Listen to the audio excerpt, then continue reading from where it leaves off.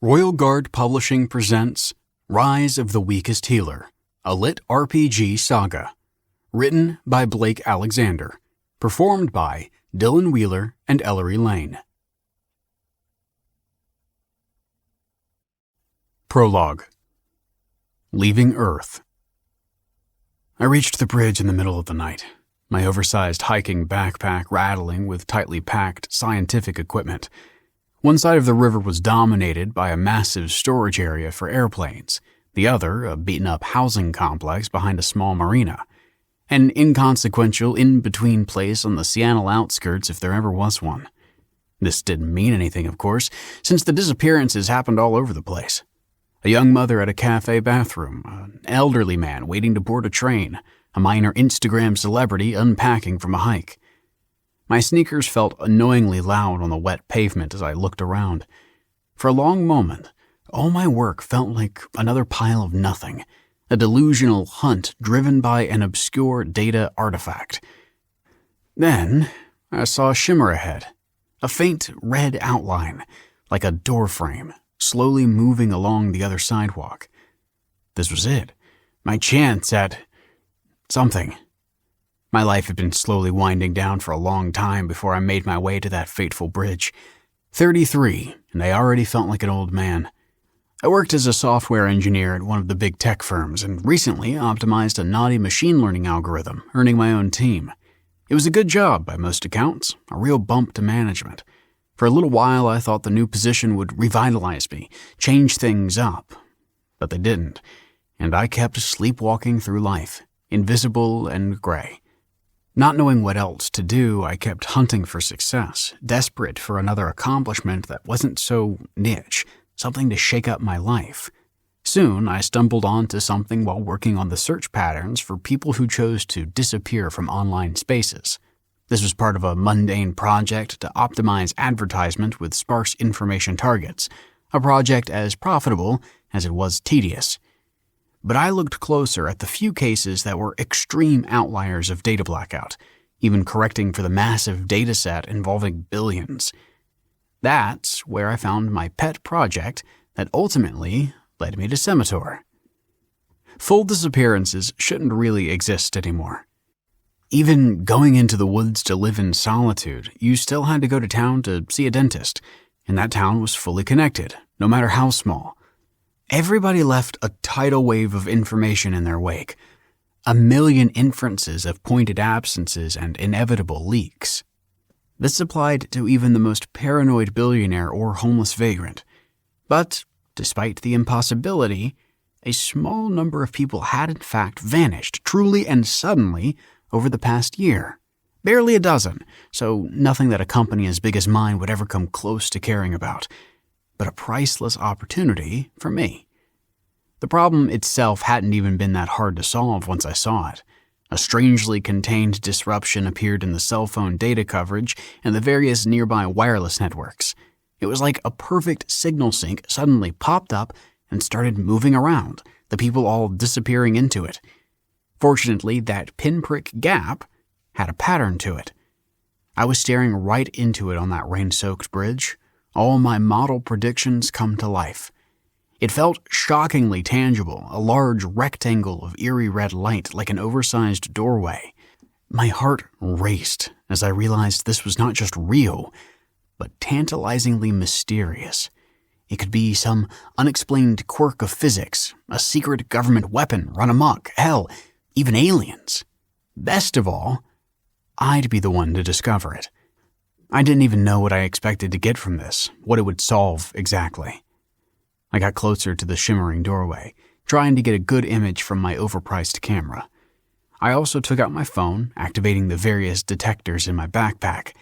I had radiation counters, broadband EM pings, chemical sniffers, and even an X-ray emitter of dubious legality. Basically, everything that I could reasonably carry without making me look too unhinged. Despite my high-end gear, the moonless night combined with harsh street lighting meant that the image was unclear. With this, I wouldn't convince anybody, the video looking fake through my camera's viewfinder. I gritted my teeth and got closer, hoping for a good angle where the image seemed more impressive. A passing car honked at me, so I stepped back to the sidewalk, frustrated at the possibility that I could actually miss this. The next disappearance would be months away, and the events were tapering out, not to mention that these were spread out all over the world. If I didn't catch it here, I'd have to fly to Sweden to see the next one. The light was moving at a constant rate away from me, so I guessed that just a bit closer should still be safe. But then the doorway jumped at me, as if snapping into place. The light spread into a cylinder all around, now a much brighter, almost fluorescent red, and I couldn't move. I pushed against the force holding me in place, and I could barely fidget an inch or so in the invisible grip, but no more. A blue window popped up in front of me, soft and half-translucent with black text on it, scrolling rapidly, occasionally pausing for a moment before continuing. Some English was peppered in, but much of it contained odd symbols that I couldn't understand. I was vaguely reminded of an operating system's boot screen. I realized I needed to interrupt this and perhaps figure out what it was doing. I still held my phone and could just barely tilt it up so I could look at the screen if I looked down. With strained effort, I could move my fingers slightly to my custom-built equipment controls. What before felt like an overindulgence now became crucial. All the gear on my back could be used by tapping on my phone, reinforcing my conviction that no solution can really be overdesigned. I read out the simplest info first. The solid line crossing my phone's screen showed there was no signal around, which is impossible anywhere near civilization, but expected from being inside a purposely designed signal sink. But whenever the text scrolled, the line was broken by 50 neat peaks that flickered on and off. These were small bits of signal filling the air that clearly was produced by the doorway itself. When the code paused, a final new peak far away from the others appeared, and then the line on my screen turned flat again. How odd it feels to think back on all that technology and the expertise that I haven't used since that bridge. So much wasted time poring over Python packages and machine learning mathematics. But I guess that moment was the culmination of all that preparation and study. Might take it here. I guessed the red doorway's final burst might have been the pause signal, and maybe I could do that too. Now I just needed to activate that specific peak myself, somehow. The EM detector on my back had a very weak probe function to output small bursts of EM within a window of a few gigahertz to hundreds of megahertz, but that final peak was just out of that range. I knew I had little time, so I tried brute force, a sweep of the entire spectrum, all the way from ultraviolet to X-ray. I held my breath as the sweep activated, but of course felt nothing. The X-ray burst would be less than from a standard chest X-ray one would get at a doctor's office, so a single exposure of it should be okay. I wished I'd double-checked it before, however. Luckily, the text scrolling past me paused. The only English I could see said, "Full consciousness transfer, continuity of matter modulation." Then a list of 5 words followed by numbers, strength, endurance, and agility all at 5. The next one, Arcana, was blank, with a blinking cursor next to it as if waiting for input. Somehow, I didn't panic and freeze, the full unreality of the situation not sinking in just yet. Thinking back on that moment, I'm still shocked how easily I accepted that, how I was willing to just roll with something so foreign and strange. In fact, the first thing I worried about was how sure it would be that I would be transported, not just a digital copy. The promise of continuity of matter helped, but I was unnerved by the possibility that this thing would kill me, and some perfect clone of me would continue my life elsewhere. I was not reassured by remembering that the people who disappeared didn't come back. This meant I'd have to make the best of this oddball transportation, and if I was going to be forced somewhere else, I might as well improve my chances. This meant I'd need to input a high number into that Arcana field. Another sweep wouldn't cut it. That would be the equivalent to mashing every key on the keyboard and might make my situation worse. But I remembered I did get a few hints just then, with each of the attributes I'd been given, strength, endurance, and agility, all being at 5. 3 times that particular number was used. I looked at the past output of my display, luckily there being a small buffer to store the information, and indeed could pick out the peak that represented the number 5, since it neatly appeared 3 times in quick succession. But now, which way should I go to find 9? If I chose the wrong direction, I would input the number 1, both numbers being 4 units away from 5. Thinking that the text so far was written in the direction left to right, I went 4 peaks to the right, thinking that would logically be the direction that numbers would be increasing. A 1 appeared, and I cursed myself. Of course, whoever or whatever coded this would use a different reference frame. Consistency be damned. My hand slick with sweat, I wondered if I was all wrong in my guess, that I should come up with something else. But I couldn't think of anything better. So I decided to go with the other direction and clicked on the value 4 peaks to the left of what I thought was the value 5. Indeed, a 9 appeared, and I quickly clicked on it again, and another appeared. I shuddered in relief, my body racked against the stiff force holding me in place. My Arcana was now 199, which seemed far better than anything I would have been likely to get given the other single-digit numbers. I clicked the 9 again, but the text indicator shuddered slightly, and I heard a soft buzz. So, only 3 digits. I kicked myself for not being able to put a 9 on that first digit. I thought for a moment about trying to figure out a back key of sorts so I could fix my mistake, but before I had the chance, the text flashed back to life and continued to scroll quickly again. I scrambled to trigger another sweep, but before I could, the window blinked out, and the glow around me grew brighter, quickly blinding. That was my last moment on Earth, squinting at a red light after feverishly trying to problem solve, a little microcosm of my life up to that point. Or maybe I wasn't on Earth anymore, the initial capture taking me somewhere else for processing. Very likely, the last thing I did on my home planet was make the poorly thought-out decision of dealing with something I didn't understand. Perhaps there's some hidden lesson in there, but I'm not sure what it would be since I don't really regret any of it. The regret comes later. But so does a lot more that I wouldn't change, even if it meant the chance to put a 9 instead of a 1 in that first digit. As soon as a life form was detected entering the acquisition portal, Pixin, Experiment D207, Batch 7, Sample 23, was assigned to bond and document its new life as a part of the Penship Covenant. As the subject was being converted, Pixin's physical component was seamlessly added to the subject's body to facilitate accurate monitoring of as much of the conversion process and resulting life as possible. Pixin was responsible for logging the subject's actions and mindset, including environmental conditions and stimuli for future study of the subject's race, class, and role in adapting to a new world. Pixin also had access to current research information from other documenters to facilitate recording a greater depth of the world and regional circumstances that would affect the subject's choices. Pixin. Fully integrated, online, recording. Subject captured. Location: AX9957UUPTXT1, R78TT9834UIPQ, RPUIXZ901AJ3N. Species: Earth Homo sapien. Name: Benjamin Grant.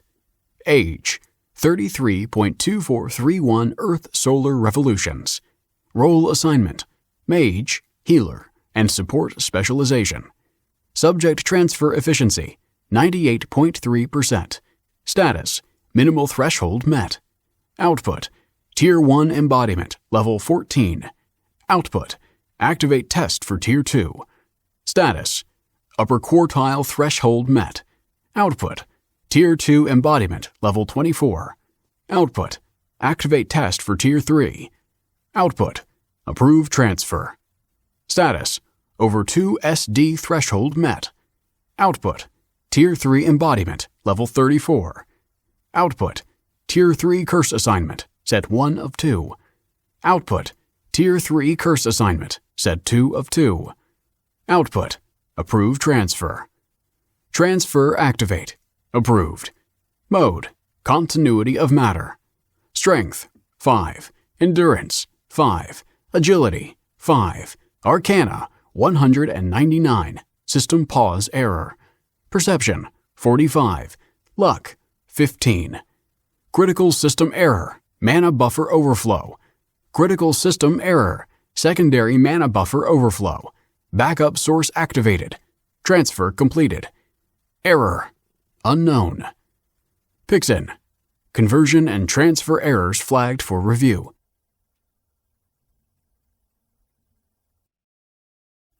Chapter 1. The Undulating Forest and the Warrior.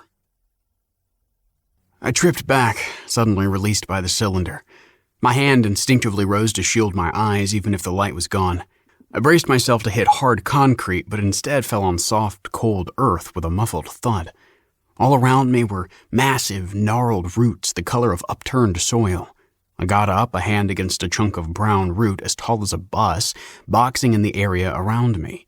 At first, I felt my grip was slipping, but in fact, the root was moving, twisting towards me in a slow lurch, like flowing honey. Small birds chirped far above, piercing the constant rumble coming from nowhere in particular. I groaned at the mild dizziness, but my head cleared with a few deep breaths of the light, crisp air. I looked up, trying to peek out from my small enclosure of roots. A gigantic trunk reached up nearby, its size closer to a small building than a tree. Towards its top, a haphazard mass of branches erupted sideways, a dense array of leaves filtering the sunlight into a hazy penumbra. I could see the tops of other trees nearby, their joined canopies fully covering the sky, far above the twisting roots. There was a strangely cave-like quality to the forest, and the feeling mounted as I noticed the nearby roots were closing in. Soon, the little area I was in would be crushed by the roiling wood. I wasn't a megaflora expert, but even I could tell this wasn't something lying around Washington state. I started climbing out, the roots having decent enough handholds. When I stood atop the chunk of root a few moments later, I looked out at the yawning woods. All around me, the knotted roots completely covered the ground, their tendrils fighting with each other to cover the earth. The massive trees extended in all directions. It was disorienting to see so much movement far into the distance, as if in a slowly pulsating ocean of wood. As the endless roots pressed into dense knots, they created an undulating rumble of wood against wood that I felt in my bones, almost more than I heard. In the distance, I saw a pair of trees slam into each other and tumble, their roots a slashing riot, as if in a pitched battle. The battling trees, coiling each other with choking roots, were a crashing wave over that deep, throbbing hum. Small flowers and patches of lichen covered the top of most roots with wisps of bright color. A nearby brook flowed with distinctively balanced curves, its riverbed almost entirely a mat of tiny pink roots that swayed like seaweed. Even the fallen leaves on the pristine water seemed to be carefully placed there, to be peaceful and calm. Sunlight fell with a gentle touch and was not as gloomy as I thought at first, now that my eyes adjusted. However strange, the whole scene seemed more like a carefully constructed distillation of natural beauty than anything that could possibly exist in nature itself. A floating, translucent window appeared in front of me, much like the one at the bridge. Quest notification. Title: Begin leveling. Objective: Kill 5 creatures while unassisted. Source: Domain interface. Difficulty tier: 0. Restrictions: Solo. Duration: no time limit. Chain: stepwise beginning, 1 of 5. Reward: 10 XP, choice of 5 copper, gold mark, or minor hive familiar, hive. Description: no regional interface affiliated, closest regional interface accessed, gold mark. This is the first domain interface quest most will see within the Tetrarchy. Completion of this quest, however, is non-trivial, since the unassisted requirement is very stringent, with any protection, guidance, or efforts to mitigate risk by others, be they direct or indirect, will prevent a kill from being counted towards quest completion. Most agree that this should be attempted later in one's leveling, since rising from level 1 entails greater risk than is page 1 of 27. Accept? Auto accepted. I looked around, but the floating window followed my line of sight, and when I raised one hand to it, it went straight through. I pushed it to the side and it disappeared. A second one popped up right after it. Quest notification. Title: Begin healing. Objective: Heal 5 different people. Source: Domain interface. Difficulty tier: 0. Restrictions: Solo. Duration: no time limit. Chain: Healer beginning, 1 of 5. Reward: 20 XP, choice of 10 copper, gold mark, or 2 minor hive grubs, hive. Description: no regional interface affiliated, closest regional interface accessed, Gold mark. Upon learning a healing spell or skill, this quest will usually trigger. Completion is trivial and often assured given the choice to learn the necessary methods, with the more substantial rewards and challenge further along the quest chain. Completion of at least 2 quests in this chain are a requirement to formally enter the Siftwell Church's Path of Blue, yet doing so without raising one's level is ill-advised, since Arcana beyond singlet limitations is necessary. Page 1 of 47. Accept? Yes. No. The odd reality of what was happening crashed down on me then, the unknown making me smile in excitement. But I pushed that aside, trying to focus on my more immediate necessities. I'd always been good at that, at least. First of all, I noticed I didn't have my backpack anymore, and in fact, wasn't even wearing my own clothing. I wore a matching set of gray trousers and shirt and a very minimal pair of shoes to match. I looked back down at where I woke up, hoping to see my phone and equipment, but it wasn't there. The area was almost now entirely enclosed by the roots anyhow, and soon all of it would be under several tons of wood. I decided I was very exposed standing there. My being able to see far into the distance meant that I would be very visible as well. I slowly walked along the route I was on for a good few minutes until the one from a nearby tree started to form a clump on either side. Crouching there would keep me reasonably hidden, but also wouldn't box me in too much. I sat down and tried to bring back up those quest notifications. I expected to have to spend some time figuring out this user interface, but only thinking about it brought them back, both slightly staggered like neatly tiled windows. I chuckled at the convenience.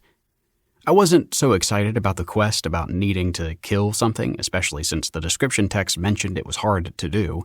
This meant I should probably just run away from anything until I could return to civilization and get my bearings. The second quest wasn't as informative, but did mean that I had healing spells. Wouldn't exactly be my first choice if magic was real, but my heart raced at the thought. I remembered the Arcana I managed to set when I was being teleported, and really wanted to see that information again. Just as I did so, another window opened up. Bendarius Sermacador Garandau, level 34, HP 50, MP 1990, Stamina 450, Strength 5, Endurance 5, Agility 5, Arcana 199, Perception 45, Luck 15. Boons: Inflicted Peace. Cannot inflict HP damage upon another. Sanctuary from the Self. Cannot perform arcane casting upon oneself. At first, I laughed out loud at what seemed like a very high Arcana value. If I was in a magical world, it seemed like a waste to just pick up a sword and shield instead. But then I read my so-called boons and started to worry. What the hell? How could they be called boons? They're curses. I took a few moments just staring at the wording. I somehow knew in my gut how substantial those 2 curses were going to be. They'd fundamentally dictate my every decision and fear until I found a way to get rid of them or find a workaround. The first boon meant I couldn't cast damaging spells, the second that I couldn't buff myself up with spells. But these were listed in a section suggesting they were a good thing, so I decided I first needed to see what spells I had, if any, before I started to worry. I willed the status window away and asked for spells to come up, but nothing happened. I grunted at the minor annoyance, then tried again, more forcefully this time. Still nothing. "What are you doing here?" A harsh, muffled voice asked from the side. I turned to a heavy suit of armor stepping from behind a clump of intertwined roots. The armored figure was covered in plate metal from head to toe, and in one hand they held a massive sword longer than my whole body. I slowly got up, palms out, trying to make myself as unthreatening as possible. My brain would normally jump to Halloween costume or cosplayer when seeing somebody dressed so oddly, but this felt fundamentally different. The armor was nicked and dented, and of a dull color that suggested thick metal, not painted plastic or cardboard. The sword also looked hefty and sharp, a real sword, with a slick layer of yellow fluid stuck to it. Most threatening of all, however, was the measured, aggressive steps as the armor effortlessly leapt over a root segment, the sword stable, as if expecting to be used. This was the posture of somebody ready to kill, and my first thought was that this was the absolute coolest thing I'd ever seen in my life. "Wait," I stumbled back instinctively. "I'm not a threat. I'm lost, I think." "Stay quiet," The harsh voice hissed. You will draw undue attention. Okay, I said, and stopped. The mountain of armor came closer, looming a good 6 inches over me, the massive sword almost touching my knee. Good. The suit's threatening stance relaxed somewhat. A gauntleted hand raised up and drew out symbols in the air that glowed orange. I flinched as the orange glow shattered into a small cloud, a loose mist spreading out beyond the nearby roots and into a dome ahead and above. A few seconds later, the orange light stopped spreading and returned, converging on the same outstretched hand. Very well. The immediate area is likely safe for now. No augmented reality or light sculpting tech could do anything like that, and I couldn't help but be overwhelmed with wonder. My first real encounter with Arcana. Wait, how did I know that was a spell and not the interface thing? Who cares? This is real magic. The armored warrior slung the giant sword over one shoulder and with the other hand reached up to their neck. With a few clicks of metal on metal, the helmet was loosened. Be quiet. The voice softened as the helmet slid back. I will not harm you. I blinked in surprise. This intimidating warrior was the most beautiful woman I had ever seen. She had soft features framed by a chain-link cowl, a few wisps of curly blonde hair peeking out, and a pair of deeply green eyes almost too big to be human. Where am I? I asked, my heart still racing. How far from Seattle am I? The armored woman frowned. I know of no Seattle. May I check your status? You may be afflicted by some confusion effect. I smiled at the request, amused that such a thing as casting a spell to see somebody's status was a real possibility. If that won't hurt me, sure. Not that I could stop her from hurting me if she wanted to, but it seemed like the right kind of thing to ask for. She carefully raised one hand and made an L with her forefinger and thumb, then pointed a finger at me. She looked down, as if focusing on something in front of her, most likely a window, much like my own. Good to note those were invisible to others, even if this likely meant that the information was transmitted to the brain directly, which was a bit disturbing. Still, the process seemed far more convenient than a cell phone or bulky VR setup, and the engineer in me appreciated the ease of use. Her eyes widened. Then she quickly shook the window away. There are no privacy limits on your personal interface, Bendarios. What I read was... She cleared her throat.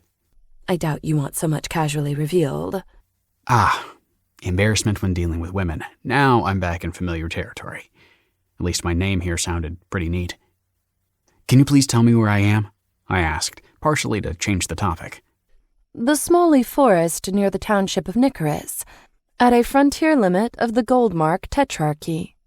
I wasn't sure what I expected, but of course this was all unhelpful gibberish. All right, never mind that, I continued, deciding on a different approach. Have you heard of New York, or Tokyo, or London? The woman shook her head. Maybe you... Aside! In one smooth motion, her sword was in the air, and she was charging at me. I stumbled to the side as she swung her sword in a wide arc. I crashed into a corner between two roots, my shoulder tearing a chunk of soft moss as I fell. A screeching cry pierced the air, then a loud slam.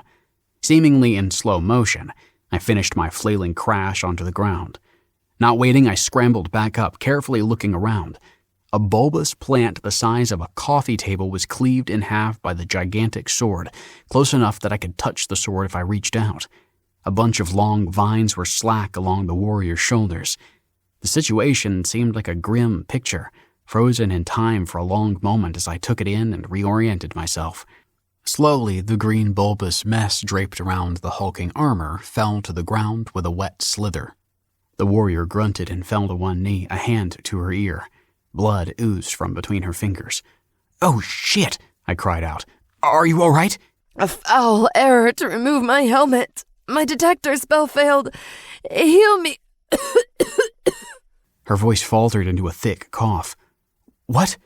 I was numb at the ludicrous amount of blood streaming down her face. Please. The warrior dropped her sword. I attacked this recklessly to save you. She looked straight at me now, eyes desperate. My breath caught as I saw through her fingers.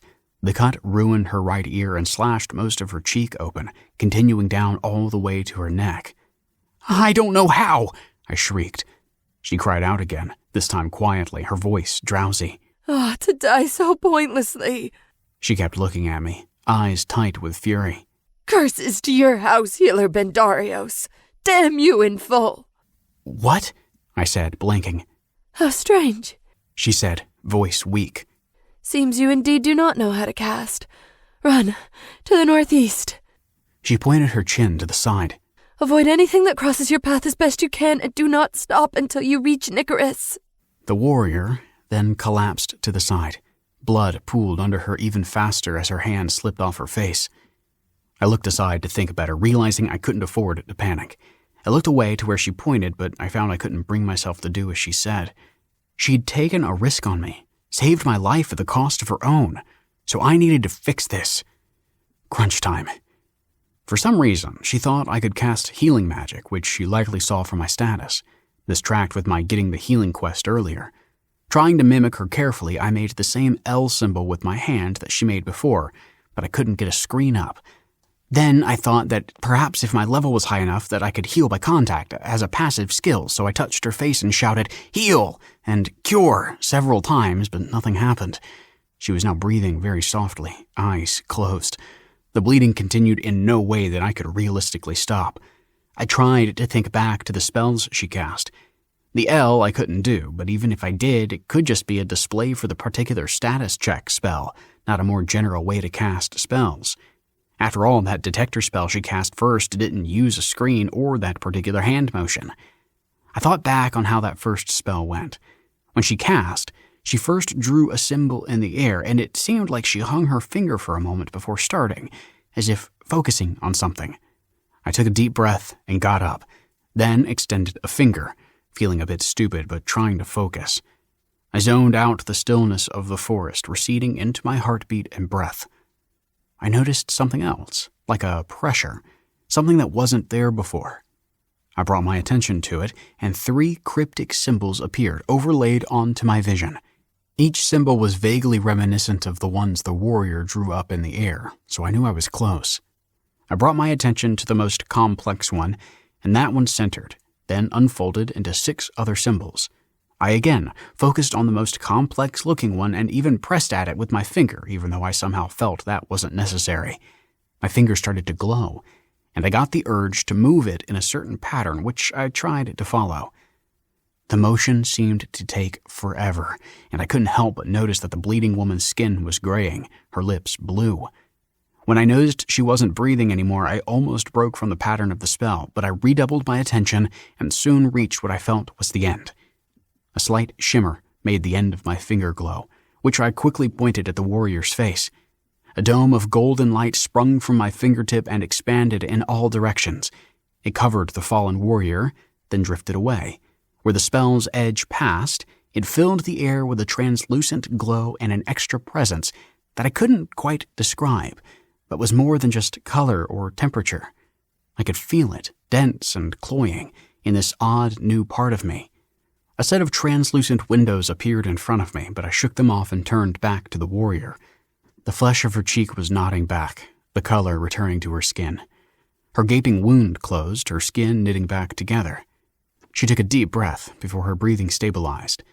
In a few seconds, her eyes fluttered open and she looked around, as if she forgot where she was. Her eyes didn't focus, and I could tell she was dazed. Half of her face was filthy with blood, but she was clearly unharmed. I gasped in a convulsion of relief, my legs nearly giving out.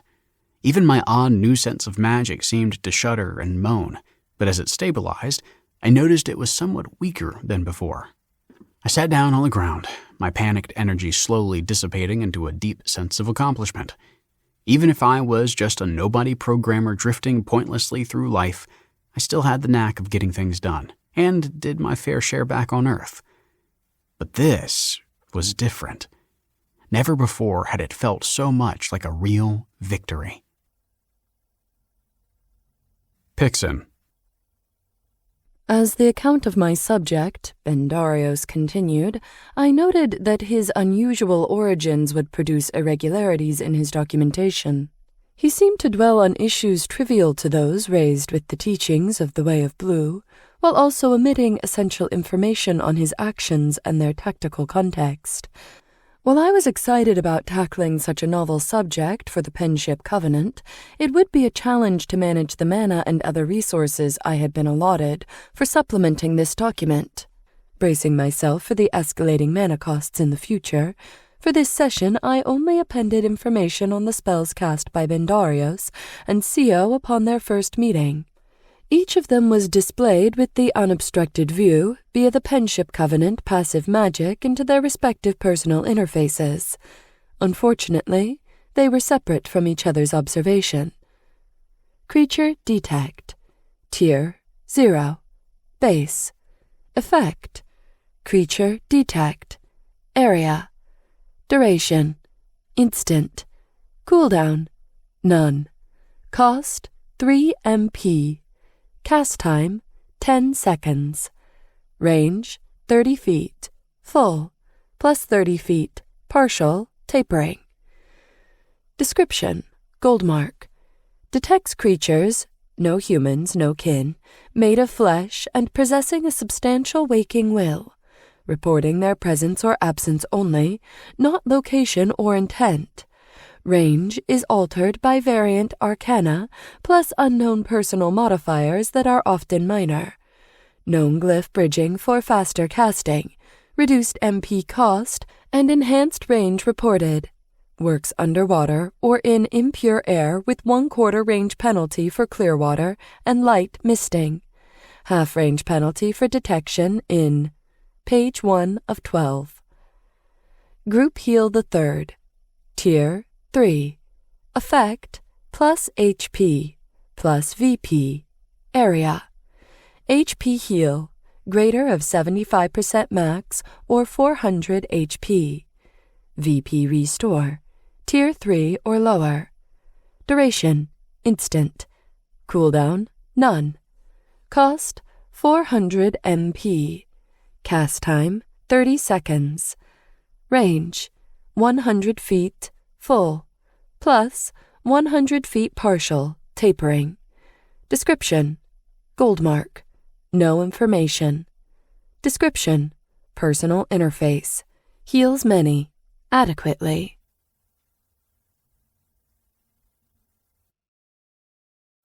Chapter 2. Systems of Support. The warrior soon woke up fully. She didn't gasp or turn to the side, nothing like that. She simply got up in a smooth motion, picking up her sword on the way. I don't think I ever saw anything so casually impressive as that one simple gesture. She put on her helmet and raised a hand, presumably to cast the same spell as before, but her finger paused, and she audibly gasped. "What did you cast?" Her voice seemed distant from within the helm, but still louder than I thought it should be, given the thick metal. "That spell didn't just heal my wounds." I wondered for a second how much I should reveal about my actual situation, but I quickly realized that if there were more creatures like that killer plan around, I'd need her help to just stay alive, so this wasn't exactly the time to withhold information. And she's seen all my details already. She knows more about me in this new world than I do. "I don't know, to be honest," I said. "I just picked the most complex symbol and the ones I could bring up." The warrior turned to me more fully, her body the closest to relaxed I'd seen so far.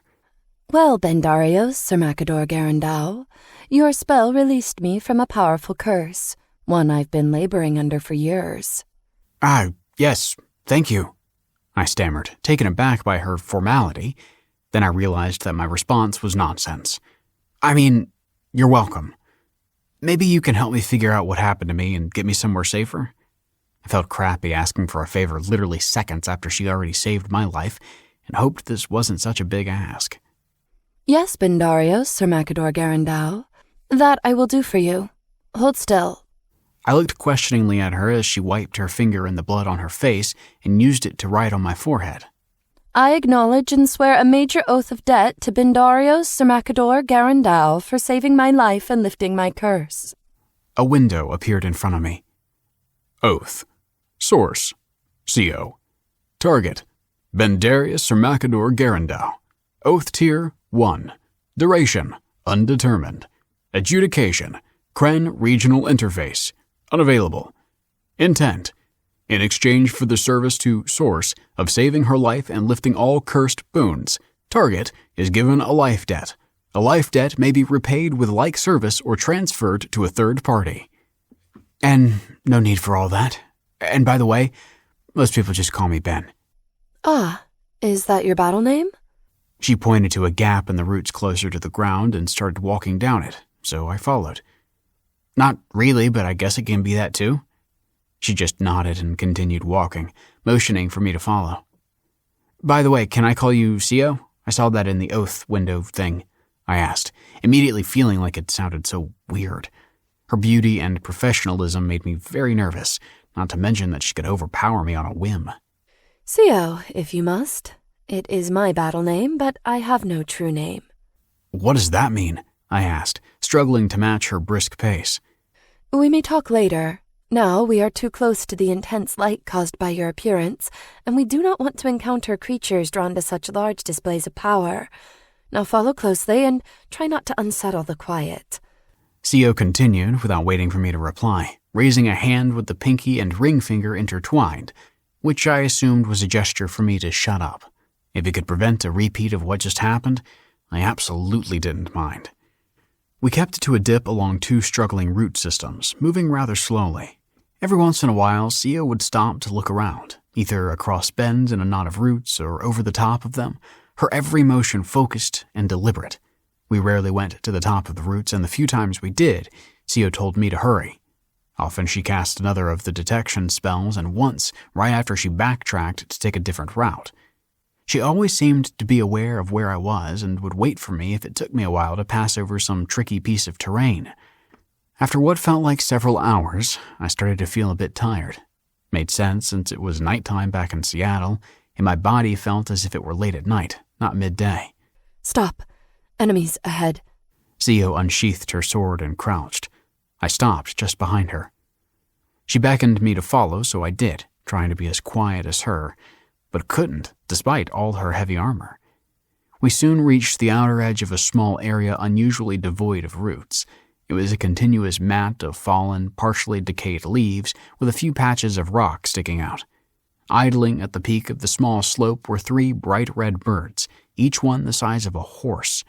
Sio brought her face close to mine, the metal almost touching my ear. These are fire finches, Sio muttered. I am fit to face one or two, but likely not all three. Can we go around? I whispered back, unable to look away from the birds and their serrated beaks the size of my arm. Yes, but it would delay us greatly, and I would rather reach the Circle Haven before sundown. So what should we do? One of the birds snapped at another, the motion swift and cruel. If a little plant could nearly kill Sio, I didn't want to see what those monsters were capable of. Your status revealed to me you know support magic as well. Can you cast the hardening enhancement on me? What symbol would that be? I cannot recall, but I may search for it in your status profile. If you let me see it again, I swear a lesser oath to avoid reading details of your life as I search. Go ahead, this is more important. Or at least I sure as hell hoped so, trying very carefully not to think of all the embarrassing details that could be in there. I, more than most, knew how damning large stores of personal information could be, and that was of the non-magical kind. Sio made another L with her fingers and stared at the distance for a long while, her face impassive. Time seemed to go on and on. Just how much information is in there? Here. She flicked a finger and a window appeared. The symbol looked like a thick tree trunk inside a rectangle. All right, let me try. I raised my finger at her and tried to access those three symbols again. With Sio looking at me, I felt rather self-conscious, so I turned a little from her. After another failed attempt, I managed to bring them up, presumably the three classes of magic I could cast. I tried the middle one this time, somehow feeling this would be it. Dozens of symbols popped up, most interlinked in an outwardly expanding web, others in smaller connected clusters, a few floating alone. I quickly scanned through the morass, legitimately excited I had so many spells. It was interesting that support magic was so specific, but that healing magic apparently wasn't. I selected the symbol Sio showed me, but lighter this time, thinking of a single tap, not the feverish hurry of needing to execute. Like I expected, A window popped up to the side of the spell indicating range, cost, and a handy little description. All the text was conveniently in English, which made me feel like this was all a dream I would wake up from at any second. The realization that I was recognizing English in this new world wasn't as startling after a thought or two. I'm not dreaming, that's for sure. The magic is sorting it so I can survive. I'm sure there's a handy translation function deep in whatever my personal interface is. It's astronomically unlikely for two worlds to so conveniently share a language. The spell CO chose was Hardening 1. It cost 10 MP to cast, increased endurance by 10, and lasted 30 minutes. I wanted to compare that to my status again to see what that meant, and suddenly a set of bars at the top left corner of my field of view popped up with indicators saying level 34, HP 50, MP 1990, and finally stamina 450. The red bar next to my HP and the green one next to stamina were both full, but the blue one next to my MP was about a fifth depleted, apparently from the spell I cast on CO. From this, I presumed that HP stood for health points and MP for magic points from my time playing video games. Convenient that I could get this discrete summary without having to bring up the window over my entire field of view. I figured I could do better than the weak spell CO wanted, so I went outwards on the web of spells 2 levels and saw Hardening 3, which seemed much more useful. Getting the feeling that I could set up 2 spells for casting, I looked at the spell tree, holding Hardening 3 loosely in my mind as if selected but waiting. I came across a cluster of spells that seemed to enhance weapons with elemental damage. What are these birds weak against? I can also try to infuse your weapon with some elemental damage, like this one called Fire Infusion 1. I do not know, but they can attack with flame when pressed, and I believe most birds are mildly resistant to lightning. Perhaps ice is better of the elemental options if you hold such skill. Is there any reason that these spells would hurt you or not be as good together?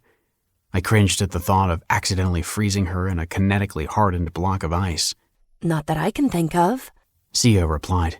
I only asked for the hardening spell because it is the least of what I need to defeat these creatures. Anything more would certainly be of greater service. I nodded, then after a bit of random selection found Ice Infusion 3. With both the spells loosely in mind, I committed to casting them, which altogether would deplete about 150 of my MP. The finger motion seemed longer than before, but somewhat less complex. Still, I had a harder time focusing properly, likely because I felt CO watching. I flubbed the casting twice in the middle, each failed casting costing me 3 MP. On the third try, the complex finger motion finished right as it should, and when I pointed, a golden shimmer drifted from my fingers and splattered onto CO's dark chest plate, spreading over her armor like a rapid cascade of caramel, the light lingering on her sword. I expected to need to cast again for the second spell, but apparently I did both at once. How does that feel? I asked, not sure of the effect. Incredible! CO replied with restrained laughter. Such powerful spells and linked as well. I've never seen magic like this, much less had it cast on me. This battle will be over shortly. Stay out of sight. I nodded, and she leapt out, running towards the birds with incredible speed. I half expected her to scream a battle cry from her apparent excitement, but she was tactical and efficient, no movement out of place. I thought maybe I could prepare to cast a healing spell just in case, and so brought up my spells and looked down for what felt like half a second. I was still navigating the icons for healing magic when the loud clamor of battle started and stopped. I looked past the translucence of the spell icons and saw CO standing unharmed over the torn-up birds, her sword streaked with blood, the ruined firefinch bodies all around her. Good lesson to learn early. Don't fiddle with the interface in the middle of battle. I saw a bar pop up below my HP, MP, and stamina indicators, a dim white, as if empty, next to text that said, plus 0.1 EXP, which I inferred meant experience points. The unfilled bar seemed to not go up at all, then disappeared. Even if this battle gave me an apparently negligible amount of experience points, I was pleased to discover that I got them at all, even if I didn't formally join CO in any way or dealt any damage myself. Such a considerate experience-sharing mechanic. Wondrous, Healer Ben! CO returned, her glowing mood showing even through her heavy armor. I never fought an easier battle.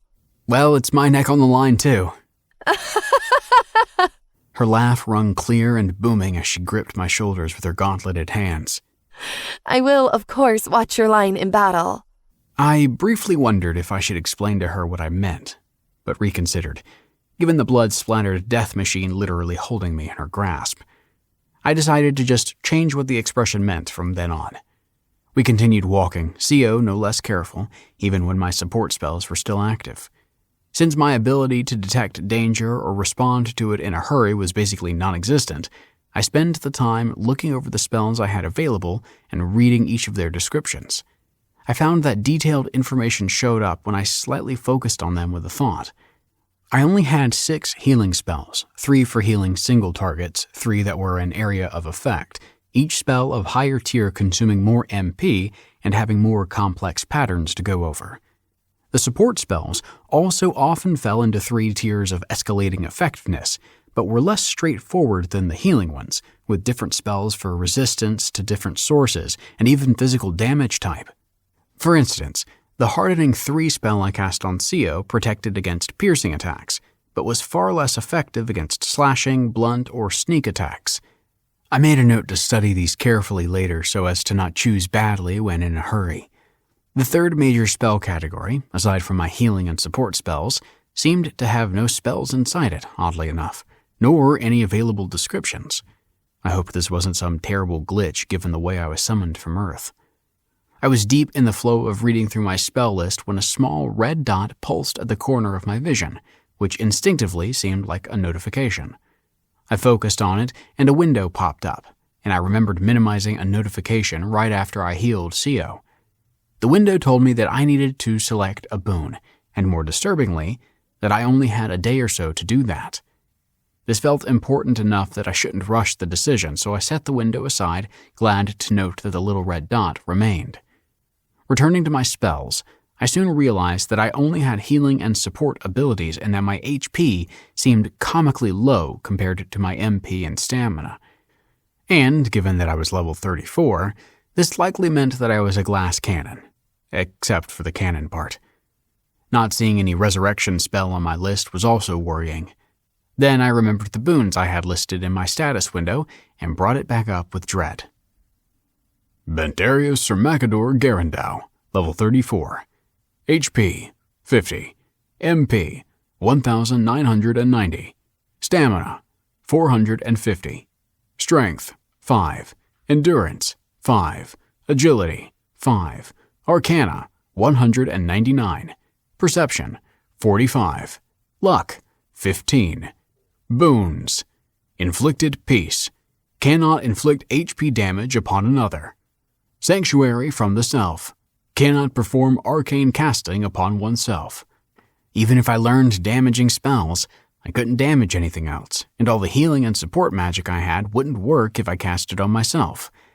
I became acutely, painfully aware that I was more dependent on CO than I even realized before. But I simply grunted at the discovery. I'd found a workaround to give myself high arcana, so I needed to find a way around this, too. I focused back on my spell interface, globally scanning the entire interface now. I tried to look at my stats in more detail, alongside the level indicator and the MP, HP, and EXP bars. I found a way to activate the private mode CO mentioned before and turned that on, and noticed quite a few more detailed options deep inside. CO, are any of these options inside the personal interface dangerous? I'm a bit afraid of exploring them on my own. I've heard stories of foolish scholars inducing odd effects onto themselves by tinkering too deeply into the root of their personal interface. But all such modifications were deliberate, and I believe required exotic conditions and spells, so most likely not. Then CO slowed and looked back. But now no more idle talk. We must take additional care until we arrive. I nodded, having gotten valuable information to mull over. Her mention that others tried to manipulate their root sounded very much like people trying to exploit glitches or bugs, so I likely didn't need to worry about causing harm in there. But it would probably not give me superhuman advantages either. I desperately tried to set aside my screaming questions on what it meant that this world somehow obeyed video game rules. together with all its very human-introduced programming idiosyncrasies and language. But at the moment, that didn't seem like a priority. I briefly looked over the options, and they ranged from fairly specific mundane details, like stating the last thing I ate, to rather extreme ones, like being able to set right or left-handedness, and disabling the ability to swim. There were also many sections grayed out that I couldn't soft select to get more information on. "We're coming up on a circle haven," Sio said, shaking me from my poking around. "We'll camp there for the night and tomorrow finish making our way to Nicarus." We soon reached a large clearing sunken from the fighting morass of roots around it. None of the dense wood crossed a neat circle outlined by waist-high stones on the ground at even intervals. Half of the clearing was occupied by a large pool of very still water. An oak tree rose from the water's edge, its leafless branches extending above and around the circle, as if enclosing it with protective arms. The oak's branches didn't reach even halfway up the canopy of the larger trees around it, but a neat circle in the forest's foliage opened up precisely above the circle of stones. Pixin. The following were the properties of the spells cast by Bendarios, as observed by himself. It was a true pleasure to see his skills blooming for the first time with his own glance. Not only did it take less mana for me to extract such information, but its role in the subject's narrative was easier to detect and justify. Details were displayed with the unobstructed view of his personal interface, with Penship Covenant passive magic. Hardening 1. Tier 1. Effect plus end, single. End enhancement plus 10. Duration 30 minutes. Cooldown none. Cost 10 MP. Cast time 10 seconds. Range line of sight. Description Goldmark. Increases endurance-based defense to piercing attacks, but not blunt or slashing attacks, to a maximum of plus 10 endurance, fringe conditions allowing less. Duration increases upon additional casting, but added endurance does not stack. It also reduces piercing HP damage by variable amount if no endurance-based deflection is obtained, but with an unclear pattern. Note, given reliance on endurance, attacks from an undetected source do not harden with any consistency. Major modifiers include presence of Bird Moon and page 1 of 24. Hardening 3. Tier 3. Effect plus end, single. End enhancement plus 60. Duration 60 minutes. Cooldown none. Cost 60 MP. Cast time 10 seconds. Range line of sight. Physically unblockable. Description Goldmark. I chose this spell to better protect Jania as she fought to protect her family's caravans from the centaur vermin. It's perhaps more than an enhanced version of its lower-tiered spells, due to greater affinity for earth over fire within the middling glyphs. But she died when we were ambushed one miserable night, so I no longer care about such spells. I hope it serves you better. Linked Effect. Personal Interface. Tier 3. Hardening accentuated with ice, granting defense to fire as well as piercing effects. Ice Infusion 3. Tier 3. Effect. Ice Addition. Weapon. Base Effect. Muscle slowness and numbness. Minus agility. Tier 1 Effect. Base Effect spreads. Pain added. Tier 2 Effect. Pain and rate of spread doubled. Tier 3 Effect. Ice crystal formation added. Min 50 HP damage. Crystals form new sites for spreading previous effects. Duration 60 minutes. Cooldown none. Cost 60 MP. Cast time 10 seconds. Range line of sight. Physically unblockable. Description Goldmark. A true mage will infer this spell's potential from glyphic study of its lesser forms. Forsake your reliance on these crude notes if you have not done so already. They are the empty vanity of the idle, or dubious charity for the foolish. Linked effect. Personal interface. Tier 3. Ice crystals harden into permafrost. Min 50 HP damage increased to min 100 HP damage. Spreading effect accelerated. Chapter 3. Circle Haven's Bliss. Co motioned for me to go first, then followed behind. I climbed down from the wall of roots and stepped through the stone periphery, feeling for a second like I popped through a thin, invisible membrane. Co then passed inside with an audible snap. "We will be safe from any harm here for a day and an hour," she said. Her stance relaxed as she walked towards a fire pit near the small pond at the Haven's center, taking a seat at one of the chopped-up segments of root lining the fire pit. I chose a place across from her, feeling it would be too presumptuous to sit next to her. I expected her to talk first, but she just quietly started taking off her armor. I fidgeted, unclear of what to do, and regretted my choice of where to sit, since it meant staring ahead would be looking right at her. I was disturbed by how most of Co's left side was stained in blood, but it seemed to not bother her as she unhooked the cowl from her shoulders and slid it off her head, her hair stuck in a tight bun at the base of her neck. I could still make out the shape of deep curls in the neat pattern, however. I looked away, having to remind myself not to stare for too long and come across as creepy. Then I remembered I actually had something to ask her about. "I got a message that I can unlock a boon," I said, and opened up the tabs again. "What does this mean?" Co looked puzzled. "Did you gain a level?" "I don't think so," I replied. "I'd have been notified of that, right?" She nodded, then was thoughtful for a second, setting aside the weirdly long process of taking off her armor. Soon she looked up and stared at me with quiet intensity.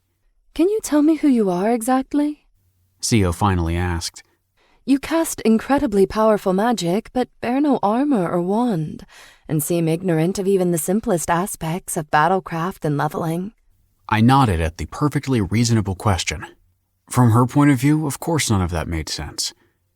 "As far as I can tell, I'm from another world and was brought here. I was in a country called the United States and was just a regular person there, but this happened because an odd doorway made of light caught me." Co finished with her gauntlets and started removing her pauldrons. She kept looking at me, her look neutral with no hint of whether she believed me or not. I cleared my throat and continued. "I have to add that none of this is normal in my world. Magic and fighting monsters like you do is something that we tell stories about, not reality." Co grunted softly to herself, then looked away. "I must apologize for how I spoke to you earlier. I thought I was dying due to the spiteful whim of a powerful mage, not as a consequence of your situation." It took me a moment to remember what she meant, since the image of her face half torn up was far more shocking than anything else back then. Hell, if something like that happened to me, I probably would have said far worse, in the unlikely case I'd even be coherent. I shuddered at how lucky I was that I even picked the right spell. If I had accidentally opened the support spell tab instead of the healing tab, this would have all ended up far differently. "Oh, don't worry about that, Also," Co raised her hand again, her voice forceful. "you know that your spell released me from a powerful curse. It had hindered me in almost every social aspect imaginable. It bound me from joining others in battle, among other restrictions. I understand you unshackled me in Moonwise intent, but still I must say that you have lifted a great burden from me, and that I want to repay this debt. I ask, if I may, that you consider not offering it in trade to another." At that, she looked a bit sad and beaten down, as if she were bracing herself for some terrible humiliation. Some part of me felt the usual worn-down hollowness from back home just then. All this hallucinatory excitement distracted me from how the world was invariably cruel, but looking at Co's downtrodden face, it all came charging back. The fundamentals of reality really don't change, no matter where you are. "I would never do that to you." "Maybe," I started, trying to lift the mood. "Can you help me get back to the town you mentioned and help me adapt to this world's rules and all that?" This was one of the main sources of feedback my bosses kept giving me, that I needed to be more communicative and explicit, so I powered through. "I have no money, nor any idea of how to fight, and the only skills I have seem to be healing and support. I am effectively worthless." Sio rubbed her face, spreading the dried blood, then whipped her hand down in what I could only guess was frustration. "You indeed are from a strange and foreign people, if this is your metric of worth. I will, of course, help you with what you ask. As you come to understand more of the magnitude of what you have done for me, we will further discuss what more I will repay." "So, about boons," I replied, eager to change the subject. "I have limited time to decide this, apparently." "Ah, of course," Sio said, her tone relaxing. "These are important benefits accrued once every 4 levels. You are offered 3 options and one must be selected. This choice must be done with care, since boons cannot be changed once settled. In Kren, we consult those specifically trained to assist others in the decision, but here in the Tetrarchy, I believe they are often considered secrets and only shared among the most trusted party members or family, if at all.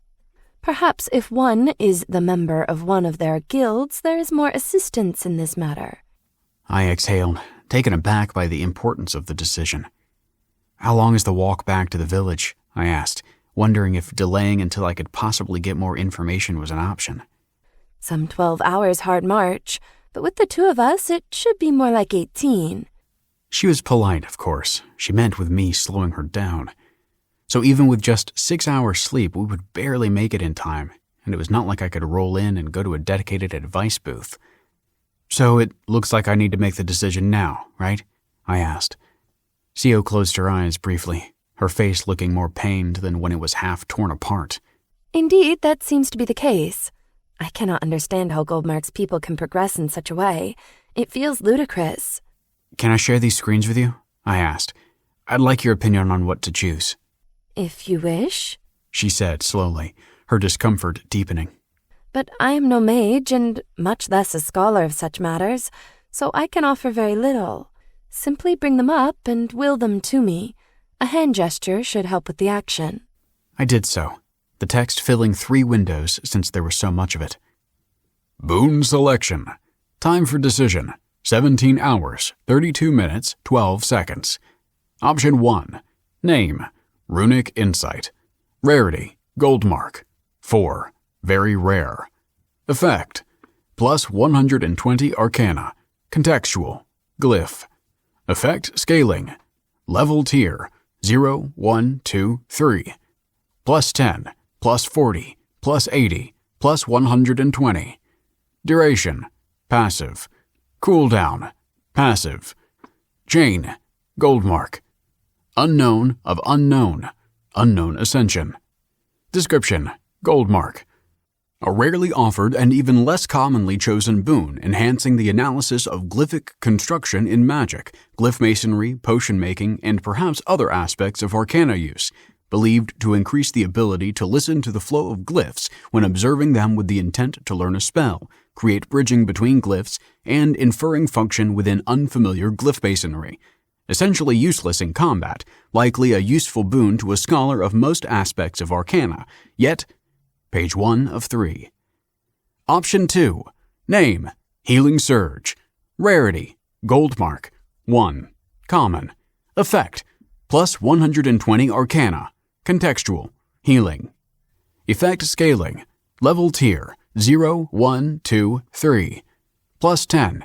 Plus 40. Plus 80. Plus 120. Duration. 2 hours. Duration scaling. Level tier. 0, 1, 2, 3. 10 seconds. 60 seconds. 1 hour. 2 hours. Cooldown. 25 hours. Chain. Goldmark. 1 of 3. Uncommon Ascension. Description. Goldmark. Activatable skill that increases boon holder's arcana attribute when using magic to heal others, be it human or kin or willfully targeting a creature. Note: proper aim in battle is still necessary if the augmented spell allows for accidental enemy healing, as only the boon will not activate. Most in the Way of Blue chose this as either their first or second boon and is recommended as a demonstration of adherence to clemency, unless a... page 1 of 57. Option 3. Name. Ally Embrace. Rarity, gold mark. 2. Uncommon. Effect. Plus 80 endurance or agility. Contextual. Defender. Effect scaling. Level tier 0, 1, 2, 3. Plus 5. Plus 20. Plus 40. Plus 80. Duration. Passive. Cooldown. Passive. Chain gold mark. 1 of 4. Rare ascension. Description gold mark. Increases either agility or endurance, whichever is higher, of an ally while she defends boon holder, but sets the boon holder's respective attribute to 1 during defense, one of the few skills that passively improves attributes in allies during combat. Commonly offered to support specialists, but uncommonly chosen, despite widely recognized tactical usefulness. Selecting this boon is a strong statement on the centrality of one's support role within party or legion. Selection strongly supported for page 1 of 45. Just checking, I said. But the effect scaling means that my level tier determines the boost, and since I'm getting plus 120 in the first one, I guess I'm 3rd tier? Yes, replied Co. Since you are level 34.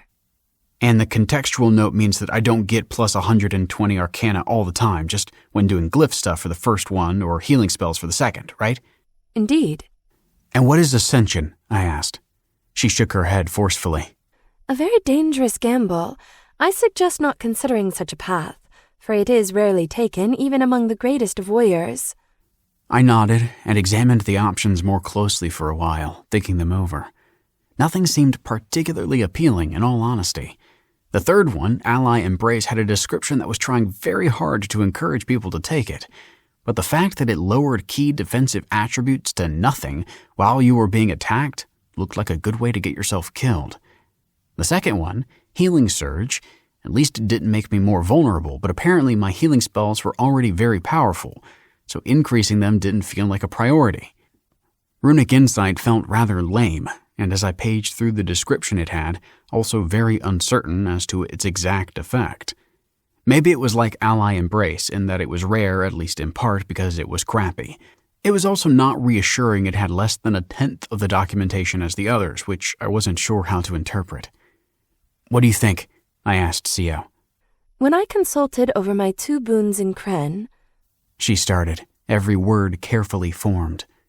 They started the session by stating that offered boons are a reflection of the warrior you showed yourself to be, and what you choose is a declaration of who you seek to become. So may I start asking which one you gravitate towards? None seem very good, to be honest, I said. But I'd say the first one, if only from elimination. Co exhaled. Ah, I am relieved, for I would also recommend that one. You are far too inexperienced for the rigors of the third, certainly, and the second only profits skills you recently discovered. But the first is perhaps more suited for how you've lived thus far, and thus is the more fitting option. Oh, I didn't think of that, I said, embarrassed that she probably thought I was some wheezy paper pusher. This was accurate, of course, but probably not particularly tolerated in a world where beautiful women hunted deadly animals in the woods. But it's also good that it's more rare than the others, right? Isn't that a reason to pick it? Co shook her head. Certainly not. The less common a boon, the less documented its effects, so they should be a calculated risk. I must admit, I never heard of such a challenging boon selection, Bendarios. And while Kren warriors do receive less varied options than here in Goldmark, I do believe the choice you are offered reflects your unusual nature. I grimaced at this assessment. Well, at least I'm still going to be getting a bunch of boons soon, right? Since I'm level 34, I should have 8 of them, right? Or 9? 8. Co replied with certainty. The first boon is obtained at level 4, then 8, and so forth. But perhaps the interface is confused with your being created at such a high level, and will soon unveil your additional choices. I said. 2 of these options clearly are taking into account things that happened very recently in this world.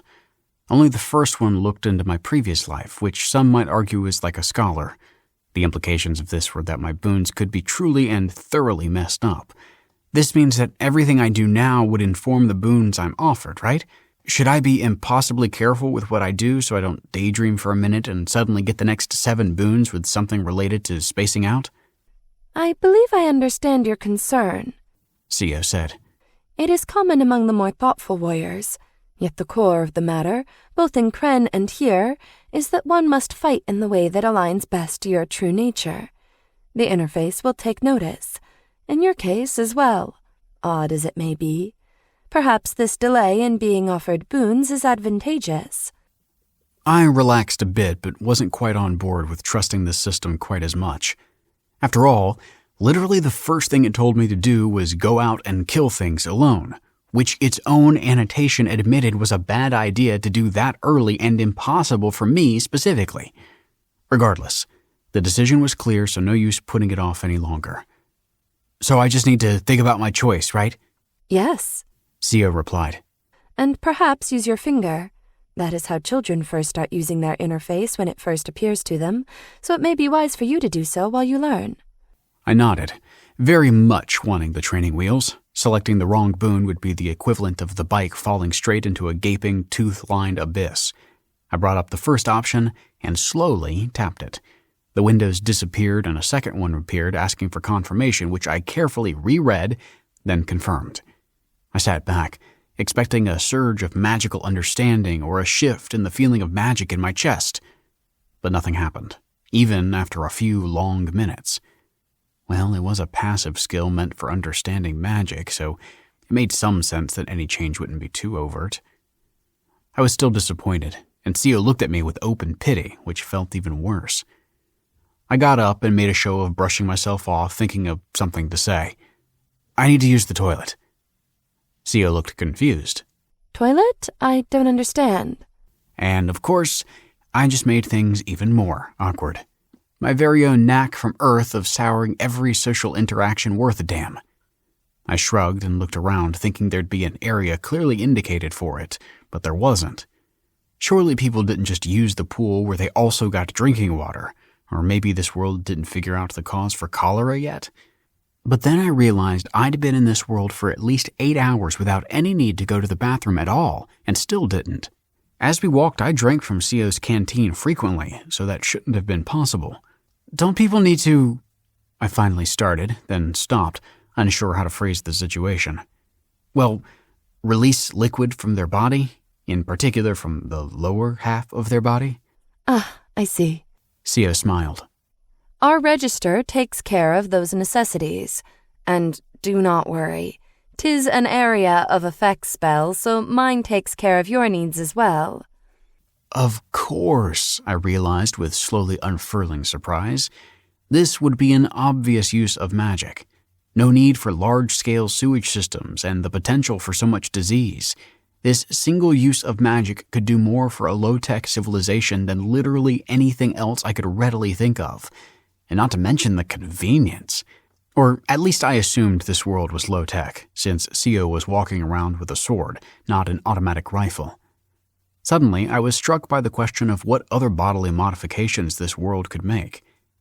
"Excuse me for a minute," I said, and walked off to the edge of the little pond, making sure that I was squarely at Sio's back so she couldn't see me. If I was turned into a bullcrap support mage, I might as well check how else I've been messed up. I'd been avoiding this all day, trying to pretend not to notice all the small changes with how my body moved and felt. I looked at my arms. They were clearly less hairy, and as I rubbed them, I verified that it wasn't just a trick of the light. I even felt more muscular, not like a roided-up bodybuilder, but the lithe balance of a swimmer's body. Normally, back on Earth, I'd made it such a habit to avoid noticing myself that it wasn't unusual that I spent all day oblivious to these changes. With a resigned sigh, I leaned over the pool and looked at my reflection.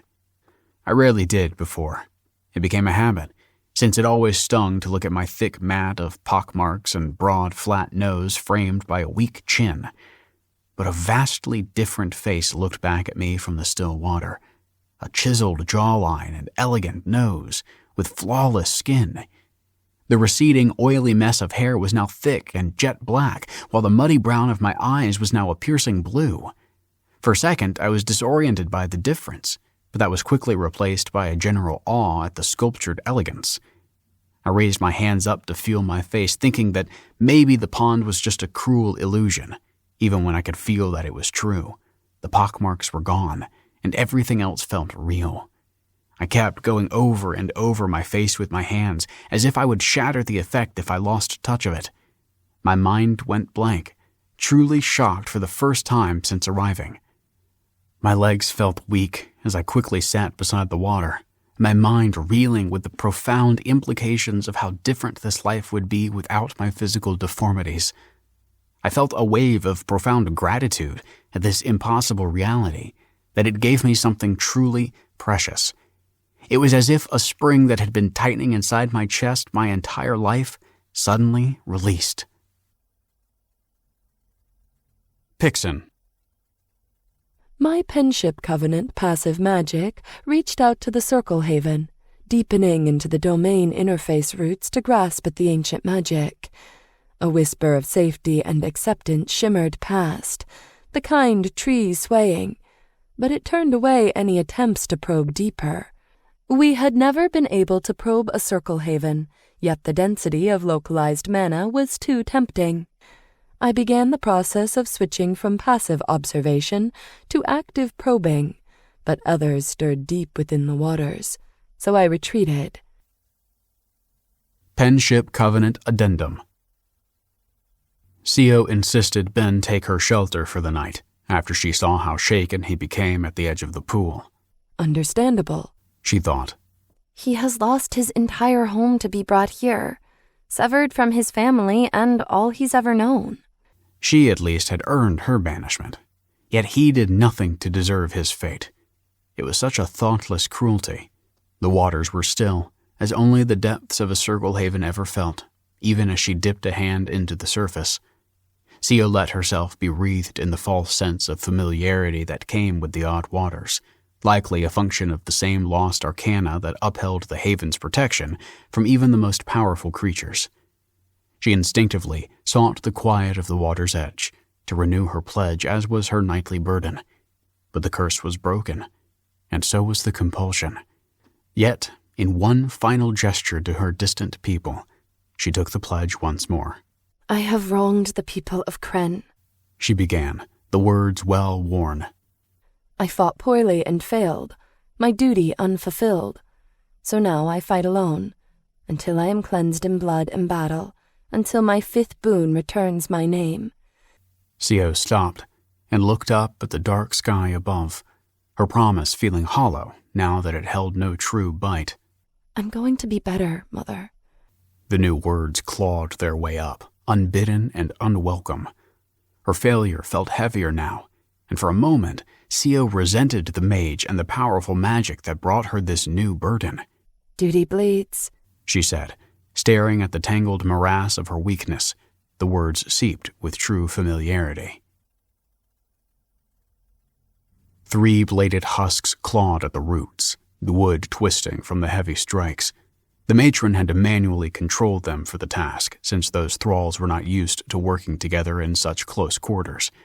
A simple sniffer mole to her side poked at the growing wound in the wood, the lesser of her thralls demonstrating its tracking utility as she redirected her heavy assault creatures this way or that. Finally, they reached the ground, where the injured roots parted to unveil a strange bag crushed by the forest's currents. Now what's all this? The matron muttered to herself, sifting through the broken metal and strange material inside. She was certain this was the location of the massive beam of light she saw earlier, so the odd finding couldn't be a coincidence. There were no weapons or jackrim, nothing glyphed or even bearing a stitch of its own mana. Nevertheless, there were hints of intricate design and construction, even in the broken, crushed mess, and a startling variety of metals and materials, many entirely foreign to her. She smiled at the puzzle. Finally, an opportunity from her posting, and one well within her duty to explore as well, being a possible threat to the hive in its mystery alone. She held up the bag to her sniffer mole, letting it poke into the fabric with a massive snout. The matron then extracted the signature from the creature and shared it with her other thralls and sent each of her groups out in every direction, looking for this new source of power. Her exile to this blasted frontier might finally present an opportunity for leveling. Chapter 4. A Solitary Rock. The next morning, we set out at daybreak for the village of Nicorus. I noticed that my MP slowly restored itself during the day and filled up entirely when I slept. So now it was clear there was no need for me to hold back on the spells, and thus I could cast only third-level enhancements on Sia when she needed it. Much to my surprise, the boon I chose the night before made me cast the spells much faster. Where before I took at least 30 seconds to cast, now I could almost half the cast time. Annoying that nothing in the boon's documentation mentioned that, but it was certainly the right choice. Sia scavenged the corpses of each of the creatures she killed, snipping a half-dozen firefinch eyeballs, the root tips of bulbous plants like the one that nearly killed us the day before, and the longest incisors of lizards that screamed like newborn babies when they attacked. Sia told me those bits and pieces could be sold to various traders, some of them being rather valuable. I tried to pay more attention to each battle, and I came closer to being able to follow what happened. In the last one, even managed to get halfway into casting my lowest tier single-target healing spell, Single Heal the First. I still finished the casting as Sia waited, just for the extra practice. I shook it off afterwards, though, since she was unharmed. The extra practice was well worth the negligible MP penalty that I soon recovered anyhow, my regeneration rate being almost 20 MP per hour. I spent a good deal of time calculating that in my head after the first battle, but later that day found that statistic could be found in my personal interface, which also showed that the rate of regeneration increased tenfold when sleeping. Shortly after Sia took care of a single firefinch that was picking at the moss at the base of a large tree, she stopped and motioned for me to get behind her. I did so, the large trunk at my back, Sia bracing her sword as a horse-like creature charged from the distance, massive tusks at each side of its face. A small monkey hung on its back, chittering into its hands. I was shocked to see the small creature actually produce glyphs. "It's casting a spell!" I shouted, to which Sia simply nodded with a grunt. Luckily, she still had my enhancements active, her armor shimmering with the extra protection and her blade crackling with lightning infusion. The equine creature was oddly well-suited to navigating the roots and was closing quickly. Sia charged forward, however, meeting the pair right at the crest of a relatively still root, giving her a slight altitude advantage. She slashed at the creatures just as the horse slashed with a tusk to deflect her blade. Shockingly, her sword was deflected entirely, the massive weapon swiped aside as if it were a toothpick. Still, the lightning infusion coursed through the creature and the small monkey on its back shrieked, the spell it was preparing breaking. I started casting Single Heal the First, hoping again that it wouldn't be needed, and several blows were exchanged, Sia being positively pushed around by the horse's blows. Yet slowly the damage was mounting on the creature, its heavy flanks twitching and drenched in sweat, even as Sia seemed entirely unaffected. Even when she received an attack squarely to her chest, she recovered immediately, not even a single HP point lost. I had finished the healing spell by this point and tried to keep it active on my finger, ready to cast if Sia needed it. She didn't, and suddenly her sword cut the horse's head fully off.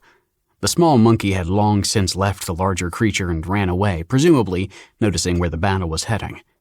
Sia approached me, the front half of her armor drenched in thick, brackish blood. "Let us not tarry," she said, her voice smiling.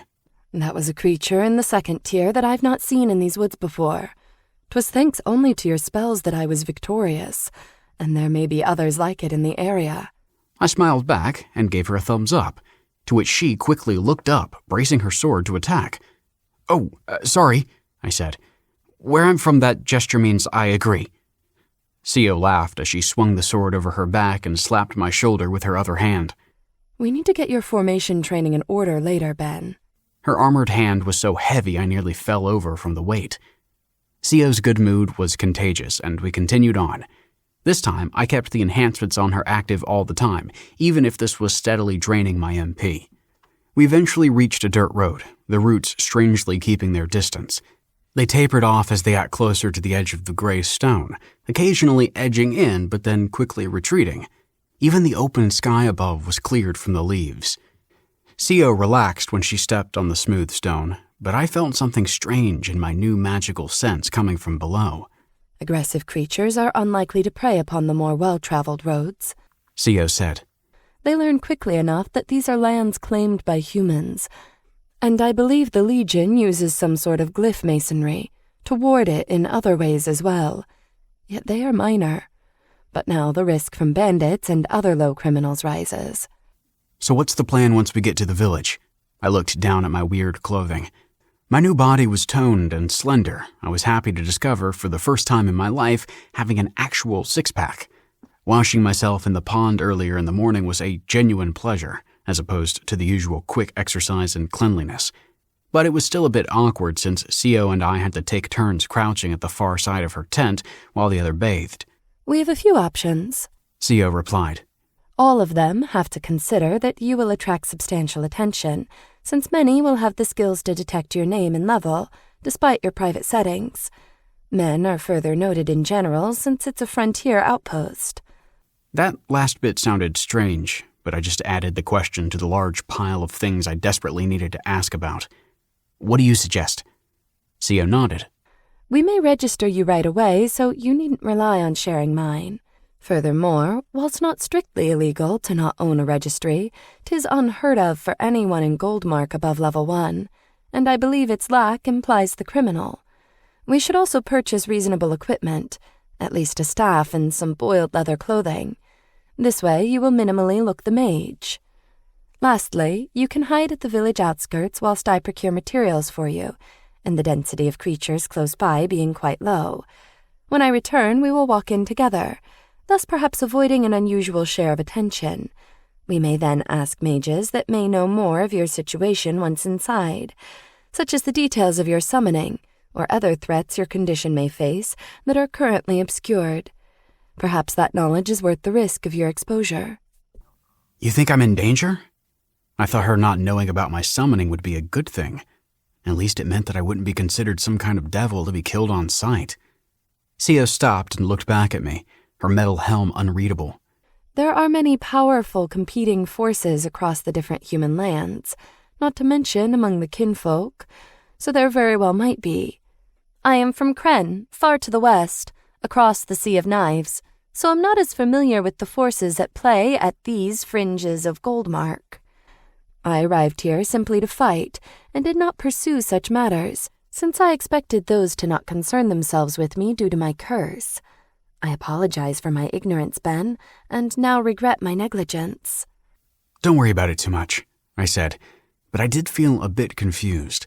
Co seemed a bit too clever for all this hedging about the place she lived in. Maybe she's exaggerating how much she doesn't know? How about we do the thing where you go in ahead and buy some clothes to hide me better, I continued. Then we go in and talk to some of those mages, like you suggested. Keeping a low profile sounds like a good idea. I absolutely don't want to break any laws while here, even informal ones. I also absolutely don't want to shit myself if I end up out of her register's range for too long. Co nodded to herself and turned back, walking rather faster than before. Indeed, I will need to sell our bounties when I arrive, since it would be odd for a mercenary not to do so when the material is freshest, and thus most valuable. I will give you your share when I return. Sure. I didn't super care about that, being more worried about the very disturbing possibility I'd run into some mugger while she was gone. We then walked in silence, the hours stretching on. At one point, I noticed the road started to become slightly tinted green, and I stopped, afraid this was some new threat. Co unsheathed her weapon and took a battle stance. What do you notice? She asked, scanning the roots on either side. It seems it wasn't just the road now, but the roots as well, even Co's armor. Why is everything suddenly turning green? Co relaxed, sheathing her sword. 'Tis the ring, she said, pointing up with her thumb. Above, a bright green streak crossed the sky, so dense and glowing that I could even see it through the small gaps in the canopy to the sides of the road. As I stared, I noticed that it was a series of smaller bands, and they seemed to shift and pulse as the ring slowly drifted, soon partially obstructed by a chunk of clouds. I thought with no small sense of wonder at how nobody from Earth could say they saw a planetary ring system in person. We should continue, Co said, and I went back to following her. Eventually, Co left the road, and we went back into the roots. Soon, from between the tree trunks, I saw a gentle hill, at the top of which was a stone wall peeking from the distance and several wisps of smoke. Likely Nicarus. Even if CO called it an outpost, it looked more substantial than that, with several buildings peeking above the tall walls, suggesting it would be at least as big as a decently sized town. We continued circling around the hill for another hour until we reached a rocky clearing, at the center of which was a boulder split neatly in half, as if cut very precisely. A narrow path winded up to a small shelf atop the boulders, where a small stretch of thick tarp leaned against one of the stone halves to form a crude tent, with enough room inside so that one person could sleep under it. It was undetectable until you were right on the elevated shelf, but once there, the 10 feet of elevation let you see reasonably well all around. A damn good spot to rough it for sure. This is where I normally sleep, said CO, which shocked me since I absolutely didn't expect her to live outside of town. Nobody has chanced upon me in 2 years. Only a few fodder creatures, mostly harmless birds, so you will certainly be safe until I return. All right, I said, now even more confused about CO. How did a warrior that seemed so good live like this? Were all fighters like her so penniless? I was about to ask her more, about her being out here, about that curse of hers, even as she took her massive sword out as if it were nothing. I opened my mouth but was stopped by a massive thud that shook the ground, the roots beyond our rocky area twisting as if in pain. What was that? I asked.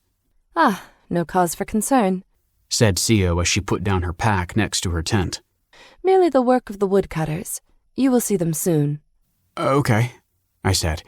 That was more of an explosion than rumble, in fact, the roots still twisting loudly at the border of CO's rock. That a mere anything could do something like this was surprising. Maybe even incredibly powerful people would be dirt poor here? I grimaced at the possibility that I would be the equivalent of a middle manager mage, even with my high arcana. CO went up to her tent, then lifted a patch of very well camouflaged stone to reveal a small hole. From there, she picked up a few small things, placing them in her bag. Then she took a long look around one more time. Do not leave, she said. In the rarest calamity of your being attacked, run straight to the village, and upon reaching the wall, run along it to your left, and the guard at the entrance will protect you. If you are not here when I return, I will seek you there. For now, you may wait inside the tent if you wish. I left some silver rations and water at its back. I nodded, glad for the backup plan, and she left. It had taken us more than she expected, and the day was already starting to slow into evening. I crawled into her tent as she suggested, expecting it to be damp and smelly, but it was pleasantly fresh, only a little cramped. I found the small brick of tightly packed food roughly the size of a small pencil case and chewed on it, more out of curiosity than real hunger.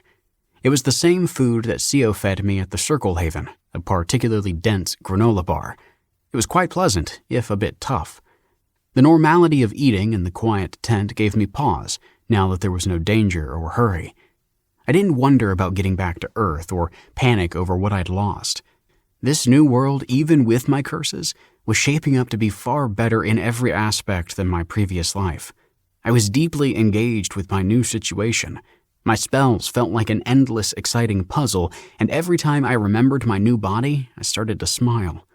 I couldn't remember the last time I'd been so genuinely happy in my past life. Not knowing what else to do until CO returned, I decided to spend the time reading the descriptions on my spells. The healing ones were frustratingly short, with single heal the first simply saying, heals 1, slightly, and group heal the third, which I cast on CO, only heals many, adequately. The computer programmer in me balked at the bad documentation. The support spell descriptions, however, were substantially longer and more detailed, but became much less thorough at the higher tiers, some being downright useless. The Hardness 1 spell was a joy to read, stating that earth element mana becomes concentrated upon attacks from a small area, such as a blade. But the subsequent hardness will not concentrate upon attacks from a larger area, such as the blunt surface of a hammer or even slashing attacks. It even went into extrapolations of what this meant for casting the spell on something with too large a surface area, like a beast of burden, inducing gaps furthest from where the spell targeted the creature. The description went on from this, too, substantially listing all sorts of caveats and fringe situations, like how it would only make you feel heavier underwater the moment when attacked, but the spell would add weight when trying to be lifted by a sentient creature, but not by an inanimate object. For most spells, it seemed like the more I read, the more just manifested itself, as if I was downloading more descriptions from somewhere, as opposed to just loading up a static database. Some of the situations listed seemed rather bizarre, but it didn't take much imagination to think that in the messiness of battle, these details could reasonably become important. Pixen. I was bound by the Penship Covenant to not probe into members of the Hive Queen, as per the standing clauses of the Laity Treaty of 1312. Therefore, narrative adjacency restrictions were implemented. Chapter 5. Proper Equipment. I barely noticed when it turned night, since the greenish ring's light was quite bright now. The rocky campground felt peaceful when bathed in the deep green, and I crawled out of Sio's tent for a stretch. Then I noticed a little monkey in a tree in the distance, and I froze, immediately recognizing it from the fanged horse's back. Slowly, I ducked, hoping the creature didn't notice me as its eyes swept around, clearly looking for something. I crawled back into the tent, deciding to wait it out. I could try to run to the village like Sio told me to, but if the monkey had one of those horses with it, I'd be dead instantly. Sometime later, I noticed footsteps nearby and strained to hear if they were hooves or not, but couldn't tell. You might as well come out, mage. A stern voice snapped from outside. I was immediately relieved, since that meant no fanged horse that could tear me in half. Still, something felt off in my Arcana as I made my way out. A woman in orange plate armor stood in front of me, her forearms ending in two wickedly long blades, her helmet in the shape of a bug's head. Then, I felt it. The mana pressure was coming from her, and all around there were over a dozen creatures, 4 of those nightmare horses, a few massive vultures, 3 boars with faces encased in bone, and 1 hulking pile of red muscle vaguely shaped in a human form. Who are you? The woman asked. Ben, I said, my voice feeling a bit weak. How about yourself? A matron guard for the Hive Queen. There was a disturbance at the small leaf forest yesterday around midday. Was that your work? She seemed irritated and impatient, the creatures crowding around her and surrounding the rocks mirroring her mood. The horses kicked at the ground, the vultures periodically cawing in my direction. There was no question in my mind. This woman was somehow controlling all of them. What did she mean by the title matron? Not directly, no, I replied. What interest does the Hive Queen have in my affairs?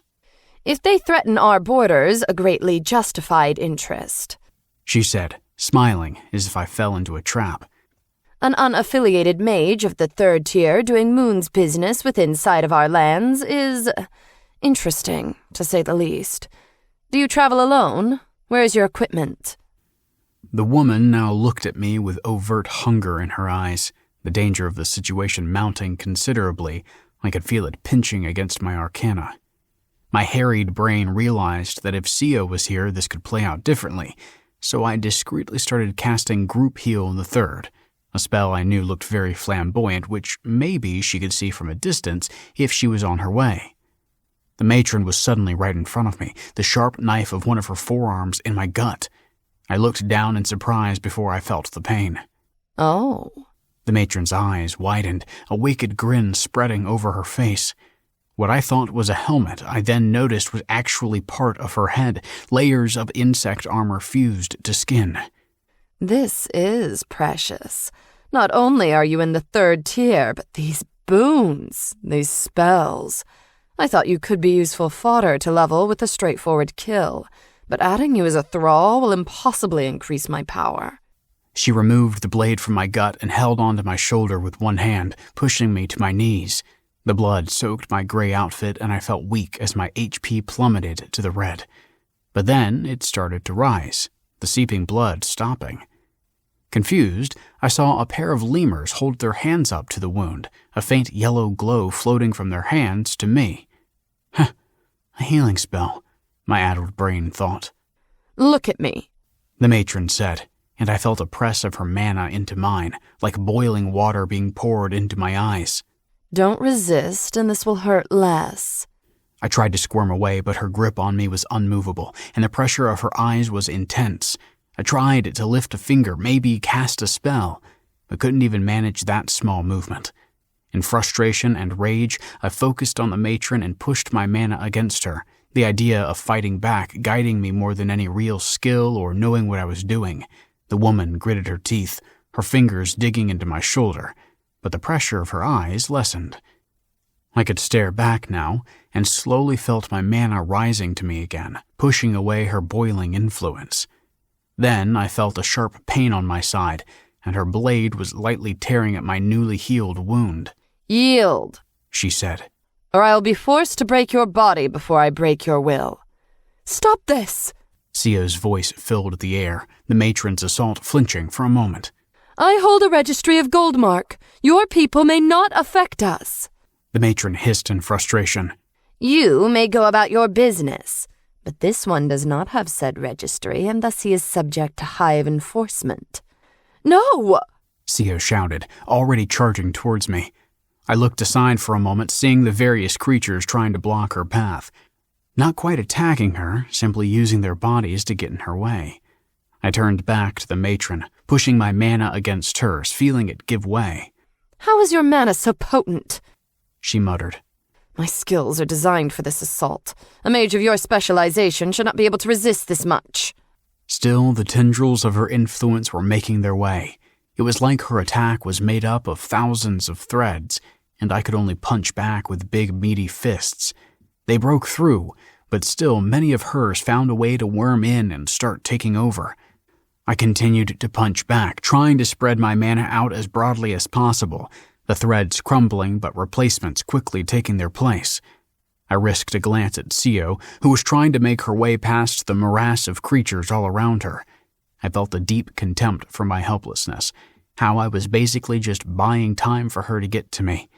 So I stared back at the matron and prepared one potent lunge of mana, as dense as I could make it, not to cut the threads of her attack, but to punch it into her, get to her somehow. She blinked. Her attack stopped for a second, but then it quickly returned, a small smile on her face. You can't damage me, remember? Such a lucky little boon, that one. I gritted my teeth and kept fighting back, but it was a losing battle I now knew, since no matter how well I defended, I'd ultimately not be able to attack her. My cursed boon not letting me harm her even this way. The pain mounted, both in my Arcana and the reopened wound on my side, and I felt lightheaded. Yet a window appeared in front of me. Registry Alana's Blessing Bodybound.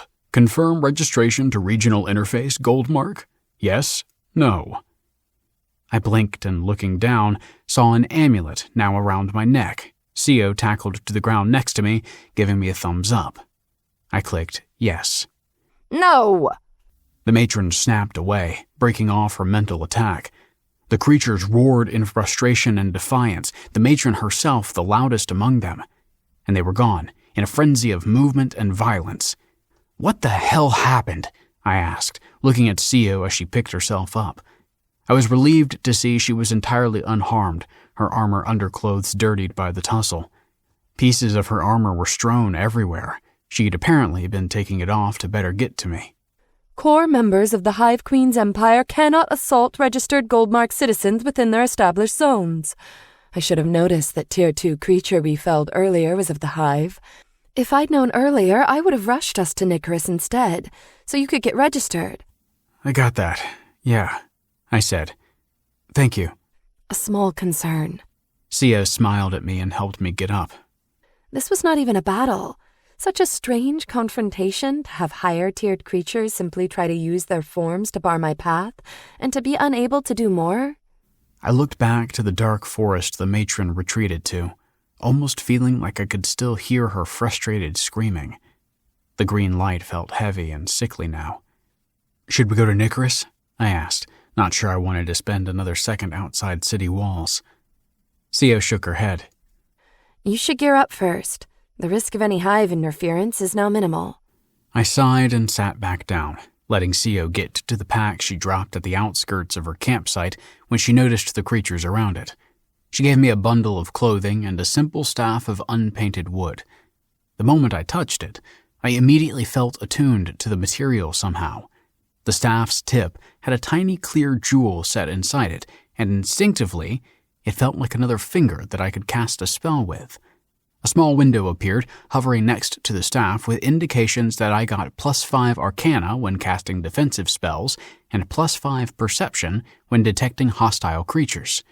I noticed with some annoyance that the section indicating the damage it could deal said 0 HP, even if it was capable of 20 HP of blunt damage. Another painful reminder of my damn curse. I could feel the matron smiling at me again. I presume I can cast spells with this now instead of my finger, right? I asked. Yes. Co answered, raising a hand. I suggest practicing with it later, for I hear 'tis different from casting by hand. Makes sense. Co also gave me a neatly bundled set of clothing, a tunic, cloak, gloves, trousers, and boots, as well as an elegant-looking bag that looked like an army backpack. When I picked the stuff up, a bunch of windows opened up with their stats, which was overwhelming, but my eye drifted to the most useful feature shared by most of them: damage reduction to the covered area by 20 HP that would normally go to my meager 50 HP. If I had been wearing this when the matron stabbed me, it wouldn't have been nearly as bad, perhaps. Co sifted through some of her gear at the lean-to, while I put on my new clothing behind a large rock. The clothing was all a very neutral off-gray, almost white, and it was surprisingly soft and comfortable, the inside lined with something akin to cotton, the outside a material that felt like silk but was less pliable and a good deal stronger. For gear clearly meant to absorb attacks, it felt surprisingly comfortable and somehow barely restricted my range of motion. Maybe it's just that clothing back on Earth was designed to look good, not as much to be easy to wear. It seemed refreshing that people fighting for a living didn't bother with that sort of bullshit. I stepped back to where Co was sitting, helmet off but still wearing some of her armor. I hesitated to ask her about my clothing since it would be odd, but I certainly wanted to make sure I didn't make some mistake, like not activating some passive effect or something. "So, how does this look?" I asked, standing in front of her, arms slightly outstretched. She turned with a faint grin, looking me up and down. God damn, did she have a mesmerizing smile. Closer to what a mage of your caliber should. Dashing, even. Is that a joke? I guessed it would be dumb to ask if I put on my pants correctly. I stuttered, because, of course, I would mess this up. I had only the vague notion that I should say something clever right back, but by then I had taken too long and the opportunity for some witty banter passed. I was still rattled by the matron attack earlier, and found it hard to take it in as much stride as Co was doing. But I pressed on and skimmed through the notifications I got from all the new gear, and finally came up to one asking me which attribute to add Alana's blessing to. Oh. I stared at the screen and brought up my status window. I guess this registry can increase an attribute as well? Indeed, one of the many benefits of Goldmark's register. Getting a global increase in attributes is very rare, and usually only possible with Jakrim enhanced gear. What should I put it on? I asked. My HP looks insanely low. Should I put it somewhere to compensate for that, or to my highest one? Attributes usually increase greatly in effect in increments of 10, and perhaps much more so when reaching 100. It seems like it would be useful to place it upon your Arcana. I smiled at it, agreeing with the universe's enjoyment of big round numbers, looking forward to rounding out my 199 value to an even 200. I clicked on Arcana, but the window shuddered slightly. I tried again, but it happened again. It's not working, I said. Oh, unusual. Perhaps try another attribute. You will be asked to confirm the selection, so 'tis not irreversible. I nodded and put it in Perception, my second highest attribute, and indeed it worked, another window asking me to confirm the selection. I tapped No and tried again at Arcana, but again it didn't work. I tried with every other attribute and only Arcana wouldn't take. Only Arcana has a problem, I said, disappointed. Co shrugged. Perhaps Goldmark's magic will not work with attributes set so high. I believe that in this case, compensating for your weakness is a good idea. HP is set by the highest of the attributes dependent on vital force, so strength, endurance, and agility. The first three you should see. Annoyed, I wondered which one I should use. Strength was out, at least for now, since I couldn't cause HP damage on anything, and there were different pluses or minuses with endurance or agility. What do you think, Sio? I'm guessing between agility or endurance. A good assessment, she said. I myself focus on strength and endurance, yet have some knowledge of agility skills, so I would say that agility is somewhat safer. It takes much practice to be able to properly imbue your endurance to a perceived incoming strike. Often 'tis much easier to avoid the strike entirely. I swallowed hard. Is that why you were so damaged by the plant earlier? You somehow couldn't use your endurance? Correct, and my exposed flesh did not have the damage reduction properties of armor, which compounded the problem. Agility it was, then. I left my status window open as I made the selection, happy to see the number rise and my HP marginally increase. Interestingly, only my maximum HP. My HP gauge to the left side of my view now still only 2/3 full. I also noticed a new section to my information, one that listed the surprisingly large number of effects from the amulet. Bendarius Sermacador Garandau, level 34. HP, 60. MP, 1,990. Stamina, 450. Strength, 5. Endurance, 5. Agility, 6, plus 1. Arcana, 199. Perception, 45. Luck, 15. Boons, inflicted peace. Cannot inflict HP damage upon another. Sanctuary from the self. Cannot perform arcane casting upon oneself. Plus runic insight. Plus 120 arcana. Contextual. Glyph. Status. Alana's blessing. Plus 1 agility. Passive sanitation effects. Menstruation. Inactive. Urination. Defecation. Sanitation. Birth control. Set inactive. Passive notarization. Contract set between individuals recorded by Goldmark Regional Interface. Death notarization. Cause of death recorded in Goldmark Regional Interface. Taxation. Goldmark. 15% Goldmark currency acquisition must be fed daily to the blessing. Body bound. Removal recorded by Goldmark Regional Interface. It was now obvious why the amulet was largely considered mandatory. It was how they collected taxes. Very clever of them to also include an unusually useful increase in an attribute and all those other positive effects, putting the stick in a bouquet of carrots. I lifted up the little necklace to look more closely at it, wondering how something so small could do so much.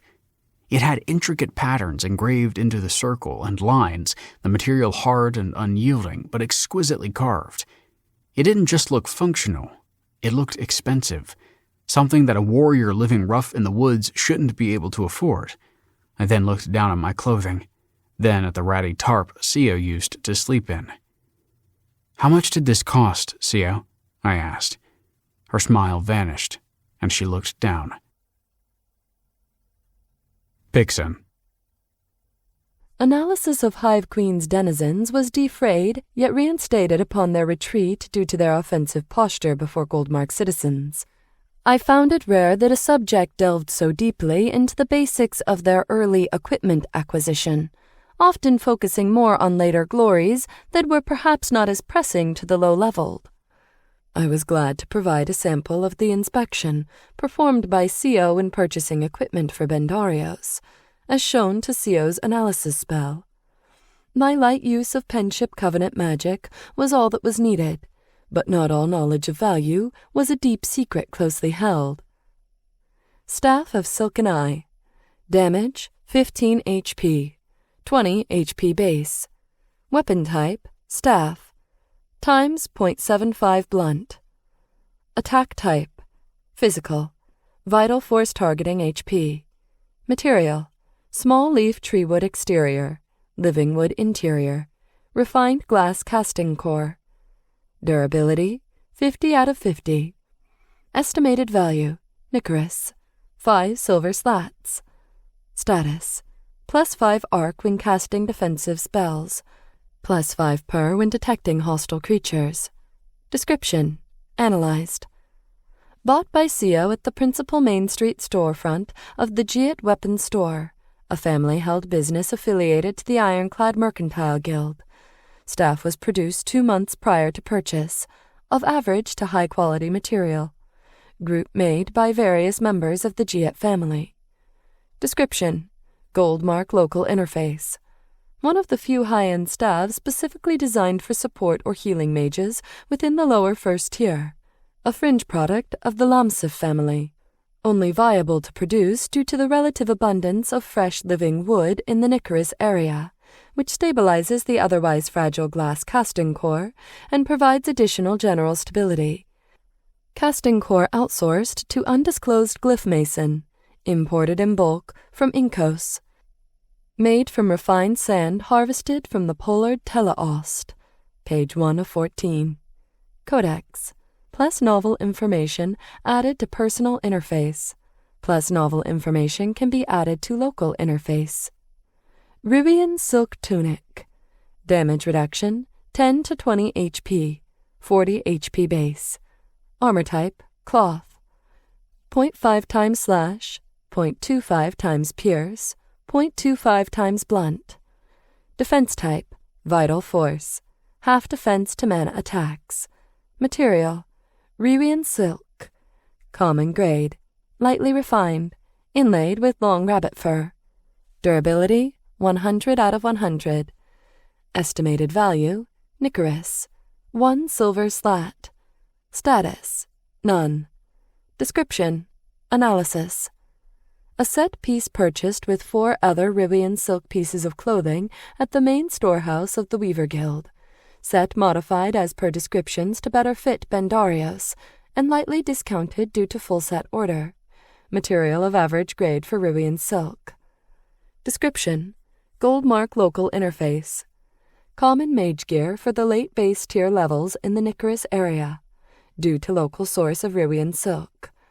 Often cloth material of Rubian silk maintains its efficiency well into the first tier as well, and has largely displaced most other base cloth ingredients, as well as many uses of chainmail armor composed of simple steel or equivalent material. Shortages in material from diminished Rubian kin availability due to unpredictable ring-induced mating fluctuations temporarily. Page 1 of 27. Codex. Plus novel information added to personal interface. Plus novel information can be added to local interface. Chapter 6. Copper Bits and Silver Slats. How much did all this cost? I asked again, lifting my staff and grabbing at my tunic. 10 silver and a half all in all. Then she looked back and nodded, as if resolved. A small step in paying off my debt to you. I assume you didn't have that much money on you? No, I borrowed much of it. My jaw clenched. In a pre-industrial world, I couldn't begin to imagine the horrific punishment for failing to pay back a debt. How much do you normally make in 1 week? How much was the loan? What was the rate? What is the payment scheme? I couldn't stop machine-gunning questions, my paranoia screaming at the threat, my frazzled nerves at the matron attack bursting out. No need for concern. Sio raised a hand, looking a bit flushed, but with some laughter in her eyes. On a good week, I can make 40 coppers or so with mercenary work.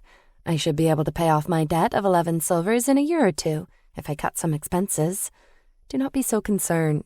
Leveling and developing one's skills should be the prime concern of any warrior. How many coppers to a silver? I asked, sweating. 100?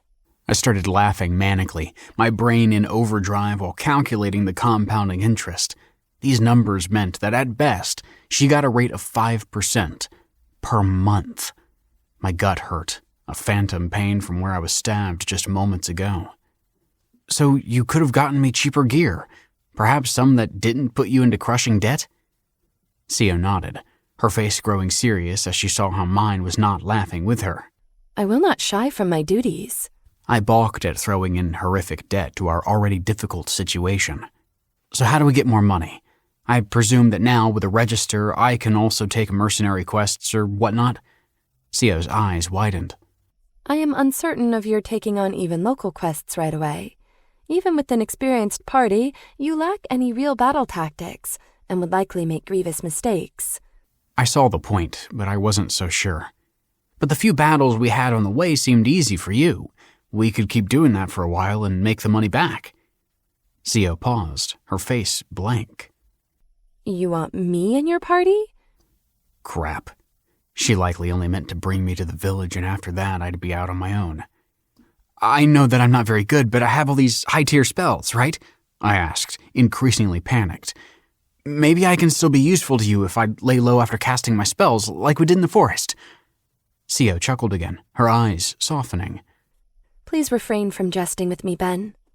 Then I figured it out. She was thinking the opposite, that I would be the one wanting to leave her as soon as possible. I felt a viscerally solid wave of relief. Please join my party, Sio?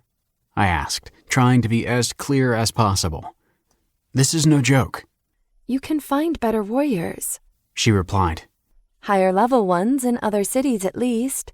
Even at Inkos, I doubt there are many close to your level, and scant few with healing and support skills.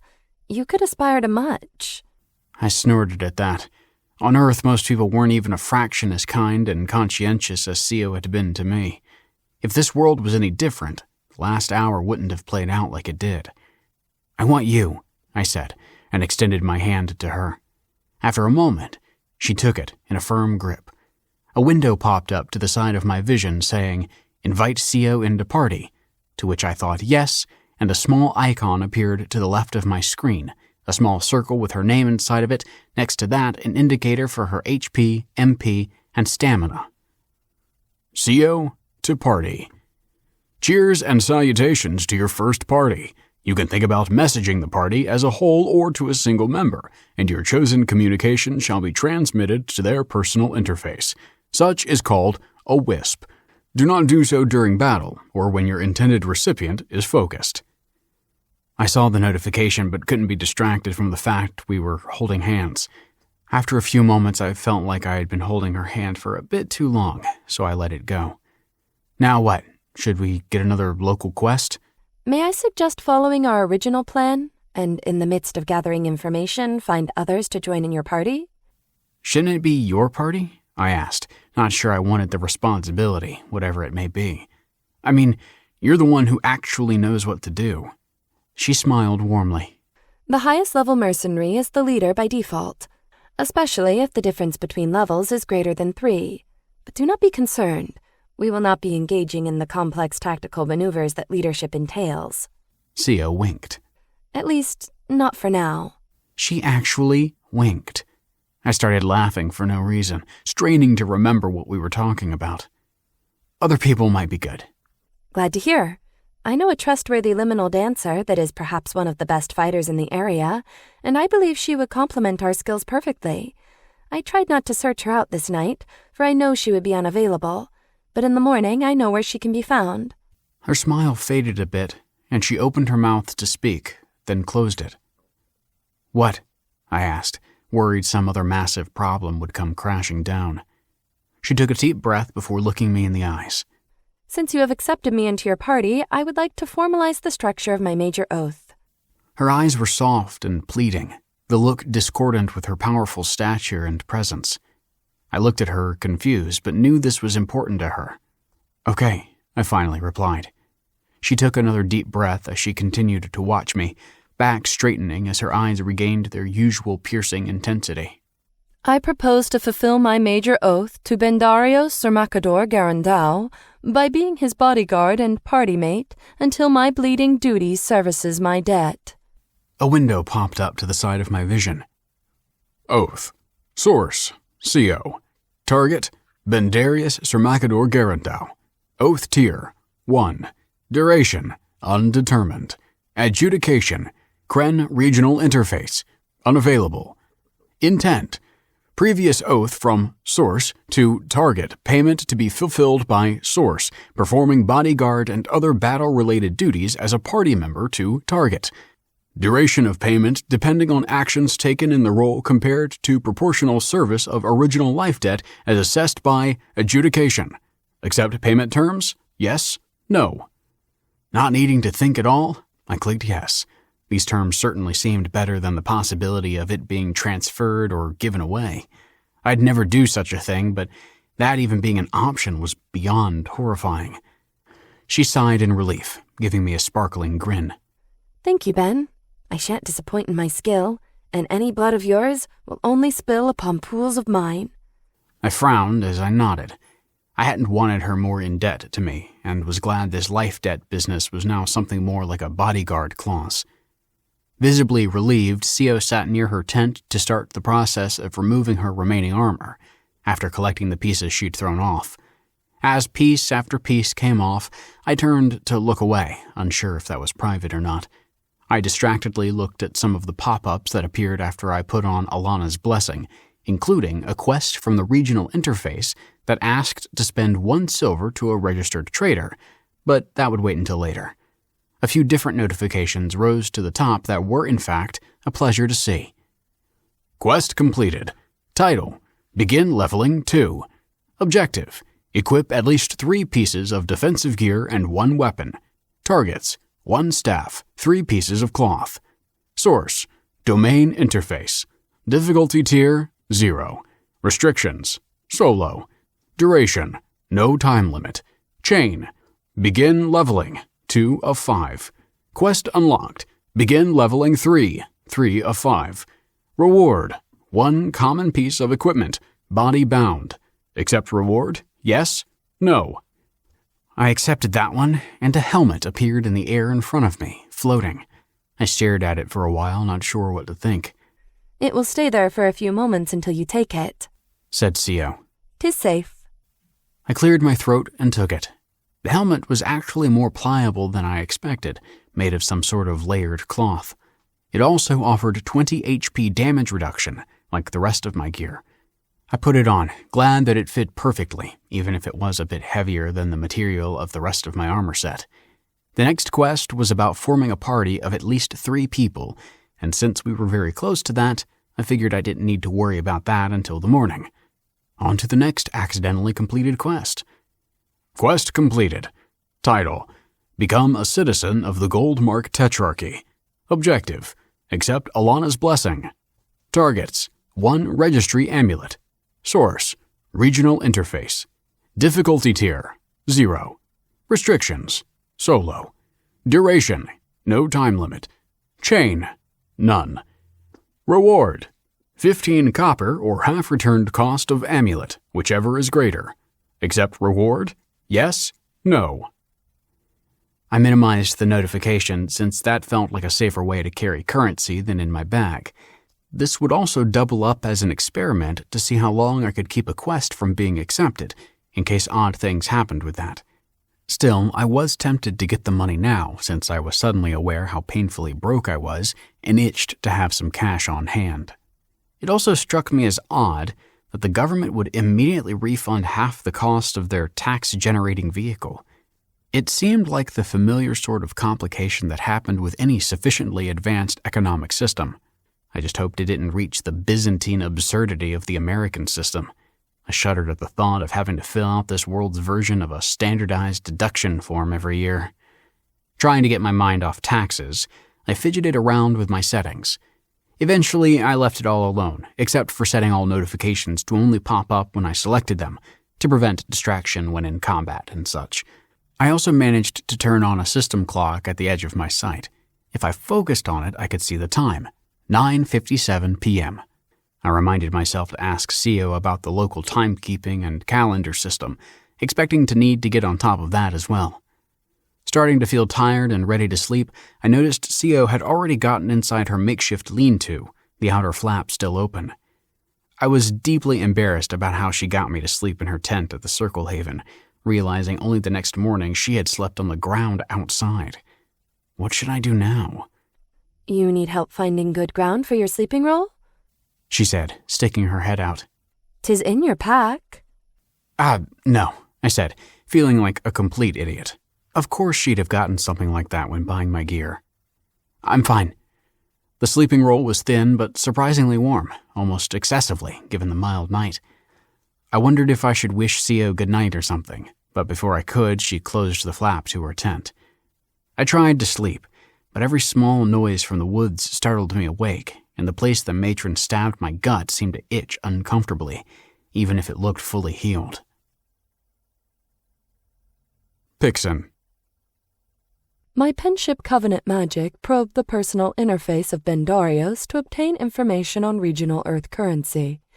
I correlated the information with that from Sio's personal interface to compare the two for reference. Approximately a single goldmark copper quart was worth 5 human United States dollars. A full copper bit, therefore, was $20.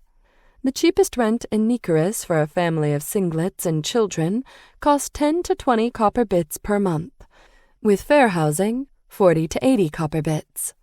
Sio obtained about 1 to 1.5 silver slats per month with her mercenary work, below average for a warrior of level 10 due to her previous inability to join a party.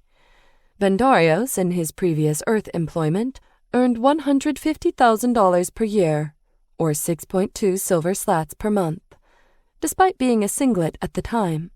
I had insufficient resources to understand how one could possibly earn so much while being so weak, so perhaps they were due to his membership in a powerful guild, or because Earth did not allow for opportunities to raise one's level. Chapter 7. The Town of Nicaris. The next morning, we were up and on the way.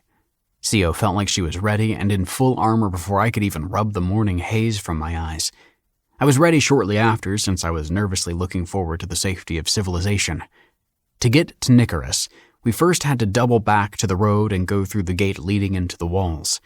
As we reached the edge of the hill, the roots rolled up with a bit more difficulty. I could hear an indistinguishable noise, as if from construction.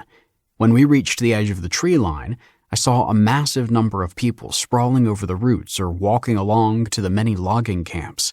There must have been over 100 workers spread out over the roots, all wearing some form of armor and carrying blades and axes of various kinds.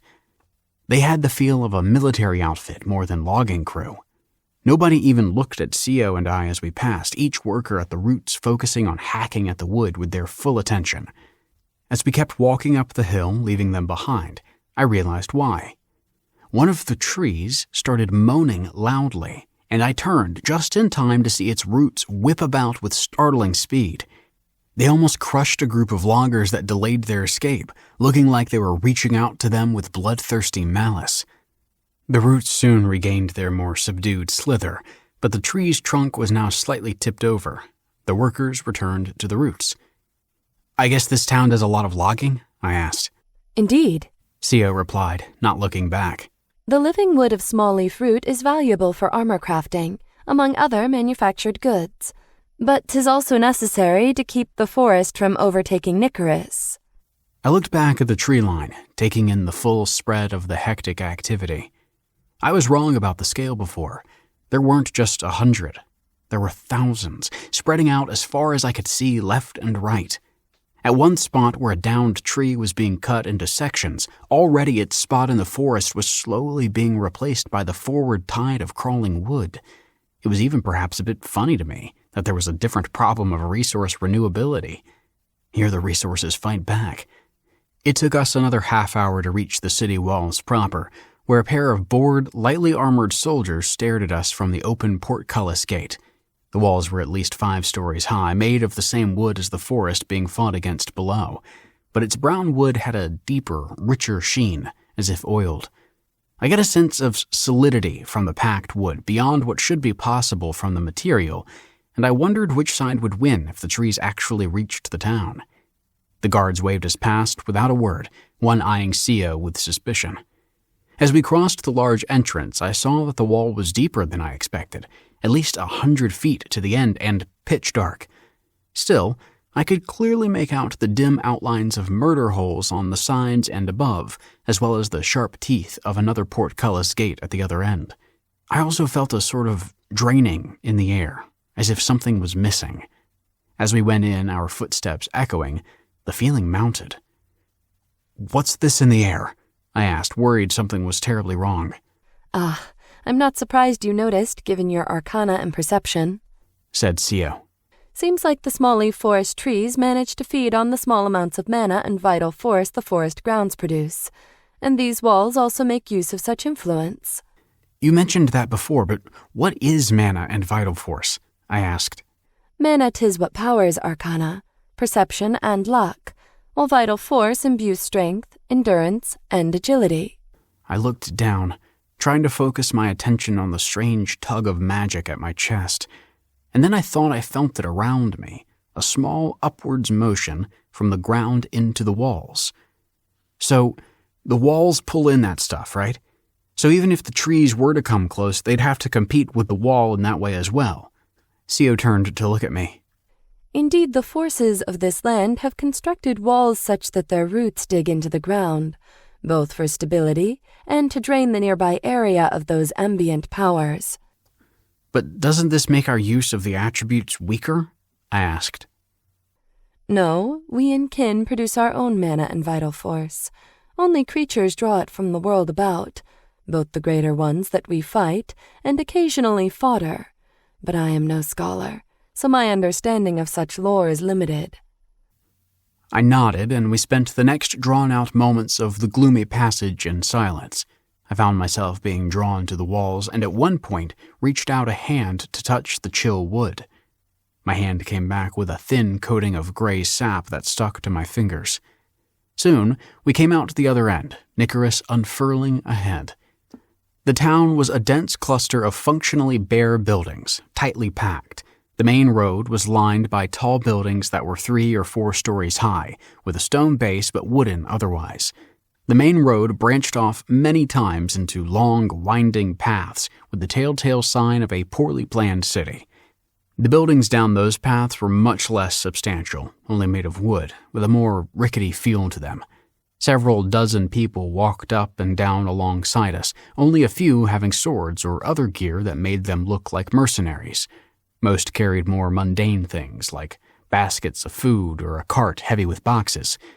We passed a few storefronts, a bakery, a lavish restaurant busy with customers, and one with a wide display window full of magical items on small pedestals, some glowing and even gently floating. There was a feel of dead wood to the buildings around me, unlike the wall, which felt like a quietly murmuring living thing. As we kept walking, the buildings became nicer, their wood more frequently painted in gray or light shades of brown. The crowd also grew denser.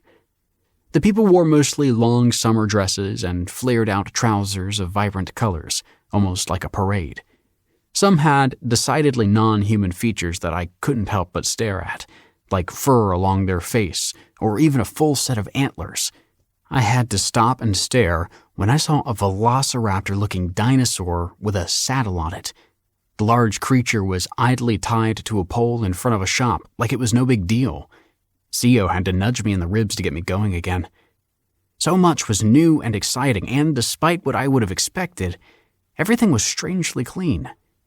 Even the humblest people we passed by smelled like fresh laundry, with the more primly dressed all lightly perfumed in some way. The novelty of it all was likely what kept me from noticing for a while, but suddenly it hit me that nearly everybody was a woman. From the gopher in patched handed-down clothes to the wealthy-looking shopkeepers to the soldiers. The moment I saw it, I couldn't stop noticing, and the very occasional man stood out even more. I then began realizing that they were noticing me, too, often slyly and in roundabout ways, some with far less subtlety. It was odd to not have people quickly look away when I looked at them, or to avoid eye contact altogether. When we passed a group of 6 tall women wearing red vests and trousers, their loud chatting paused. They all turned to me in unison, only after a few moments slowly returning to their conversation. Sia walked next to me in her full armor, attention forward, apparently unaware of my surprise. "So," I couldn't help but ask, "how come there are few men here, or was there some weird plague?" "No plague. There are fewer here than in most places, yes. I hear the capital draws much of the men, and there nearly 1 in 5 are men. but in most smaller areas like this one, it barely reaches 1 in 10. I would not be surprised if 1 in 15. Is your region different? Very, I replied. As many men as women, with Seattle, in fact, having a good deal more men. Sio chuckled. You come from a strange place indeed. I'd say we both do. A woman walked down the street directly in front of me, hips swinging against her bright orange dress. She had one hand on a large basket of fruit and another playing with her light purple hair. She smiled softly and looked at me with ferocious intensity, pupils wide as the sun, a faint rush in her cheeks. I felt the stab of anxiety as she suddenly reminded me of the Hive Queen matron, body covered in orange armor fused to the skin, coming towards me to stab me in the gut. The woman passed me by, my eyes on the ground suddenly right behind Sio, letting her armored bulk block my view. From then on, I tried not to stare too much, but still glanced around. I caught glimpses of the varied weapons that people carried and the casually cast spell. Once I saw a group of women dancing together to no music at the end of a side street, hands together, then apart, in a quickly twirling circle. An apparent eternity later, Sio and I reached a large intersection. The odd road we had been on continued forward, the side roads turning to well-maintained cobblestone roads. It was a clear step up from the gravel-coated roads that branched off before, and the quality of the buildings nearby reflected that change too. They now had cute elaborations to them, like small paintings along walls covered in vines, and little decorations alongside window shutters and doors. Overall, it felt more like a Swiss mountain village than a functional housing complex. Sio turned to the largest building there. Its sign was 2 engraved mugs overflowing with foam. I chuckled at the cute sign that in old video games meant a pub or inn. Sio hesitated for a moment, then took off her helmet and swung the doors open. The large room inside was filled with wooden tables, with a large stone fireplace at the end. The air smelled faintly of stale alcohol and roasted meat. A woman came to greet us at the door, all no-nonsense, bustling demeanor. From the subtle wrinkles on her face and around her knuckles, I guessed she must have been pushing 50, but she easily looked better than most people in their 30s. Sio. The woman stated, her voice warmer than I expected. Purchase? No, Madam Creelin. Sio said respectfully. I would like to talk to Rain. I presume that she is here? Correct, in her usual state. Creelin nodded to the door. Outside? My curse is lifted, Sio said, slowly. She looked at her hands, twisting in each other, the metal on metal rasping softly. It's lifted. Madame Creelin's face lit up in a broad smile, and she rushed in to hug Sio tight and deep. Oh, darling, darling child. Sio hugged back, cautiously, as if unsure of what to do. Yes, I can finally visit your inn properly now. Creelin pulled herself apart and held Sio by the shoulders, shaking her slightly. The innkeeper's surprising joy made her look even younger. I want to talk to you all day, make up for all these years, and give you my boar soup right off the pot. Sio nodded vigorously and responded with a throaty laugh. What's with all the noise so damn early? A voice whined from the staircase at the back of the tavern. Rain, get your drunk tits down here, Madame Creelin yelled back. Sio's here, and her curse is lifted. A scuttle of footsteps creaked against the stairs, and a young woman darted down, wearing only a loose shirt and trunks. She was short, with slick black hair that reached almost to her waist and bright red eyes. Something about her made me think of a feral cat. She was also easily among the most beautiful women I'd ever seen. At that point, though, I somehow was not as surprised. All the women I had been seeing were at least pretty. Even against that backdrop, she was a rare beauty. Wordlessly, she walked up to Sio and slid in the gentlest, kindest hug I'd ever seen a person give another. Creelin apparently couldn't help herself and joined in again. Pixen. I found no need for additional commentary. Chapter 8. Rain. Seeing all this made me feel a bit odd because I wasn't used to people being so open with each other. More than a little bit of guilt hit me as I realized that I still hadn't asked about Sio's curse. Maybe it really was a bigger deal than I'd thought. This is Ben, the mage who lifted my curse and saved my life. Sio extended a hand to me and the two women turned. Madame Creolin's face quickly became reserved again, and Rain raised an eyebrow, her whole expression halfway between skepticism and laughing me out of the room. "Maybe you two can cast that analysis spell?" I asked. Their doubt felt all too familiar, and I was eager to make it go away. As you wish. Madame Creolin took out a small monocle from a front pocket on her dress, and Rain made a faster, tighter version of the spell that Sio cast before. The look of surprise in their faces was very pleasant to watch, but nothing like how that quickly dissolved into a warm and inviting curiosity. Sio looked at each of her friends one at a time, then back at me, slowly.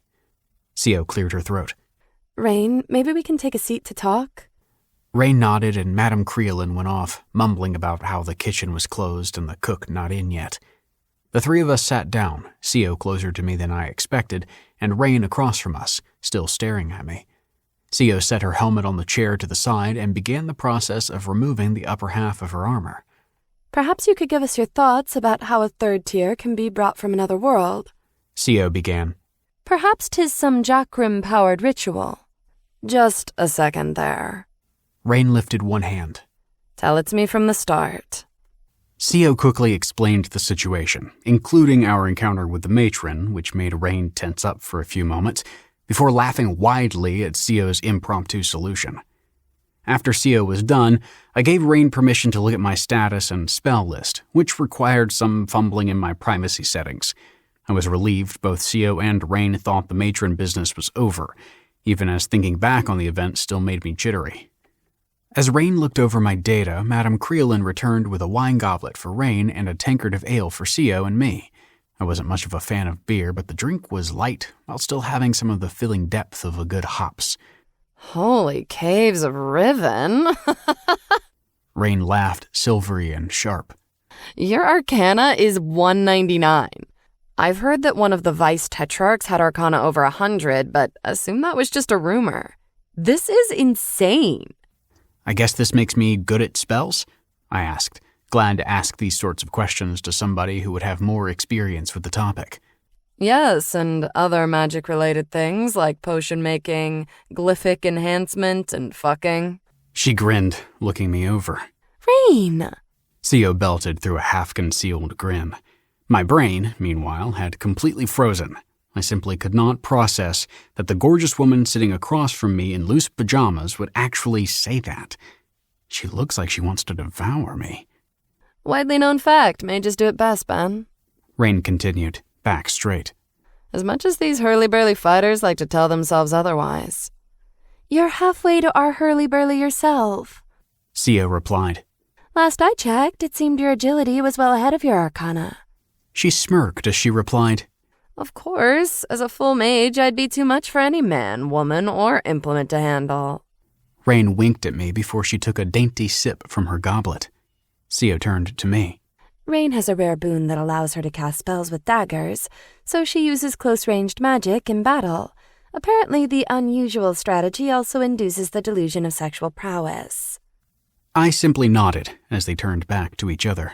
And for sure this means you didn't level normally, said Rain, finally circling back to the issue at hand. Your ratios are all off. Indeed, said Sio. 'Twas what convinced me as well. Even in Goldmark, none are so brazen in their attribute neglect. What do you mean? I asked. Say you want to run fast, started Rain. You'd think agility would be it, right? Sure, I said, knowing when I was being actively taught and going along with the ride. How much does each attribute point improve that? A value of 5 is average for a singlet human. 10 about the peak a human could ever have without leveling. The difference between 10 and 20 is about an increase in about a third in performance. Is that cumulative? I asked, realizing this meant that increasing it further would have compounding gains that would just explode in power. Rain looked confused. What does that word mean? Sio grunted. I think he means the tenfold boost. Ah, Rain said. Yeah, every multiple of 10, you get a big boost that seems to get higher the larger the value becomes. I nodded, doing some quick math in my head. So, running with agility of 10 would get you 10 meters per second, and at 20 it would be 13, but at 50 it would be nearly triple. Rain smiled broadly, and I could see an important point coming. But what if you're carrying heavy armor? Then you would also need strength, I replied. And not just with heavy armor, even somebody small and skinny has some mass to them, so regardless, running needs strength, even moving your arms in the air, and likely more so underwater where resistance is higher. Rain raised an eyebrow. Yeah, She said. just like that. What's the ideal ratio? Depends on your training. Theo chimed in. Half is comfortable. Say if your strength is 20, your agility should be 10. You can push it to as little as a third, Said Rain. but you have to be very skilled in both. Theo shook her head. Goldmark leveling skirts too close to the bounds of recklessness. Wait, I said. You mentioned needing to be skilled to have a lower ratio work, so just to clarify, your attributes are more like potential, but you still need to train to use them properly. Rain nodded. Absolutely. A high agility means Jill shit in a battle if you've never seen a dagger before. I see, I said, looking back at my lopsided attributes with dread. I'm guessing my high Arcana is going to be limited by my lower perception? Yes, Said Rain. but also the others, like agility. Even if you cast the spell, many require you to aim it. So even if your casting is lightning quick, you could still miss getting it to your target. My eyes widened at that. But you have a bigger problem. Rain looked far more serious now. These two curse boons are no joke. Your only real boon is more like what I'd expect from a pure mage. But these two... I looked from Rain back to Theo, disturbed at the somber tone. Are these rare for a healer? I've never seen downer boons this bad. Rain continued. And yours have insane level of detail. Your damage-dealing one, Inflicted Peace, for instance, states down in its description tree that even if you get a bonded creature, they can't cause damage. Even if somebody else grafts a damage-dealing ability to your bonded thrall, it still can't do it. Sanctuary from the self is almost worse, negating any use of your own Arcana effects on yourself. Anything with glyphs you made can't touch you. Maybe it was to offset the high Arcana, I wondered, thinking it was a balancing act when my abilities were set by whoever summoned me. Or maybe due to my own creative little interference with the process. No, Rain said. Then all three would be linked for balance. The two curses were placed separately, not connected to any positive boon or attribute modifier. What does this mean? Theo asked. Perhaps one of the Legion generals marshaled a conclave of mages for this. Rain tipped back her chair, balancing right to where it should fall, and stared at the ceiling. Honestly, I can't imagine anybody in Goldmark being able to do this. Hell, I'm not sure there are more than a dozen people at all over level 30. And why even go through the trouble? A summon like this is already high art. Why then make you so restricted? Maybe an error? Theo asked, also puzzled. Perhaps an unintended effect of the summoning magic. There was at least one mistake, clearly, since he was placed in the midst of untamed wilderness. Then I remembered how vulnerable I felt before the matron, and I immediately realized what my curses meant. In fact, largely figured it out the moment I saw them. Something endeared me to the fact that neither Theo nor Rain noticed, even if they were hardened mercenaries and I was the equivalent of a wet puppy. They wanted me to be helpless and dependent. The two looked at me, Rain stopping her cup halfway to her lips. Her chair swung back down. With these curses, I could heal and support any party that I found myself in, but can be very easily threatened by violence to follow orders. It's an assurance that I'd never be able to rebel, basically. Rain slowly nodded. That could also explain your unbalanced attributes. Rain leaned towards me. Most can afford to neglect one attribute, maybe two, but never four. And to make it even worse, you have no points on attributes that draw from vital force, giving you no proper health points. I grimaced, staring at my own status screen. From my painfully low strength, endurance, and agility to my mere 60 points of HP. Theo's cup exploded into a shower of splinters and beer, droplets of warm liquid falling on my face and arm.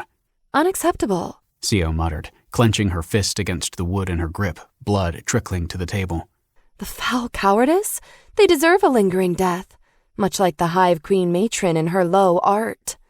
Rain stared in wide-eyed shock. I reached out to Sio's arm and tried to give it a reassuring tug, but it felt like trying to move a steel beam. "It's very kind of you to care so much," I said, genuinely touched. Nobody on Earth had ever been that mad on my behalf. Whenever something bad happened to me, any reassurance I got always came bundled with the undercurrent that I obviously should have done something better. Sio nodded, slowly opening her fist, her hand more injured than I thought. Rain also flinched at the shards of wood stuck into her palm. "So you're going to have to holster that lack of discipline out there, Sio," Rain said, her face fixed in unreadable neutrality. "You're not on your own anymore. This lack of control in battle could mean all of us dead." Sia straightened up, and even if she was a good 1.5 feet taller than Rain, the small mage didn't back down. "I am always aware of my duties," Sia replied. "and how to fight. Always." Rain seemed like she was about to say something, but then pointed at Sio's hand. "Can you do something about this, Ben?"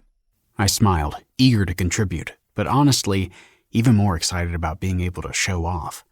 I lifted my staff, pulling up the spell menu and selecting the second-tier single healing spell, Single Heal the Second. The first one was enough, but I also wanted to show Rain the fancier spell. A few seconds later, Sio's hand was knitting up and pushing out any remaining wood fragments, and the only remaining sign of her injury was the blood on the table and the busted tankard. "Is that the fastest you can cast?" Rain asked, clearly disappointed. Yeah, I replied, deflating slightly. "I mean, I only did this for the first time yesterday, you know." Rain rubbed her forehead with one hand, hard. "You two will be quite the handful, won't you?" Pixin.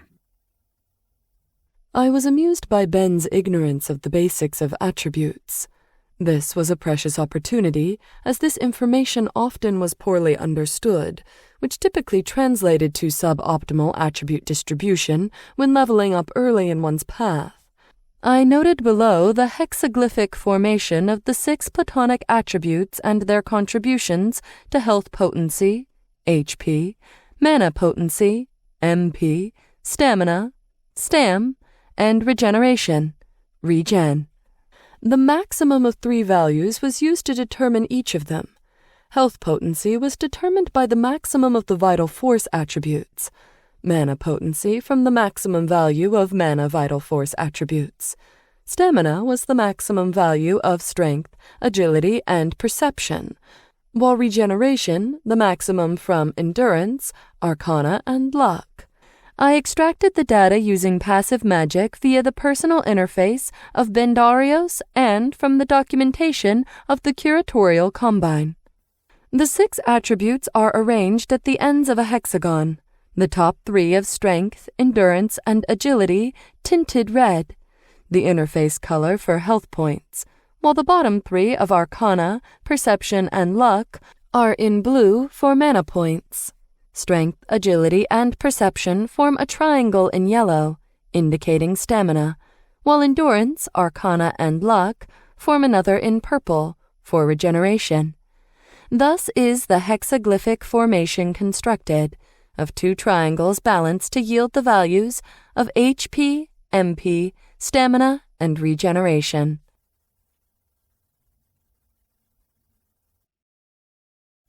Chapter 9. Quest for the Cursed Tree of Rin. "Will you still help us?" Sio asked, very serious. "You're one of the few people here that I trust, and the only one of a high enough level." Yeah. Rain waved off, then pointed at me, sternly. "But you and I are practicing out back. I need to show you how to act in a fight. I'd be right off pissed if you got yourself killed on my watch." I nodded enthusiastically. That would be really appreciated. I could tell Sio agreed as well, with her body finally relaxing into her default pose that was only partially stiff and straight-backed. "And after that, we're out." Rain was smiling wide now, eyes wild. The excitement in her was as exuberant as it was sudden, like pure happiness manifest. "We're gonna kill us a tree." Sio chuckled and looked aside. "Didn't you and a party of 5 try last year? And an even larger multi-party raid more recently?" Rain pointed at me with her empty wine glass.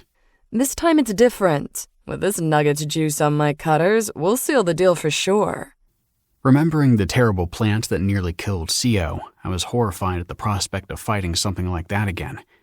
Whoa, maybe we should try something less dangerous first. I'm only a beginner after all. Rain shrugged and brushed off an errant piece of Co's tankard from my hair, her fingers quick and precise. Oh, don't worry, you dollop of excessive magic. She threw the sliver of wood over her shoulder and winked. The tree can't fight back. It's a cursed thing of some sort to the north. Not like the small leaf trees you've seen. But even if it doesn't attack, this tree is oddly tough, though. Nobody has attack power high enough to overwhelm its regeneration, and multiple sourced attacks somehow don't add up.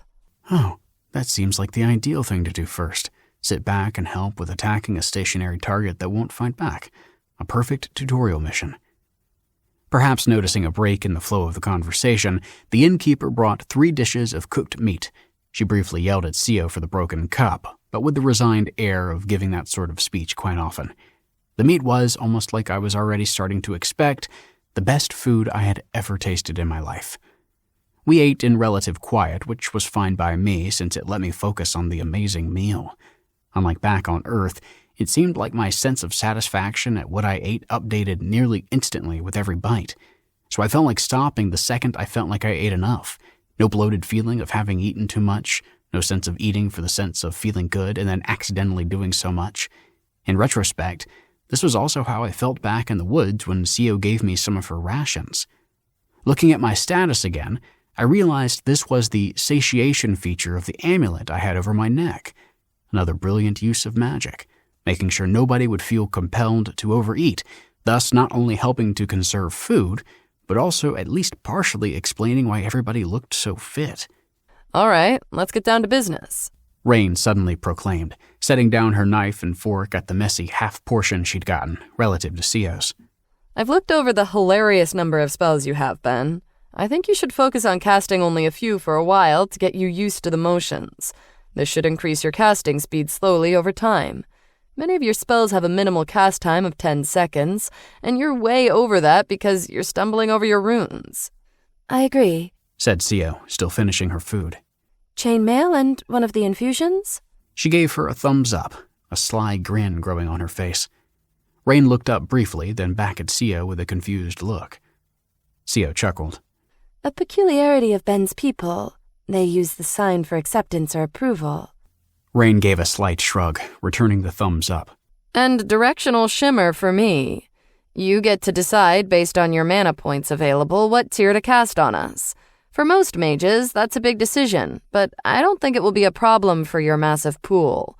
Still, start with only 1 tier for the first few battles and only the first tier of directional shimmer until I tell you I'm used to its effects. Enhancements before battle, healing after. During battle, you focus on staying alive. Okay, I said, bringing up the spells. Which of the infusions? If we don't tell you, Rain said, then you pick one at random, but try to sense what would work best in the situation. I nodded and looked at the lowest tier of chainmail, directional shimmer, and a random infusion. Chainmail 1. Tier 1. Effect plus endurance. Single. Endurance enhancement plus 10. Duration 30 minutes. Cooldown none. Cost 10 MP. Cast time 10 seconds. Range line of sight. Description gold mark. Increases endurance-based defense to slashing attacks, but minimally to blunt or piercing attacks, to a maximum of plus 10 endurance. Duration increases upon additional casting, but added endurance does not stack. Will reduce slashing and blunt HP damage by variable amount if no endurance-based deflection is obtained in various fringe conditions. Note, given reliance on endurance, attacks from an undetected source do not harden with any consistency. Major modifiers are variable, but ring color should be... Page 1 of 32.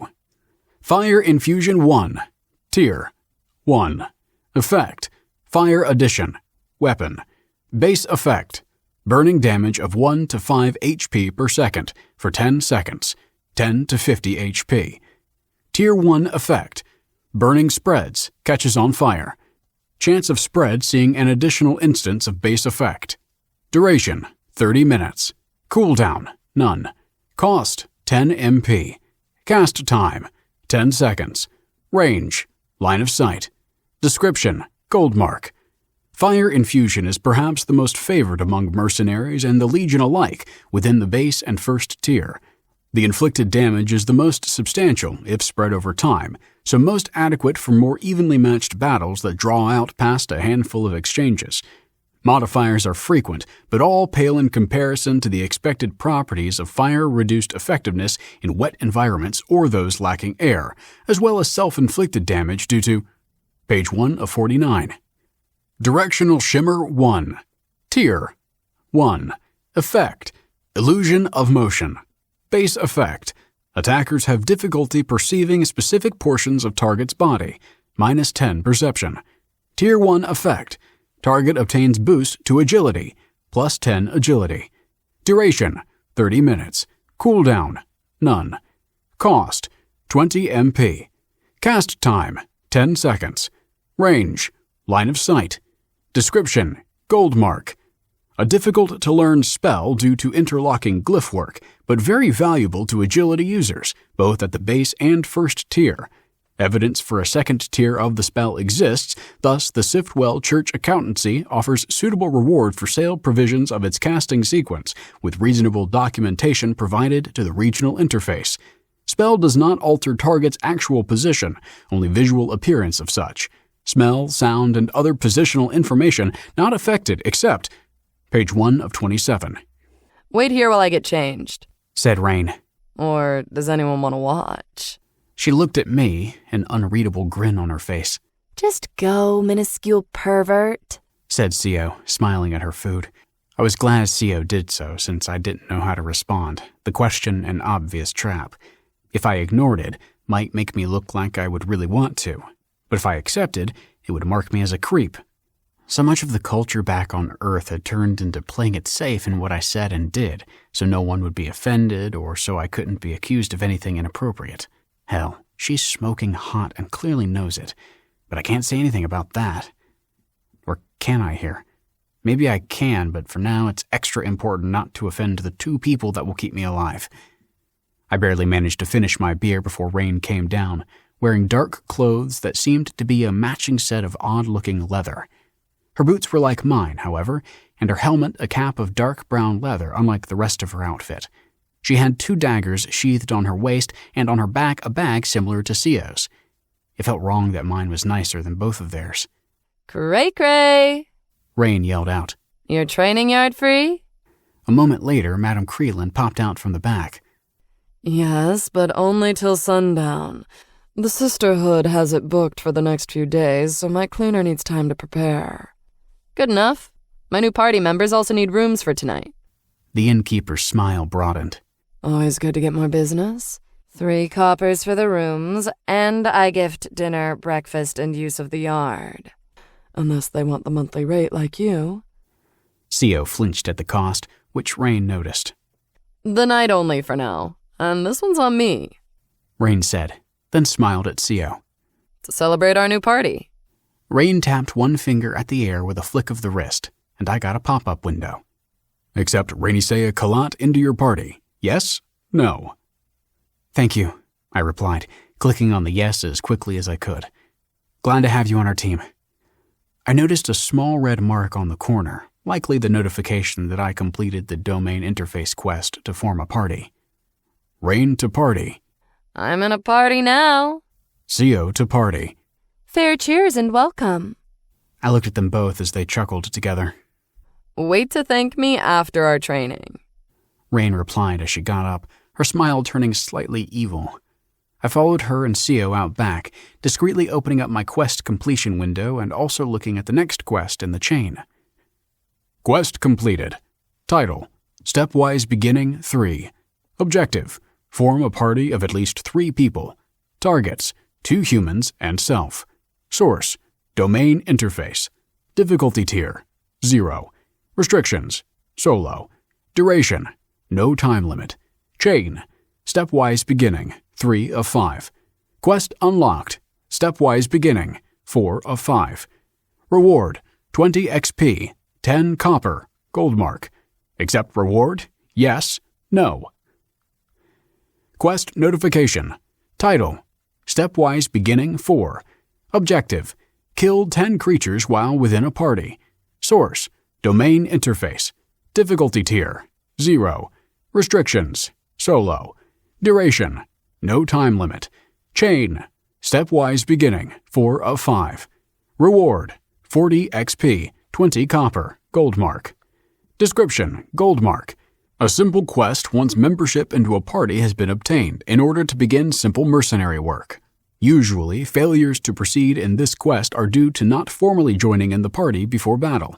Also, party must be of the size allowed by party leader's expertise, with additional membership not counting kills towards this quest. Additionally, the party member must substantially contribute to the battle in some way determined by the interface.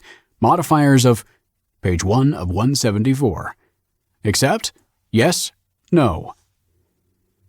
I minimized Stepwise Beginning 3 without accepting the rewards, but accepted the next quest in the chain. Time to focus on training for now. The yard was just off the side and was simply an open space about 70 feet across behind the inn. It was surrounded on all sides by tall stone walls, separating the area from the nearby buildings, including the inn, making it feel like an open-aired box. The ground was bare with a thin dusting of sand on it. Red streaks stained the ground and walls, even though it seemed like some effort had been made to wash it off. Basic defense training? Co asked Rain as she unsheathed her massive sword and pointed it at me.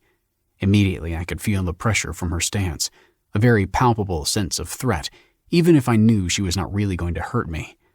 I hoped it wouldn't be more than bruises, since I knew I couldn't heal myself. Yes, replied Rain, hands at the daggers on her hilt.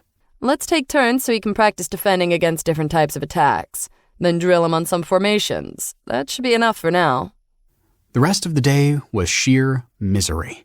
I was supposed to hold up my staff and try to at least deflect the strikes of each of the women, which often ended up with me getting hit directly or sprawled on the ground. Even if they clearly held back and only connected hits with the blunt side of their weapons, it still stung, and I lost a few hit points each time. This was only interrupted by being taught different ways to walk, most focused on keeping at least one of my party members between me and any trouble. After a few hours, we took a short break and ate some battle rations, back to back, as if we were on the field. I felt like I had barely regained my breath, and we had to start again. I kept yearning for the sun to go down, and every time I checked my system clock, it felt like time had slowed to a crawl.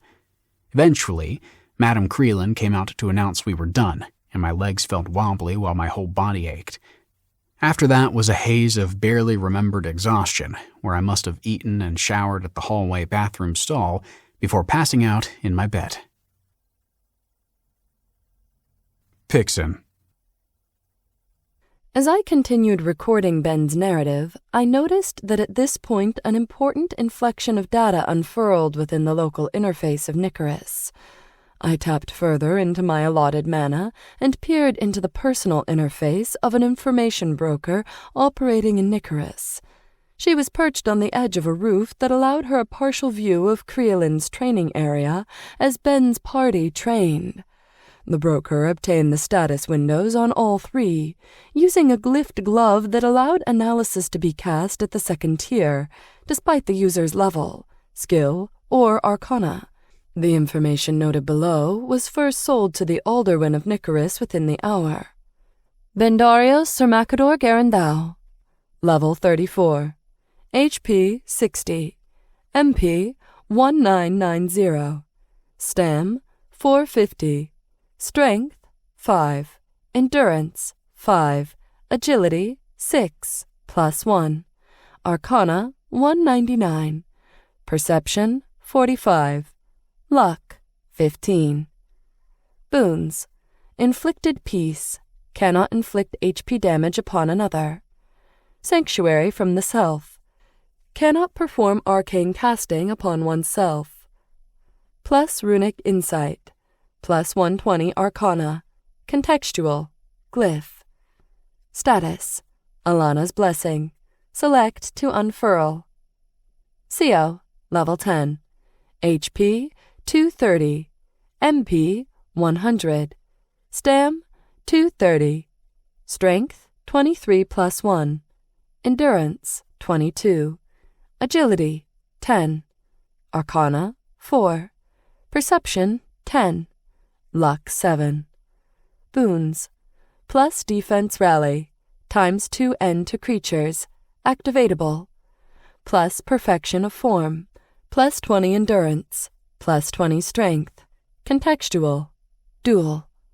Status, Alana's blessing. Select to unfurl. Rainacia Kalat, level 12. HP, 330. MP, 200. Stam, 330. Strength, 10. Endurance, 7. Agility, 33, plus 1. Arcana, 20. Perception, 6. Luck, 10. Boons. Plus driven escape. Plus 40 agility. Contextual escape. Plus weapon cast. Allows Arcana use with non-cord weapons. Plus 20% damage. Contextual. Weapons. Plus critical casting. Minus 20% cast time. Contextual. Retaliation.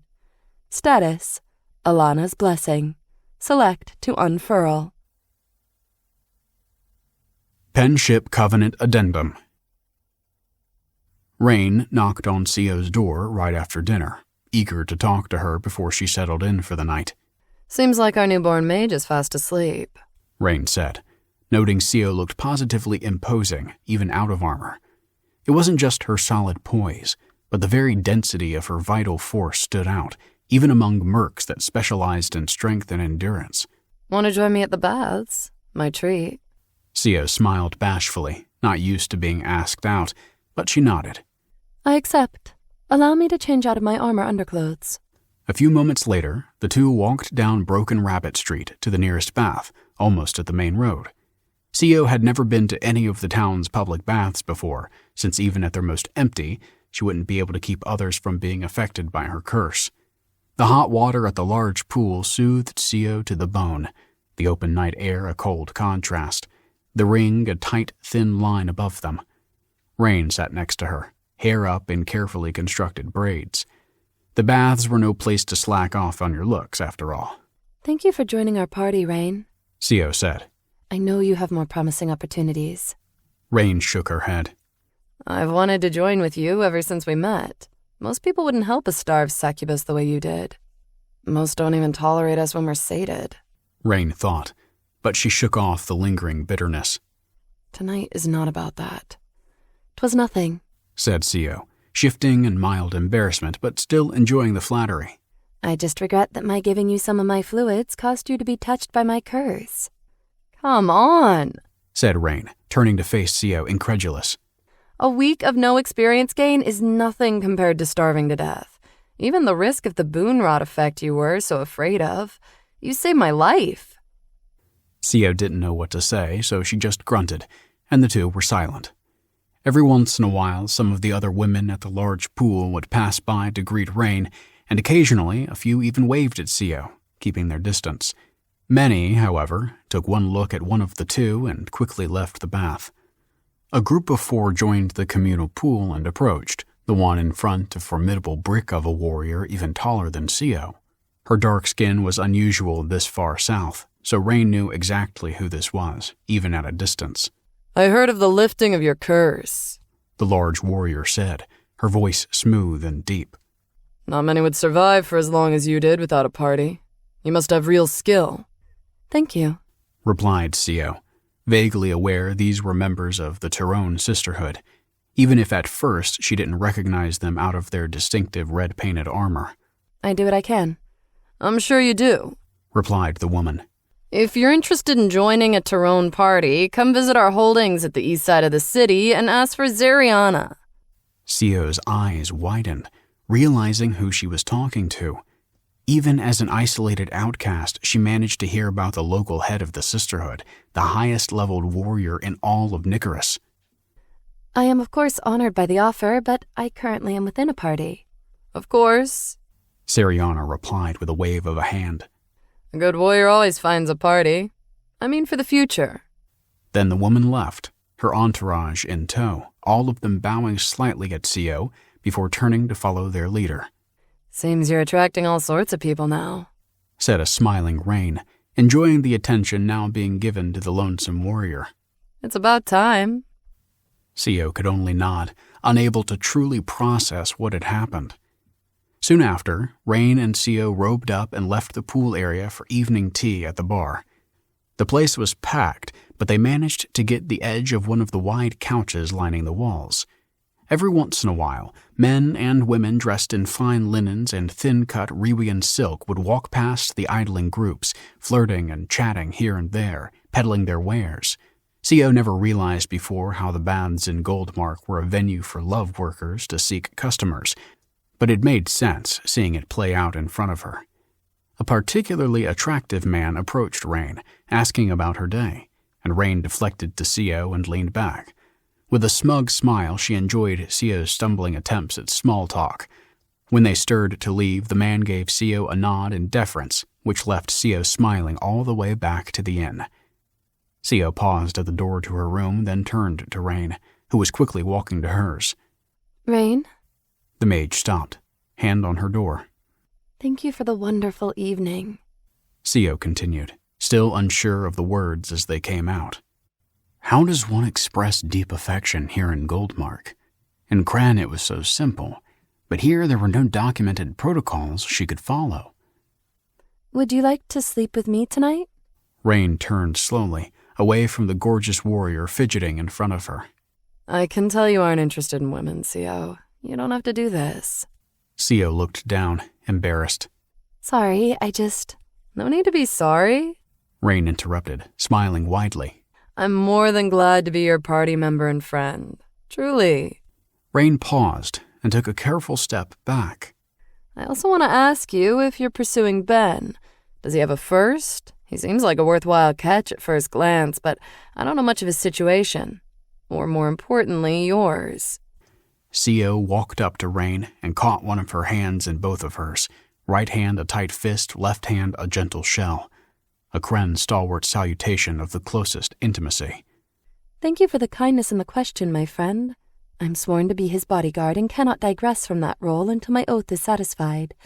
I believe he is unattached, from the little he told me of his life even before his arrival, and I certainly would be very pleased if you became his first." They both smiled and gave each other a quick hug before entering their respective rooms for the night. The matron paced at the hilltop overlooking Nicorus, almost tasting the mana of the mage she almost managed to enthrall. It had been decades since she'd last found a human or kin worth enthralling, finding creatures with specialized skills far more worth the expenditure of willpower. Yet, this mage was perfectly suited for her, able to empower her and her other thralls. Not only that, but he was an entire tier above her, and had an obscene depth of arcana. Any other kind of third-tier powerhouse would be well beyond her abilities, but his specific situation was unusually suited for her control.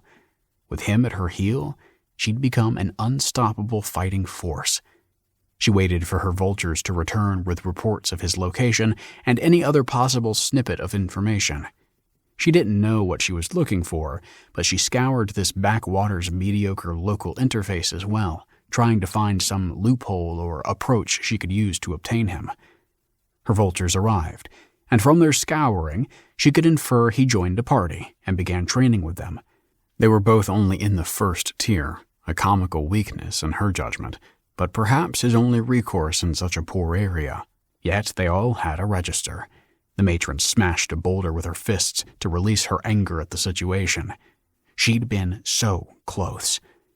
Suddenly, she noticed a looming pressure, and she turned, annoyed at who she'd have to face. "How may I help you, emissary?" she asked the floating woman in front of her, annoyed she'd have to deal with wretched hive formality at a time like this. The matron dipped her head slightly, but also discreetly had her thralls rise to an alert posture, since the emissary had replaced her moth-wing sash with pearlescent armor, a cruel warhammer at her waist.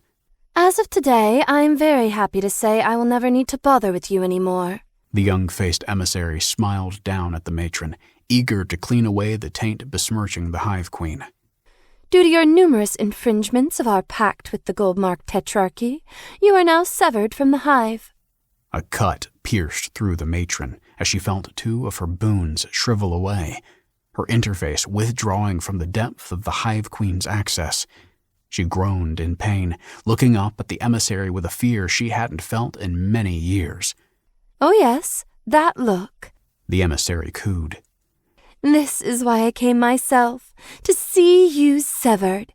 It will give me a small consolation for your sullying our ranks all these years." The matron's fury flared. This vile woman had been given every golden opportunity, yet still looked down at those who had to scramble for their own. The matron wanted nothing but to take the emissary as her thrall as well, crush her under her will. But this was no mage unable to fight back. She was a veteran, a full tier above her and fully equipped for battle. "I can see the indignation in your eyes now," said the emissary, her voice hardening. "And so my own pleasure dwindles, and I have but one more here to take from you." The emissary unbuckled the weapon and held it up, the runes on its handle coming to life with blistering light. The matron's eyes widened in fear. "The Hive is often lenient and lets those severed go on with their lives elsewhere. But now that you are no longer one of ours, I'm free to do with you as I see fit." The warhammer cut the air with an idle swing. Even from a distance, the matron was pushed back. She turned to run, commanding her thralls to attack the emissary to buy her some time to escape. The emissary laughed, effortlessly launching a massive strike to crush a pair of bladed husks. "Yes, run! Struggle as I finish you!" The matron charged down the hill, cursing not having chosen the forest with its greater opportunities for cover and escape. Then the emissary was next to her, easily matching her speed. "You know, I could have forgiven your idle cruelty, the barbarism of your enslavement path, even your obvious disrespect for what the Hive is trying to build. All of that I could have learned to accept." The emissary kicked the matron at the base of a knee, sending her sprawling down. Then she was atop the insectoid woman, 1 foot on her chest, warhammer poised to strike. "But you took Osina from me, a cowardly kill barely allowed by Hive consensus after you failed to enthrall her. For this, you die." The matron blinked, honestly not even remembering the event, having killed or enthralled so many over the years. Luckily, the emissary's tirade led her right where the matron wanted, at a small rivulet, where her amassed creatures lunged in a moment of perfect coordination. Below was the flooded remains of a troll's quarry, the perfect place to lose her overwhelming opponent. The remaining bladed husks were killed immediately, and the spells cast by her lemurs barely touched the emissary. But her slime-formed bastion arose from the riverbed, exchanging its position with the matron, and then engulfed the emissary with its malleable bulk. The matron dove into the waters, down into a side current that bore into the stone, contorting her body to fit the narrow passageway, one of the many benefits of her insectoid form. She dove further and further into the winding caverns for hours, taking the endless turns at random, her thralls long ago extinguished from her will. Such a waste. Over a decade of collected power, torn apart over some petty revenge. Still, the matron felt there was an opportunity, even now, as she glared at the loss of her 2 boons the Hive gifted her and her shattered forces. She cast aside the name she barely used and title of Hive Matron, and out of spite, took up Osina as her own. Her severance complete, it was now time to collect new thralls, including a mage that could turn her forces into an army. Chapter 10. Valley of Rabbits. In the morning we left the village early. The northern side of the hill Nicaris stood on turned into a narrow valley, with a dusty road hugging a sliver of a brook. From this side, the village had none of the trees that marked its southwestern entrance. It was all rocky ground interspersed by tufts of grass. Sia led the way, and Rain took up the rear, with me as the mushy middle. My arms were sore from the practice the day before, and I had bruises all over my legs from falling over. This was not to even mention feeling like I could have slept another full day just recovering. Despite how fit and svelte my new body looked, it was clearly not broken in yet, so to speak. My 2 party members looked like they shared none of my exhaustion, and I grimaced at the thought of having to keep up with their pace. The valley quickly became deep and winding, the rocky sheer walls imposing on either side. Every once in a while, we passed tall boulders sticking out of the ground. They were colored differently than the surrounding gray rock, light blue and shimmering in the sun. The whole place had a somber beauty to it, like an old graveyard. Sio wore her full armor, massive sword slung over her shoulder beneath her backpack. The dull and worn metal color was stark against the crisp blue sky above, the subtle metallic jostling of her joints adding a rhythm to the march. Rain behind me was impossibly quiet, likely due to her more minimal armor. I couldn't imagine what was more terrifying, being encased in armor and less able to move, or having less protection. I grimaced as I realized my own helpless situation was far worse than either option. Very soon, a creature crawled out from a nearby bush and onto the dirt path ahead. It looked like a stretched-out rabbit, almost comically so. It reared up, standing almost shoulder-height, wobbling unsteadily.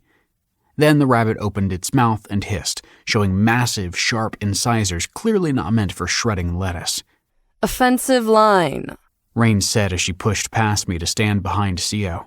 I quickly looked around and back, noticing no other threats. Then I stood carefully still as I was supposed to in this formation. Surprise attacks meant I should just stay still and focus on keeping at least one ally between me and whatever we were fighting. Sio gave a short, curt yell and quickly lunged towards the creature. But the attack was a feint, and she stopped mid-motion. The rabbit fell for it and snapped forward, its wide mouth aiming at the space Sio would have been if her lunge continued. Rain sidestepped from behind Sio, daggers in hand, and plunged one into the side of the creature's head, up to the hilt.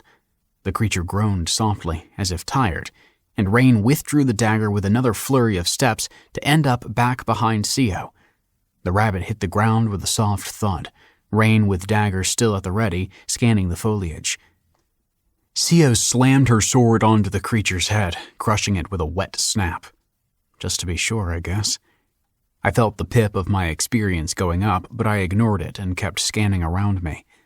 I noticed the flow of the water in the brook running to one side of the road, the breeze against the few trees amidst the valley and the still shrubbery against the side walls. "I sense no other threats," I said after a few seconds. In addition to my freakish arcana, my perception was also very high, as Rain explained yesterday during a break in training. In retrospect, my high perception likely explained how I seemed to be able to take in so much more from around me than I was used to, not to mention everything seeming more vibrant and real. More immediately, this meant I also served as the lookout and had to pay attention to traps and ambushes, something I had just utterly failed at. Still alert, Rain sheathed her unused dagger and started to wipe clean the bloodied one. "I think so too." I prepared to be yelled at for missing the rabbit, but my 2 allies just quietly returned to formation. "I'm sorry I missed it," I said, not wanting my mistake to fester. Sio simply nodded, but Rain tapped my shoulder in reassurance. "We don't expect you to pick all this up immediately. Just keep trying." I looked back for a moment, still unsure if she was annoyed. There wasn't a single trace of the levity she had when we met, nor the exaggerated drill sergeant aggression from training. Her face was as unreadably neutral as Sio's helm, and I couldn't help but be impressed at her composure. We kept walking, occasionally shifting formations. First, a simple triangle where Sio and Rain were in front next to each other and I was at the back. Then one where Rain led and Sio trailed, followed by one where the 3 of us were side by side, arms nearly touching. This was all entirely for my benefit, to practice switching formations quickly with a hand signal or call from either Sio or Rain. It was quite useful, in fact, since I still didn't have all of them fully memorized yet. The valley kept winding for hours as the sun crept up farther and farther, making the day warmer. It was then that I noticed that the sun was at least 4 times larger than on Earth, and dimmer, letting me even look at it directly. I could see bursts of flame leaping out of its surface at the edge, leaping much further than I thought possible. Rain slapped the back of my head and brought my eyes back down, returning to my perception duty. 3 more times we encountered rabbits, and neither time I was able to see them before they started to creep up on us, ready to attack. They were no match for Co and Rain, but it still stung that I didn't detect them. I started focusing intensely on the world around me, not wanting to miss the next attack. I reached for the natural curvature of the thin, weak trees that hugged close to the valley walls, the shape of the dense bushes that sprung intermittently between them. I looked for patterns in the dirt or stamped down grass, straining to catch a worn-out passage where one of the rabbits might squeeze through. The giant blue rocks hummed softly, and their color oscillated briefly when touched by the wind or an errant leaf. But most plant life grew away from the odd rocks, and I was fairly sure the rabbits avoided them too. Occasionally, I saw small groups of dragonflies the size of my palm, each with a cruel stinger at the back of their abdomen. But the small insects kept away from us, escaping to the slow brook surface whenever we got too close. Another rabbit jumped out of the river, landing squarely within striking distance. Co took a hit to an arm before Rain stabbed it, one dagger to the head, another to the heart. I started to hyperventilate and froze as I thought of Co's torn-up face, even as the dead animal's jaws slid off her arm. The thick armor didn't even look dirty. This was all very different than watching Co fight effortlessly in the distance, fully enhanced with my magic. Rain was looking right at me, one hand numbly on my shoulder. Then she shook me once, hard. No time for that. Breathe deep. In. She lifted her other hand, still holding a blood-soaked dagger. Now out. The dagger went down as I tried to match my breathing to the up and down of her weapon. A few breaths later, I was back to normal. I'm okay now.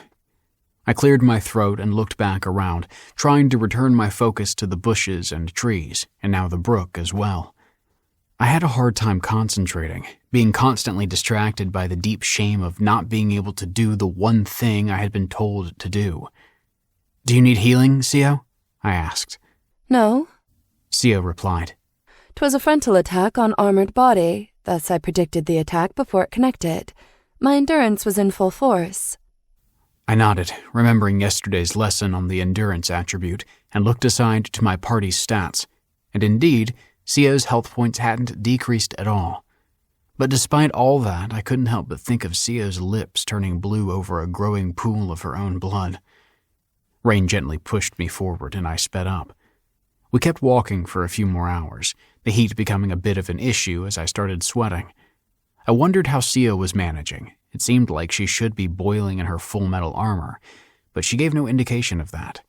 Later, I discovered that armor as heavy as hers usually was placed over underclothing with a minor glyphic enhancement to cool off body heat as needed. Slowly, the valley walls started to get shorter, and the mysterious blue stones more infrequent. Occasionally, I saw an odd plant with a thick central trunk and only 2 or 3 branches. Its bark was intensely white and littered with bright red circles like little surprised mouths.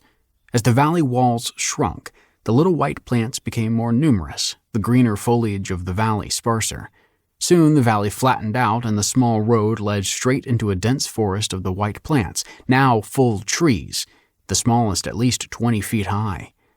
Before plunging north into the forest, the road forked into 2 more paths, one east and one west, with no signage to point the way.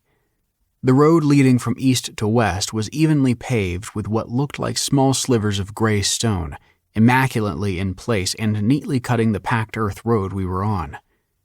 Co and Rain stopped shortly after the crossroads, and Rain cast a broad creature detect spell. It looked similar to the one I saw Co cast when we first met, except Rain's was a first-tier spell, while Co's was just base tier, the kind of spell anybody could learn even at level 1, and without any substantial points in Arcana. All clear, Rain said, when the aura of the spell returned and showed that no creatures were detected within 300 feet. Co and Rain sat on a piece of bare, flattened earth to the side of the crossroads that seemed well worn for just that. Each of us sat back to back, the 3 of us forming a triangle looking out so we could see danger coming. Co took some rations from her pack, the same little rectangles of packed food. They were still filling and satisfying.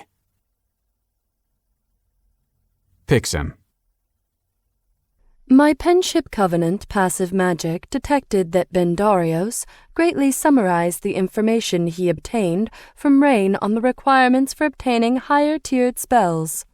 A great pressure on the importance of the discussion was detected, so my Penship Covenant active magic probed into deeper layers of the personal interface of Bendarios as he contemplated such knowledge. Learning higher-tiered spells and skills was apparently a big deal, starting with just gaining the levels needed. You needed to be level 10 to learn first-tier spells, 20 for second tier, and so forth. But even beyond that, higher tiers also had minimum attribute requirements, depending on what you wanted to learn. Arcane spells required an Arcana value over 20 for the first tier, 60 for the second, and 100 for the third. This meant neglecting other attributes, making you more specialized but more vulnerable. Even with the right attributes and levels, learning new spells or skills was not considered easy, taking months or even years to learn a higher-tiered spell. This meant that often people learned skills through the boons they got every 4 levels, even though to me that felt like a huge waste of potential. Finding all this out made me feel much better about the whole suite of third-tier spells I already had at my disposal. Chapter 11. Simmering Perception and the Hunt. "Just to double-check," I said, more to stall at any awkward small talk than anything else. "Up ahead I mostly have to watch out for lesser Artebs, right? Large flying creatures that attack from tree branches where they often blend in. Make a high-pitched chittering noise while hiding?" "Yes," said Rain with a tone of finality. This made me glad, since it meant that I could just eat quietly and it wouldn't be weird. We sat in silence for a good 15 minutes after finishing our food, so as to not start walking again immediately after eating. Then Sio and Rain stood up almost at the same time. The forest was called the Rewian Grove, after what the locals called it, apparently. I didn't have much time to be told the details of the people we were going to visit, since the priority was training on the bare minimum to keep me from dying. However, I was looking forward to seeing another town, curious about the different places in this world. Maybe this next one would be more cosmopolitan, and we'd find more answers about my situation, perhaps even a way to lift my curses. The temperature dropped substantially as we walked deeper into the forest, until it felt as cold as a Seattle winter. This was puzzling, since I could still see the sun high above, behind a smattering of sparse branches. Looking around more carefully, I noticed a soft wheezing sound from the red little mouths in the trees, and when passing close to one, felt a chilly gust. I realized the trees were actively cooling the air for some reason. After a while, I saw that some of the trees held bright red fruit the size of my head, each surrounded by solid ice at least 3 fingers thick. I found out it was called Rin fruit, one of the crops unique to the kin of the grove, which was awful to eat or cook with, but could be fermented into a decent wine. Shortly after our first sighting of Rin fruit, I heard a soft chittering ahead, surprised at how obvious it was. "I hear some noise ahead, on the lowest branches of a tree to the right of the next bend in the road." Both Sio and Rain ahead of me nodded and lifted one index finger, a quick sign of acceptance. Sio unsheathed her sword and Rain one of her daggers. "Middle line," Rain whispered as she nudged closer to me, while Sio stayed in front. This formation was so that any attack from above that targeted me would be more easily dealt with by Rain, while any frontal attack could be absorbed by Sio. I cast Chainmail 3 on Sio, giving her maximum protection to slashing damage that the bats used. Then I cast Directional Shimmer 1 on Rain, and her body started to blur in a way that was confusing and mildly unpleasant to look at. Just as we were about to reach the tree, I noticed a faint bump halfway up, outlined in a way that didn't look natural. It was clearly the source of chirping. "On the first branch to the right, where it bends up like an elbow," I whispered, and got no reply, which was standard when a threat was closer than 30 feet or so. When we were almost 6 feet from the base of the tree, almost the closest point to it, the Artebe detached itself from the trunk and lunged at Sio, the chittering now gone. It looked like a bat, 3 feet long from wingtip to wingtip. I knew this in advance, but it still seemed far too big, especially given how quickly it moved. Sio turned to the side and grabbed the Artebe's neck with her left hand, then pivoted to bring the white, furry body to me. Rain was already at my left and stabbed the creature. It barely had time to struggle as Sio continued the motion of the swing, pulling the creature out of Rain's dagger and throwing it to the ground. With the same smooth motion, Sio slashed at the Artib with her sword, one-handed. Before I could even respond, Rain was behind me again, scanning around, so I did the same, ignoring the ruined creature. Sio quickly returned to formation. The response to its attack seemed unusually smooth and coordinated, and I wondered how Sio could be so fast and accurate, especially given that agility wasn't even her secondary attribute. But of course, she knew exactly where the creature was coming from and saw it every step of the way, so must have gained a boost to agility in responding to a foreseen attack, and her strength allowed her to maneuver it so fully. Same with Rain's flawless response. Still, I was impressed, and couldn't help but feel happy that seeing the Artib wasn't just a minor job they gave me to keep busy. In retrospect, Rain did mention during a lull in training the day before that the difference between a surprise attack and an expected one was often the difference between being completely wiped out and an easy victory. But I was so overwhelmed with information at the time that the concept didn't fully sink in. Still holding her sword in her right hand, Sio raised her left hand in a fist, then turned it twice at the wrist, looking back at Rain briefly. Rain followed with a mildly annoyed grunt, then cast the search spell, which came back negative. She turned to Sio and the two stood back to back, motioning me to do the same. It was like when we paused for lunch, but standing. I think we should just head straight to the cursed tree, said Rain. If we get that done, Artib wings will be nothing. Indeed, replied Sio. But should we fail, we shall need coin regardless, and each wing is a full 2 coppers. If we fail, we can get some on the way back, replied Rain. I could feel Rain's impatience, but felt solidly on Sio's side on this one. This cursed tree thing seemed like a long shot, so best to hedge our bets, especially with Sio and I so heavily in debt. Maybe we should collect them? I asked, just to be safe. Rain groaned. Fine, but you carry them, Ben, since you're not fighting. Sure, I said, since that seemed like the tactical call, and more than fair. Still, I was not looking forward to more weight on my pack. Sio showed me how to remove the wings with a small carving knife, taking out the left one herself and letting me do it with the right. My cut wasn't as clean, and I struggled to pry apart the shoulder socket from the arm bone, but it went out smoother than I expected.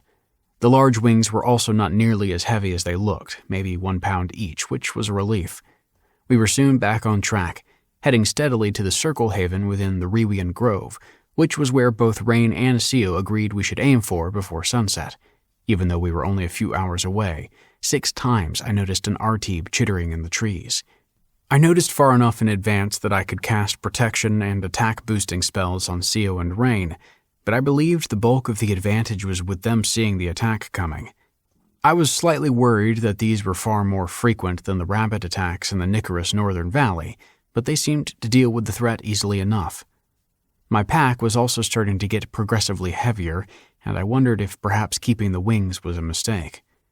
But soon after our 6th Artib, I got a notification pulsing red on the corner of my sight, similar to the important one notifying me of needing to choose a boon before. I asked the party to stop so I could look at it, and soon Sio and Rain were facing out with me in the middle. Spell learned. Perception Dome. Base tier. Oh, I said. I seem to have learned a spell. Now that's rather unusual, said Rain. What's it called? Perception Dome. Sounds familiar, she replied. I think it's a damn good one for scouting. Check its description for a minute so you can use it properly before we get going. I brought up the spell description. Perception Dome. Tier 0. Effect. Plus perception. Scouting. Perception enhancement. Plus 10. Glyphed. Plus 50% range. Unglyphed. Instant cast time. Duration. Over time. Cooldown. None. Cost. 1 MP per 5-minute usage. Cast time. 10 seconds. Unglyphed. Instant.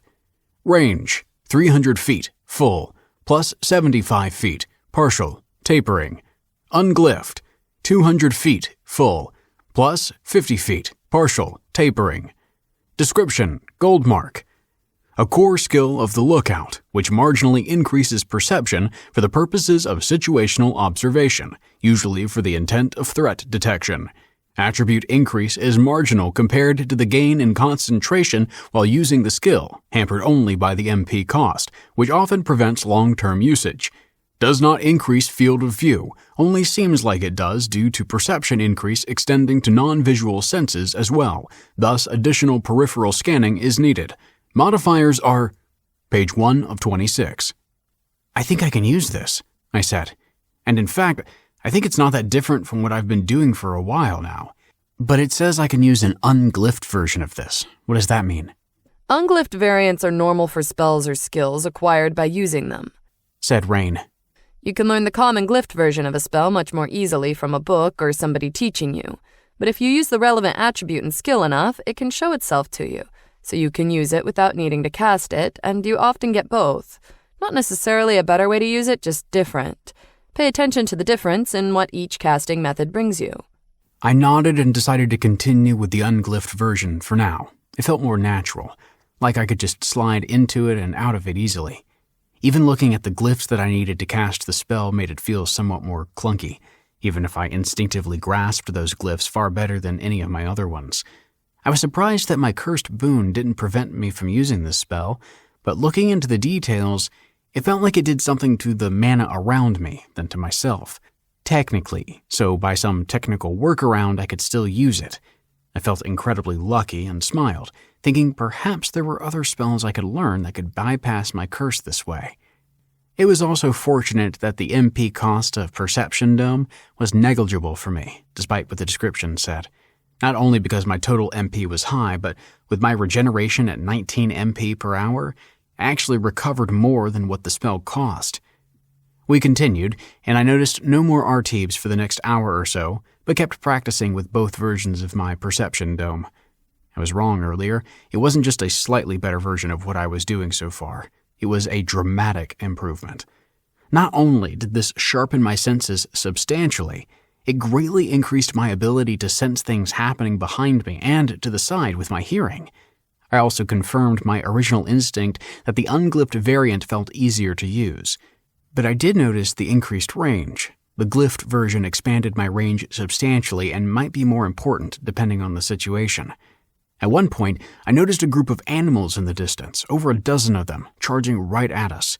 It was alarming and something I hadn't been trained on how to respond to. Creatures are coming for us, I said. At least 10 of them, but likely more, from the east. Wedge, Rain said, calmly. Likely just a wolf pack. They should notice our levels and back off. Sio and Rain stood in front of me, side by side, weapons out. Soon a line of large wolves appeared from beyond the trees in the distance. Their fur was stark white, blending into the wood around them, hunched and quiet. They were massive, at least the size of a particularly large St. Bernard's. One that was easily the largest of the pack stepped forward, snarling from its 2 heads. One head had an extra eye on its forehead that glowed green. Be ready to fight, Rain whispered. These are not a low-level pack. Ben, start casting the moment they attack. Sio, protect Ben while I go for the 2-headed leader. I prepared myself, loading up the instructions for Chainmail 3. The glyph instructions floated over my eyes, my hands shaking.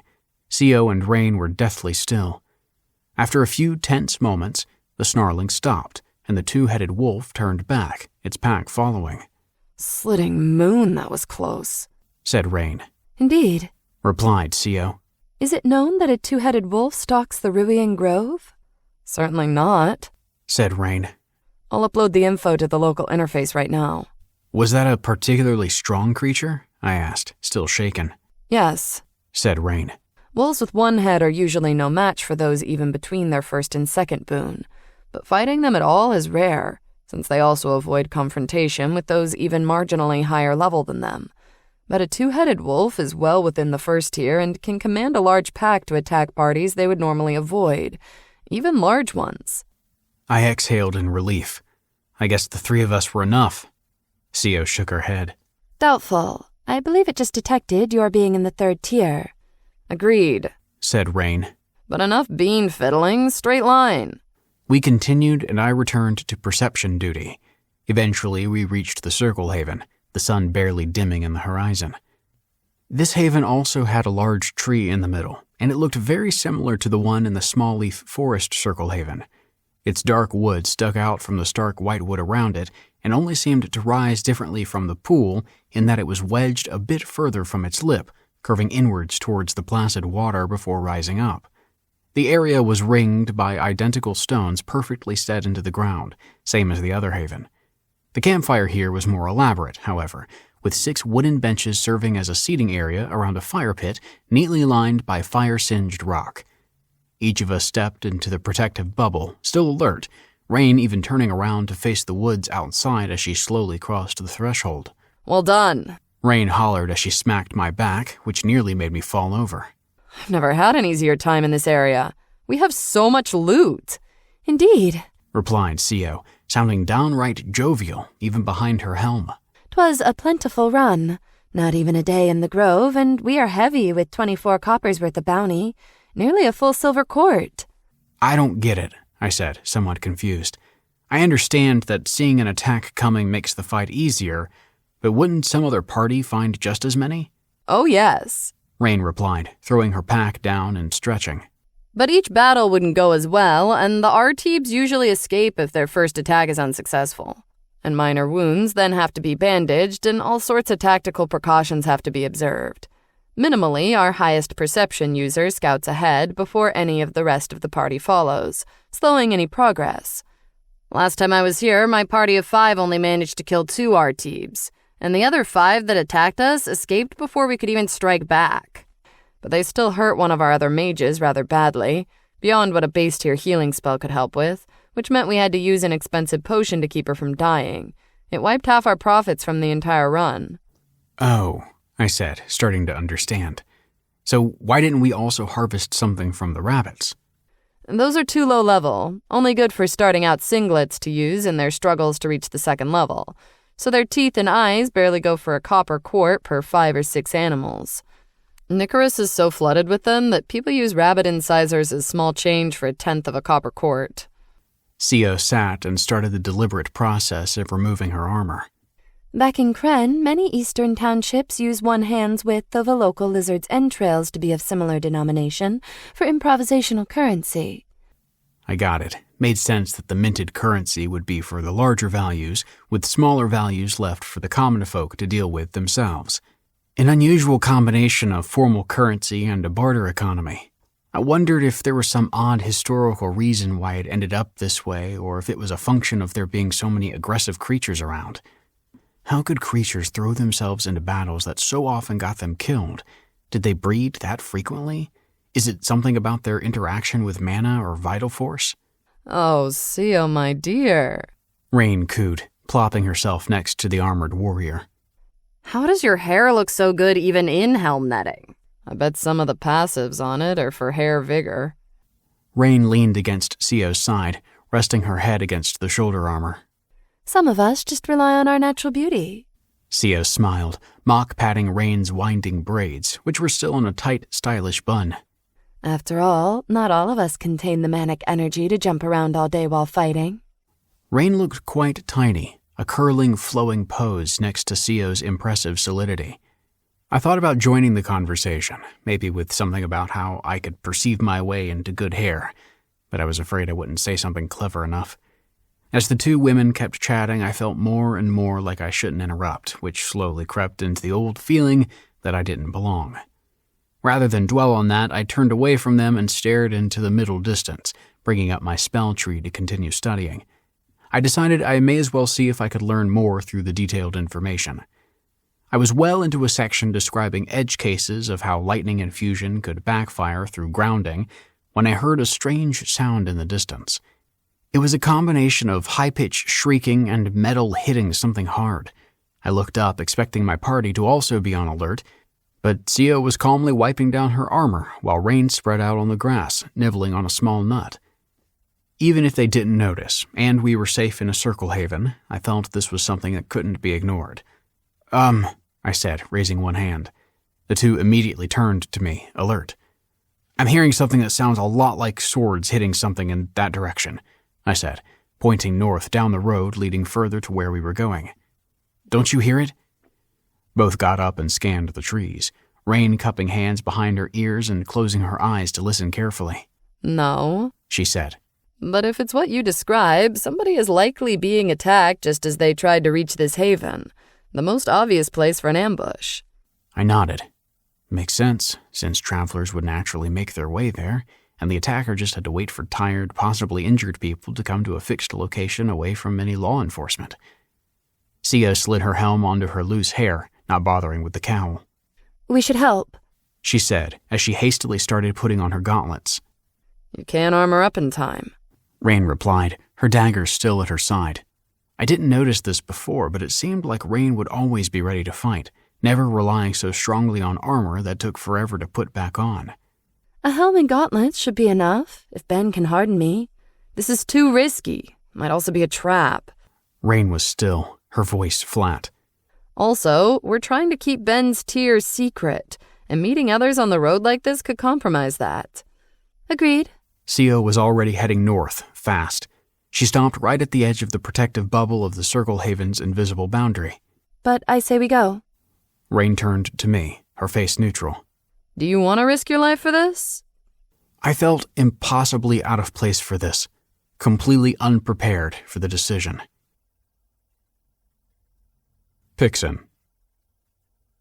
I noted my inspection of a single R-type wing as seen through the Rain's analysis output. R-type wing. Left. Composition. Membranous wing. Freshly pulped wood tissue. 9 parts earth element, 1 part miscellaneous. Fingers. Bat tissue. Notably hollow bones. 5 parts water, 2 parts earth. 1 part fire elements, 2 parts miscellaneous.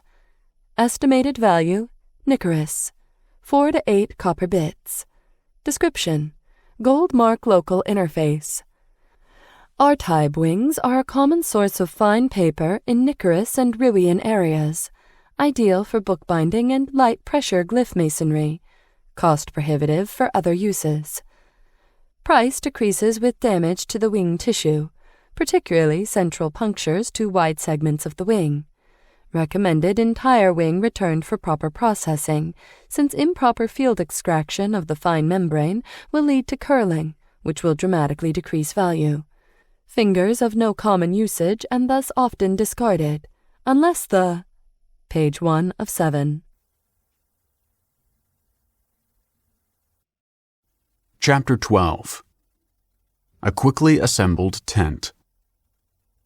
I alternated between looking at Rain's aggressive neutrality and Sio's impatience.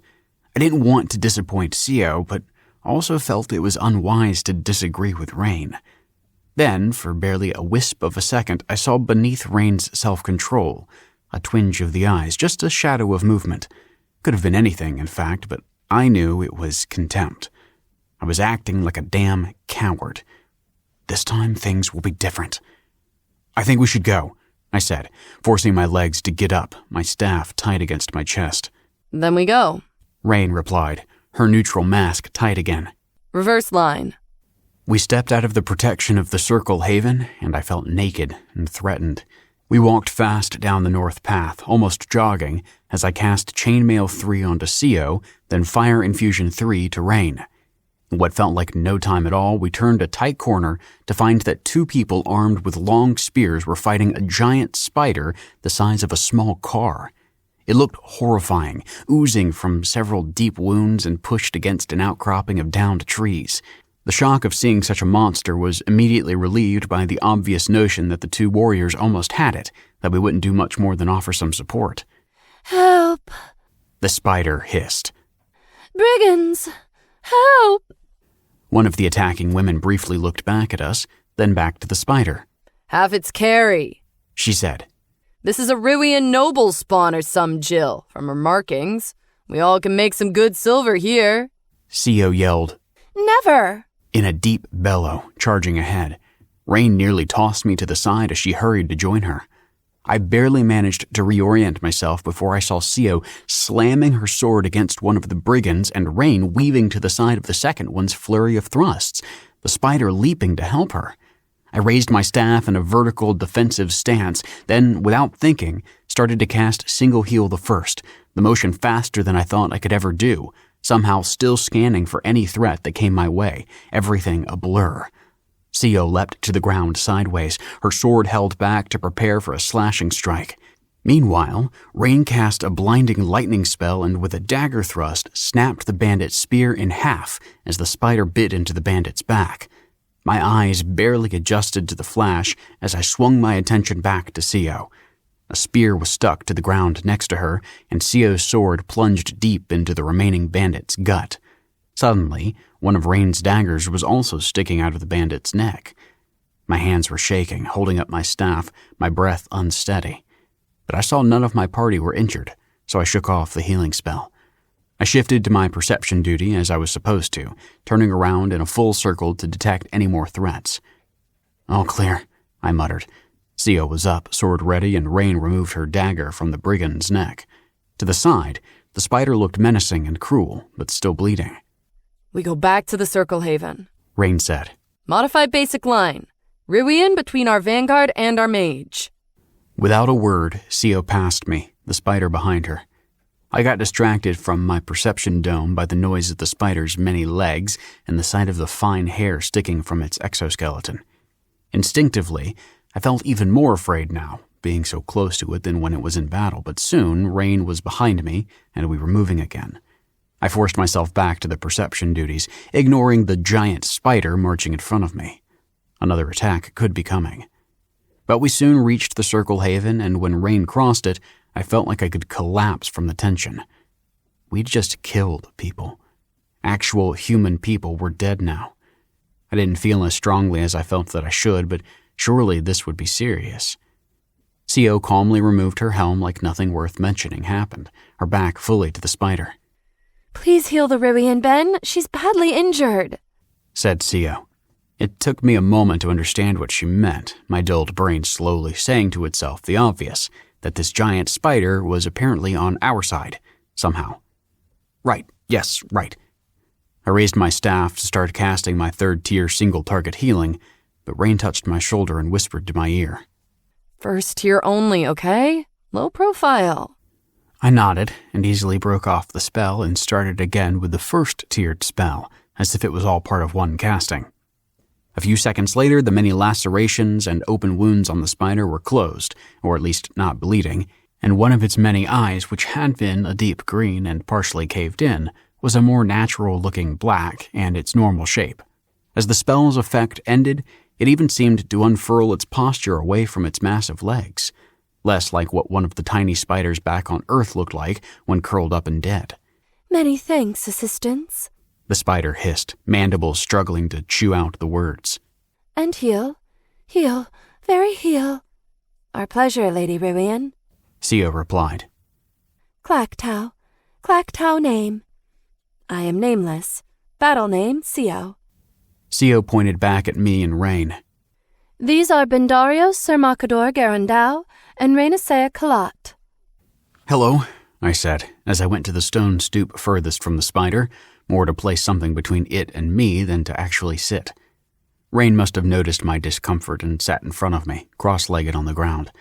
For a moment, I was relieved by the gesture, but then I felt bad about not being able to immediately see this creature as a friend. I shouldn't want something between us, but some part of me was still in battle mode and immediately noticed the thought was absurd. Rain was an offensive warrior, and I was her support. This sort of formation made sense. "Tomorrow we head to the Cursed Tree to defeat it," Sio continued. "You may join our camp to rest tonight if you wish." "No rest. Thanks, assistance. No. Clan webs near. Bandits, surprise.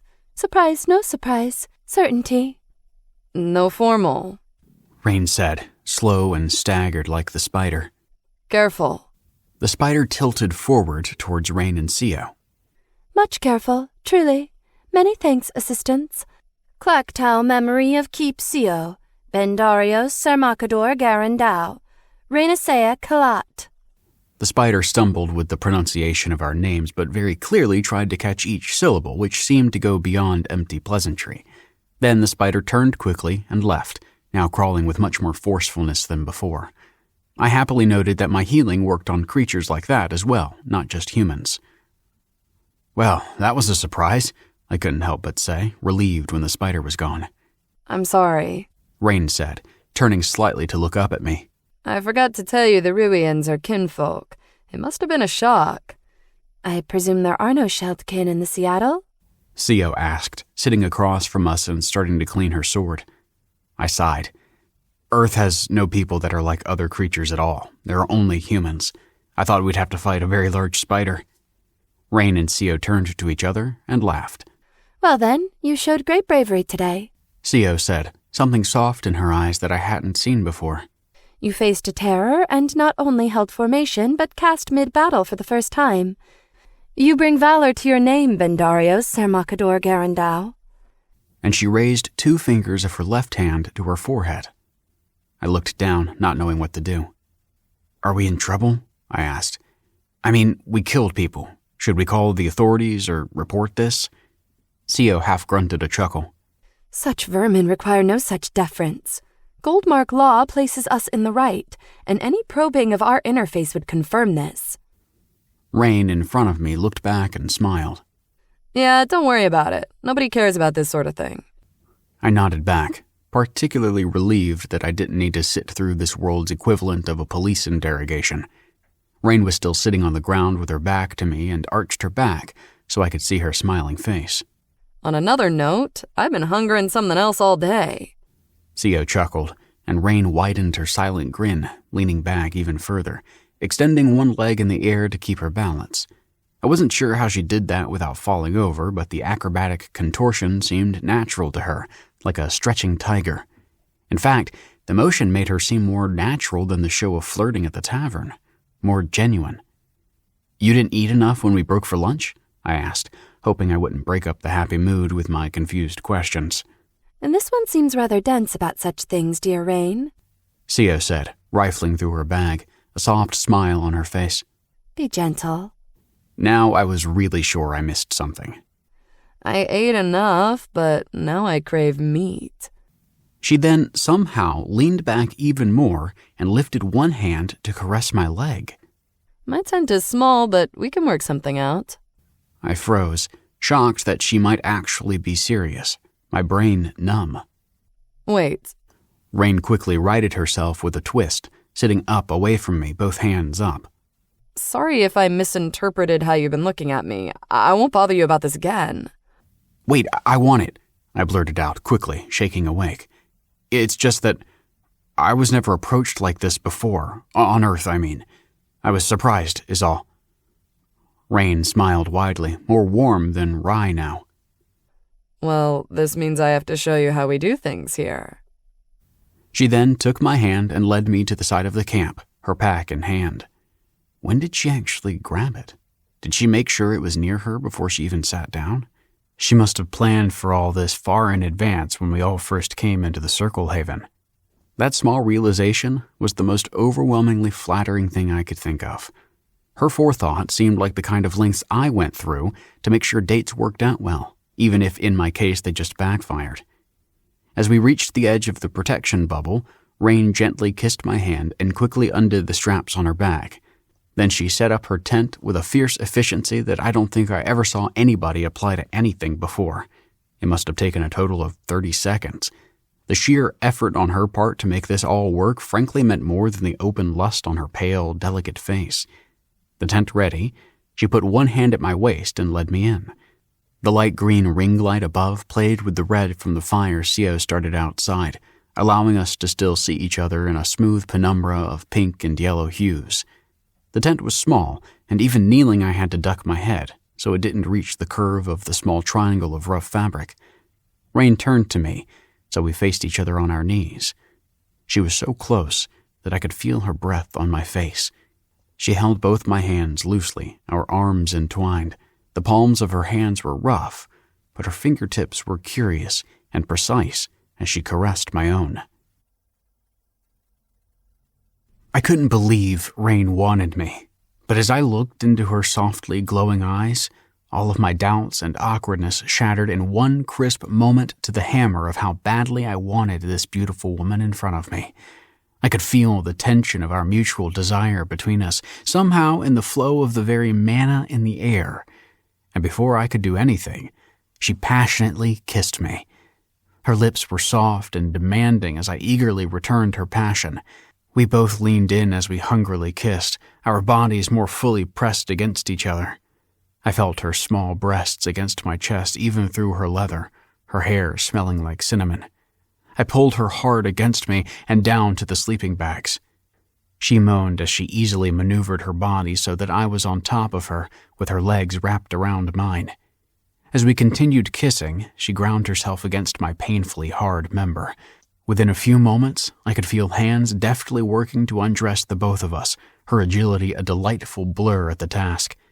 My slower hands mirrored hers, reveling in how wet she was, then distracted by the feel of her tight ass. Her buns felt wonderful beneath the black panties that she must have left on for me to remove, and I was glad to do so. My undergarments were now past my knees, and Rain pushed me up, breaking off from a long, indulgent kiss. As I held myself up, she grinned and slowly slid off her stockings and bra, now fully naked beneath me. The sight was better than any porn I'd watched on Earth, and my eyes flicked frantically from one impossible detail to the next, desperate to take it all in, to not miss anything. Her silky long hair was spread out, a long jet-black halo to her grinning, delicate face. Her breasts were perfectly poised and lovely, her hard, jutting nipples like exclamation points screaming for my attention. With a playful frown of impatience, Rain pulled me down, directing my mouth to her titties. I eagerly complied and latched onto her hard nipple on her left breast. My left hand quickly found her right breast as I savored their feel and the moment. I sucked and used my tongue to play with her nipple while my hand squeezed, tweaked, and lightly pinched her other. Rain's moaning and heavy breathing finally broke me from the spell of enjoying her pert boobs. I grinned as I slowly kissed my way lower. By the time I reached her belly button, she was murmuring, Yes, yes, as she pushed my head lower. I teased her for a few moments by returning to enjoy her belly button with my tongue. Her mound pressed up against my chin as she pushed harder for me to go lower. It used my chin to rub her mound as I swirled her belly button with my tongue, causing her to whimper and whisper, Please, I need you lower. Her words filled me with energy and hunger, and I couldn't stop myself from kissing down to her wet slit. As my tongue lightly licked her length, she let out a whispered, Yes, damnable moon, yes. She tasted heavenly as I pressed her legs farther apart so I could reach the depths of her. After only a few licks, she climaxed hard, her thighs trying to clamp down on me. But I was ready. I continued my enjoyment of her sweet dessert as she shook, jerked, and cried out in waves of pleasure. It was music to my ears, and I focused on trying to learn all of her secret spots. I lost myself in enjoying her and keeping her adrift in a sea of orgasmic waves until she forcibly pulled my head up. She huskily commanded, Fuck me. Just as she pushed her tongue into my mouth. I felt like a sex god as I returned her kiss and positioned myself at her entrance. Her legs locked on mine and she pulled on me as I thrust into her. We both moaned into each other's mouth as I entered her tight, sopping wet, warm depths. It took only a moment before I bottomed out in her, and I felt her channels squeezing and caressing my whole length. It felt so wonderful that I momentarily paused my kissing, my entire sense of being aflame. She chuckled as she kept working my cock and kissing me. I knew I'd go soon under her ministration, so I focused on fucking her as I started kissing her again. I pulled out, and she helped me thrust back in by pulling on me with her arms and legs. We quickly formed a rhythm and sped up. After a few more thrusts, she broke off our kiss and flung herself back against the floor with her hands above her head. Her eyes blazed and captured all of my attention as she climaxed and screamed, Yes. Her raptured face, contorted in pleasure, was beauty without parallel, her tightly closed eyes and arching back twisting as I released deep in her core. Her whole body seemed to glow as I kept pumping into her. Waves of pleasure crashed over me with each release as I felt my very being seeping into her. I was surprised by how long I lasted, wondering where so much cum was coming from. But when I was finally, utterly and truly emptied, I collapsed on her, exhausted. As I tried to catch my breath, she moved my head so I could suckle her breast. Without thinking, I latched on and drifted off to sleep. Picks him. I recorded the spells cast upon Rain, as shown by Bendarios's personal interface for his spell, and the one she cast during battle as seen by her personal interface. The Riwian spider looked upon them, but with shallow view, unfortunately. Fire Infusion, 3. Tier, 3. Effect, Fire Addition, Weapon. Base effect, Burning Damage, 1 to 5 HP per second for 10 seconds. Now 10 to 100 plus 50 HP damage. Tier 1 effect, Burning Spreads with chance to add additional base effect. Tier 2 effect, Burning Damage and Pain doubled. Tier 3 effect, if burned for 5 seconds, burning explodes with 100 HP damage. Continues to burn. Duration, 60 minutes. Cooldown, none. Cost, 60 MP. Cast time, 10 seconds. Range, line of sight, physically unblockable. Description, gold mark. Burning becomes more about controlling the length of the effect and its mounting incidence than initial damage upon their higher tiers.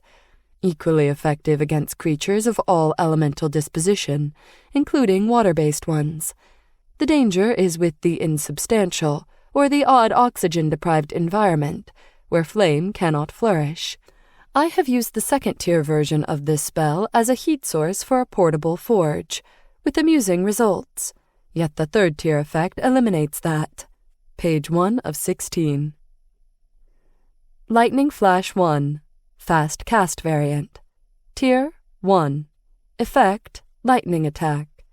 Base effect, Bright Light Emitted, up to 1 second stun. Tier 1 effect, Electrical Shock for 20 HP, can target specific body part. Duration, instant. Cooldown, 5 minutes. Cost, 10 MP. Cast time, 7 seconds. 10 seconds base. Bridging Glyph Variant, faster cast time. Range, 10 feet, 30 feet tapered. Description, gold mark. The fastest of the elemental spells to cause an effect, at its first tier, Lightning Flash begins to cause damage. Targeting the spell is challenging, however, as the flow of the bolt depends much on the aerial conditions, such as moisture and mana density, as well as target composition, such as creature flesh elemental balance or worn armor. Use underwater is particularly challenging and prone to target oneself instead. Linking glyphs for this spell often focus. Page 1 of 33. Penship Covenant Addendum. Rain lingered in the tent after Ben fell asleep, savoring the immediate rush. She had never consumed fluid of this high level before, and it was even more glorious than she expected. She even managed to collect a good deal of its excess into one of her vials from the corner of the tent, her hands overflowing with the sharpest agility. Those vials were some of the most expensive items Rain owned, keeping its contents fresh for weeks with a combination of cooling and time-slowing glyphs. Still, the investment substantially paid off over the years. Her stash safe, she left the tent, the jolt twisting her body into delightful fits of manic energy. The burst would subside into a more prolonged burn in an hour or so, but until then all she could do was enjoy it, one of the few perks of being a succubus.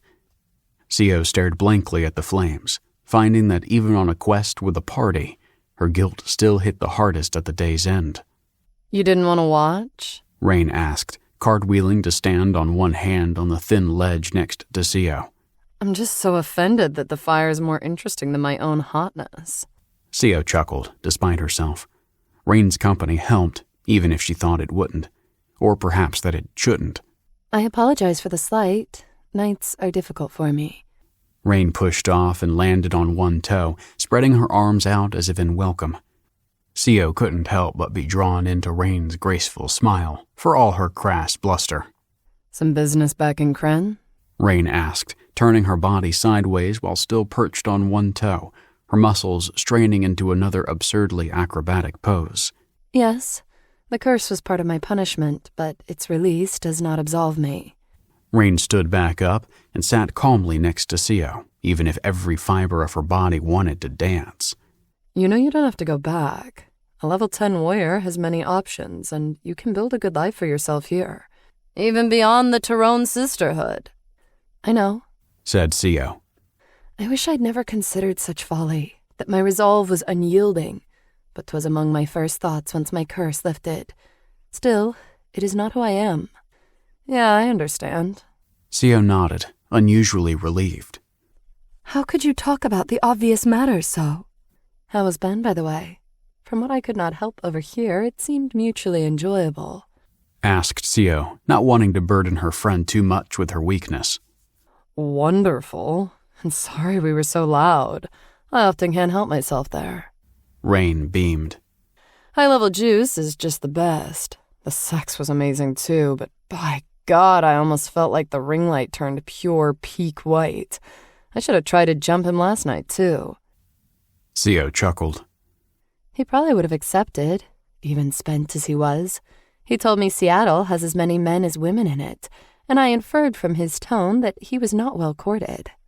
Wow, said Rain, lost in the thought. Indeed. Think of the options. Might even be the perfect place to be a succubus. Sio nodded. How did Ben take that you are one? Do they exist in the Seattle? There wasn't much talk between us, said Rain, feeling a bit bad about not bringing it up before enjoying him. Even so, the night was so very bright. We'll discuss things more now that I know he desires me in truth. Even a pretty boy will overlook all sorts of things when they're hard and wanting. I should learn from your skills, said Sio with a smile. With those eyes and chiseled figure, you don't need it, sister. And so, both women stayed up past what was wise, chatting aside the fire. The information broker was primly dressed, despite the seedy tavern's back room, her own gentle mana lamp between them. Mitera appreciated the professionalism. Hello. The broker smiled and gestured to the chair across from her. I'm happy to see you again. Mitera sat, adjusting her tail against the hard-backed seat. Thank you for meeting me here, Livia, said Mitera. And apologies for the inconvenience. She placed 2 silver slats on the table, which the broker noted, but didn't move to take them. A common need for heightened discretion, so no reason for concern. Would you like me to begin? Mitera nodded, scratching her leg where she missed a patch of her scales with her hydration spell. The mage you inquired about is already known to all major players in Nicaris. My sources confirm the Alderwin is still collecting information, while the Tircis has already approached a member of his party, but informally. Mitera grunted at this, but the sisterhood was the least of her concerns. And the Legion? No indication of them knowing yet, which is hardly surprising given the Vice Tetrac's neglect of the outlying holdings. How sure are you of this? Mitera leaned forward, this being the true problem. If the forefront of Goldmark's military wanted something, its deep pockets would go a long way to securing it. Or they could just take it. Livia slid a paper across the table. These are the minutes of yesterday's report of the War Council to the Vice Tetrarch. Nicaris is not even mentioned. Mitera leaned forward to scan the paper. Her tail froze at the realization that most of the meeting concerned Olarak production from her marshland. The good news that they didn't target the healer was tainted by the reminder of her people's precarious position. As Mitera leaned back, the broker returned the paper to the inside of her vest. There was a clever little spell on the parchment to prevent automatic addition to a reader's personal interface, but Mitera bypassed the simple glyph masonry by memorizing the text. About the mage? Mitera asked. He's staying at a middling inn where one of his party has a long-term room, so that will likely be his housing going forward. Here is the location and basic information on him and his 2 party members. This time the broker swiped information to Mitera, and she sat back, taking her time to internalize the data. Tier 1 like this are hard to find in Nicaris, she said. But only 2 of them? The broker nodded. Confirmed from multiple sources, but he has not yet paired to the totemic, so I cannot be certain. Mitera kept staring at the sparse information in front of her, as if to will it to get her what she needed. Bendarius was even more formidable than she expected, For once, the rumors not being all manner of a gross exaggeration. This made her nervous, because this was the closest she'd come in a long time to finding a way to help her people. Her hope was so old and calcified that it pained her to revive it. The broker cleared her throat. There's one more thing which may or may not be related to the healer. Mitira looked at the soft, elegant hand with sorrow, preparing for her nascent plans to be crushed. The same evening that Bendarios arrived, a regional missive was sent to the Alderwin from the Hive Queen. And barely an hour later, one from the accountancy. Mitira straightened, this being far worse than Legion involvement. The Legion had deep pockets, but the Siftwell Church accountancy was the economic might of all Goldmark. We don't know what the Hive Queen missive said, but have been able to infer that the accountancy's was a bounty on a single merc, but only for a single gold.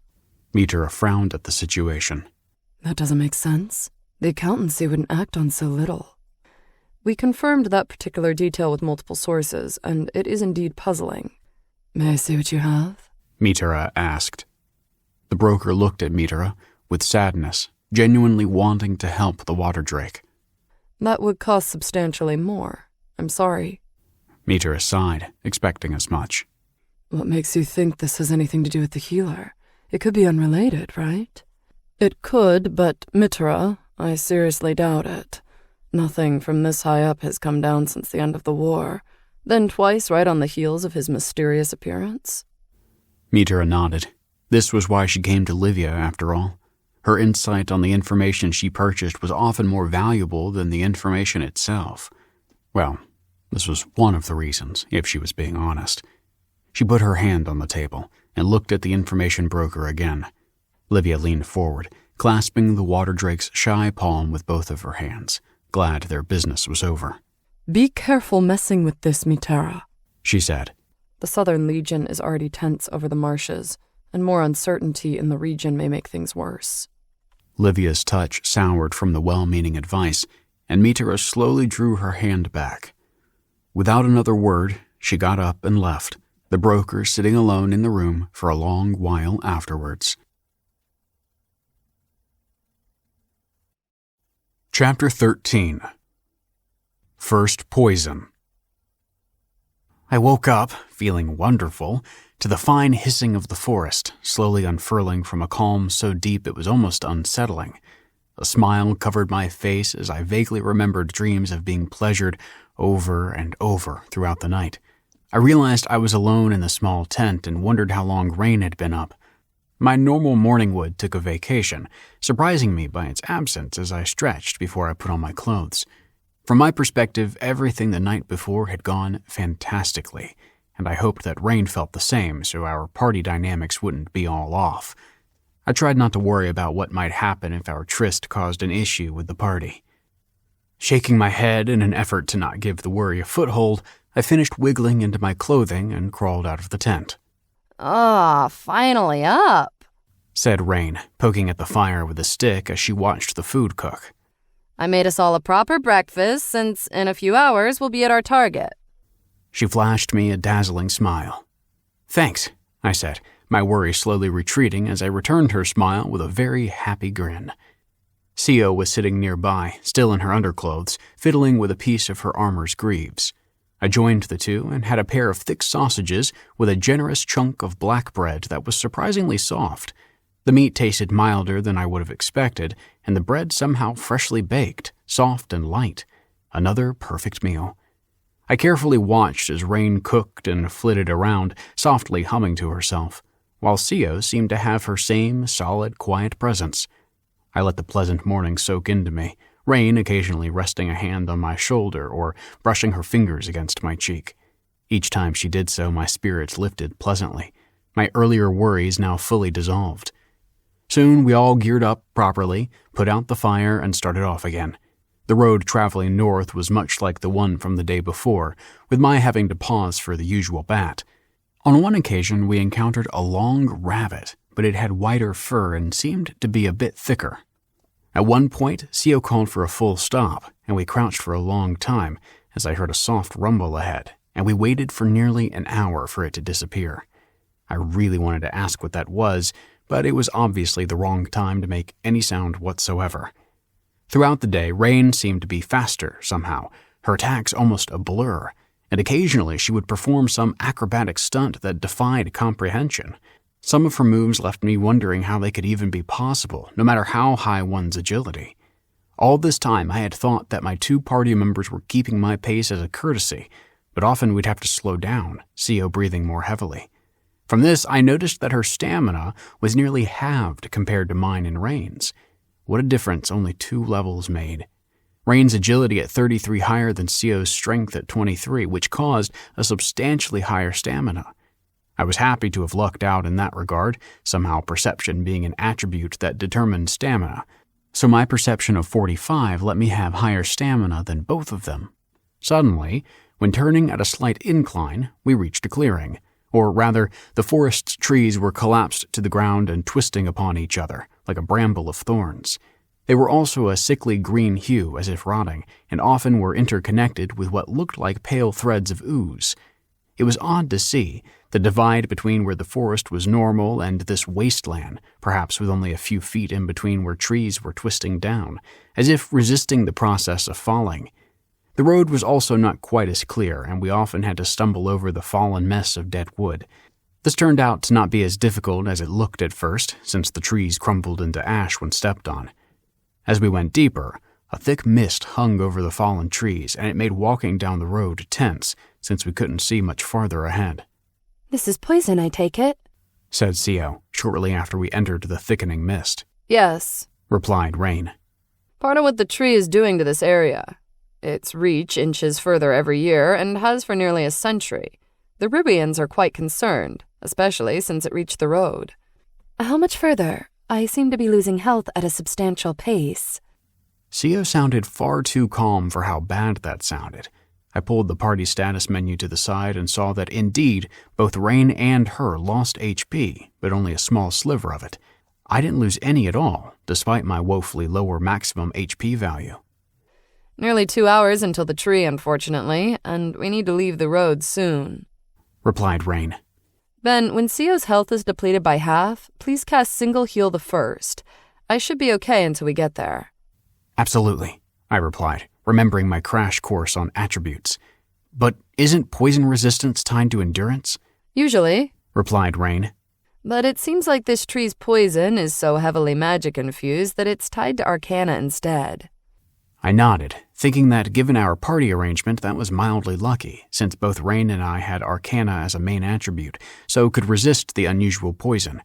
We continued carefully, given how the mist prevented us from seeing properly ahead and outside of the road. The litter on the ground was rather dense. The fallen trees were the perfect cover for some creature to hide in, but there was nothing living within the poison mist. Rain mentioned that some creatures did adapt to the mists around the tree, but we didn't encounter any before we reached a large open area. This wasn't a circle haven, just a patch of dirt cleared of trees with a small fire pit in the middle. To the side were 2 massive spiders flanking a human woman in merc gear. The spiders were nearly twice the size of the one we saw yesterday, their fangs longer and metallic, heavy plate covering much of their body. I thought not much could look more threatening than a giant spider, but I was wrong. Giant spiders in armor did that by a good margin. They looked like they could take on tanks. The spiders noticed us and stirred, their bodies rising as their legs spread out, making the merc between them look tiny in comparison. They walked up to us in a flurry of long, spidery limbs, the merc raising a hand in greeting. She wore simple leathers and had a large birthmark on the side of her face, but seemed to carry no weapon. Hail, fellow mercenaries. The woman stopped a good distance from us. I started to get closer, but since Rain and Co stayed in place, I stopped too, then stepped back into formation. We've been notified by Clacktow of your help and greatly appreciate your assistance.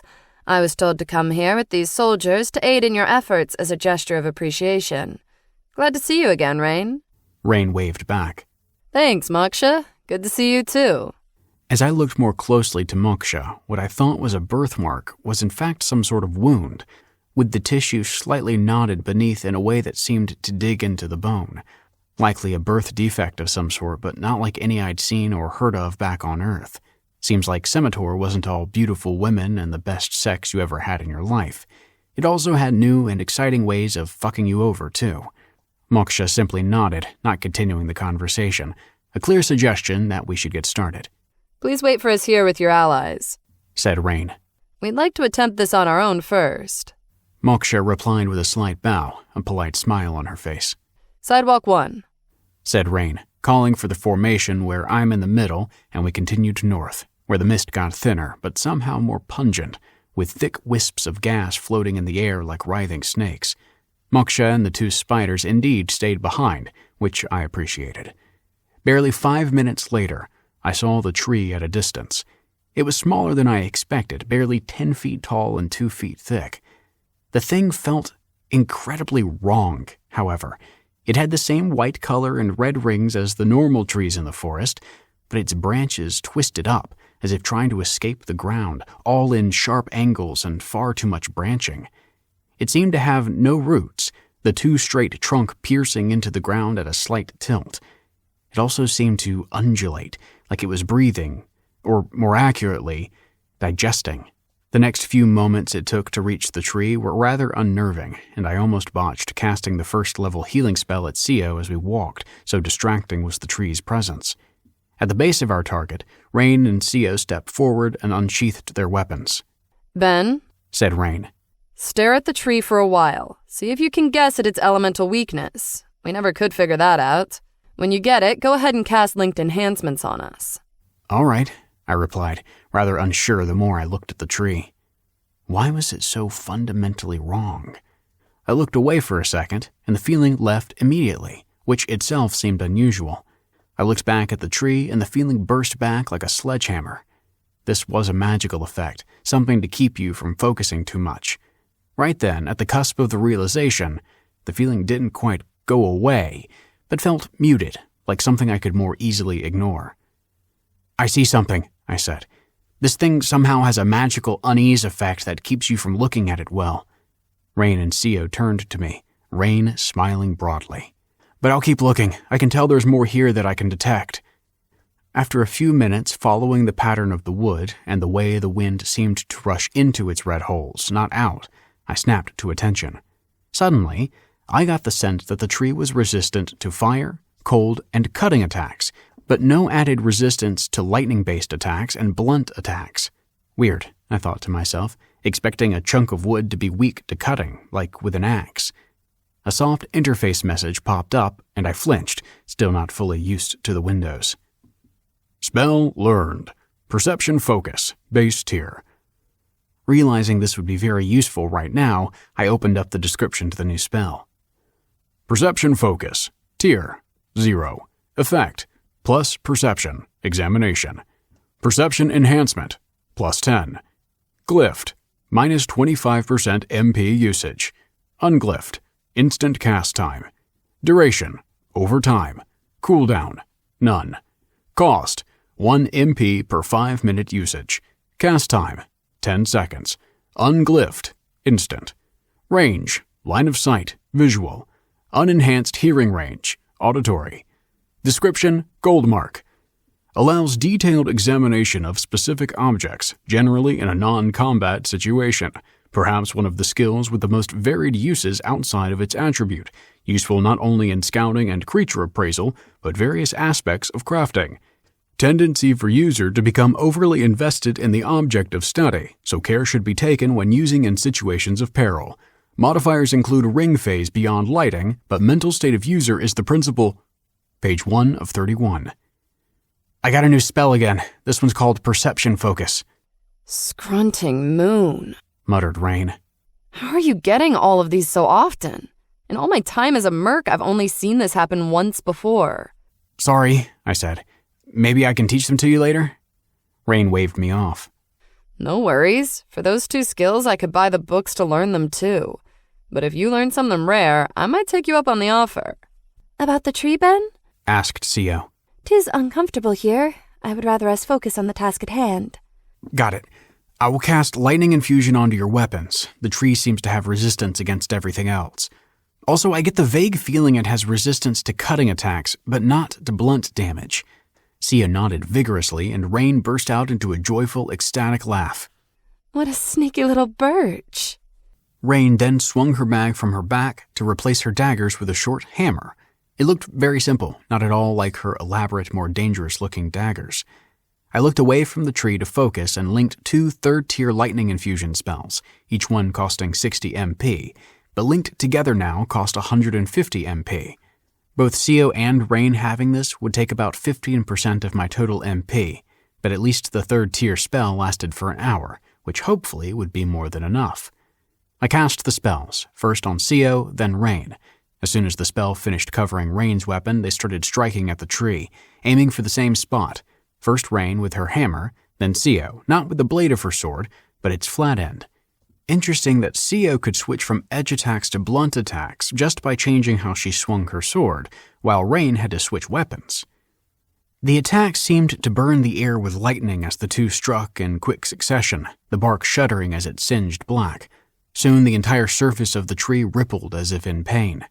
However, the rippling soon subsided, the surface they were striking at repairing itself, knitting together as it reformed. Out of breath, Rain stopped for a second, Sio following suit. Almost immediately, the tree went back to looking unharmed. Slitting slit, muttered Rain between quick breaths. I didn't know what to say, sharing her disappointment. Maybe we should try striking at different parts of the tree? I asked, but the suggestion seemed weak even as I said it. Let us not be hasty, said Sio. Shall we briefly retire to reassess our situation? Rain let out a pained shout as she landed a heavy strike on the tree, a cobweb of lightning damage spreading onto the surface of the wood, doing barely any damage.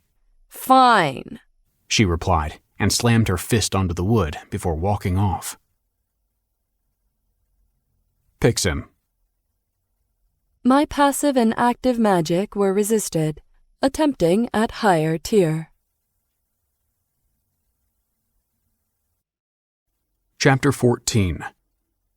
Might of the Healer. We returned to just beyond the shadow of the tree, not wanting to go all the way back to the campfire. A few moments later, Muksha and the 2 spiders turned from the corner, Rain looking up at the woman in surprise. That was an impressive attack, Muksha said, no longer with the subdued formality from before. I was unaware you had access to such powerful arcana. Our new mage is indeed quite a find, replied Rain, gritting her teeth, clearly not having expected the woman to come look. The only reason I bothered trying again. Sio grunted in frustration as well. So much for our plan of not fully advertising my skills, dashed in literally our first quest. Indeed. Moksha then turned to the spider to her side and began speaking with incomprehensible chittering. Of course, she would serve as a translator as well. Would it be acceptable if we attempt to find a third to join your attack? Moksha asked. She could be here in as little as an hour. This will not dilute your bounty should the tree be felled, of course. Rain looked aside to Sio, who nodded, then to me, and I instinctively recoiled at the unexpected responsibility. Seemed like a good idea to me, but I wasn't as aware of the situation. But I nodded, and Rain flashed me a gentle smile before turning back to Moksha. That would be great, Moksha. It might push us over the edge and cause some real damage to this thing. Moksha chittered at one of the spiders to her side, which turned and was off with startling speed, tearing across the ocean of downed trees. Seems like the spiders were also excited at the prospect of finally killing that damn thing, which I understood. I certainly wouldn't want something like that messing up my backyard. Rain and Sio turned to me, as if wanting to strategize further. Perhaps alternating between piercing and blunt damage would diminish its ability to regenerate, asked Sio. Maybe, muttered Rain. But something felt off about its regeneration. It was fixing both the lightning burn and the physical damage. I thought regeneration could only fix one damage type at once. That certainly didn't look like healing, I said before thinking. Why did I think it wasn't healing? Somehow, I just knew that it wasn't. I don't know why I know that, but I could feel that the tree's magic was different. Rain nodded.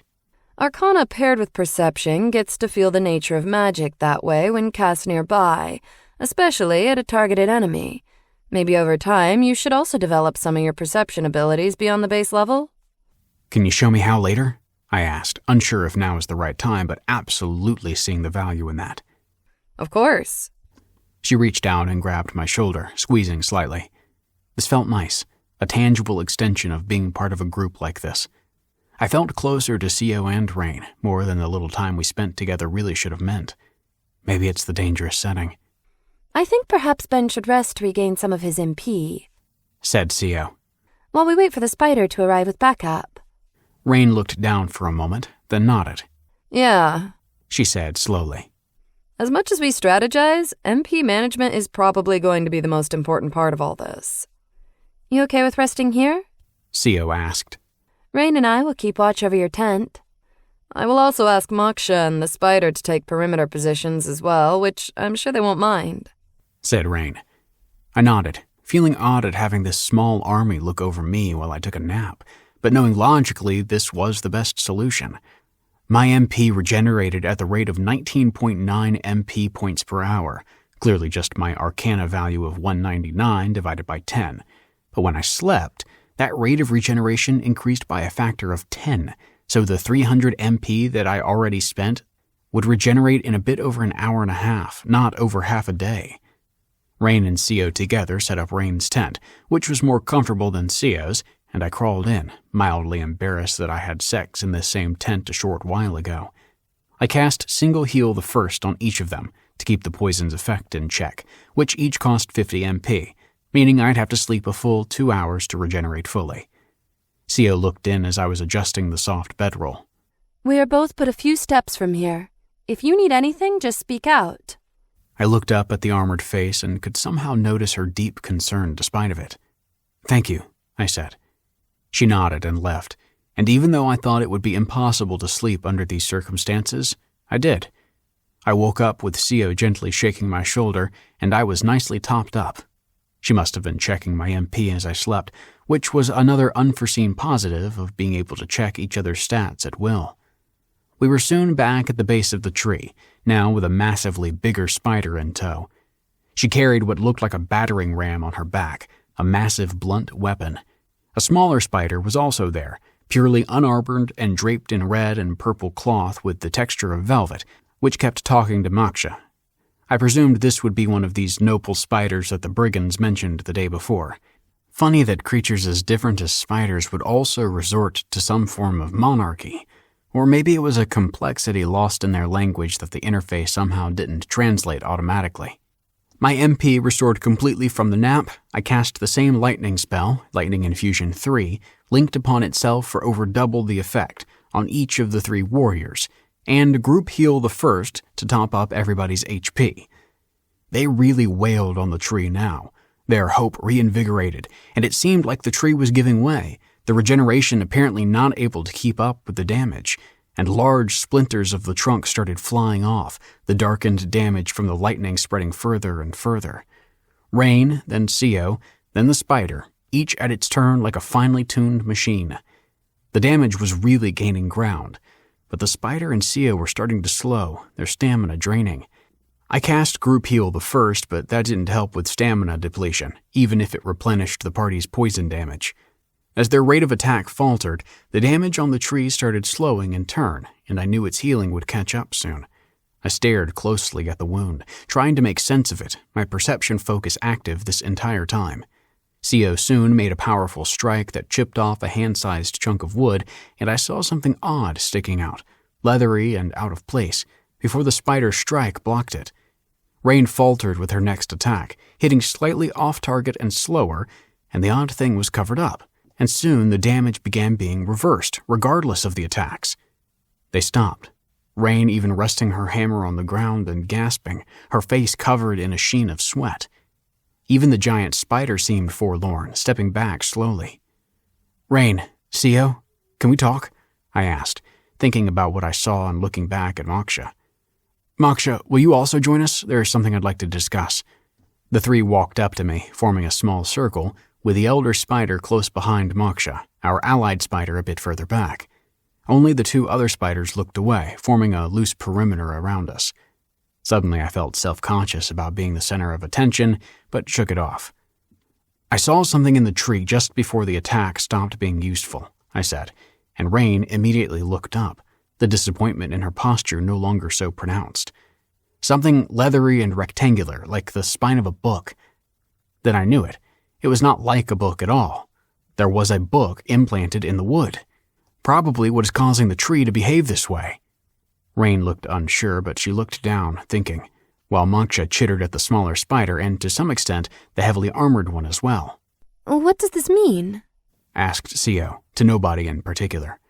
I also turned to think about this for a moment.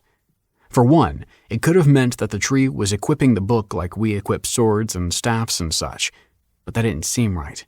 The way the book bit into the wood felt more like a parasite or cancer. This would also explain why the regeneration felt off, since if the book would conventionally heal the tree, the book would be considered part of the damage and work to eliminate it. "The tree is being controlled by the book," I said, louder than I expected. "If we expose the book a bit like we did before, and I then heal the tree, it should spit out the book, since the book is in fact damaging the tree, not regenerating it." Rain looked up at me, brow furrowed, and Moksha stopped, then translated this to the spider, clearly skeptical of my interpretation. "What do you all think?" I asked, after the heavy silence got a bit awkward. I think the maneuver is worth attempting, said Sio. This is an unusual tree after all, so an unusual effect is not beyond reason.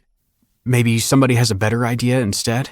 I asked, looking around, stopping in particular at Rain and Moksha, but they both shook their heads. Very well, said Sio.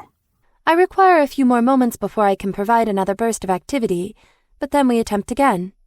So we all rested, without bothering setting up tents, and then went back to it. Recasting the linked lightning spells on the 3 brought my MP down to just under 1,000, and the linked 3rd-tier single heal on the tree would cost a whopping 400 MP, but this was likely fine since I'd still have quite a bit of MP left for the way back. They chipped away at the tree again, and I focused my attention on the wound, worried that the tree would learn from the previous attack and change its strategy. But the tree seemed to respond in exactly the same way as before, which verified my assumption that this was just a plant being affected by an object with its own built-in goal. I cast the 2 healing spells linked to each other and found to my surprise that holding the spell like this for more than a few moments started to slowly drain my MP. Luckily, just as the group's stamina was reaching its limits, the book reappeared. I yelled, "Stop!" The warriors stepping back in unison. I lunged forward and cast my spell not onto the book, but onto the tree, at a spot as close to the book as I could aim without the risk of hitting the book itself. I hoped this would make the healing spread from that point, likely encompassing the book before it could react to my spell. The wood around the book started to regain the normal feel of wood, shrinking away from the book, the damaged, charred wood untwisting into normal wood, more and more of the book exposed as the wood pushed it out. With a disgusting pucker, the tree pushed the book out and it fell to the ground with a dull thud. It was large, as big as an old-style encyclopedia, the kind of book you'd have to lift with both hands. It had a dark red covering and sheets whiter than normal paper. Sio immediately threw up, her vomit passing through the grating of her helmet, and I noticed her HP was suddenly 30% depleted. Rain stepped back from the book, gagging against a raised arm. The poison is too powerful, yelled Rain. Full retreat! I looked at the status bar and in a panic saw that both Sio and Rain's HP were going down quickly. As we retreated, I cast Single Heal the first on Sio, who was taking the worst brunt of the HP drain. Even our spider ally looked desperate and ran with unusual inelegance. I spared a worried look at my MP, which was now at barely a quarter of my full capacity. Pixin. My spells failed, returning a Penship Covenant error. The rebound of the catastrophic failure of both my passive and active magic analysis packed a mental wallop. Through a migraine and a cloud of mental pain, I retreated to my core script of recording evident information.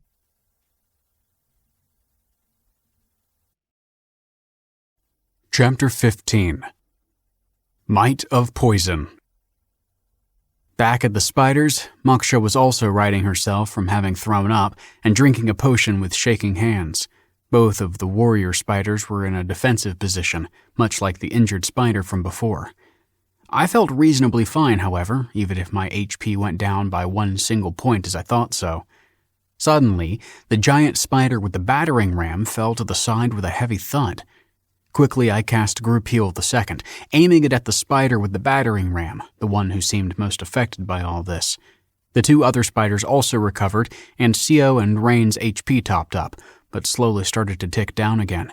Sio's faster than Rain's. My MP was now down to 340, and I was starting to feel drowsy. What have you done? Moksha asked, still shaking. The poison is far worse now. This will kill us all. It might even be reaching the village web like this. My eyes unfocused as I realized how thoroughly I fucked up. I could cast another 2 rounds of group healing spells, but that wouldn't be enough for everybody to get away safely. Seemed like the tree wasn't being possessed by the book or whatever. It was holding the book back. I just unleashed something that somebody took great pains to contain. I looked around, unsure of what to do. Sio was sitting down, trying to focus on her breath, and Rain hunched against a decaying tree, clearly trying to think, occasionally looking around. My heart tightened at the thought that I would get those two killed, that my stupidity did this. What was I thinking, trying to do something like this so soon? This wasn't some dumb video game that I could bulldoze my way through. I should have fully learned the rules and explored the entire parameter space of what I could do and how this world worked before I even goddamn left Nicaris. How stupid and reckless. I deserve all of this, but Rain and Sio sure as hell didn't. So I put all my guilt and bullshit aside and started thinking, pretending this was just about getting code to sing with no proper time to do so. Nothing new there. All right, the book was still sitting there, and I was the one least affected by it, so I could just take it and run, the group running in the opposite direction. It could work, if not solve the underlying problem. File that as a last resort. Can this book be destroyed? I asked Rain. Did it look like it could take on damage, like if you stabbed it? Rain shook her head. It looks like a very high-level item, and those are extremely resistant. Plus, I'd likely die if I got that close to it, much less touched it. Let's wait here. Maybe this poison attack is temporary. If it abates, we run. For a second, I was relieved at the option, but somehow knew this wouldn't get any weaker. If anything, it felt like it was getting somewhat stronger. So I kept thinking. I couldn't cause damage to anything, and besides that, even if I took some weapon there, my measly strength stat wouldn't be effective anyhow. Oh, and of course my curse, where I couldn't damage anything's HP. Did objects have HP? Not knowing felt like another failure, inexcusably sloppy preparation. Maybe I could contain it, like in a bag, or get it back into the tree? But it immediately seemed obvious to me that to place the book into the tree was some high-level spell. My just shoving the book back in would likely not do anything like that, and not like a canvas bag or whatever would do any better at containing something this powerful. I looked up and around, the world suddenly much harsher and more dangerous than before, the poison wisps in the air contorting in dark green twists.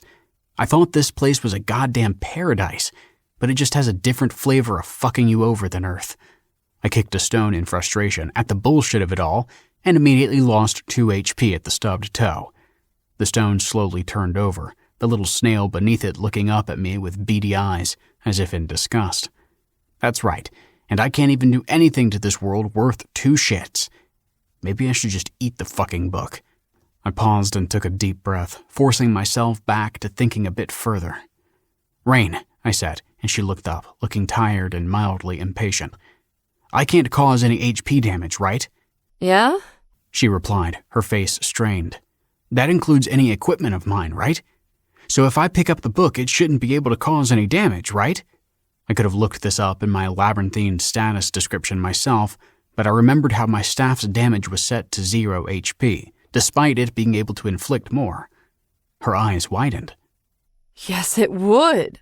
A specific status effect like yours likely trumps the more general abilities of that book. Sio looked up and pointed back. Go. Run. Still calm and thinking, I realized that was the best idea. But first I cast Group Heal the second again, my MP now down to 140. As I finished the casting, I felt dizzy and had to grab Rain's arm to keep myself from falling down.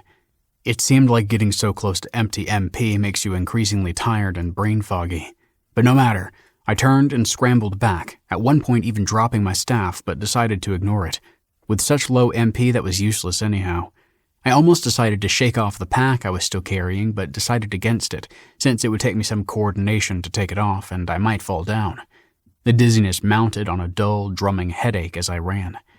I reached the book again, the massive tree above it fully keeled over backwards with a green tint to it, the smell of rotting wood overpowering. Somewhat sad that the tree healed itself of the book but then was immediately killed by poison. I reached down. The sole underneath the book slightly melted into a disgusting brownish ooze that soaked my fingers. The book burned against my hands as I lifted it up. My HP now ticked down at 1 per every few seconds as I held it. I waited for a moment, but the damage didn't stop. Why didn't this work? I hugged it, but it just increased the damage. Why wasn't my status being affected by it? It was mine, right? I was holding it. But then I thought, is that how equipping actually worked? What if I touched something in a shop? Was it suddenly mine if I didn't pay for it? How about if I bumped into a house as I walked down the street? But this was something that clearly was nobody's, sitting in a tree for God knows how long. Was it something about this world that required something specific to equip items? But that didn't seem to be the case. When Sio gave me my staff, I understood it immediately. The equipping seemed as natural as holding it. I wondered then if understanding was the key. I knew immediately the staff was for casting, but I had no idea what this book was about at all. So how could I expect to have it? The world didn't know if I was equipping it as a weapon, some shield, or even as a damn hat. My HP was just under half now.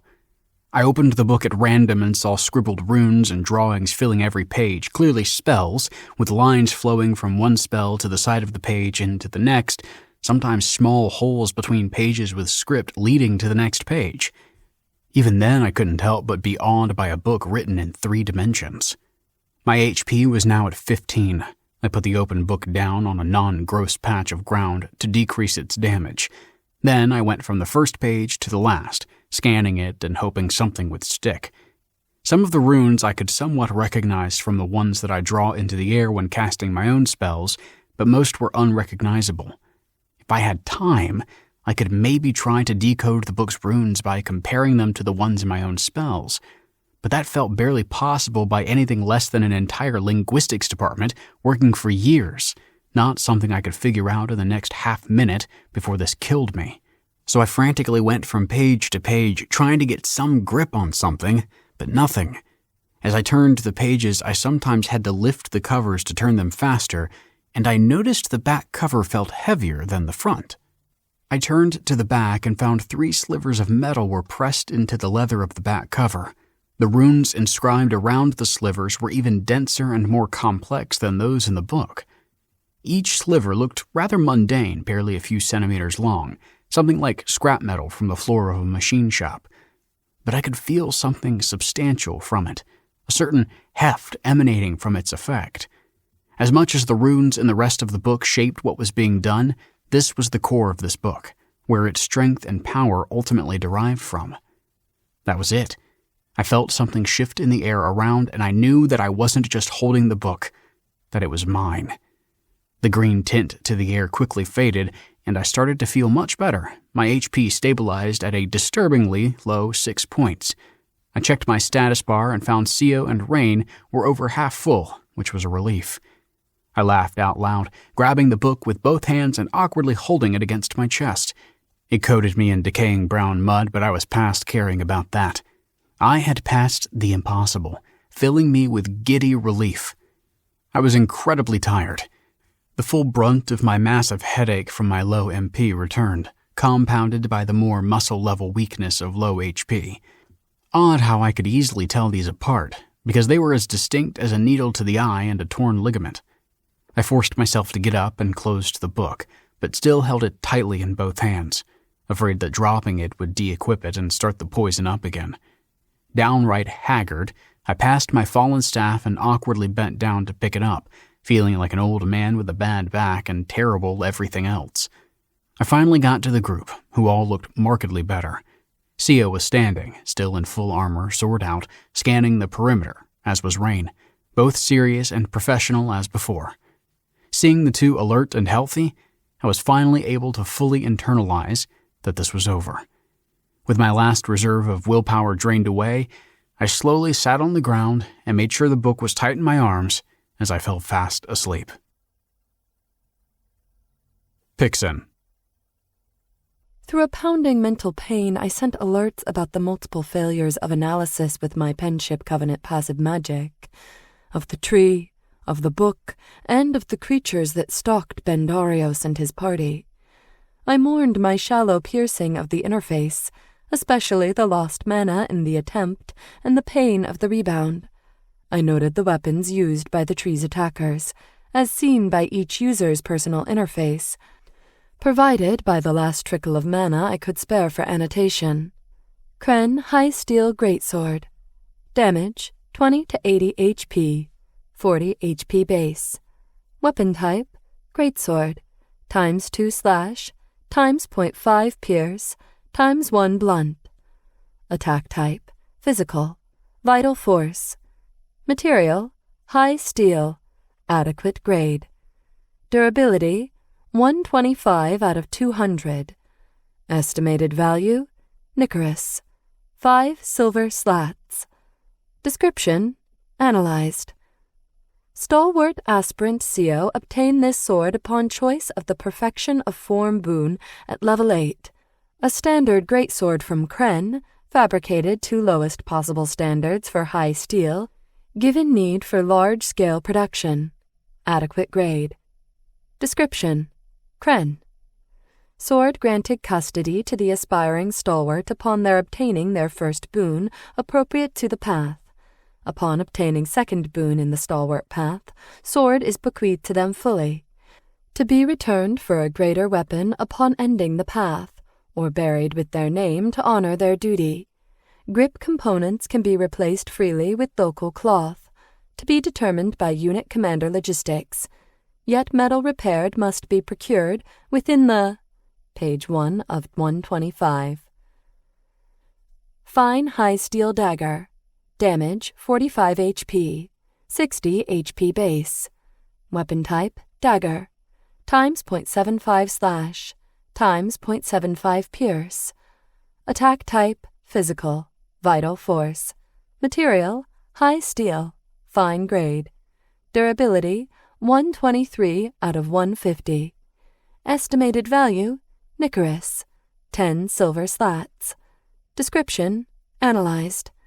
Purchased by Rainasea Kalat upon reaching level 10 from the Nicorous local auction. The highest refinement level for high steel for this weapon increases its value compared to more common high steel weapons. Fewer than 1 in 100 high steel weapons crafted are able to obtain this level of refinement, the weaponsmiths of Nicorous not having the skill to manipulate fine high steel reliably. Description, Goldmark. Daggers are one of the weapons of choice for the agility-focused, since despite the penalty to the base damage, they are nimble weapons with high tactical viability. Furthermore, they often are at a lower cost due to lesser metal requirements, which becomes apparent as metal rarity and skill needed in crafting higher-tier weapons scales. High steel is not as common a choice for daggers in the first tier as for other weapons. Specialization in weapon, page 1 of 32. Dagger of the Hidden Magus. Damage, 30 HP, 40 HP base. Weapon type, Dagger, ×0.75 slash, ×0.75 pierce. Attack type, Mixed. Vital Force plus mana. Material, unknown to Goldmark Regional Interface. Durability, 57 out of 100. Estimated value, Nicorous, 15 silver slats. Status, Mana Flow, Tier 1, Hilt Glyphic Enhancement. Plus 25% speed of skill usage that requires mana. Plus 50% increased flow of mana through the weapon. Description, analyzed. Obtained by Rainasea Kalat at level 8 upon obtaining the rare weapon cast boon. Despite rarity of the weapon, was purchased at substantially discounted price as part of an agreement involving a quest for the previous owner of the blade. Description, Goldmark. A weapon that channels mana more efficiently than any base or first-tier material. A product of the Rocatel clan of Inkos. Metal likely a form of arcane steel. It is rarely made into weapons below second tier, those likely being production failures. Cost of hidden magus weapons varies widely over time. A combination of niche usage and full control of the skill by the Rocatel clan. Repair is simpler than most complex weaponry, since only hilt. Page 1 of 3. Simple steel battering ram. Damage, 60 HP, 30 HP base. Weapon type, battering ram. ×2 blunt. Attack type, physical. Vital force. Material, simple steel. Adequate grade. Durability, 242 out of 250. Estimated value, Inkos auction, 20 copper bits. Description, gold mark. Back-mounted battering rams are weapons used outside of siege warfare only by Riwian spiders. The spider-fitted weapon requires substantial adaptation for use by any other kin, creature, or beast of burden. Variants for either blunt or pierce damage exist and are used almost exclusively by spiders with a focus on the strength attribute. Weapon not observed above the base tier, since the annexation of the forest at the end of the Age of Decay. Page 1 of 12.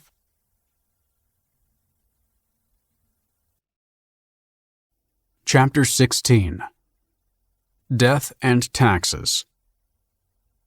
I felt warm and content, but something was shaking my shoulder and saying my name. Sio was next to me, smiling, her gauntlet removed, her grip soft but firm.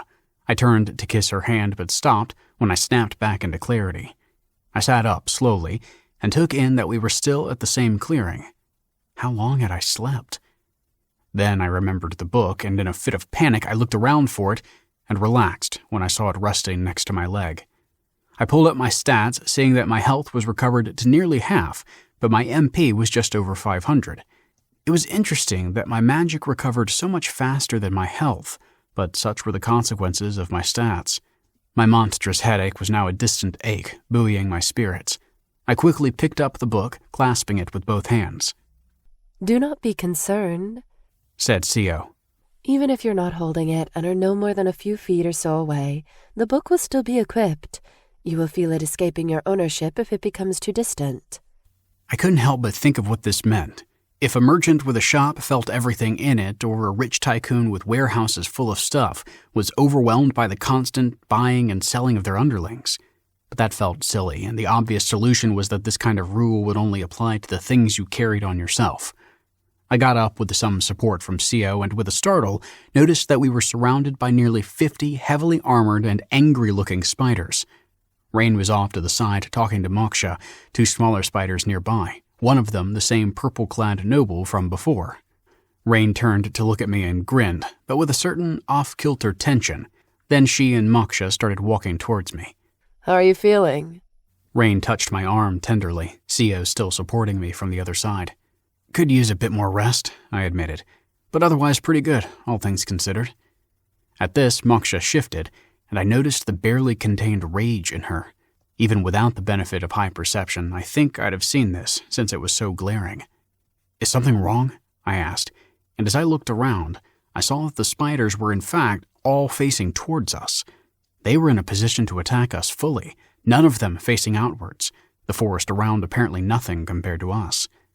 As I looked, Sio deliberately stepped to stand slightly in front of me, and Rain to my other side also slightly inclined herself to stand slightly behind me, our position a tight, straight arrow formation. Even being stared down by an army of giant spiders, I felt safe. Thank you for your service. The new spider next to Moksha hissed, the words a bit distorted, but still surprisingly clear. You and yours have earned your keep. The spider turned slightly to Moksha, who stepped forward and held out a large bag woven of fine, bone-white silk. Your money, she said, her voice flat. Easy now, Moksha, Rain said as she took the bag. You know none of us wanted this. We only did what you paid us to do. What happened? I asked, softly to Sio next to me. What happened? Moksha said, every word spat out.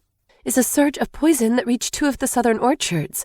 Over 100 are dead, and the tally is still incomplete. I felt a sick drop in my stomach. That's right. When the book was out of the tree, its range likely increased, together with the poison potency.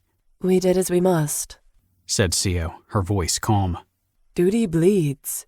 Moksha was about to reply, but the lead spider slightly rose a leg to her, so the mercenary stopped and took a step back. We give you a hero's return back to Nicaris. The sound of the village named seemed far more natural with the spider's voice. There you will be able to collect the original reward for this service as well. At this, the spider raised one of its hind legs and motioned to the side.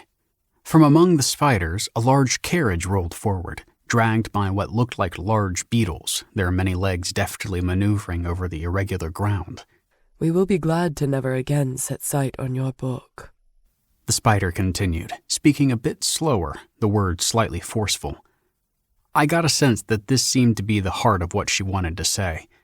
Moksha somehow managed to figure out my curses, and they all realized that if I unequipped the book, would release that crazy poison again, or if I died. I was a ticking time bomb, and they wanted me to leave as quickly as possible and never come back. I understand, I replied, still shocked that being politely asked to leave was all the spiders wanted. I shuddered to think what the American government back on Earth would do to me in a similar situation. I will make sure this book never returns to the land of the Rewian people, I finally replied. At this, the spider relaxed, and even Moksha seemed relieved. I guessed that from their perspective, I was an incredibly high-level mage, one who might not take kindly to being told what to do. For all they knew, I could also now use the book as well, so I could be a threat that even the army surrounding us wouldn't manage to contain.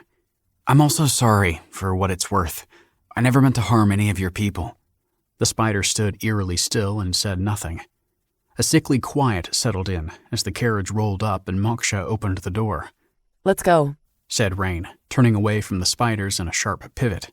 We're done here. We got onto the carriage, the silence having seeped in as well. The ride was smoother than I expected, given the state of the road.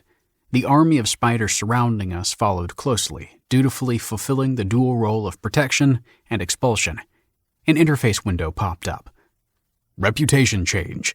Gold-marked tetrarchy. 0. Current. 0. Neutral. Adjustment to dependent local interfaces. Rewian kinship. Plus 100. Current. Plus 100. Slightly positive. I shrugged at this notification, a bit amused that something as intangible as reputation was quantified. I found myself really liking the idea, since it told me that overall the spiders in fact didn't hate me completely, but in fact gave me positive reputation. Sia removed her helm and gauntlets to sharpen her sword, and Rain started counting the money. Well, said Rain. The rude goodbye at least meant they were so desperate to get rid of us that we got a parting bonus. Rude? I asked, shocked that Rain would be so callous about so many dead. Just rude? Yeah, Rain continued. Seems like we won't be able to go to the Riwian forest for a while. A shame since we did so well with those bats. Plus other choice bounties we won't get to chase after now.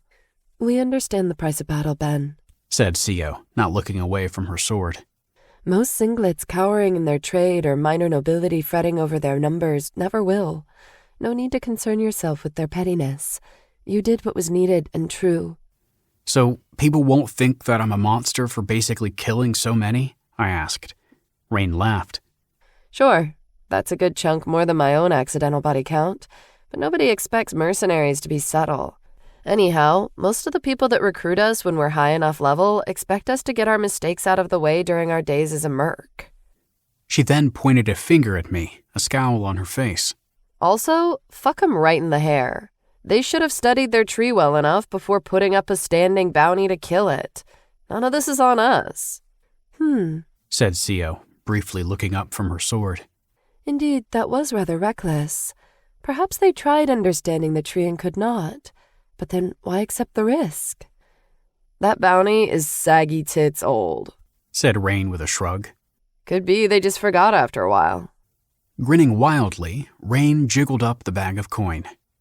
But on to better news, there are 60 silver here. 60 quarts? Sio asked, raising an eyebrow. Nopes. Full slats. Rain laughed and picked out one silvery tube from the bag, about as long as a pinky finger but less than half as thin. It had indentations on each fourth of it, and from this I presumed that the full piece could break off into quarters. An interesting way to manage change. Rain rubbed the silver slat against her cheek. It sure pays to be a walking agent of boundless destruction. How much is the bounty on the tree again? I asked, sure that she told me at some point, but I couldn't remember. 100 silver. Rain gave little jumps up and down on her seat. She then grabbed Sio and me by the arms and shook us. Tonight, we go drinking. Only the finest. Sio smiled widely. Let's be reasonable, said Sio.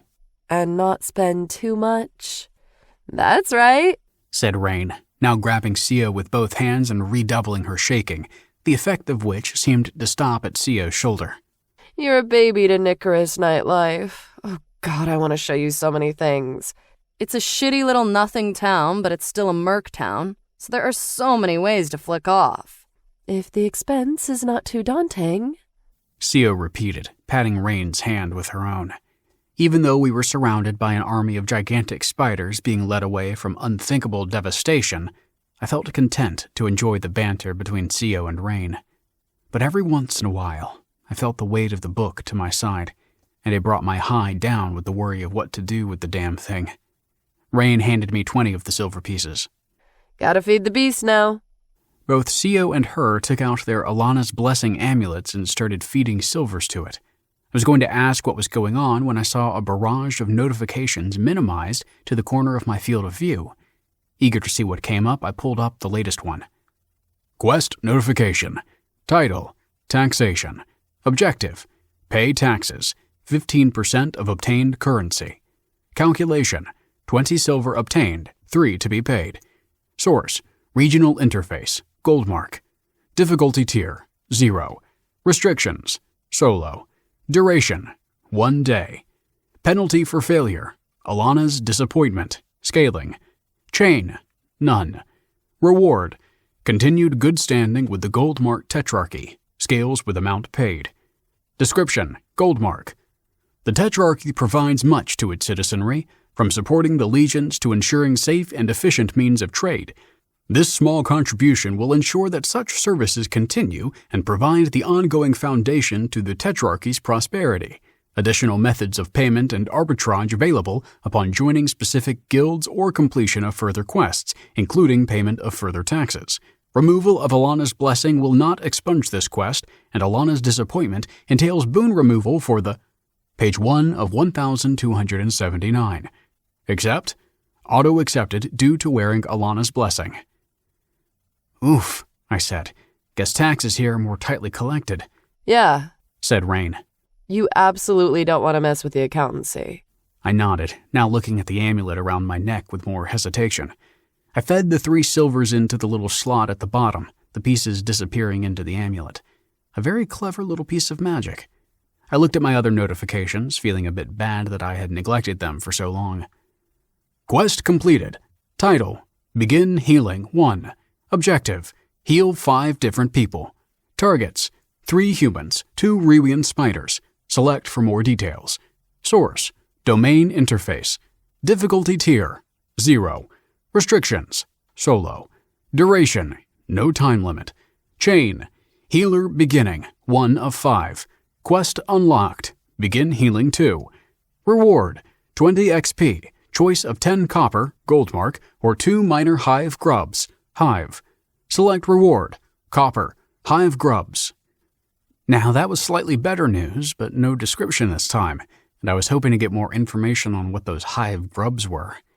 Well, better ask the locals. Hey, I completed my first healing quest, I said, turning to Rain and Sio. They offer me either 10 copper or 2 hive grubs. Should I take the copper? Yes. Both answered at once. Then Rain alone continued. Even without your weird encounter with one of their people, you don't want anything to do with hive stuff.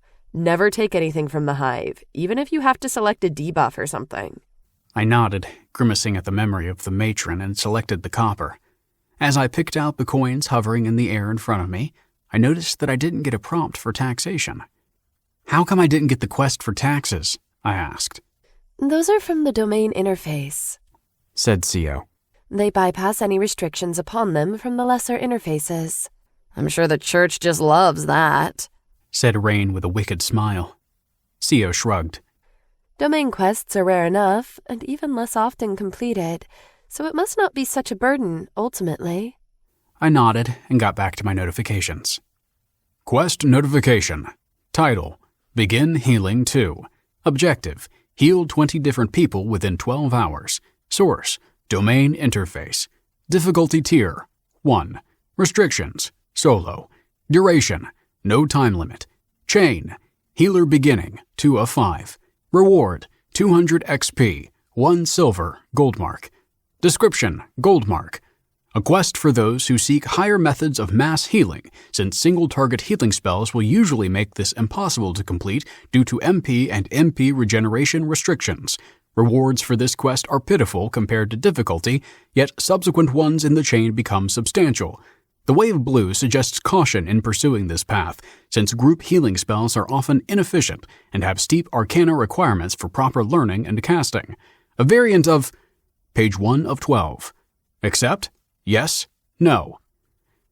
Alright, so this was the second one of the healer chain and didn't seem too hard, given the spells I had. Figured I could just accept this one without a problem, given it had no time limit. Quest completed. Title: Begin Leveling 4. Objective: Kill 10 creatures while within a party. Targets: 2 humans, 8 ice bats. Select for more details. Source: Domain Interface. Difficulty Tier: 0. Restrictions: Solo. Duration: No time limit. Chain: Stepwise Beginning, 4 of 5. Quest unlocked: Stepwise Beginning, 5 of 5. Reward: 40 XP, 20 copper, gold mark. Accept reward? Yes? No? That seemed nice as well, but the rewards were somewhat meager. I assumed this being a low-level quest for beginners. It was rather annoying that the first one in the chain that asked me to kill creatures alone would likely not be completed until I removed my curses. Quest completed. Title: Begin Leveling 5. Objective: In a party, complete a quest posted to the local or regional interface. Target: Defeat the poisoned tree in the Rewian Grove. Regional Domain Quest, Tier 1. Source: Domain Interface. Difficulty Tier: 0. Restrictions: Solo. Duration: No time limit. Chain: Stepwise Beginning, 5 of 5. Reward: 60 XP, 30 copper, gold mark. Reward proportional to difficulty of quest. Unveiled Quest Tier: 4. Accept reward? Yes? No? I perked up at seeing this. Apparently the quest tier of getting rid of that damn tree was much higher than what the spiders posted. I mentally clicked yes and saw with a chuckle that instead of a mess of copper, the system provided me with a silver quart and 5 coppers. How convenient that it gave the least bulky currency denomination. Floating among the coins was a small purple jewel about the size of my thumb. Sio gasped. A Jacrim. Her voice was hushed and tense.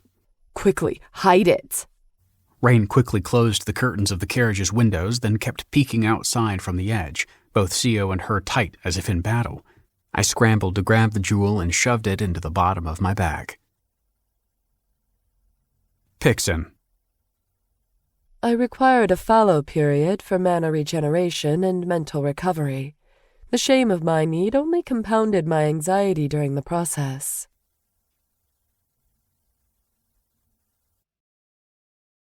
Chapter 17. A Cartography of Victory. Done, I said. Sio and Rain kept looking out, so I'd reached into my bag and put the jewel into one of the thicker internal pockets with its own closing clasp. After a long while, they finally sat back. What's all this then? I asked. What's a Jacrim? Something far too valuable for any of us to have, said Rain, looking alarmed. If people find out you have one, it will be far too worth their while to have us killed for it. Sio nodded, her leg nervously thumping against the wooden floor. Even the cheapest ones go for actual gold coins, Rain continued. A girl could live well for a century from selling even a middling Jacrim. What are they for? I asked. They can make magic gear far more powerful, beyond the limitations of glyphs. Rain was rubbing her face with both hands, hunched forward. Probably other crazy things, too. She gently slapped my leg, a tired smile on her face. Never a dull moment with you, is it, you weird mage? Sio grunted. I suggest you keep that in your bag and only examine it in the strictest of privacy. Got it, I said. I'm sorry. Rain laughed and pulled the curtains open again. Even the silver we got from this quest will incite jealousy throughout Nicaris. Her laughter petered off into a soft groan.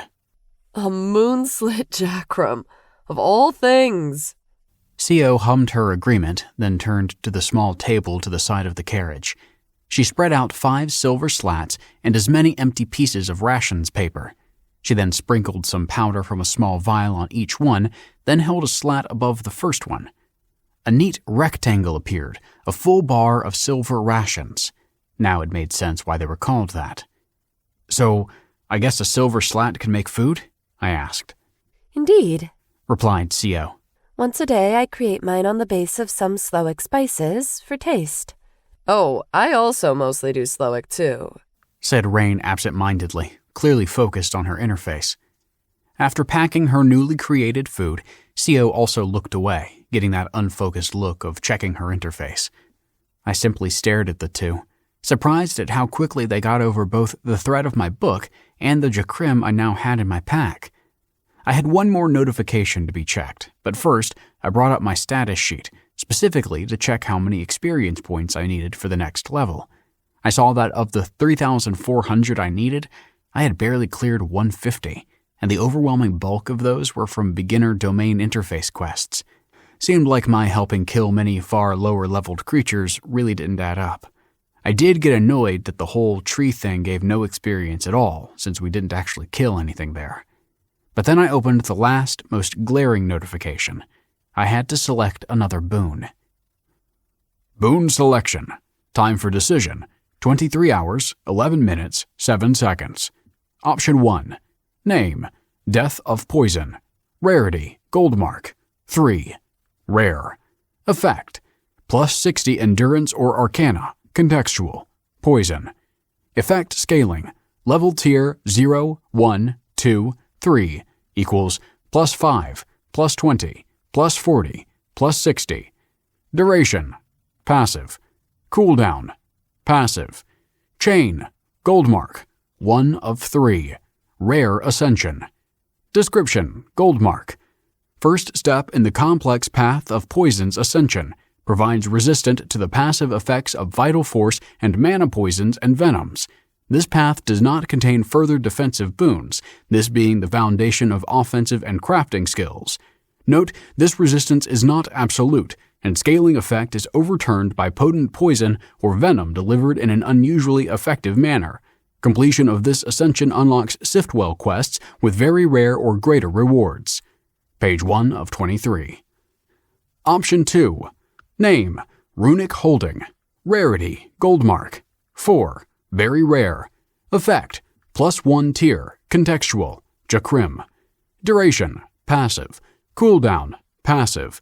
Chain. Gold mark. 2 of unknown. Unknown ascension.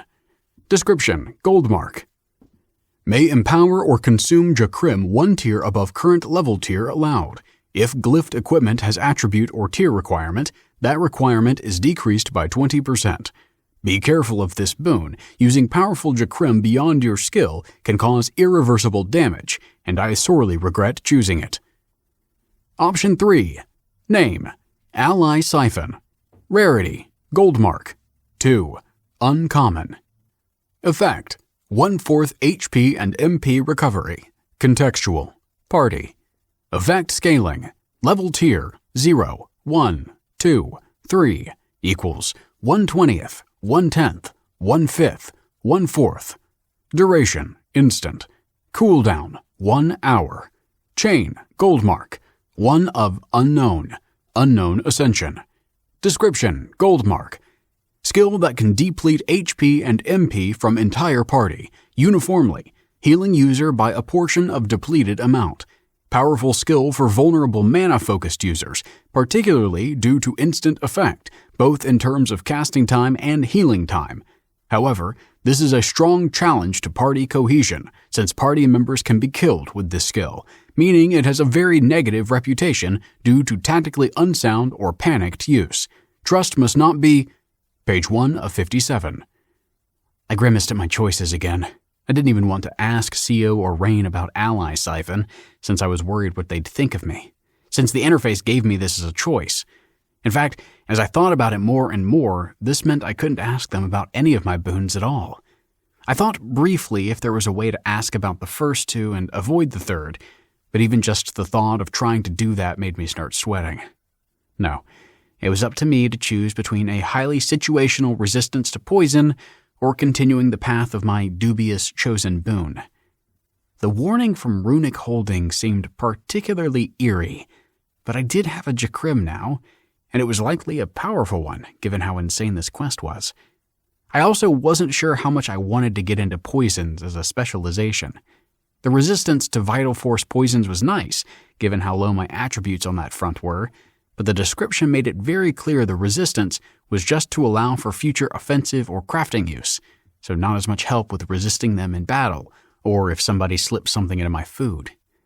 With a deep sigh, I accepted runic holding, hoping that at some point these boons would synergize with the runic stuff that clearly was the backbone of Arcana.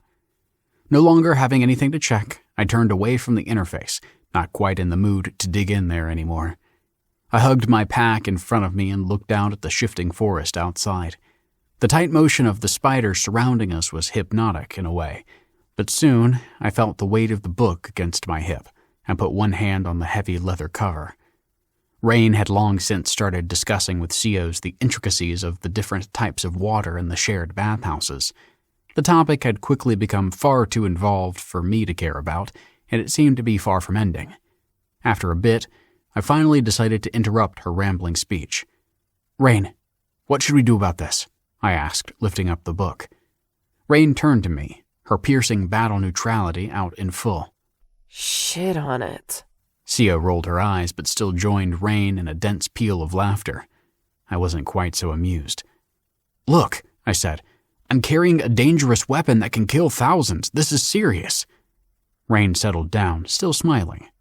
Relax, Ben. Your book is nothing compared to if the maelstrom decides to veer north instead of east in its next leap. Or if Lake Fang overflows, said Sio. Or if the lightning drakes decide to invade the region again. I think those are more likely, at least. I wanted to machine gun questions at them about all that, to see all the potential for catastrophe I was now ass-deep in, but one disaster at a time. "Okay, fine," I said. "But still, what should we do with the book?" Rain yawned. I was thinking that once we reach Nicarus, we should get you a proper book chain for it. One with a 1 to 8 scale minimizing enhancement. That way you can keep the book around your waist and it wouldn't weigh you down. "So there's a spell that will make the book smaller?" I asked, genuinely surprised. That would indeed be incredibly useful. "Yeah," said Rain. but only for equipped items, and it's not a spell but a glyphed enhancement. Has a whole bunch of limitations and whatever, but should work for that book of yours, since it seems not to be doing anything while you just hold it. I sat back in relief. Despite her unserious tone, this was a solid plan. You can also start reading the thing, said Rain, dropping the silver slat she was playing with back into the bag and tightening the strap. I don't carry any books around with me, but most mages do, always trying to learn new spells or think up new bridging to improve a casting. Sio nodded. Indeed. You may also be able to use that book in the future if you learn more about it as well. I was embarrassed that I didn't even consider studying it. I felt that I didn't quite own the book. It was more like I became the caretaker of something dangerous that cannot be trusted. But the more I thought about it, the more it seemed like I should at least try to understand the damn thing. I looked down at the book's leather cover, but didn't feel like opening it up just then. This whole event was so insane, so dangerous. As I thought over what happened, I was shocked that we survived it at all. I realized I desperately needed more information about the world, and a lot of it, or else this would happen again. "Can I ask some questions?" I asked. Both Sio and Rain interrupted their chatting, looked at me, and nodded. I'm afraid my lack of knowledge or understanding about how things work might be fatal. I lucked into equipping the book, and if it had taken a bit longer, we all would have died, I admitted, surprised that tumbled out first.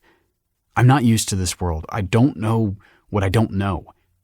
Rain and Sio just waited, which I appreciated. Maybe start with some history. What is the gold mark exactly? What part of it are we in?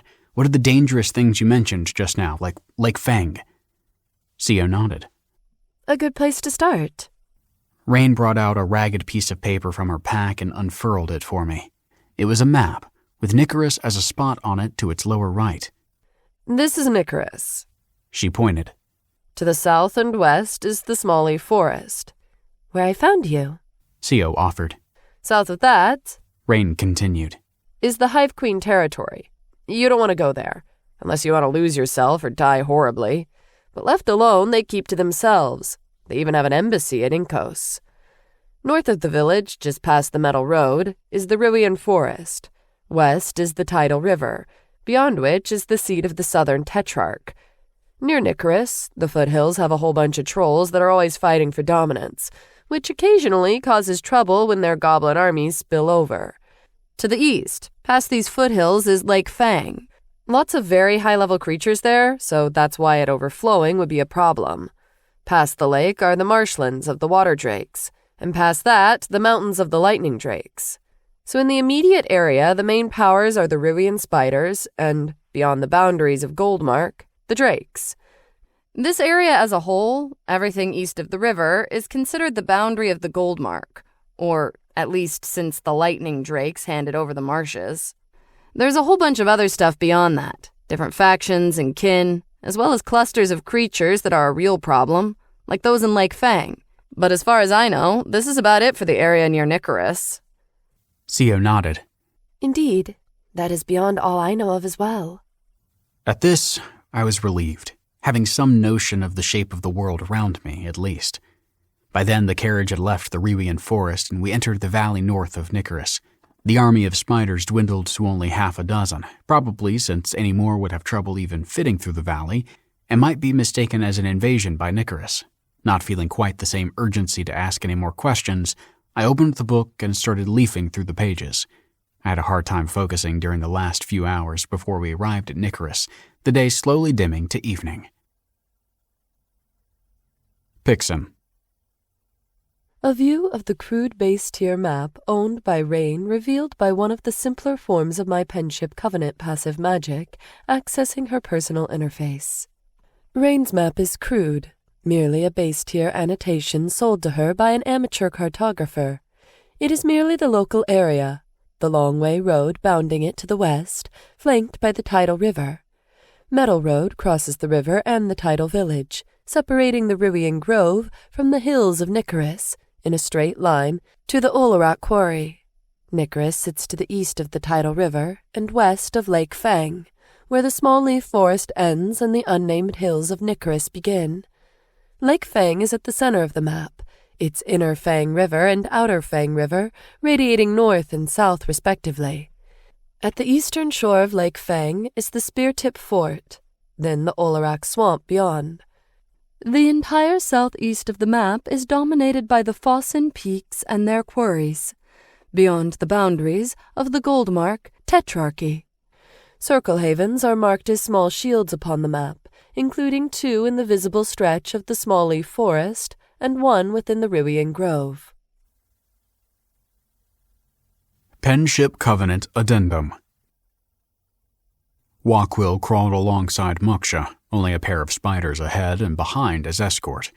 Unfortunately, that would be enough, since much of the area was decimated by the poison, little of kin or creatures left behind.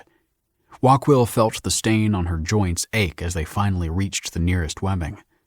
She saw Moksha from one of her side eyes, the human's anger palpable. The elder spider was touched by her concern, the sharing of their grief, but now was not the time. Defensive positions, Walkwill muttered in human speak, and her escorts took theirs along the web. She then crawled in slowly so that Moksha could follow. Even after all these years, the human was still clumsy in a web, but it was a small reassurance that humans would always find web walking to be difficult. Nothing in the face of Goldmark reach, of course, but still a pointless victory closely held. The central chamber was a small room further crowded by 2 dead sentinel spiders, their bodies curled and rigid. With each of Walkwill's steps, the corpses swung like rocks. Walkwill forced herself to look at them as she passed. A silvery basin stood at the far end of the room, on a plank of wood hanging on the webbing. She was overcome with disgust at that slab of wood, a piece of human necessity to hold the goldmark item, breaking up the living breath of the web. Do you wish to contact the Desert Council? Asked Moksha, in as passable Rewian as the human throat could manage, bypassing the interface's crude translation of the Rin language. Wakwil hissed, Moksha understanding the negation that requests patience and deliberation. Oddly, there was no human word for the concept. They had so many needless words swarming in their interface like rain, but so few to describe the many ways to wait. We should report this to the Southern Vice-Tetrarch, Wakwil said, turning to Moksha. Moksha frowned deeply. That woman will not leave her fortress and will certainly not lend us aid for this disaster. Not for help, but to report the third-tier caster's presence. Wakwil clicked a lesser pedipalp in shame. As a gift. Moksha's anger flared. Not the first time we offer her tribute, and your people are yet to be repaid for any of it. Her inattention is enough, said Wakwil, and Moksha nodded, understanding what was unspoken. The rebellion had to be managed carefully if Rewian was to survive unscathed, regardless of the outcome. You call the Legion? Said Moksha. And I call the Church? Wakwil chittered in agreement, and Moksha leaned on one of her legs, the small weight of the human gentle and kind. Wakwil still struggled to understand how easily the human turned to their ways, sleeping in our nests and singing to the swaying of our homes. It was clear the envoy had been planted as a spy since she first arrived, but the human world seemed too full of needless conflict and cruelty, so fractured and sharp.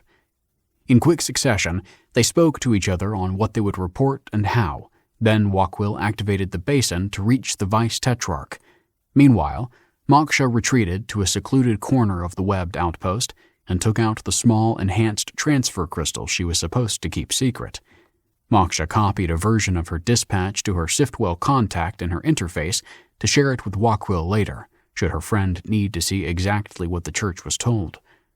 Wakwil didn't bother reading it, and after this ugly human business was taken care of, together they left for their decimated orchards. They needed to help their people as best they could.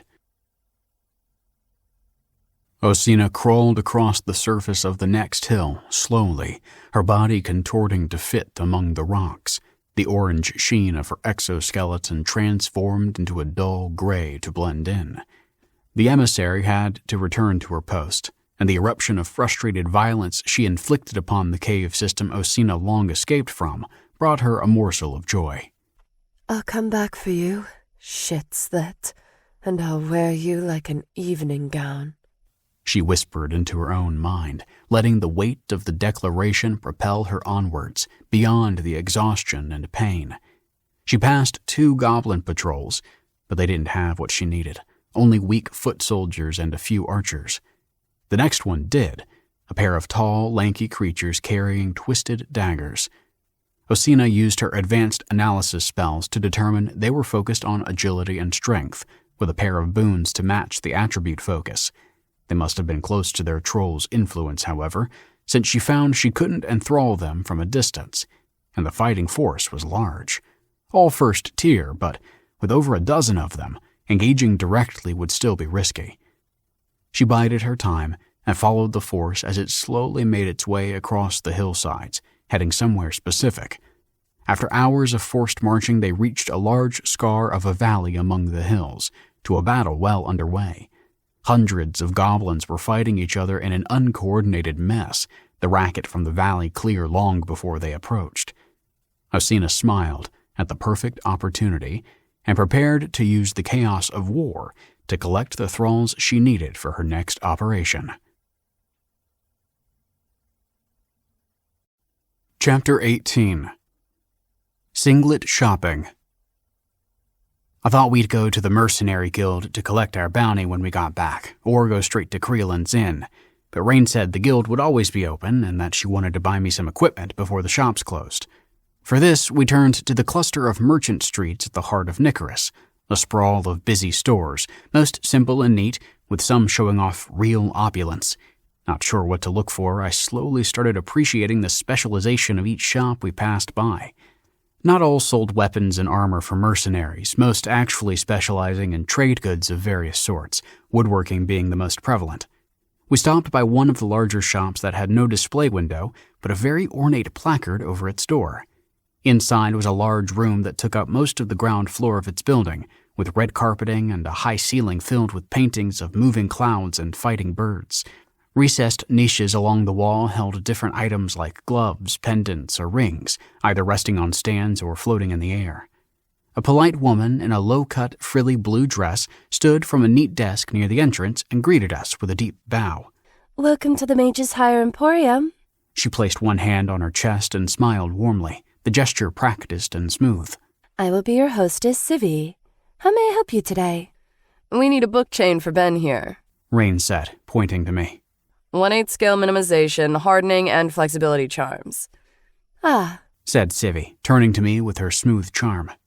I'm honored that our village's newest high-level mage would visit our humble establishment.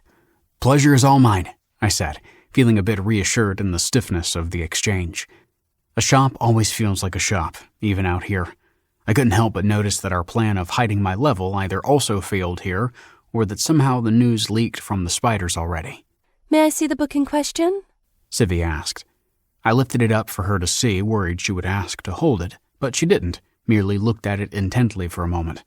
Her facade of control cracked, and she gasped quietly. This is a very deep tome, she said, smooth and restrained again. I fear we only have 2 book chains that could adequately hold such an item. They're also among our more expensive selections, one at 11 silver and the other at 15. Should I bring them out? I looked at Rain, concerned about the high price, but she looked back at me and nodded. Should be fine, she replied. Civi then tapped the surface of a nearby table twice, and in less than a second, an attendant was next to her, a man in tight shorts and a mesh shirt, with boots that went past his knees. I was taken aback at the ridiculously revealing outfit. The boots alone felt like they were barely possible to walk in. Agite, dear, said Civi. Will you please take care of our guests while I procure their desires? The man smiled slightly as he bowed. Such a lovely party. It would be a delight. He brought out tea and some sweet crackers, all the while chatting with the 3 of us, but in particular with Sio and Rain. It felt strange to be around him, his behavior odd in a way that I couldn't quite get a handle on. Not quickly enough, Civi came back. She carried 2 trays and opened them on a long table in the middle of the room. Inside, each held nearly identical ribbons that, when I looked closely, were made of very fine, small chains. She swung one around my waist and clasped it with a small hook that snapped firmly, then removed it and placed the other. Both weighed nearly nothing, but I could sense that the more expensive one had more stability to it. The end of the chain was adjustable and ended in a clasp that would go on the end of the spine of a book. I snapped each to my book in turn and saw it immediately shrinking. The process only took a few seconds until it was nearly half the size of a postcard and seemed to weigh just as much. I adjusted the strap so that it wasn't too long and felt a surge of relief. This was absolutely worth the high cost. I think this one is the one I should take, I said, not bothering to remove the more expensive chain. Excellent choice, said Civi, and she clasped her hands in front of her in practiced joy. Would you like the case for it as well? No, I replied. I'll wear this out. And at that, I rearranged the chain so that it was under my tunic, not above it, and we left the shop. Next, Rain took me to a place that exclusively sold clothing for mercenaries. It wasn't nearly as opulent as Civi's shop, but it had a separate section for Rewian silk goods, where a pair of very attentive shopkeepers brought out a matching set of tunic and trousers. They were similar to what I had on already, but even without equipping them to see their stats, I could see the difference. Each was made of matriarch Rewian silk instead of the regular silk, and had double the damage reduction, 40 HP instead of 20 HP. Together, they cost 14 silver, which I was glad to pay given the extra protection. They profusely apologized for not having more matriarch silk equipment, their faces pained at the lost opportunity. Apparently, the higher-end silk was very hard to come by. As the shopkeepers hurried to the back to get more change, I noticed that I got some notifications and brought them up. Pleasantly surprised, I completed 2 quests with just the shopping session. Quest completed. Title: Citizen Purchasing 1. Objective: spend a total of 1 silver to any gold mark registered person or institution. Source: Regional Interface, gold mark. Difficulty tier: 0. Restrictions: solo. Duration: No time limit. Chain. Citizen purchasing, 1 of 5. Quest unlocked. Citizen purchasing, 2 of 5. Reward. Access to one local interface, expanded from posting contractual agreements to also being able to post quests. Cost varies depending on quest tier and location. Accept reward. Auto-accepted by use of Alana's Blessing. Quest completed. Title. Citizen purchasing 2. Objective. Spend a total of 10 silver to any Goldmark registered person or institution. Source. Regional interface, Goldmark. Difficulty tier, 0. Restrictions, solo. Duration, no time limit. Chain, citizen purchasing, 2 of 5. Quest unlocked, citizen purchasing, 3 of 5. Reward, access to the Goldmark Economic Network granted, accessible via gold coin halves. Accept reward, auto-accepted by use of Alana's Blessing. Quest notification, title, citizen purchasing 3. Objective, spend a total of 1 gold to any Goldmark registered person or institution. Source, regional interface, Goldmark. Difficulty tier, 1. Restrictions, solo. Duration, no time limit.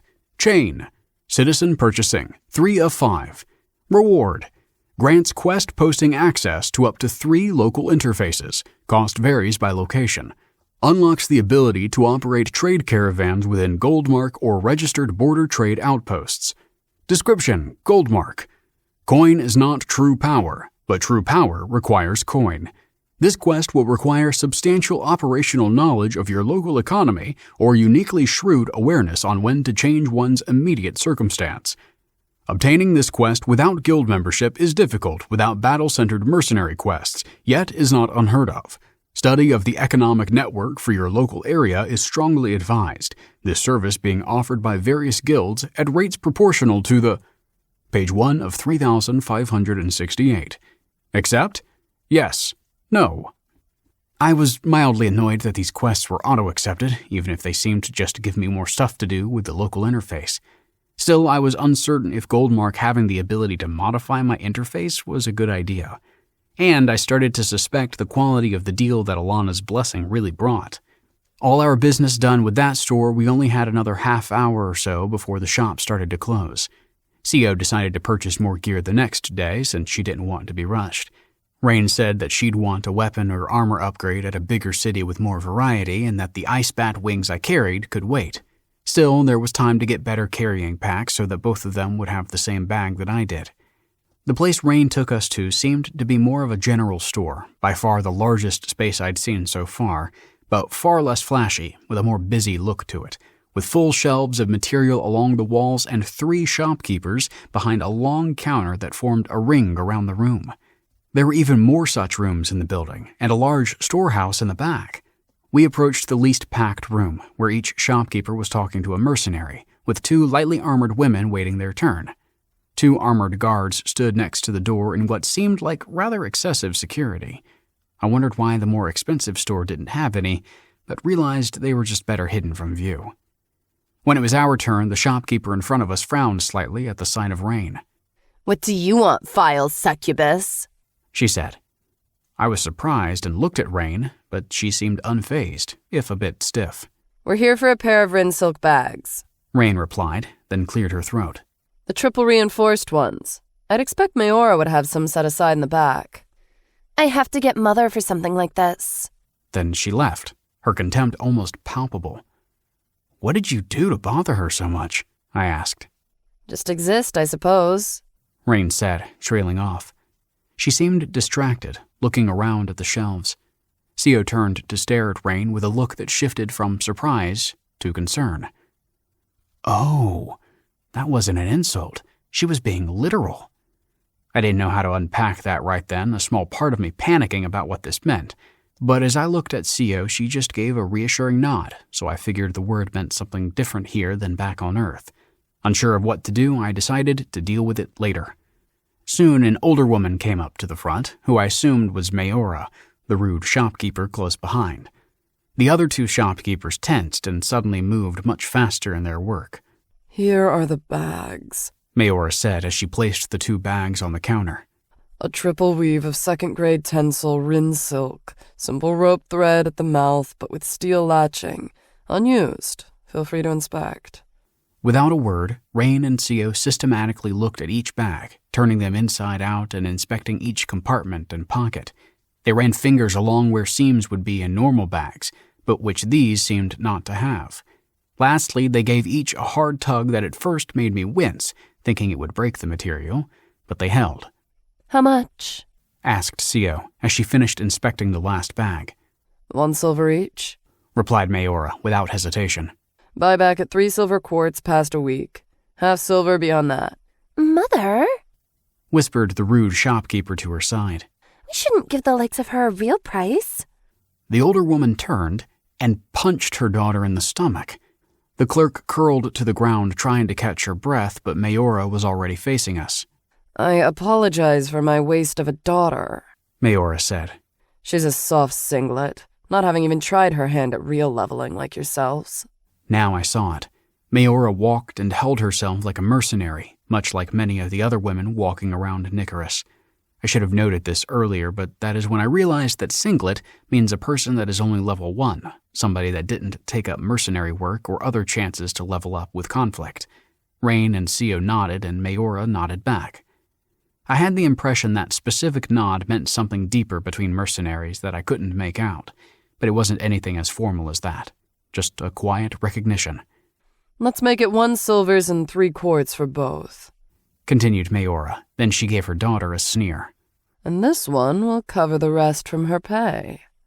Deal, said Rain, her smile flat, a hand gripping her belt with white-knuckled intensity.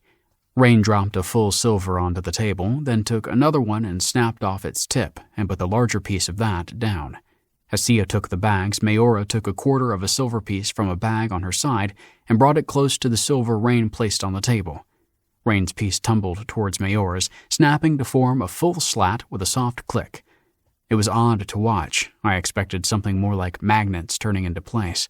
But it was more like directed fidgeting or a biased random walk, which would make sense if this had to happen in a bag full of loose money. Mayora proceeded to break the full piece in half and test each half in turn, and all behaved in the same way. An ingenious way to prevent counterfeiting. We need to go to the guild now, said Rain, turning away from the storefront cluster, down a large cobbled street towards the center of the town. Then we can head back to the inn. I noticed Sio seem a bit hesitant, even past the metal of her armor. Sio, what's up? I couldn't help but ask. No more holding back questions now that it was so clear my usual hesitation would end badly. I'm having a hard time thinking about how much money I have now. I thought I was going back to my lean-to in the forest. Rain turned on a dime, laughing hard to give Sio a big hug. You're just too adorable. How have you been keeping this cuteness hidden all these years? Sio laughed, a bit sheepishly, even if Rain looked ridiculous hugging the massive frame of Sio's armor. Stay at Creolin's from now on, Rain eventually said. We're a proper party and can afford it. Sio nodded. I will get my things then, and pay off my debt. Wait, you should come with us to the guild first to collect the party quest reward, said Rain, detaching from her. Sio waved off. You can take care of it and give my share later. Rain straightened. You shouldn't do that. Always collect together and split the bounty right away. Most people aren't that trustworthy with hard silver, Sio, even within a party. Sio simply nodded. I know. Then she turned and walked away. I will see the 2 of you back at the inn. Rain shook her head. That one is such a honey queen. But then she leaned on me and took my arm in hers. But enough of that. Let's get paid again. The best part of a mission. And in this one, we get to do it twice. We walked together, her arms comfortably entwined in mine, and it felt nice to be next to her like this. Every once in a while, she reached up and touched me on the shoulder or around the waist, so I slowly started to do the same. I liked our chatting more on the ride back, Rain said. It must be hard getting used to our world, and I'm glad we can help. At this, I didn't know what to say, not being used to people talking to me like this. I wondered if people here were just more open in general, or if it was just Rain. But Sio had some of this too, even if it came across more stiffly. Maybe it was something about fighting together and just living among so much dangerous violence. Didn't make sense to hold back if you could die at any time. Do you miss your family? She asked. Or your lovers back home? I chuckled at the question, but didn't want to correct her.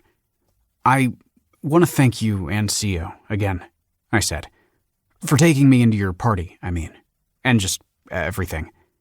I really meant it, even if it was hard to say. But I still felt like they might leave at any time, especially now that they had coin.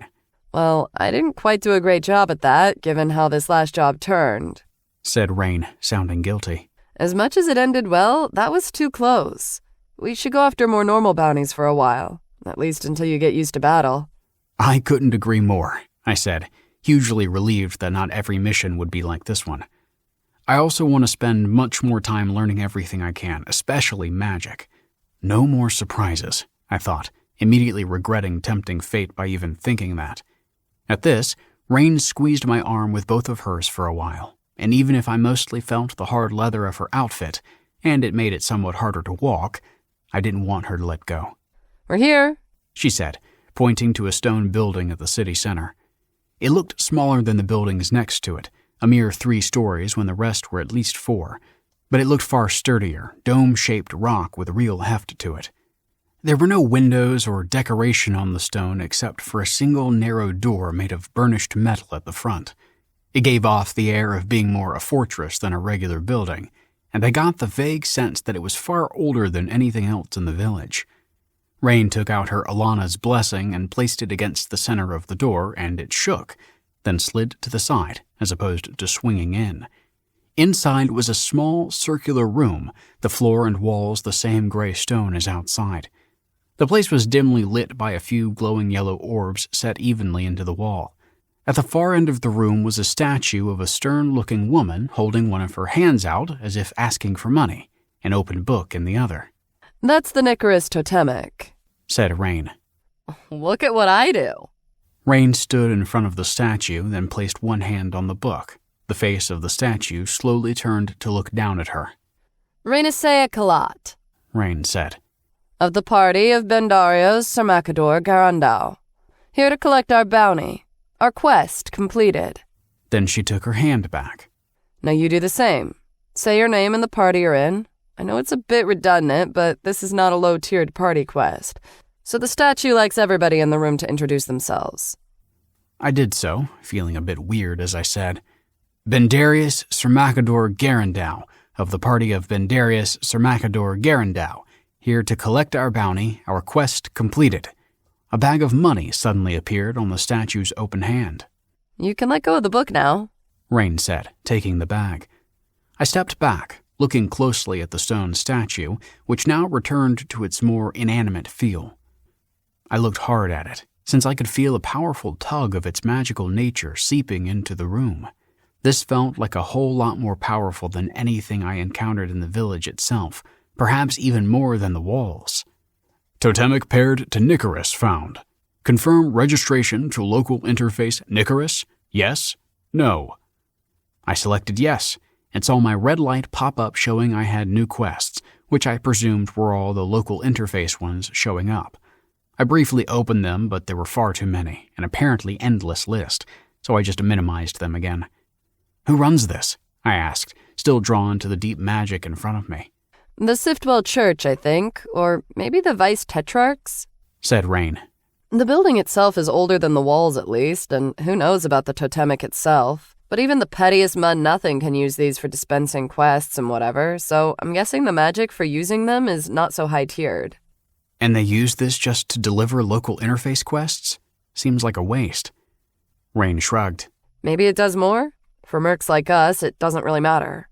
I took a deep breath, mildly disappointed. So now I need to come here to access the local interface, or is there a range? Once you link to a local totemic, you can access them from basically anywhere through your personal interface. You get access to the quests listed to any local totemic you pair yourself to, even ones much further away, and you can always unregister from a local interface in case you move away or whatnot. So your local interface quest list doesn't get too unmanageable. How come we didn't need to prove we did the quest, by the way? Can the totemic tell somehow? For some bounties, we need to provide something, usually to the person issuing the quest.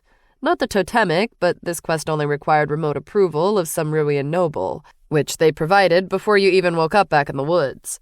I'm surprised you didn't see that notification in your interface.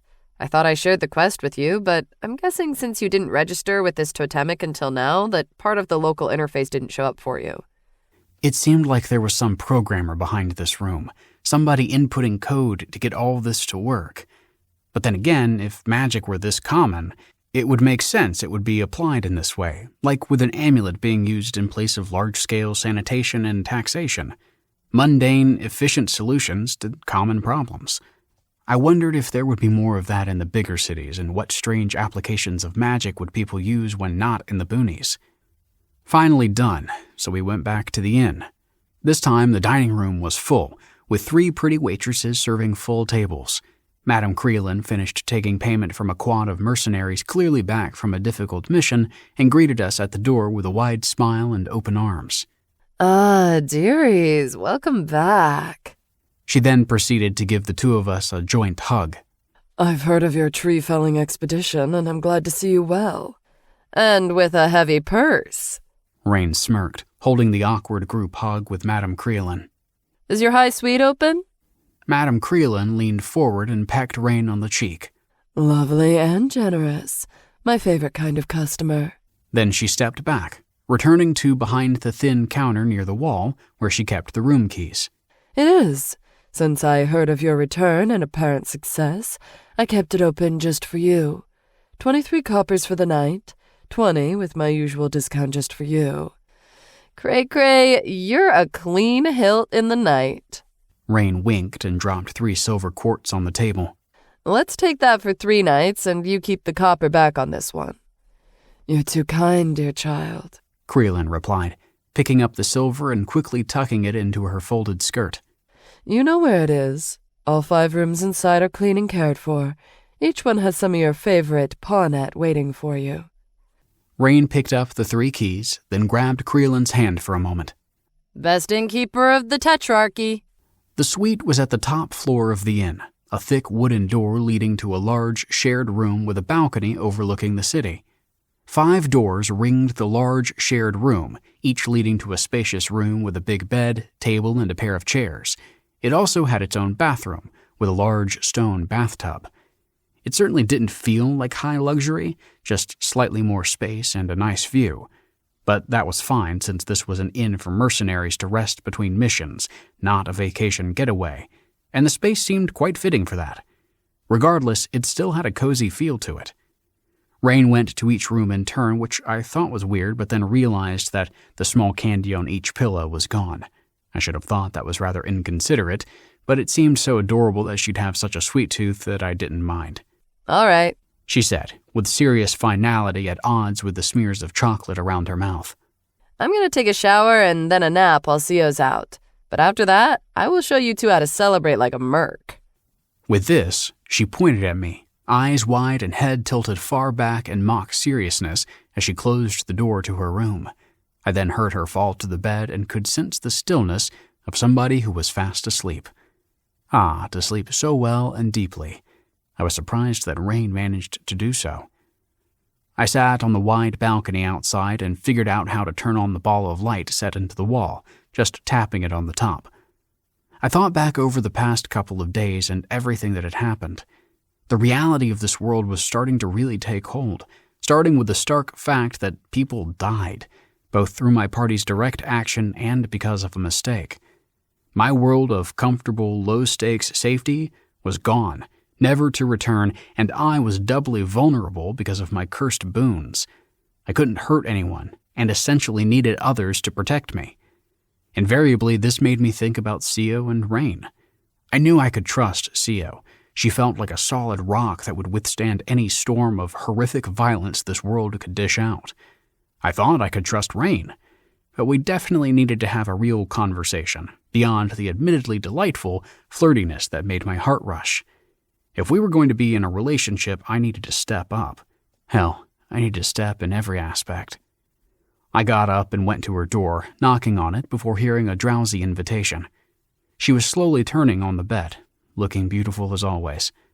I sat next to her and put my hand gently on her shoulder. Hey, can we talk? She turned towards me, her arms snaking around my waist. Want some attention before tonight?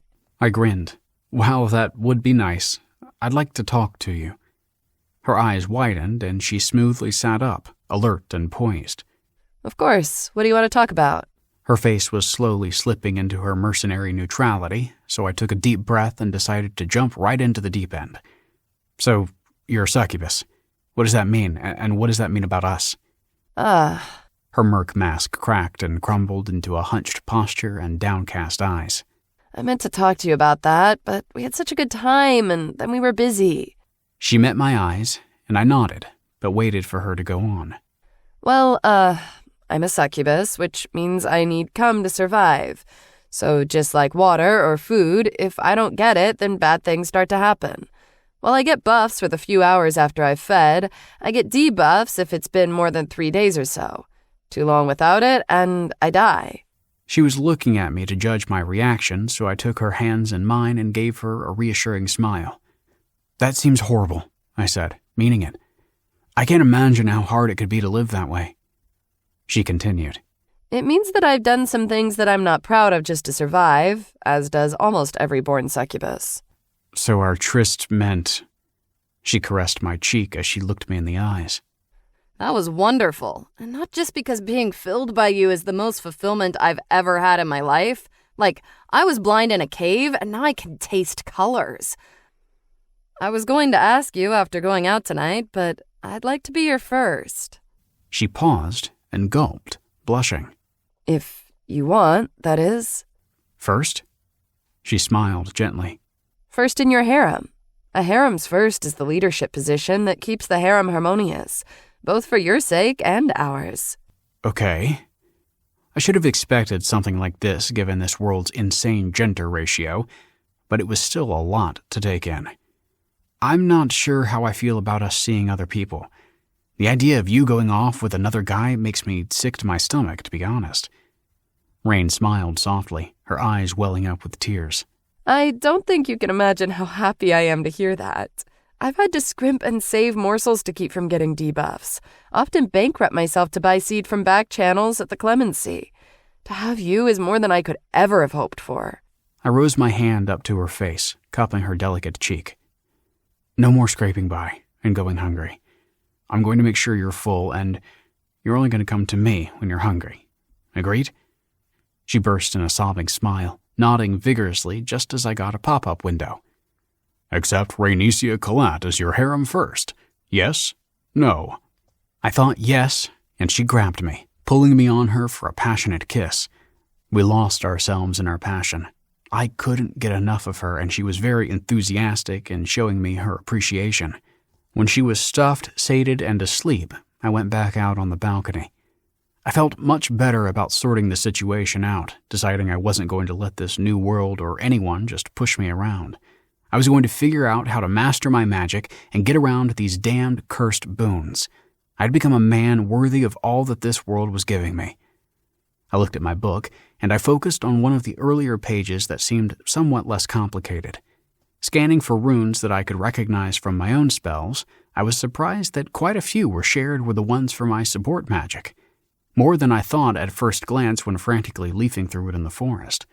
One of the upsides of support magic was having so many different context-specific spells.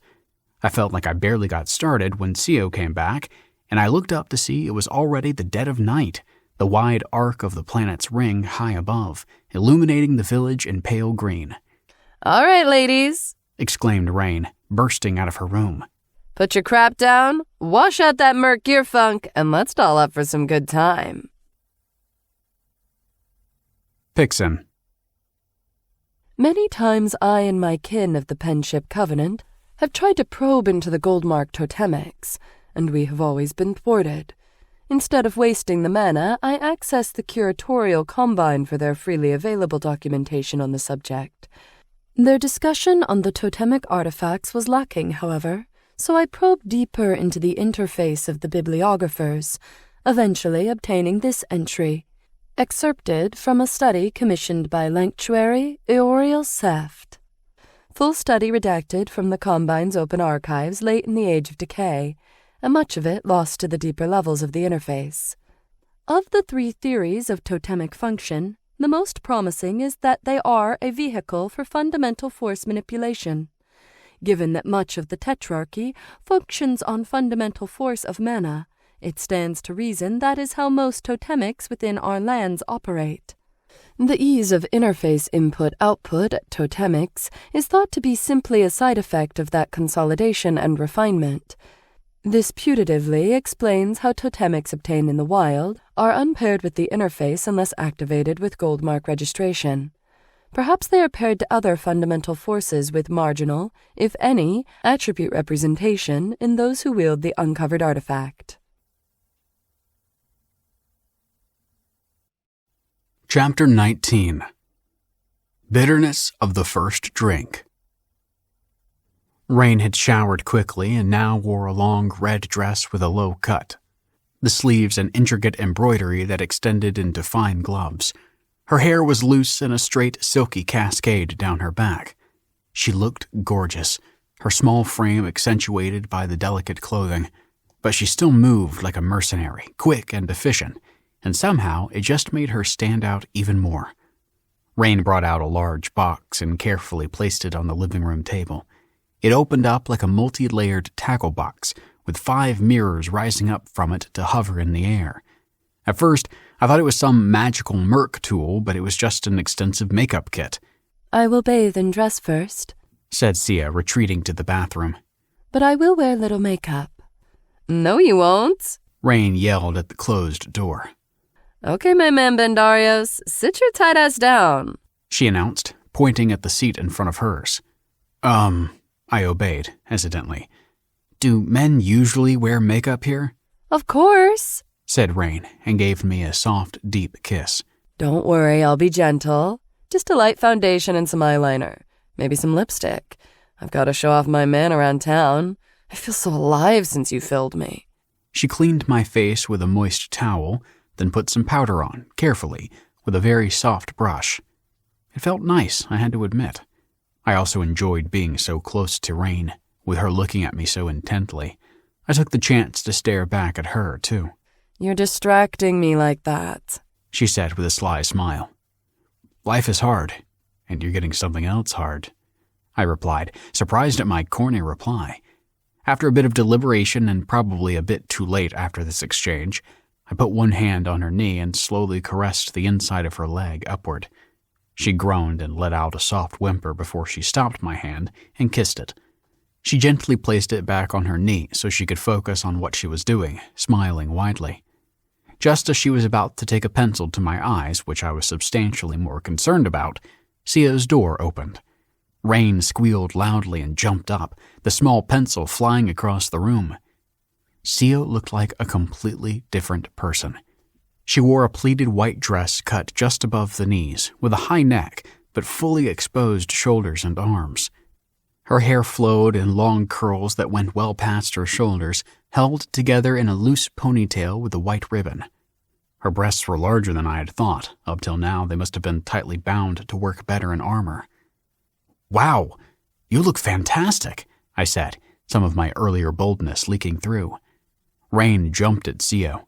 "Amazing, amazing, amazing. How are you hiding all this?" Sia hugged Rain back, both laughing, the small mage barely as tall as Sia's chest, 2 opposing sides of aesthetic bliss playing off each other. It was a sight I would remember for the rest of my life. "You look lovely as well," replied Sia. "Red suits you." "I look good in everything, of course," Rain replied, twirling in place with the controlled smoothness of a ballerina. "But sit. Put on some of my stuff, I insist." Rain took Sia by the hand and sat her next to me. "Thank you, Rain. I must admit that I do not own any such equipment." Rain waved Sia off as she skittered around, looking for the pencil that she previously threw into the air. Sia rifled through the brushes in Rain's pack so close that I could smell the fruity perfume in her hair, and I saw for the first time up close her deep green eyes. I had expected her to have something like a bodybuilder's excess from the imposing look she made in armor, but while her muscles were well defined, they just simply seemed to fit her, their tight contours and mass in balance with her tall frame. Of course, I also noticed the scars. All along her legs and arms, dozens upon dozens of scars, most small and faint, but some angry-looking and jagged. These are normal for an endurance warrior. Sio started, as she decided on a brush. She clearly intended to dismiss the issue, but I could tell it bothered her. I put a hand gently on her shoulder, and she looked up. I think they add to your beauty and presence. Sio paused. When we miscalculate the strength of a blow or are caught unaware by the precise trajectory of a hit, it may find a gap in the armor or evade our endurance. Rain was now sitting quietly in front of us, still and listening. Each one of these scars is a failure, and each one could have been my last. Sio looked back to the kit, picking up a brush. 'Tis why I suggested you find better than myself to join you, Ben. I'm not used to being in a party, and even alone I'm left wanting. I know what I want, and I want you, Sio. I can't find someone that I trust more. Nobody solos past the first few levels, said Rain. Most never solo at all. That you did so from level 8 to 10 is incredible. Everybody in Nicarus knows about you because of it. I wouldn't be surprised if they'd have heard of your soloing as far as Inkos. I decided to chime in again. You kept me alive in the small leaf forest. I knew nothing about magic or even how to keep to a formation, and still you managed that. Not to mention everything you did for me since then. Nothing wanting there at all. Sio grimaced. You two are too kind to me, thank you. All right, Rain proclaimed, holding up the previously discarded pencil. Enough of this sappy shit. Let's get our face on. Yes, Sio said, smiling again, as she picked up one of the jars of powder. Rain finished putting eyeliner on me, which wasn't nearly as bad as I expected. My makeup finished, I had nothing to do, since I had no formal wear to go out with, and didn't want to advertise my foreign status by wearing the weird clothing I had on when I was brought from Earth. Luckily, it wasn't a huge problem to go out in merc gear, especially for men. So, not really wanting to study my book anymore, I brought up my list of spells and idly leafed through the descriptions. Much faster than I expected, Sio and Rain were done, but that could have been because I got lost in my interface, as was quickly becoming a habit. I said, "You two look hot. I couldn't be happier to go out with both of you." They both blushed, and Rain leaned closer to Sio. I'm Ben's first now, Sio. She sounded like an adorable mix of shy and proud. I wanted you to be the first to know. Sio smiled and took Rain in a gentle hug.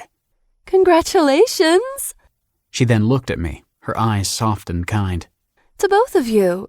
It brings me great joy to see your happiness unfurl thusly. Rain looked up at Sio, a sly grin on her face. You can do more than watch, you know. Sio's eyes shot wide for a moment, then straightened. 'Tis against my major oath. For a bodyguard to be involved with her charge as such is a major violation, as such transgression has led to much abuse inflicted upon those to be protected. She looked at me, her eyes piercing and fierce. Before anything else, I am a bleeder of Kren. She looked so damn hot with that intensity to her. Once that duty is settled, we may see what else I may aspire to become. Until then, I will have to be found lacking. There was a bit of a catch in her voice there at the end, a single note of sadness. I had to admit to feeling a bit disappointed, but could absolutely understand where she was coming from. She'd been alone for so long and was suddenly free, away from her people in a culture so very different than hers. Adjusting would be hard, just like I was still adjusting to Rain. So I got up and sat next to Sio, a hand to her shoulder as she leaned into my touch slightly. "You're not lacking in any way," I said. "I'm beyond grateful to have you as a bodyguard, party member, and friend, full stop. Last thing I'd want is to take away from who you are." She looked at me intently, perhaps trying to discern if I meant it, until she finally returned a small nod. Rain gave Sio another tight squeeze before breaking off. Clearing her throat, Sio said, Enough of such matters, for we have much to celebrate. Rain exclaimed. Yes, let's go. We walked out into the street, Rain hanging on one of my arms and Sio a bit off to the side. But very quickly, Rain found that situation unacceptable and pulled Sio in, the small mage sandwiching herself between us. It felt very comforting, all three of us walking in a tight line. Rain took us to this unassuming entrance at one of the more run-down parts of town. A woman in cheap-looking armor stood guard outside and opened the door for us with a slight bow. Inside, the eerie stillness of the night burst into a mess of noise, music mixed with talking and laughter in a bright, large space with a high ceiling. Long couches and alcoves lined the walls, and enclosed circles of seats abound. The back had a raised stage in front of which stood a throng of people. Nearly everybody was a woman, pretty much all of them gorgeous and well-dressed in a wide variety of styles, from skimpy dresses to simpler suit-like outfits. The only thing they had in common was that they were all immaculately tailored and well-fitted. The few men I noticed were more simply dressed, some also in mercenary gear, which I confirmed with relief. Only a few wore very little in a way that seemed to stand out, even compared to the similarly dressed women. A hostess at the door greeted us, and Rain talked to her briefly, quickly and discreetly giving her some copper. We were then taken into one of the seating areas halfway into the room, not at an alcove, but a couch curved in a C shape that could sit 5 or 6 if crunched in, a low table in front of us. On the stage, 5 musicians on an elevated stage softly played strange-sounding music on lutes and horns.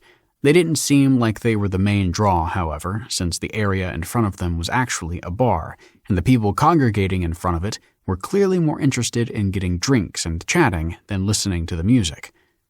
"Who are the musicians?" I asked Sio and Rain as they looked at the drink menu, trying to make small talk. "Are they well known in this area?" Pfft. Rain stuck out her tongue. Who cares about bards? They're just here to fill the quiet before a good mass of people gets going. I nodded, relieved by the information. I remembered my first date back in high school when I took a girl to some live music event, or at least what I thought was my first date. She had seemed so engrossed by the crappy local band that I felt like I could have just melted into the wall and she wouldn't have noticed.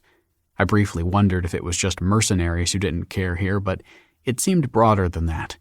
I could tell that most people around weren't mercs by how they moved, their level 1 status rather obvious now that I had some idea what I was looking for.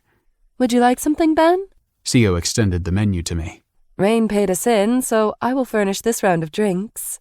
I took the paper from her, which looked impossibly fresh and crisp.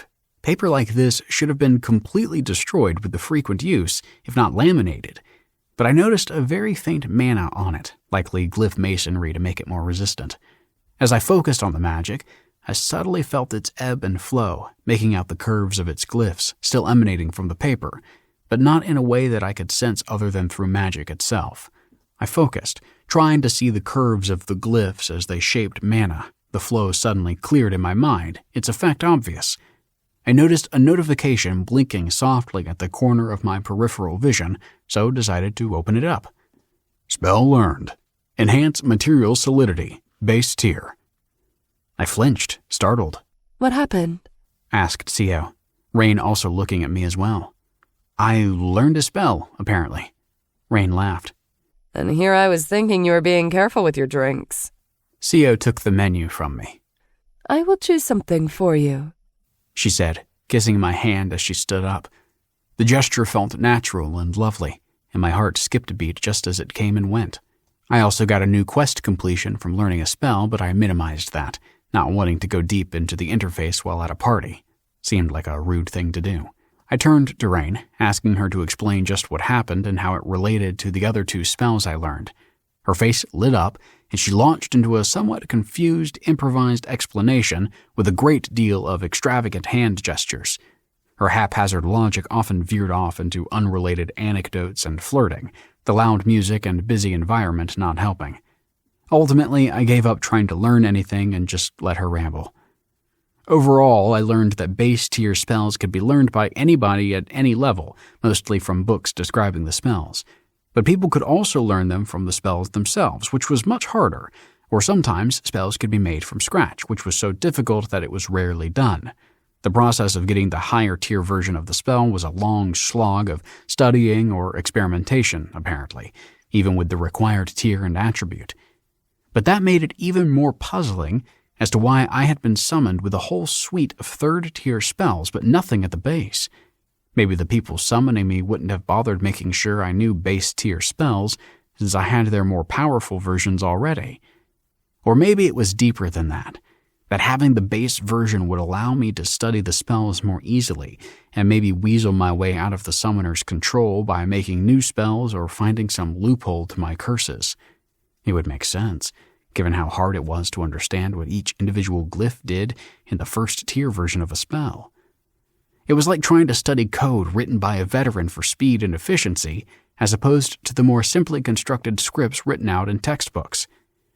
I shall learn the base versions of the spells I know then, I told Rain, who nodded back, but was now looking up with a wide grin and clearly not paying attention anymore. Just in front of us stood the woman from the Mage Emporium, the man that fawned on Sio and Rain next to her. Ah, started Rain, trying and failing to contain her enthusiasm. Sivi and Agite, right? Hello, you two, the hostess said, her curvy body tilted ever so slightly. A pleasure to see you again. Pleasure's all ours, replied Rain. Please join us. We're celebrating. Would you like to get a drink with me, Rain? Sivi replied, smooth as butter. The men can wait for us in the meanwhile. I can tell you're bursting with news. Rain paused for a sliver of a second. Sure, she replied, bouncing up. Be back in a minute, lover. She gave me a passionate kiss before she patted Agite slightly on the shoulder as she passed by, which he replied with an easy smile. I started wondering if going out was worth it compared to enjoying the evening in. I glanced over to see that Agite was wearing this ridiculous outfit that pained me to look at. His pants were incredibly short, almost a Speedo, and he wore a mesh shirt that revealed most of his chest. I didn't know if I was more embarrassed on his behalf or annoyed that he actually chose to wear that. "Hello, Bendarius," Agite said. "May I sit with you?" "Sure," I replied, sliding over to make room, on the impulse to be polite. I tried to shake off my unease at his outfit, the weight sinking into the pit of my stomach like a thick fog. It was like the old familiar pressure of invisibility from back on Earth, but somehow different, more tangible in a way. I was starting to wonder what Agite did, since he obviously didn't fight, his singlet nature obvious in his every move. "I noticed that you were a bit unsteady at the shop," Agite started. "I'm glad to see you here today." Well, I stammered, trying to come up with a good reason for that. It still seemed wise not to reveal too much. Even if Moksha and the spiders knew about my high-tiered spells, I hoped my weaknesses from my 2 cursed boons were still hidden. I was tired from the mission. Sorry if I seemed rude. He looked at me steadily, but in a weirdly measured way. I'd never seen a man move so deliberately before. It felt profoundly fake. "You were not rude at all, just careful." I had no idea where he was going with this. "It pays to be careful, as I'm sure you know." He nodded. "I do. I have also since heard more details of your party's incredible bounty at the Rewian Forest.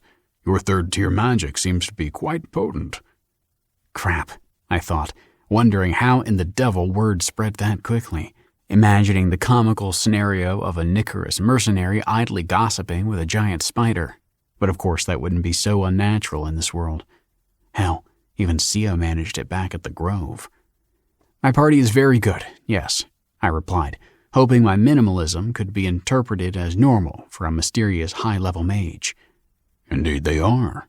2 powerful women, and very forceful ones as well." Forceful seemed like a weird word to use there, but I just shrugged it off. Looks like they're coming back," I replied, relieved to see Rain and Sivi again, each carrying 2 drinks. At this, Agite looked at me again.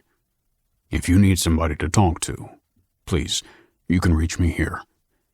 He slid a card across the surface of the couch so it almost touched my leg. He then smiled and got up. "It's always nice to talk, after all." Agite, dear, Sivi said, putting her drinks down on the table in front of us. Lindaria just wished that she's arriving soon. Should we meet her at the front? "Oh, yes," Agite replied, taking her arm and turning away. "I will see you 2 later, okay?" Counting on it. We want a party, replied Rain, her back fully to me as she looked at the couple walking away. Well? Rain fell to the couch near me, half leaning into me and pointing at the 2 drinks on the table in front of us. At least we got free drinks. I put one hand on her thigh as I leaned forward and grabbed one of the drinks. "Sure." Ooh, Rain exclaimed as I gave her a squeeze before she reached behind me and grabbed Agite's card. He gave you his personal wisp? Well done, Ben. Sure, you'll have to tell me later what his story is, I replied, not really caring, focusing on a long swig from the drink, ignoring the smooth, fruity taste. I hoped it had more alcohol than it felt like it did. To be honest, I don't know what that was about at all, she said, taking a sip from her own drink. Maybe trying to butter us up for another high-ticket sale? I sat back, getting comfortable and nursing my drink. The music felt too loud, and I roughly took Agite's card from Rain and just threw it on the table out of boredom, where it slid across the surface and almost fell to the floor at the other side. Rain continued, leaning back and taking a sip from her drink. Looks like someone needs a bit more attention. The idea did seem appealing, now that I thought about it. Actually, that sounds pretty damn good. But where's Sio? The last thing I wanted to do was ditch her after coming all this way, after all. I saw her talking to some of the Tyrant Sisterhood people. Told her to take her time since I was getting stuff anyhow. Then we should stick around for a bit, I said. This was never my scene before on Earth, and maybe that's what made it feel off. But this was a new me, and with Rain and Sia to experience this with, maybe it's worth it to try to make this work for a little longer. Pixen. I sought to use my penship covenant magic to supplement the information on the Tyrant Sisterhood, as extracted from the personal interface of subject Bendarios, referencing the curatorial combine. The Tyrant Sisterhood, often also referred to as the Tyrsis, is a group of largely base-tier mercenaries that seek to improve the survivability of singlets trying to gain their first few levels. Methods vary dramatically dependent on local creature distribution and levels, in the Nicaris area focusing largely on the whipping grass population to the south. Established at the height of the Age of Decay as part of the many attempted reforms sought by the Siftwell Church accountancy, largely seen as only mildly effective in its goals, with a tendency to stray into political or economic matters beyond their remit.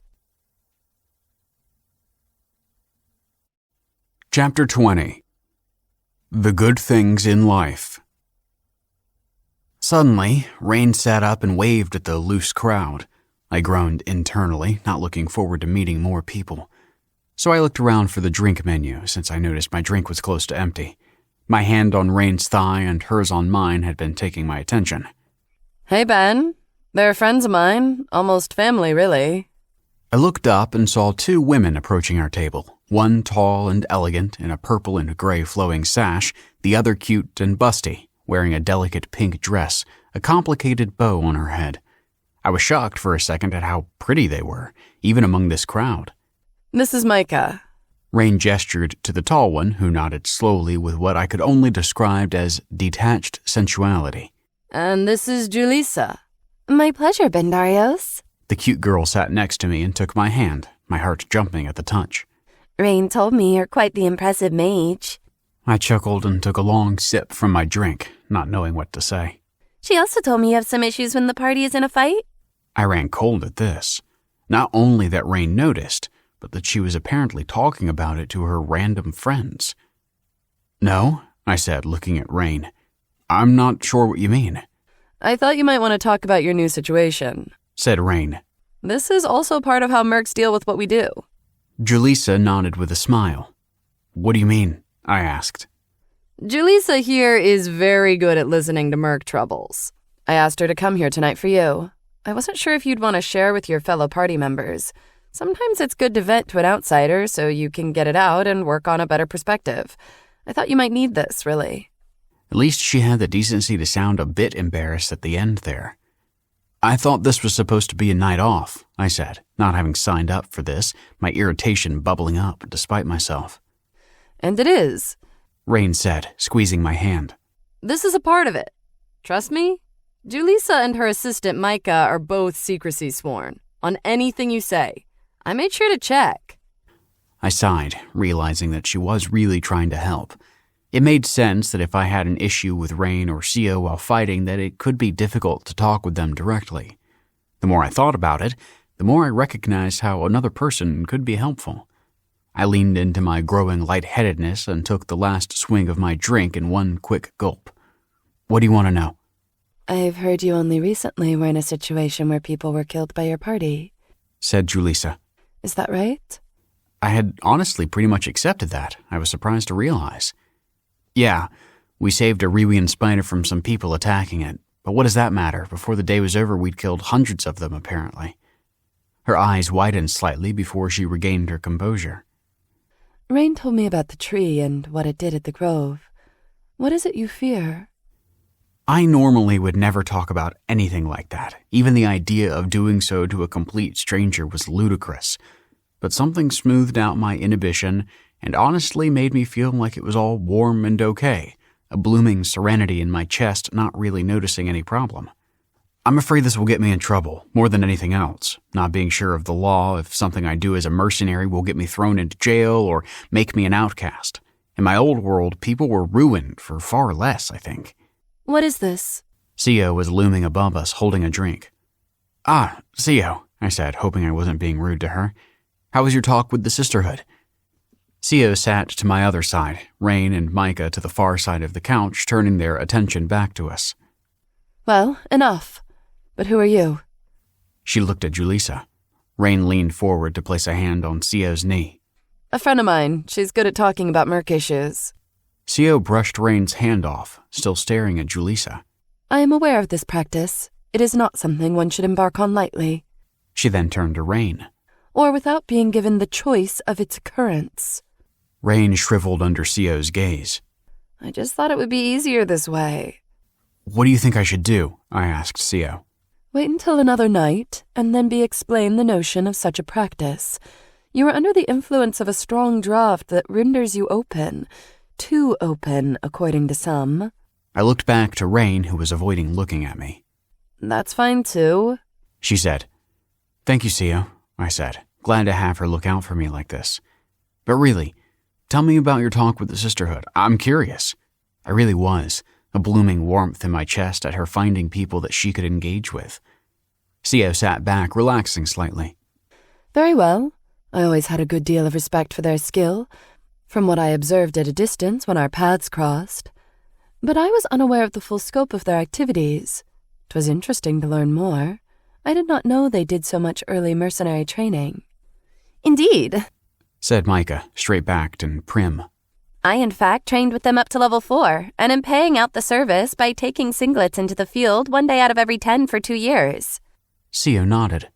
Seems like a fair price for fair service. Are you thinking of joining? Asked Micah.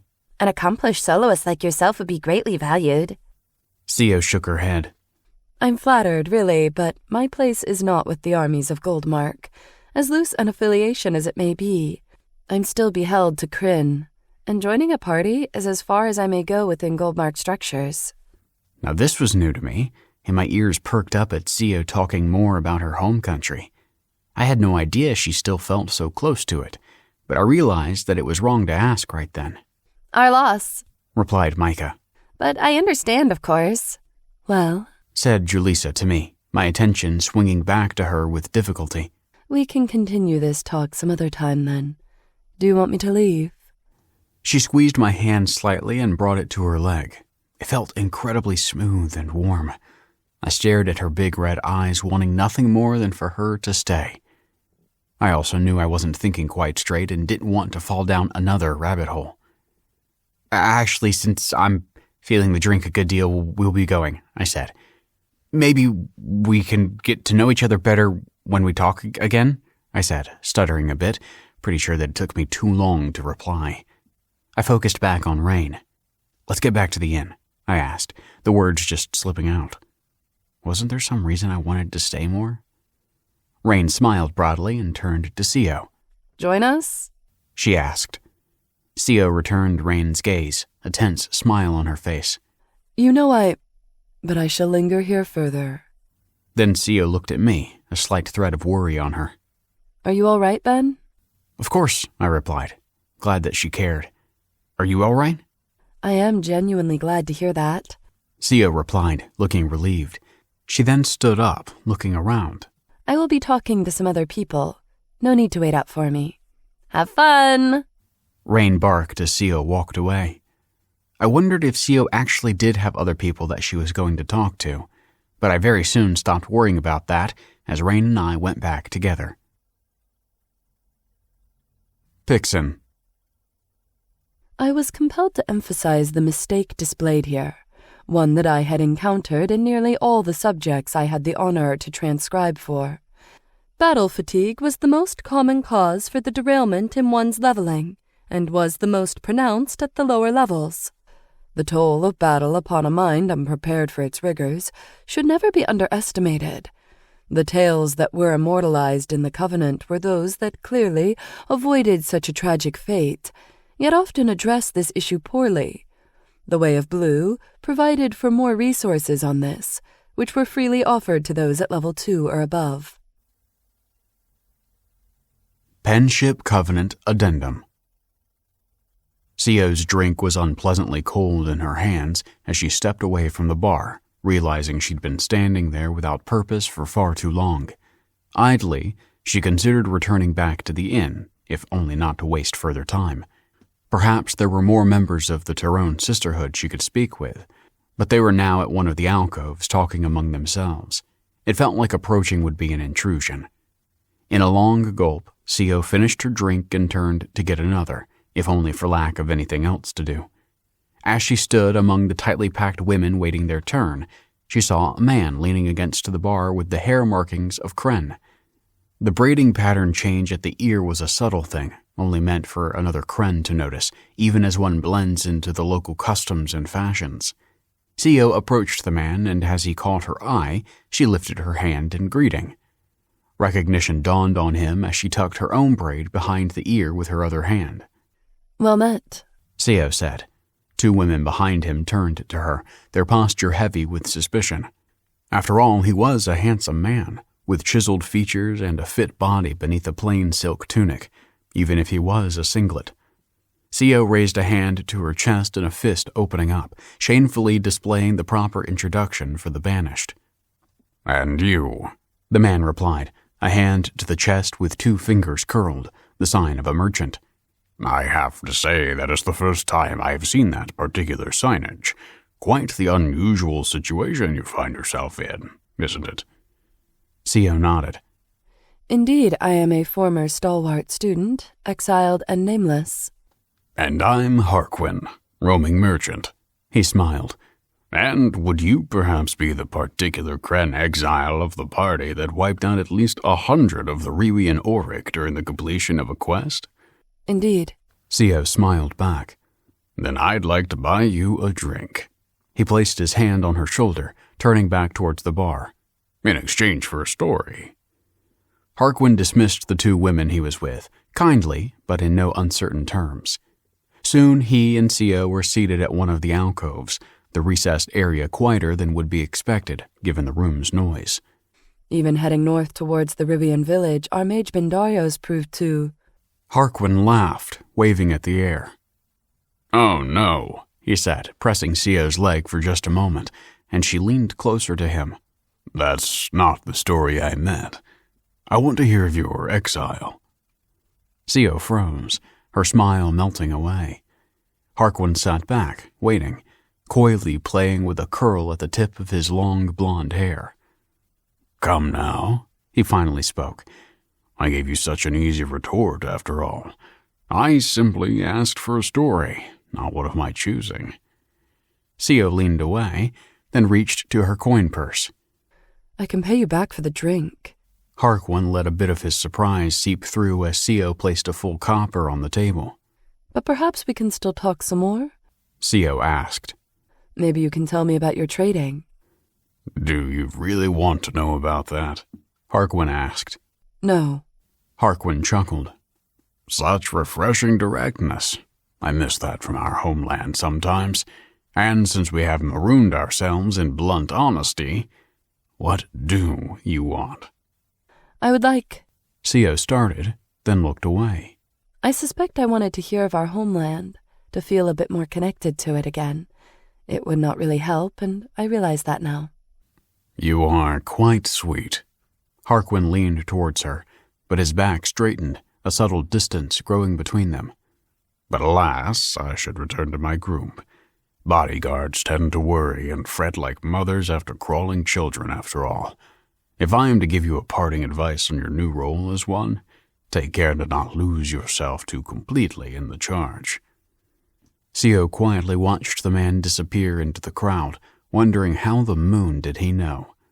Her fists tightened beneath the table, an old, shameful rage that she clawed her way back from. As much as she'd been freed from those tainted boons, the specter of how she earned them haunted her still. A few moments of controlled breathing and she returned to her more proper self.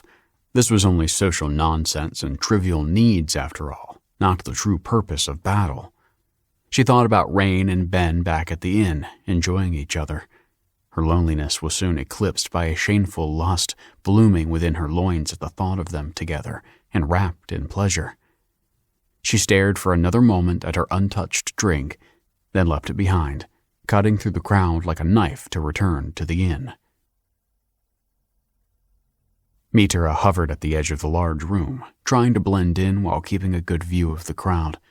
It was unfortunate that many glared at her with suspicion, making the task harder than it should be. Luckily, when Bendarius and his party arrived, they quickly took over one of the central couches, a location explicitly designed for those wanting to be seen. Mitra briefly wondered what was their intention with their choice, worried that they were now openly courting powerful patrons. When the first couple approached them, however, Mitra chuckled to herself, as it clearly was just due to the succubus's lust, or habit. Mitra worried that she'd been paying too much attention to the healer's group, and even thought of purchasing a love worker's conversation time to help prevent detection. But it quickly became clear that she wasn't the only one tracking the group, and far from the most overt one at that. Sio's interaction with the Sisterhood was a pointed event, and Mitra worried this meant the mage's alignment with the group. Yet the interaction was so short that it felt confusing. Perhaps this Sio person was quite shrewd, keeping the Tursus at arm's length, an aloofness to make her seem more attractive to them while not committing her enviable party to anything more concrete. Yet, that was nothing in the face of the slow realization that brought twisting joy to Mitra's tale. Bendarius was clearly miserable, awkward, and strangely detached from the party mood and possibly the affections of the succubus that seemed to be his lover. Even as she brought him a pair of rather attractive women, he remained apart and tense. Mitra had debated coming here at all when she received the last-minute intelligence, worried that exposing her interest while gathering information would dismantle any chance of obtaining his help. But now she saw that they had the usual issues of a novice party recently put together, something she didn't expect from such a high-level mage. This had certain implications that were perhaps the best case for what she could hope for. When Bendarius left with the succubus, Mitra discreetly followed for a while, their drunk, meandering path back easy to track. Just before they went in, she saw Bendarius cast a spell that filled the air in a translucent dome of expanding mana, a healing effect so powerful, Mitra clutched at her chest in shock. The small patches of dryness on her scales were reverted, as was a minor injury near her left eye. This was an area of effect healing spell so potent and wide-ranging, it even healed her water drake-specific scales. It felt impossible not only that such a spell even existed, but that he would casually cast it for no strong reason she could think of. Mitra burned at the chance she could get him to help her people. With renewed excitement, Mitra returned to Sybil Tears, and it didn't take her long to find Sio again, who was now in a single booth with a merchant. They talked little, and when he left, Mitra briefly considered approaching her, but she felt a dangerous posture from the warrior, her mana even cutting through the dense crowd. It was a roiling rage that silenced the people milling close to her, even as they couldn't quite place why. At this, Mitra decided to keep to her observation, and when Sio left on a focused path, she finally allowed herself one drink, savoring the very real possibility that she might actually get this to work. Hope was a dangerous indulgence, she knew, as it would make the disappointment of failure even more bitter. But her body felt fully hale for the first time in years, and the churning mana of lust and joy and camaraderie all around seeped into her like fresh rainwater into the marsh. Rain supported me on the way back to the inn. My thoughts were muddled, realizing the drinks had knocked me through more of a loop than I expected. My low endurance and lack of any tolerance in my new body probably explained how I was now a super lightweight drinker. As we neared the inn, I knew I wanted to have fun with Rain, so I drunkenly cast my second-tier group heal, just in case she was a bit tired or whatnot, since it obviously wouldn't do anything to me. Damned curses. Before I knew it, I was chasing Rain up to our suite, groping her as she laughed all the way, coyly avoiding me every once in a while with her agility. Once the door to my room was shut, I nearly melted into her, every stitch of our bodily touch feeling like velvety fire. As we passionately kissed, our clothes quickly fell to the floor, scattered wildly. Rain jumped on me with her legs wrapped around my waist without breaking our kisses. Our tongues wrestled and our hands couldn't stop exploring, and I often felt each touch I gave bleeding into the feeling of receiving one from her. When I reached the bed, I leaned over, placing her down with a mild thump. She broke off our kiss and released my chest while stretching out across the mattress. She grinned and wiggled her chest, causing her perfect little breasts to shake ever so slightly. Like what you see, big boy? I'm so hungry for you, Ben. I need you. Please, fill me up. Her eyes glowed, the stark red brilliant against her porcelain skin and black as night hair, the sight catching my breath for a heartbeat.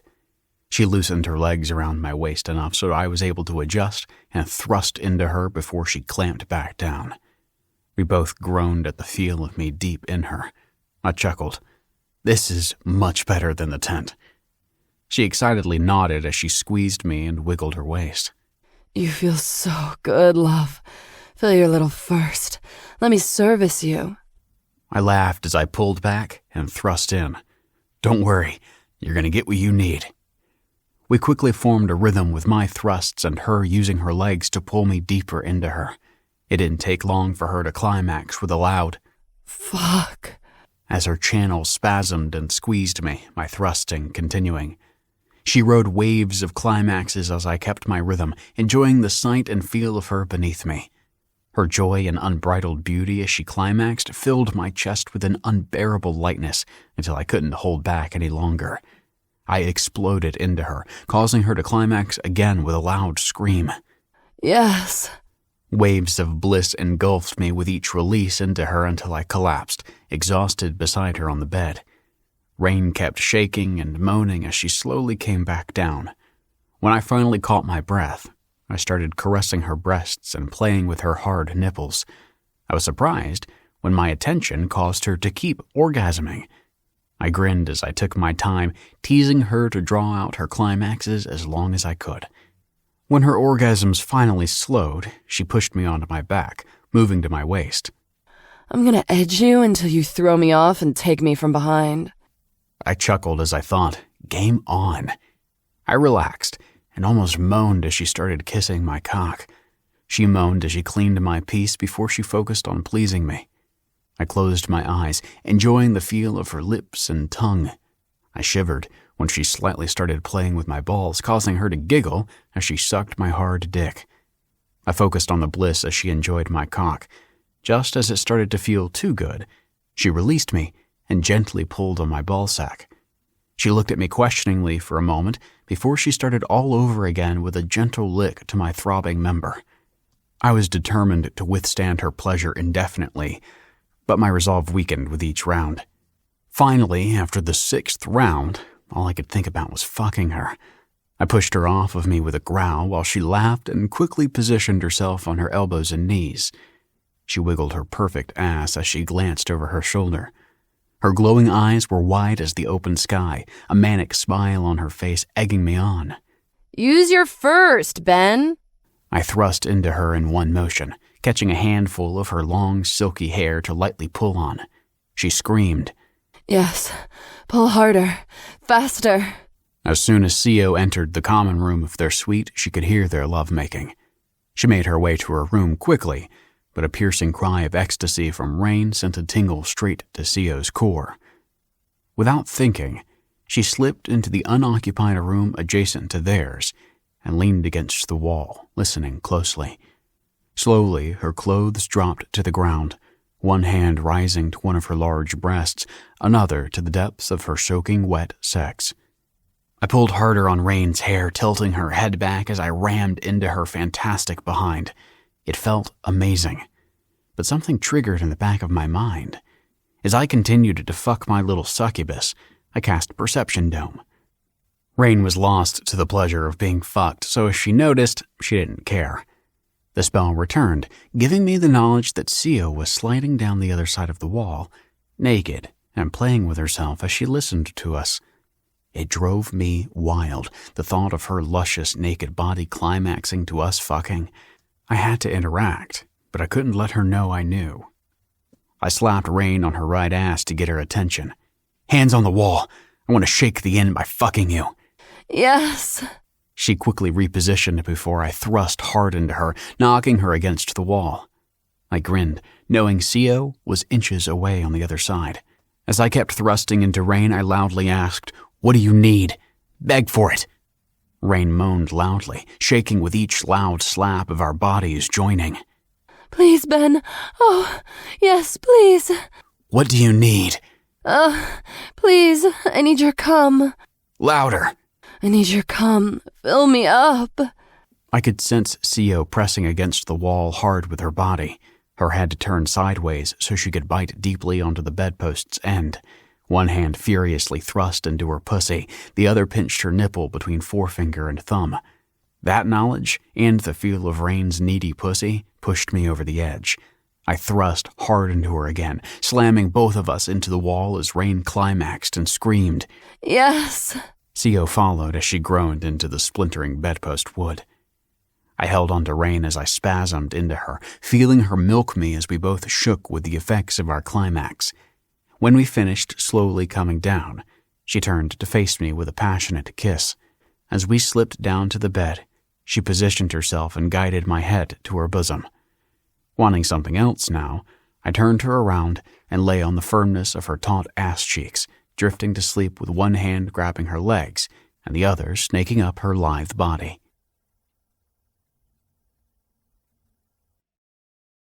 Chapter 21. A Lazy Morning. Rain was gone in the morning. I had a headache from the hangover, but it was shockingly mild, given how drunk I was the night before. What the hell was in that drink? But to be honest, I didn't really care. The night with Rain being just so damn amazing. She thrived off my energy and desire for her, and this new body had stamina and passion to spare. And the dreams.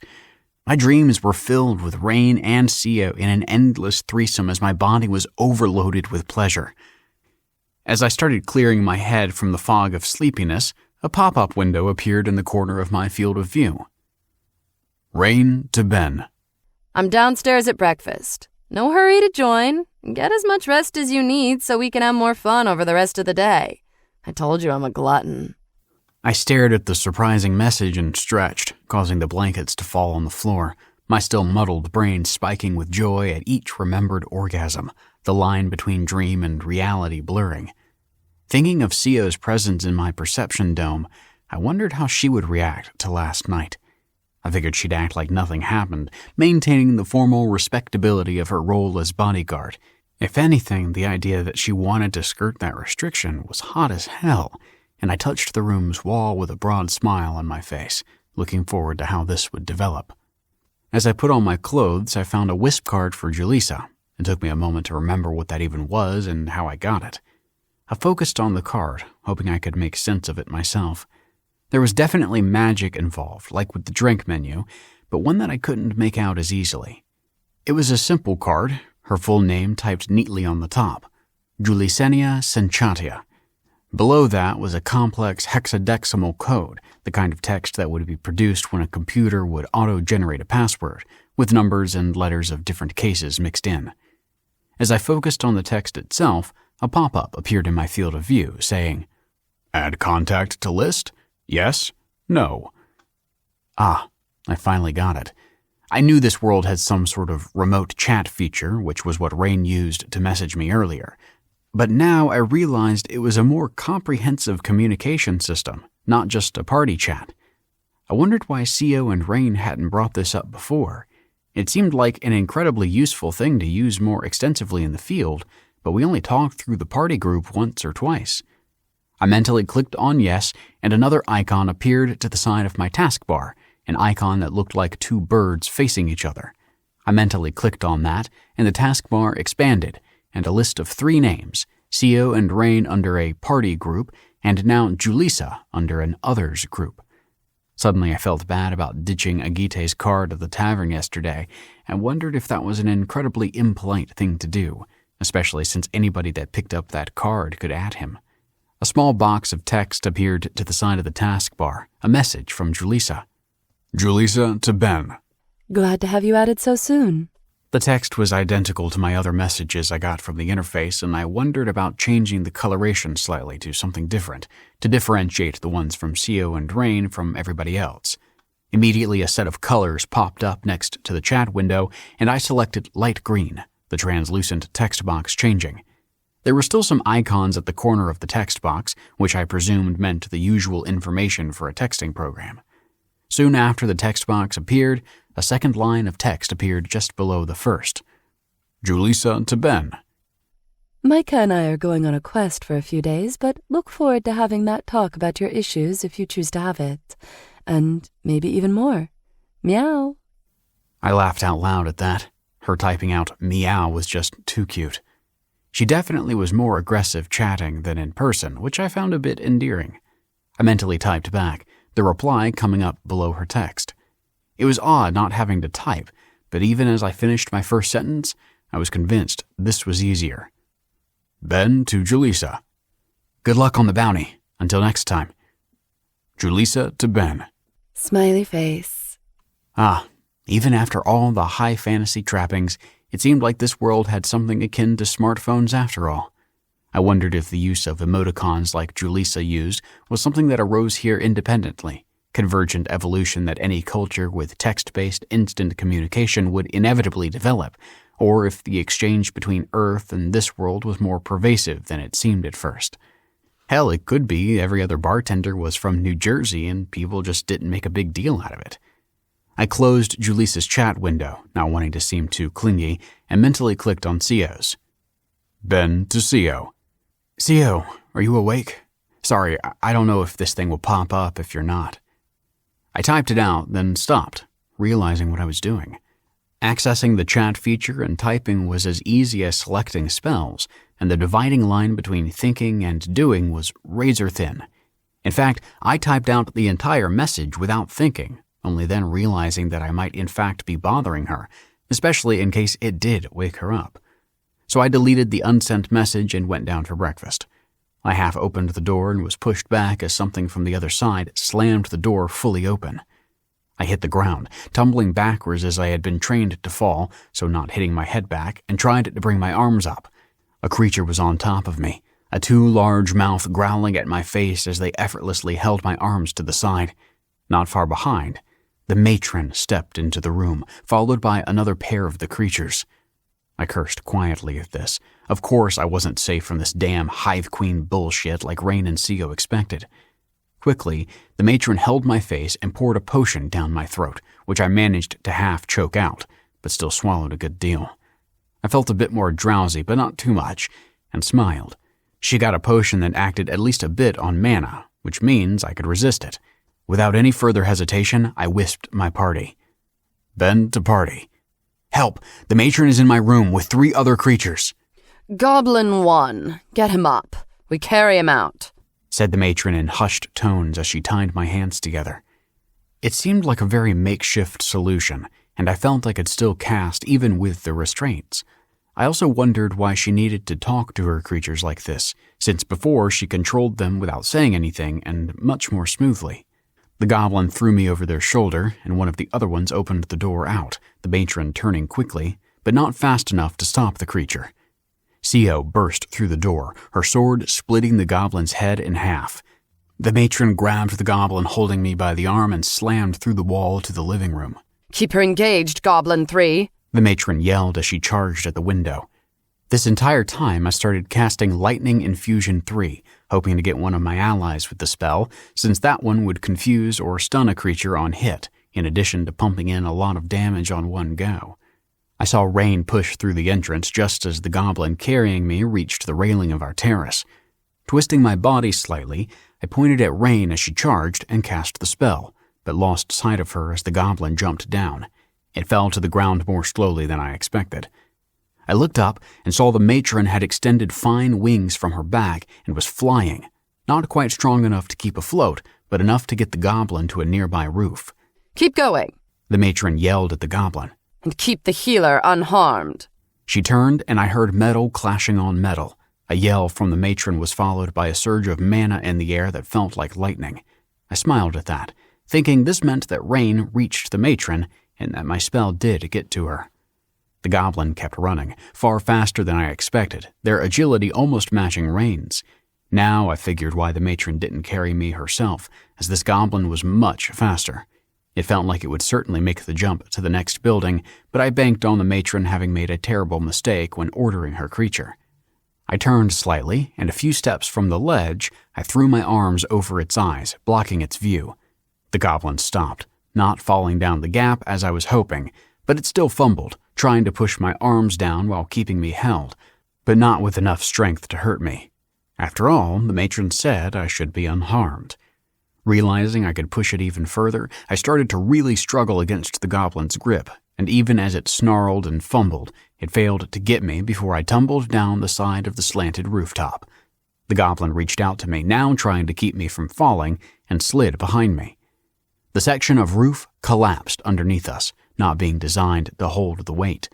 We fell into a humble apartment, a woman at a doorway yelling in fear. I fell on my back and felt my HP dip at the impact, but it wasn't as bad as I expected, the fall being barely more than 6 feet. The goblin fell much more smoothly, and we continued our awkward fumble some more. I ultimately couldn't match the goblin's agility, and the creature managed to get a hold of my waist with one hand and tied my arms with another, holding me across their shoulders. They were about to leave the room when Rain dropped from the roof above and stabbed the goblin before it could even reach for their dagger. I felt the lightning course through it, but only a trickle.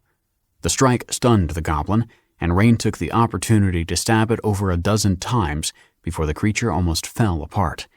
I fell with a heavy thud right after. Rain stood over me, still ready for battle, and I noticed she had a large wound across an arm that hung limp to her side. Still on the ground, I cast Group Heal the Third, luckily nothing else coming down from the roof in the meantime. With Rain now fully healed, I got up and she cut off my bindings as I started to cast Chainmail 3 on her. Shortly after, Sio charged into the room, bloodied with green goblin blood but otherwise unharmed. We stood in formation without a word as I cast the same enhancements on Sio. There was a distant ring of bells spreading across the village.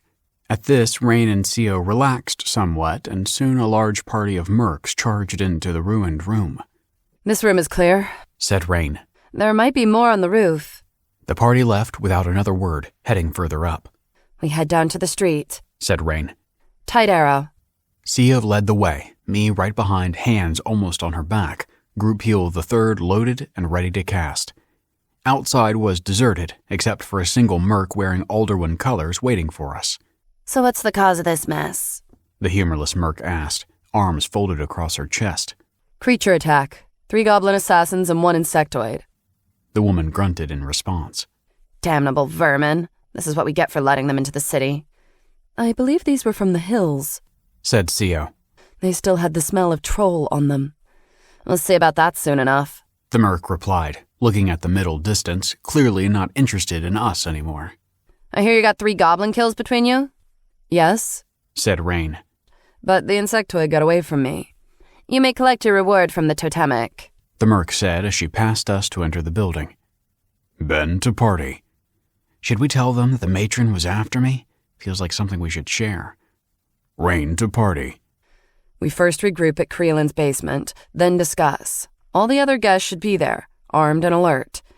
The insectoid would be a fool to attack there again, and I don't know of any other secure locations that are closer. Agreeing that moving to a fortified location quickly was the best call, we carried on, slow and careful, my perception dome straining to feel anything that felt like the matron again. Rain knocked on a section of flooring right past the inn's entrance. It opened up to Creolin at a flight of stone stairs, motioning for us to get in. The stairs led deeper than I expected, and soon we were in a large room with another half-dozen people. 3 were fully decked out as mercenaries, standing close to the entrance, weapons out. They visibly relaxed when they saw Creolin, however, and without a word, the innkeeper shut a heavy metal door across the entrance. The entire room relaxed behind the heavy steel. "Sorry, Cree-Cree," said Rain. "We messed up a wall from your inn." The innkeeper smiled broadly and pinched Rain's cheek. "Don't you fret about this little thing. More gets broken like this every week from the average drunken tussle." Creolin stepped back, now serious. "More than this. Thank you for fighting to keep my inn safe. 4 creatures attacking the city, and none more than some wood harmed. This is more than lucky." Even the other mercs in the room cheered at that, the civilians huddled in the corner clapping. I felt like shit at this, since I was the reason they were in danger at all. And that wasn't only me, with both Sio and Rain also not taking this well, even if Rain seemed to hide it better, returning the smiles with her own and taking a few moments to chat with the mercs and the civilians in the back. I took the time to see the interface notifications that came up since the attack and realized now why the matron gave up so easily. At one point, a notification went up from the local interface calling for all mercs in Nicaris to defend the town against an outside attack, with a half-silver bounty on every creature killed within city walls, 2 silver if it was Tier 1, which felt quite generous. It happened when we crashed through the roof, the civilian threatened inside being a prerequisite for raising the alarm. No wonder the matron attacked like she did. She hoped she'd be able to take me away without raising that particular quest. Still, avoiding this kidnapping attempt felt more like luck than anything else. If she had even one more goblin to help keep me restrained, or if I didn't resist the potion to put me to sleep, it likely would have worked. In barely an hour, the rest of the mercs felt safe enough to leave, as did Creolin. The other civilians, all the chambermaids and serving girls for the inn, decided to stay longer, and Creolin offered us to stay in the bunker for the night, at least till she saw to the repairs of our room. We accepted, and Sio only went back to the room to collect her armor and the rest of our stuff. Sitting in the corner of the sparse room, our bags against the wall and still in formation, the pressure and stress of the battle finally started oozing out of me. "Ben to party. This is quite bad, right? Does this mean the Hive Queen is now okay with the matron trying to get me?" "Rain to party." "I'm not sure about that. It feels strange. When I crossed weapons with that insectoid, I could feel she was an entire tier above me, but without the agility to match. She seemed to focus somewhat on strength, since that was what I'd expect for the secondary focus at early 2nd tier, but she fought rather evasively. The lightning infusion may have been enough to let me take her out if she hadn't managed to run away. If the Hive Queen's thralls were fully behind this, not sure this battle would have felt so weak. That seems to be her real focus." "Sio to party." Agreed. She had far more formidable creatures before. Well, these seem like paltry replacements. She might be restricted in the use of her forces, or have otherwise suffered great losses since our prior encounter. "Ben to party." Even if she's weaker than before, this is still a huge threat. What do we do? "Rain to party." "We're sitting on good cash, so can afford a break. We stay in the city for now. I'll try to get more information on her, but discreetly. It wouldn't be so great if people found out that she was after you, Ben. The older one might decide you're a threat to the city and forcefully take you into her group or even exile you." I grimaced at either option. "Sio to party." I will also ask the Gallic Alliance about this. They may know if the matron has some link with the troll armies. I need to get new armor fitted there anyhow, which now feels as required an investment as ever. In barely another half hour, the quest to thwart invaders was updated to show the threat was dealt with, but in a vague way that suggested the matron simply escaped. We decided to move into this basement for the near future, Creolin more than glad to accommodate, Rain suggesting it was that I had some glyph masonry to focus on that could use the greater stability of the ground. That night was uneventful, and in the morning the civilian girls were ushered back up by Creolin, less because their safety was certain, and more because she needed them back to work. We also decided we shouldn't make it look like we were constantly on high alert, since that would be quite suspicious after the attack. So Sia went off to see to her new armor, and Rain and I went up for breakfast. Still, Rain had her armor and both her weapons, and I enhanced her with Lightning Infusion 3 and Chainmail 3 before we left, just in case. The weapon infusion was more discreet than the protection spell, and it would be noticeable by a highly perceptive mage, but it was still not worth the risk to go out without it. Rain and I went to a corner table, and she took out a book, Creelin herself soon bringing us some bread and tankards of a mild ale. I was about to take out my book to read it too, before Rain shot up a glance at me. She said, hand roughly on the book to mark her place. I almost forgot. With a quick bend, she swung out from her seat and leaned over the table to kiss me. She hungrily and passionately kissed me as I returned her kisses, but then she broke it off and was back in her seat fast as flowing water. So, what's the plan for today? I asked, smiling. Rain grinned back. As far as everybody else is concerned, we just came back from a major bounty where we nearly got killed and took out creatures attacking the heart of the city. Any group would at least take a day or two to fix our gear and relax before even thinking of what's next. I nodded, finding that I very much liked the idea. I could take the time to study my spells as well as read the book, maybe even slowly get into my interface, at least until we had more info on how to deal with the matron. Sio's new armor fitting should take all day. Rain continued. And I want to look at better bridging my spells, since I'm not about to go around and do anything else. What do you suggest I do since I got my gear squared away yesterday? I'm thinking I should study my spells and book. Rain nodded. You can also look at the direct contracts we got. Since we're now on the map as a party, I noticed we got quite a few quests directed at us specifically. Don't go accepting anything without passing it by us, though. Overpowered riblet. I emphatically agreed, of course, and brought up the chat window. One of the icons had a number 32 in red in its corner, indicating new quests available. I opened that and saw a table listing them all, indicating the person who placed the quest, the reward, and a brief description. Mentally hovering over each one brought up more details in a pop-up, like before with the full description. I immediately put aside any contract that asked for killing something outside the city walls, which were most of them.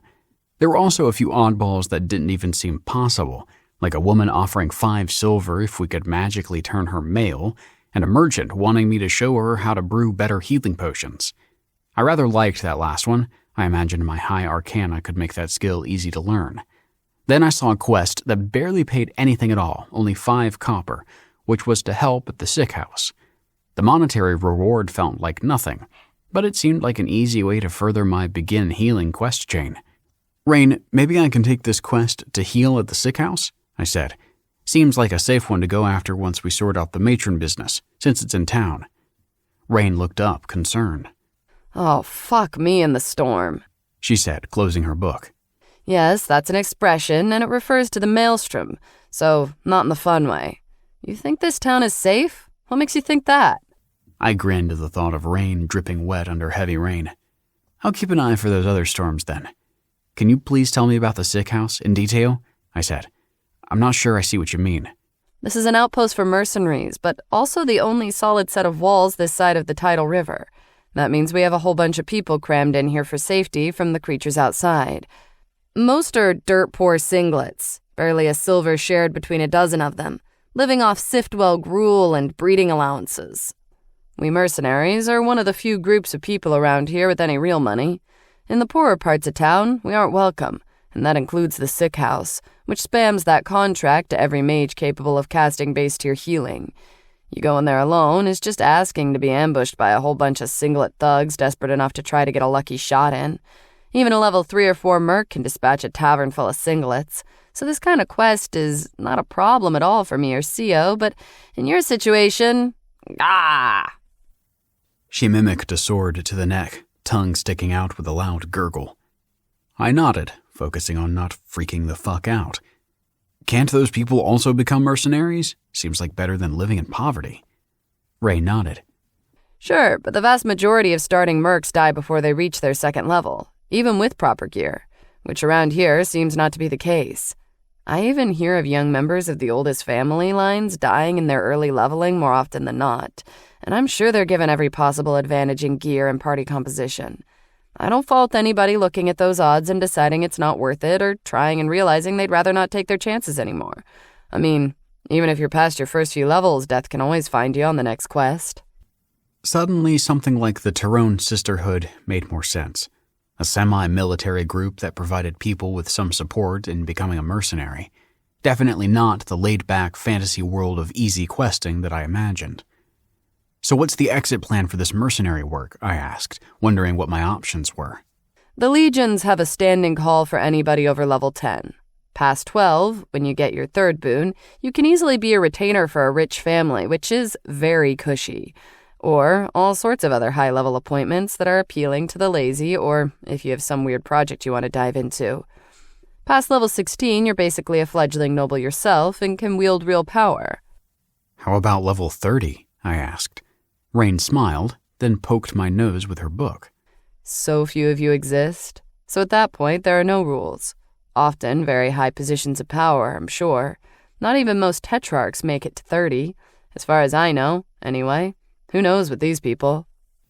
So most retire into those jobs before they get the battle experience to reach this level? I asked, relieved that things were not as bad as I originally thought in one way, but a million times worse in another. With my cursed boons, it was only a matter of time before I was caged in some form. Yes, said Rain. Some mercs will take on a difficult quest that saps their will to keep fighting, and that's when they leave the life.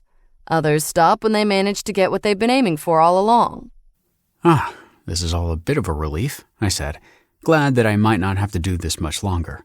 At least the part about being kidnapped in the early morning by frothing goblins was very unappealing. Rain looked at me seriously. I'm not sure any of this applies to you, you know?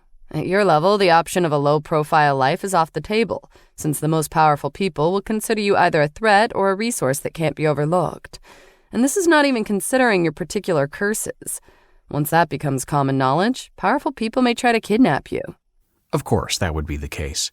If some Goldmark noble wanted me in their stable of mercs, all they needed to do was have somebody near me with a pointy stick to keep me in line. I frowned at my food and shrugged, deciding to deal with one emergency at a time. We'd figure something out together. Pixin. I probed the curatorial combine for simple battle tactics of the Legion of Bile, which may be obtained at even the shallowest root of the interface. Most are killed in momentary weakness, not at the peak of their power, and thus efforts to minimize situational weakness are essential. Prepare for any form of attack, be it at the heart of your stronghold or a battlefield, surrounded by cunning enemies or the arms of a sweet lover. Glyph-masoned walls are not enough. What if your food is poisoned, or a party member bribed into an assassination? Consider every threat and mitigate appropriately. You are never safe. Chapter 22. More books. Rain caught my face between her hands and kissed my forehead. You look so cute when you get all bothered. She sat back, looking at me with careful attention. But you really don't have to worry so much. You have a good party that'll only get bigger, which will make it harder for this to happen. Plus, I'm sure most will try to seduce you to their side instead. Pissing off a high-level merc tends to backfire spectacularly, after all. I wasn't so convinced, especially with my curses, but that did make sense. I turned back at the list of quests, and a few seemed to come from high-ranking people in Nicaris, the head of the city guard, 3 different merchant guilds, and something called the Siftwell Church Accountancy, which I could barely even parse grammatically. There was also an invitation to a social event from somebody with the title of Alderwin, which I wasn't even sure was a request given how it was phrased. Then I remembered how relaxed Rain and Sio were on the ride back from the Rewian Forest, how they downplayed the risk of the book. Of course none of this felt risky to them. They were comparing the political risks to getting killed by some creature in the wild. The prospect of being permanently on house arrest to serve some psychotic goon didn't seem all that bad in comparison. This meant that I couldn't just go with the flow of what Rain and Sio suggested, since they were firmly wedged in the mentality of expecting to die at any moment. What were my options? I had a few resources at my disposal, the most obvious one being the prestige of my high level, but more concretely, my high Arcana and perception. But right now, understanding the political nuances of the world felt more important than improving a party member's resistance to fire or whatnot, and that called for different magic.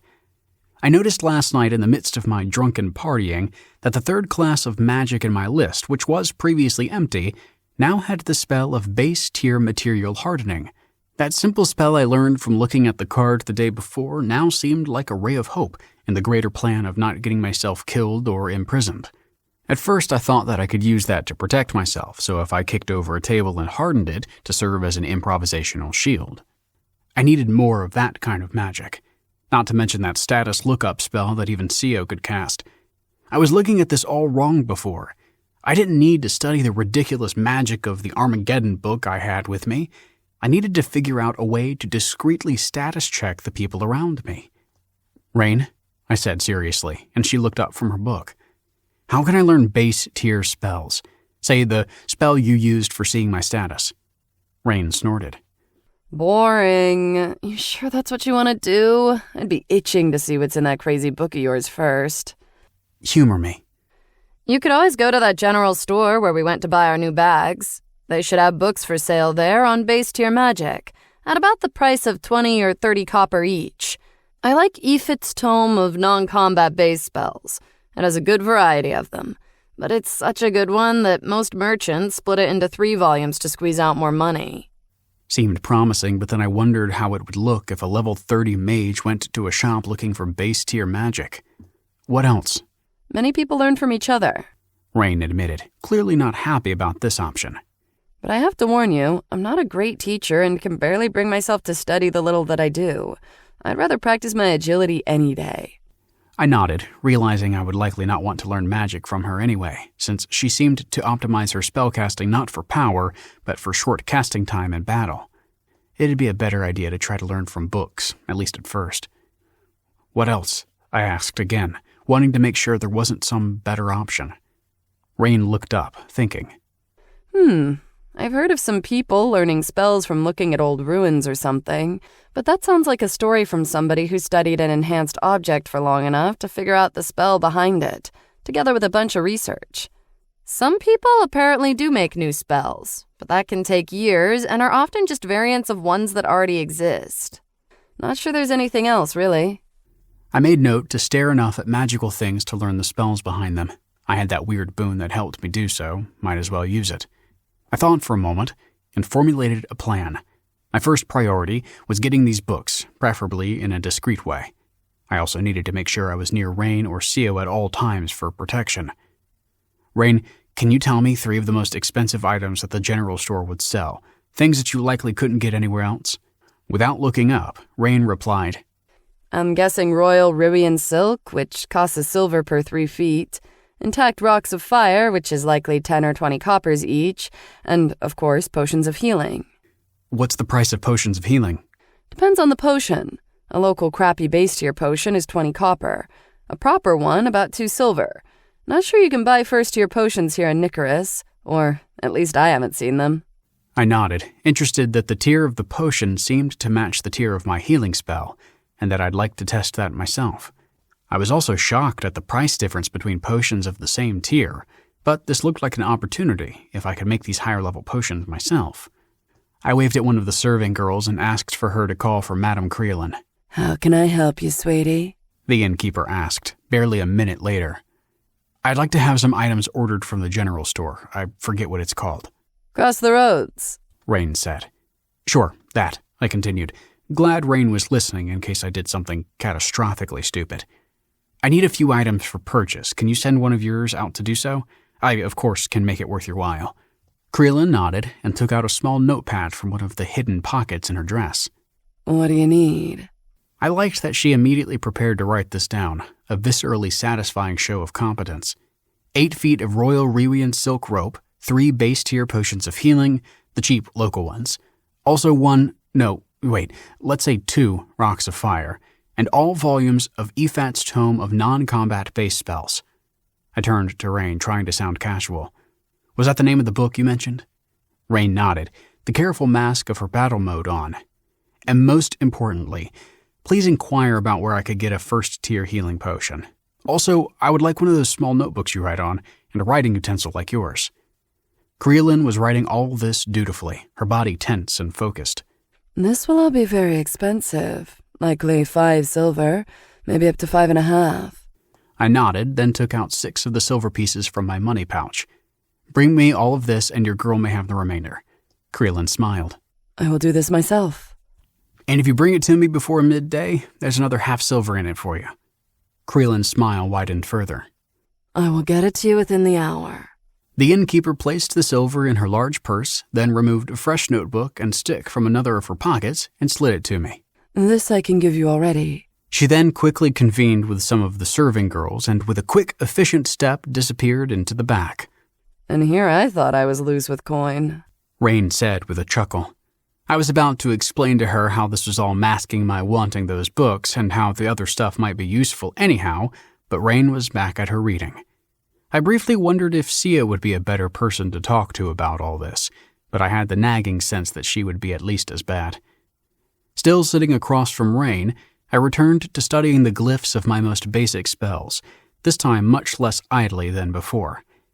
I opened the notebook that Creelan left behind, a purely non-magical device with some 50 thick, rough sheets of fibrous paper. The stick was literally a rod of graphite, so I had to use it more carefully than a pencil since it was more brittle. I wondered if I should cast the material endurance spell on it, but then realized it could make it impossible to write with since no graphite residue would be left behind when used. I started systematically jotting down each glyph in a list to start correlating similarities and how they fit together, trying to assemble an alphabet of sorts. The spell I learned the night before turned out to be by far the simplest spell I had, only 10 glyphs in a line, but still the list of unique glyphs kept getting longer and longer as I wrote them down. After nearly the 200th one, I decided that cataloging unique glyphs might be a losing battle. The language might be like Japanese kanji, with some symbols having unique meaning to one specific object or concept, so there could be a functionally infinite number of them, not like an alphabet in Western languages. So I decided to focus on how the simpler-looking glyphs were in relation to other glyphs and spells, expecting them to be like the glue parts of grammar, like words such as and or logic gates. I skimmed my spells and took a rough tally of the most commonly used glyphs, regretting not taking a linguistics class in college. Before I even noticed it, Creelan was in front of me, setting a large bag on the table. She was wearing leather armor similar to Rain's, and a pair of mercenaries stood to her side, one heavily armored and carrying a large shield, the other with a rapier at her side. It made sense that Creelan would hire muscle for buying things of high value, even if she was a former merc herself. Either Creelan was paranoid, or the city was indeed far more dangerous than I'd originally assumed. I thanked the innkeeper and wondered how long it had been. As I thought of it, a system clock appeared at the bottom corner of my field of view, stating the time, 10:34 a.m. I shook my head at how impossibly convenient this interface was turning out to be. I didn't want to rifle through my new loot out in the open, so I took it back up to our shared room. I also took the opportunity to practice the chat system and opened a window to message Rain as I went up. Ben to Rain. Hey, Rain, I'll be in our common room studying. Please let me know if you go anywhere, okay? Rain to Ben. Sure, I'll be down here catching up on my reading. Wisp me if you want a break. I knew what she meant, but the multiple dangers of our situation were a good distraction from all that. Pixen. I found no need for additional commentary. Chapter 23. Glistening Jakrim. At the apartment, I put up Perception Dome and could feel other parties nearby, and, more importantly, no sign of the matron. I went into one of the rooms, a different one than before, and locked the door, keeping up Perception Dome as I turned over the bag on the bed. I ignored the other stuff I had Creelan buy and buried myself in the books. To my dismay, the 3 volumes just had 20 base-tier spells. Worst of all, they only showed the runes needed for casting them and included absolutely no detail as to the grammar of how spellcasting worked or the logic underlying their mechanics. I wondered if this was why Rain liked that particular book and wisped her, asking if any other books had more of that sort of detail. She said no, that all books she'd ever looked at or heard of were just like this. Why not instruct mages on what made their spells work? Wouldn't that make them better mages? But maybe this world's political structure didn't want better, more thoughtful mercenaries, just better soldiers. Therefore, making sure only descriptive books like this were available would prevent people from studying magic in more detail. And perhaps there were books and academics studying these topics under the tighter control of the political structure. After all, the register I had around my neck had some crazy specific effects that only people deeply understanding magic would be able to put together. But then again, there was that eerie statue in the old building at the center of town that was clearly an artifact from a previous era. I guessed that with my high arcana I could learn all these spells pretty easily. However, I was immediately disappointed, finding that learning to cast a new spell was far harder even than casting the third-tier group heal spell. I clearly had to triage what to learn first. There were various kinds of base-tier spells, including 3 variants of enemy detection spells that CO cast, each one with hard-to-compare strengths and weaknesses in what it could detect. Now it made sense why her spell failed to see the plant creature in the forest, since it only looked for creatures made of flesh, and it seemed like sentient plant matter only partially counted. As per my plan, I prioritized learning the spell to display more info, simply called analysis. It conveniently also was the simplest spell in the book, with only 4 glyphs. It still somehow took me over 3 hours of practice to get the spell down, from the nuances of how to draw out each glyph to the motion of mana flowing to the next glyph. None of these nuances being even mentioned in the book, annoyingly. Several times as I practiced, I noticed that some solutions felt in my vague arcana feel like they would work, but I knew would take too long to cast. I finally managed to get the whole sequence to feel like it could be cast efficiently, and then the L made with my right forefinger and thumb finally had a screen appear, and I was looking at the status page of the desk in front of me. I was immediately shocked at how much information it gave, from the age of the table to the material of each piece of it, down to the metal of each of the fasteners in the bottom. Most interestingly, it also had a long description stating how long it had been in this room and the recent minor damage done to it. I took turns analyzing my silk bag and staff, drunk with the ability to find a seemingly endless fountain of knowledge. I then thought to cast it on the book at my hip, so I took it out and expanded it to its normal size. Unfortunately, the spell only displayed a blank screen, which was somewhat unnerving. As I was reading about the previous party that stayed in this room and a couple's argument on the bed I was sitting on, it dawned on me how much this alone was a world-breaking skill. Crime would be impossible to get away with, since every material in the room apparently kept a record of what went on related to it, and this could easily be used for espionage. I thought that if I spent a good few hours thinking of uses for this, it could massively change the way the world worked. Not to mention what a higher-tiered version of the spell could do. Which then made me think why it didn't. Why nobody else seemed to behave as if this kind of spell existed. I looked at the various information on range and cost that popped up as I asked for more. Some were cryptic, like blockage or ring cycle, but I saw references to that in my other support spells, so I figured I could infer or read about that later. The description was the most informative, however, and cracked the problem wide open. The effectiveness of the spell was influenced by perception, and secondarily by arcana. So the absurd depth of information I was getting was likely due to that. This was great news. It meant that I had a potentially insane informational advantage. I could still be stabbed to death in an alley by a bored hobo, but at least I had another tool to make sense of deliberate, complex situations. But first, I needed to look at that small jewel that got CO and Rain so freaked out on our way back from the grove. I closed the thin curtains of my room's small window, then carefully took the jacrim out of the back of my pack. At first, it seemed rather nondescript, a small greenish sliver of rock. But as I looked carefully, the green seemed to twirl somehow, as if semi-liquid, and my arcana sense felt a strong tug of mana coming from it. Finally, I cast my analysis spell on it. Greater Jacrim of Mana Infection. Material: Jacrim, greater. Composition: congealed water at the base of mass grave for an extended pack of limerence toads killed with a 5th tier direct mana attack. 3 parts earth, 2 parts water, 1 part miasma, 1 part bile. Durability: 800 out of 800. Glyph masonry: imbues glyphic construct with poison mana equivalent to arcana attribute of 100. Empowerment. Adds poison-tinted mana to spell base, up to Arcana attribute of 120. Consumption. New boon, very rare or higher, poison-related. Estimated value, Nicorous, 10 plus gold. Description. Analysis. A Jakrim formed naturally due to combined force of battle and nature of the slain creatures. Source far beyond Goldmark influence range. Creatures unknown to Goldmark regional interface. Fundamental force of bile directed the core growth of this Jakrim. Rapid ring rotation from cerulean to azure, accelerating the condensation but high mana flow residues, preventing growth beyond third tier, greater. Core is asymmetric, with left-handed flow and minimal mana polarity, but substantial bile charge at page 1 of 89. Description. Goldmark local interface. None.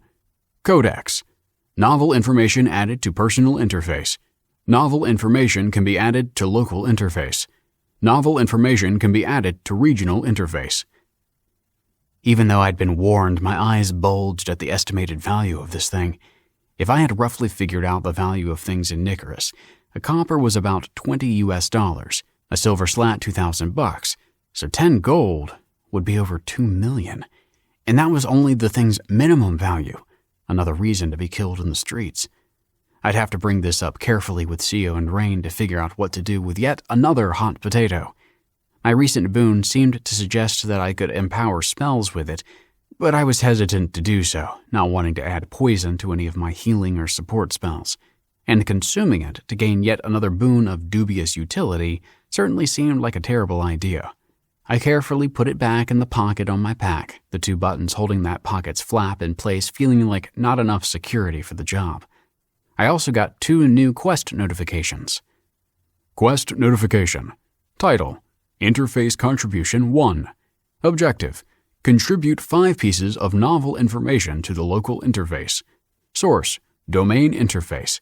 Difficulty tier: 0. Restrictions: Solo. Duration: No time limit. Chain: Annotation contributor: 1 of 5. Reward: XP in proportion to lore rarity. Description: Goldmark. Information is often the key to survival, either within a party venturing into the untamed wilderness or when facing the more structured challenges of craft and trade. Local interfaces contain details of local creatures and resources, allowing for better leveling and business opportunities for all. Particularly useful and actionable information deposited to the local interface may lead to additional benefits, such as increase in reputation and other tangible rewards, depending on the local administrator and page 1 of 178. Accept? Auto accepted. Quest notification. Title: Interface Contribution 3.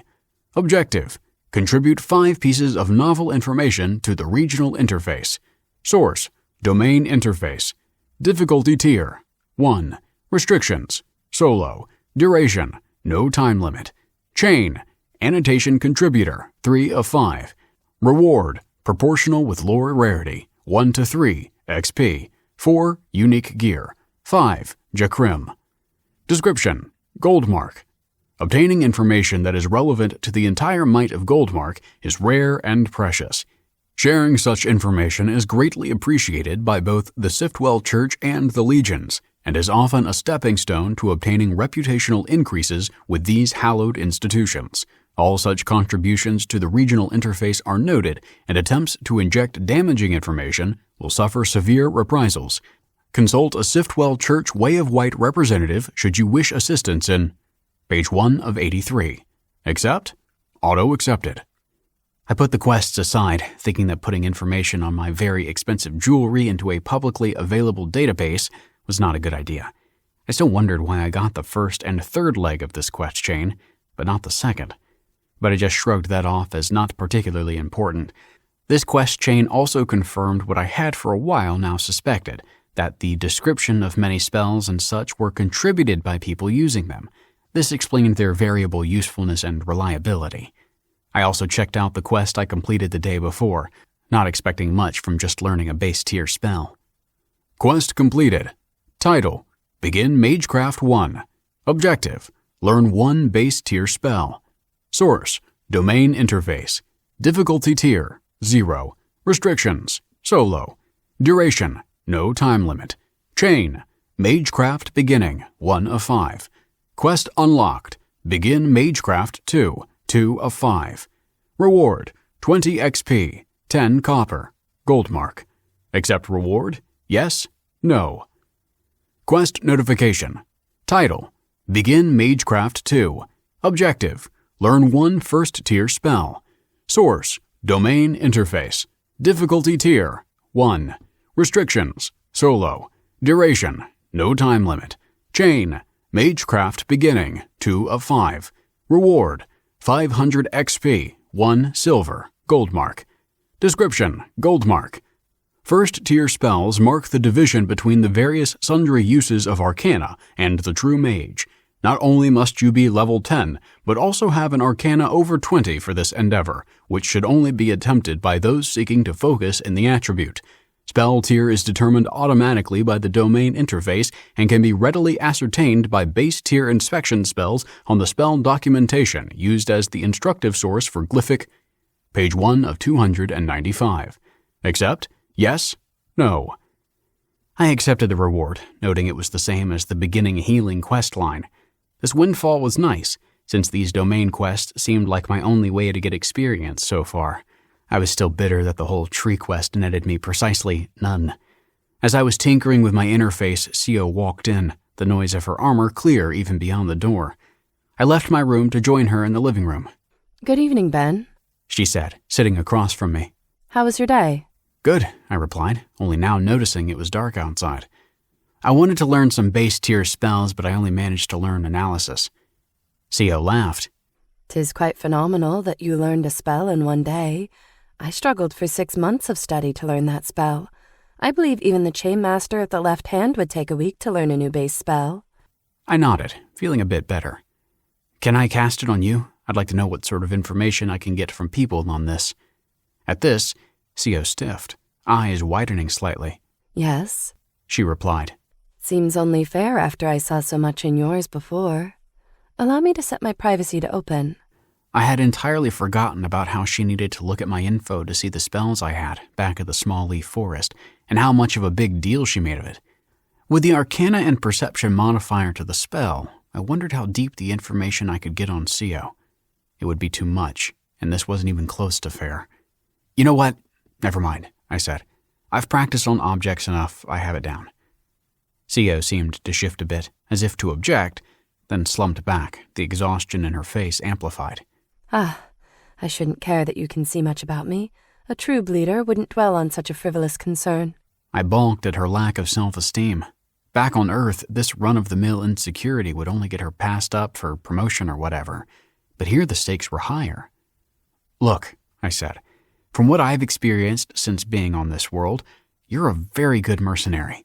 The Tyrone Sisterhood is interested in you, even if Rain's respect is not enough. You are capable and accomplished. I'm glad you're in my party. It seemed to lift her spirits a bit, but I could tell the thought of me finding out her past had sucked her into a dark hole. I wondered what could be so bad, knowing how good she was now. I didn't care about whatever had happened to cause her to be here on the edge of civilization. I sat in silence for a while, wondering what else I could say. Before I could continue, a message popped up from Rain, a group message to the whole party. Rain to party. Hey, the Alderman herself is down here asking for Ben. Both of you come down. Ready and geared up. This feels sharp. Pixen.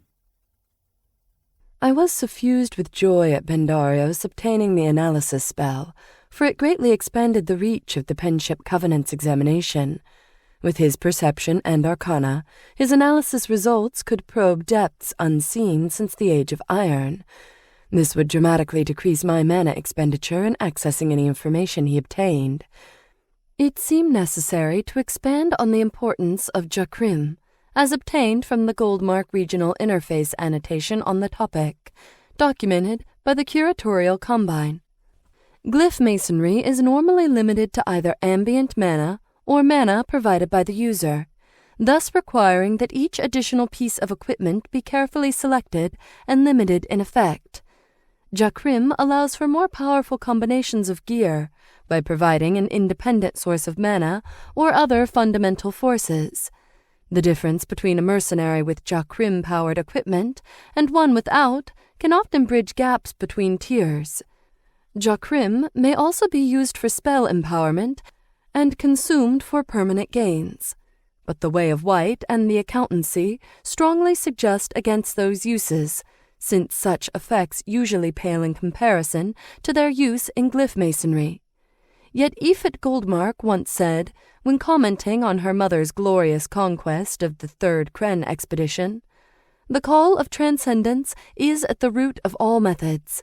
Seek skill in the shrouded veil of ignorance, an opportunity for adversity to uncover power from even the greatest weakness." Chapter 24. The Older One. I carried my staff and Sio her sword, but we left our packs behind.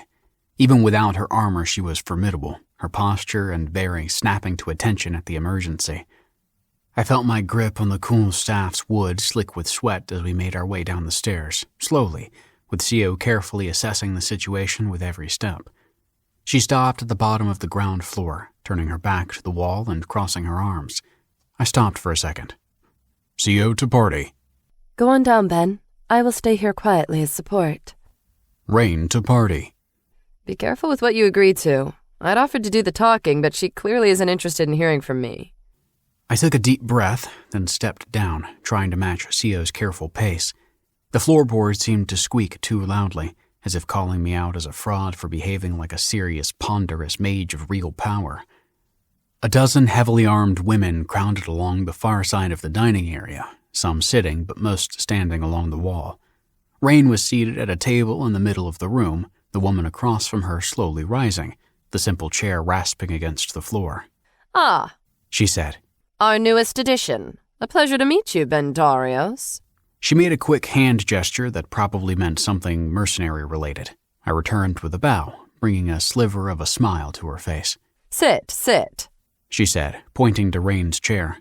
Rain quickly got up and took a position next to Sio, her face as if in battle. I resented the woman treating my party this way, but I also felt something was off in the whole situation. For one, the tavern was too quiet, with nobody else around. The entire inn, actually, felt silenced. Even in the morning when Sio and I came to meet Rain, it didn't seem too muted. The furniture had also been moved around, so there was more space in the middle for that one small table where the older one sat. She was a lanky woman in leather armor similar to Rain's, but if I looked closely, it had runes across the neckline and sleeves. I could feel the slight tug of mana wafting about her in a different way than with the people I had met before.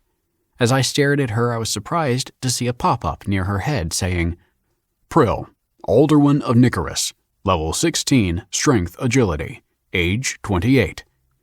Must be a passive effect of analysis, which was damn useful, since I didn't have to cast the spell and could not only tell somebody's level, but also their two highest attributes.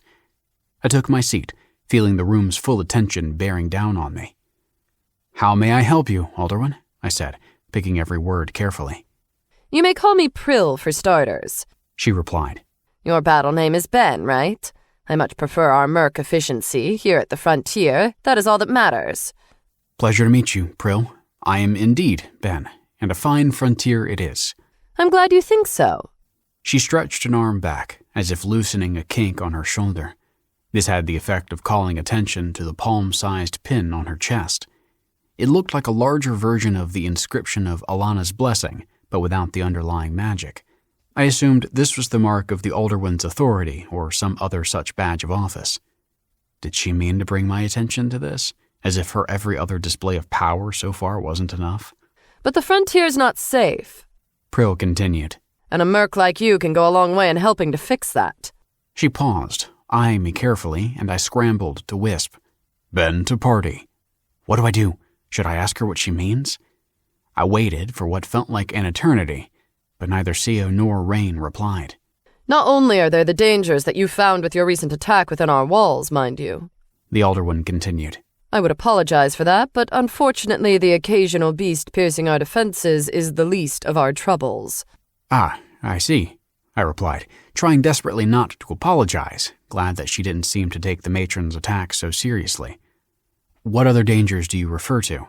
Nothing too red, of course. Your support magic could help us with the living wood harvest to start, and the safety you'd bring just being around wouldn't be nothing. Lesser mercs knowing you were one of our protectors. Not to mention that I'm sure you can make some rare gear with our living wood. You'd get the best price for it here. More than anywhere else, that's for sure. That all felt reasonable, and the ability to focus on crafting seemed like a good suggestion at least. I see. Well, my party and I plan on staying in Nicaris for the near future, so we might indeed take on some of what you mentioned. Her face was blank. This would work better if you joined one of my parties. Your people can join too, of course. And there it was. She didn't want to give us quests or whatnot. She wanted me under her thumb. I would like to think about your proposal. The Alderman slammed a small pouch on the table, then opened it to show the silver inside. 100 slats is a starting bonus, and 1 silver daily after that. I balked at the offer. This meant more than just full financial stability, a deal too good to be true. Thank you for the very generous offer, I said. I'll consider it over the next few days. She got up and took the pouch, her fist clenching it a bit too tightly. Make it 2 silver daily. She turned to leave, her entourage wordlessly flowing to surround her. I look forward to seeing you at my little get-together. Even after the Alderwoman and her people were gone, the heavy atmosphere lingered. Creelin cracked open the doorway to the kitchen to peek in, the half-revealed sliver of her eye wide in fear. Rain put her hand on my shoulder. Let's go back, she said. Line formation. We wordlessly walked up, Sia's position in front of me and Rain's behind a solid reassurance. Tangibly solid, in fact, as I noticed that the gentle, soft wisps of mana emanating from Rain were curling forwards, joining mine and even aligning to the trickle from Sio. Rain to party. When we get back to the room, we canvas. First common room, then shower, then each bedroom, then balcony. Full perception on this, Ben. None of us replied, and I activated Perception Dome, extending it as far and with as much detail as I could. When I cast it before, I was somewhat overwhelmed by the town's bustle, but with practice I could filter out the uninformative noise. I reached out to the quiet people still in their rooms as we passed the other floors, their mana a subdued hum, and they slowly started again, almost at once. Clearly they must have been notified by Wisp from Creelin earlier to lay low, and now that the threat was gone. I focused in on our suite as we approached the door, but it was deathly quiet. Still, we scoured each room, each edge and crevice, floor and ceiling, before Rain locked the balcony door behind her and drew the curtains wide open. I noticed an interface window waiting for me, so I opened it. Reputation change. Goldmark Tetrarchy. 0. Current, 0. Neutral. Adjustment to dependent local interfaces. Nicaris, -20. Current, -20. Neutral. I rolled my eyes at this, realizing it was an obvious bit of pressure from the Alderwoman, some of the stick to go with the carrot. Clear, Ben? She asked, still in formation. As far as I can tell, I replied, reassured by this extra care. But it did seem unlikely we'd have the matron waiting for us in our room after this, or that the Alderwoman would attack right after. Rain slumped on the couch, slowly shaking off her mercenary composure, Sio sitting next to her. I joined in a seat across from them. So, what do you two think of that? I asked. A pretty good deal, said Rain. The Alderman's probably not the best to work under, from what I've heard, but that's an insane amount of coin for what seems like easy work. She doesn't seem to suspect about our situation with the matron either. So you don't think there's a hidden catch in there? I asked, surprised. It feels like a suspiciously large amount of money. Rain shrugged. Seems like she just wants you for show. I've seen good mercs get hired just to sit on the shelf before. What do you think, Sio? There are too many choices here in Goldmark. She shook her head, brow furrowed. Back in Kren, we direct our training, but not our placement. How could we know where we're most useful after all? I sighed. I guess this particular decision would have to wait for a while. Maybe in the next few days I could collect more intel on the Alderwoman and get details of this deal, but the thought of having to do that felt exhausting. I meant to give you something today, said Sio, quickly ducking into her room. She came back and put a small box in front of me. It was made of very solid wood and about the size of a small lockbox. This is a beginner glyph masonry kit. Since you have a boon on understanding glyphs, Rain and I thought that perhaps working on the skill to apply them to materials would be useful. I perked up, excited about the possibility. This indeed felt like the natural extension of the weak build I got, even the older one suggesting this kind of crafting as a thing I should do. I opened the box, and it contained a series of small scalpels and tweezers, as well as a dozen or so thin sheets of metal and a small foldable stand with arms ending with pincers to hold things in place, not to mention the other various tools I couldn't readily identify. For the first time in Semintor, I felt a pang of nostalgia, this being the same feeling I had when I got my hands on a soldering kit for the first time. How many years had it been since I smelled the woodsy smell of melting solder? "Thank you," I said, genuinely touched by the gift. "I really appreciate it." Rain stretched with a big yawn. Only the most intense mages go for that sort of thing, and from what I've seen, you fit that mold quite well. She got up and in a flash was behind me, hugging me gently on the shoulders, her hair cascading down my front. If you don't want to join the Alderwin, you don't have to. We can keep doing quests ourselves, or you can even change fully to be a crafter. Being a merc is all about freedom in the end. Sio nodded. Indeed, I fear that Alderwin may prove to be an inadequate leader to align oneself to. Alas, I would be unable to join with you since she's a member of Goldmark's government. Yet the choice is yours. I hugged Rain back, the problem not feeling quite so pressing anymore. Pixen. I was called into the fold of the Penship Covenant to justify my previous annotation, having overreached in what I am tasked to reveal. It was the first time in over 100 transcriptions, and I admitted to myself that I was afraid, for redaction would be a sore embarrassment, not to mention the mana cost to our highest presence. I spent some mana on reviewing the tenets of Ephit, etched into my very core, and prepared as best I could. Penship Covenant Addendum. Osina charged through the cold woods, the narrow trees barely any cover as she escaped. The spiders were right on her trail, their familiarity with the area adding even further to their frankly exceptional coordination.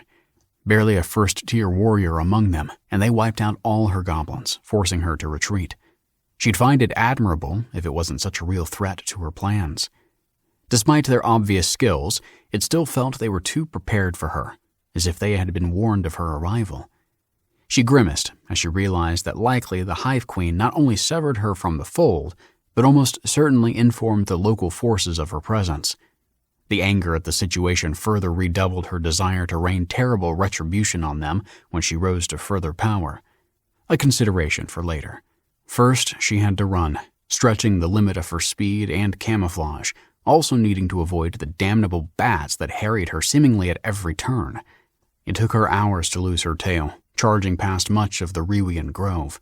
Bloodied and depleted, she folded her body into the hollow of a broken tree, activating her self-regeneration boon. She had barely started before something peered at her, and her attention snapped to the wolf outside. The creature had 2 heads, one with a third eye that looked right at her. Just her luck, the exact kind of skill that could find her in her healing fugue. Not only that, but there were many other wolves around the 2-headed leader, a full hunting pack from the looks of it. Without hesitation, she charged out of her hiding place, her wounds reopened by the interrupted healing. The 2-headed wolf was luckily closer to her than most of the others, so she reached it before the pack could react.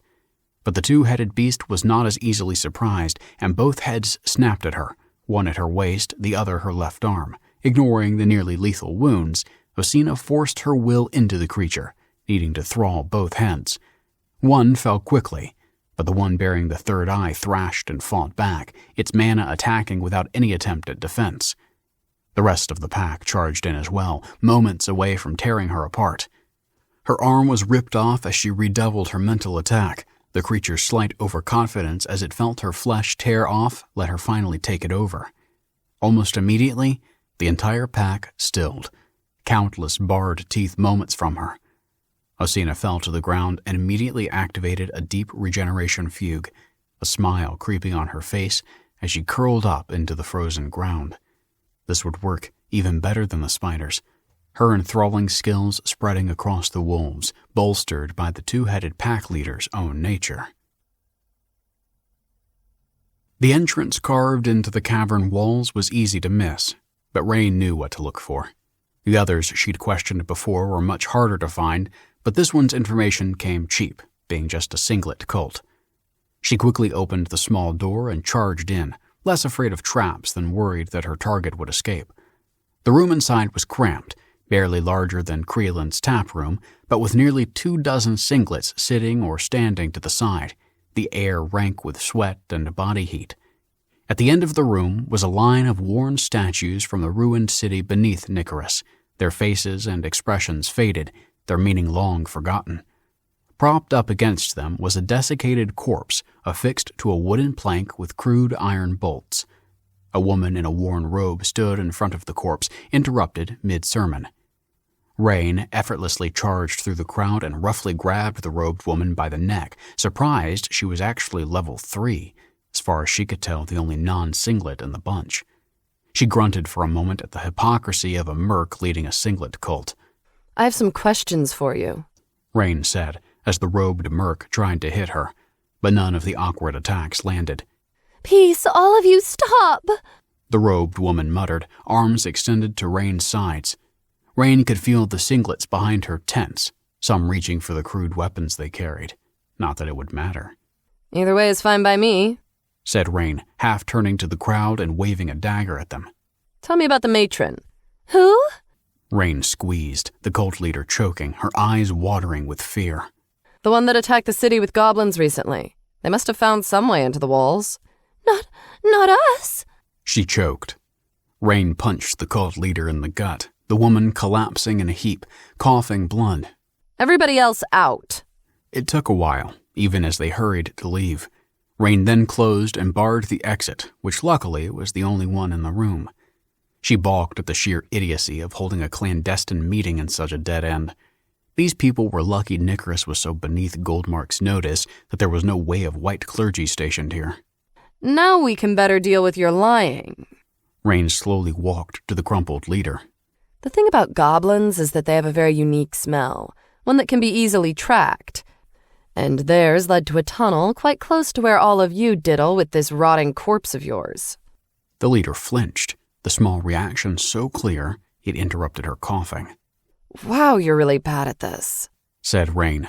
No wonder you sink to smuggling wood scraps and potions that don't work. And doing it on the back of singlets at that? Despicable. Rain unsheathed a dagger and brought it up to the leader's face, who shuffled back. Her head slammed against the bottom of her church's corpse. A mummified leg snapped with the impact. We have no choice, she blubbered and hiccuped. She read our minds somehow, caught a few of ours outside and made them lead her in. I swear, we didn't even get paid. How tragic, said Rain, squatting next to the leader. Now tell me everything else.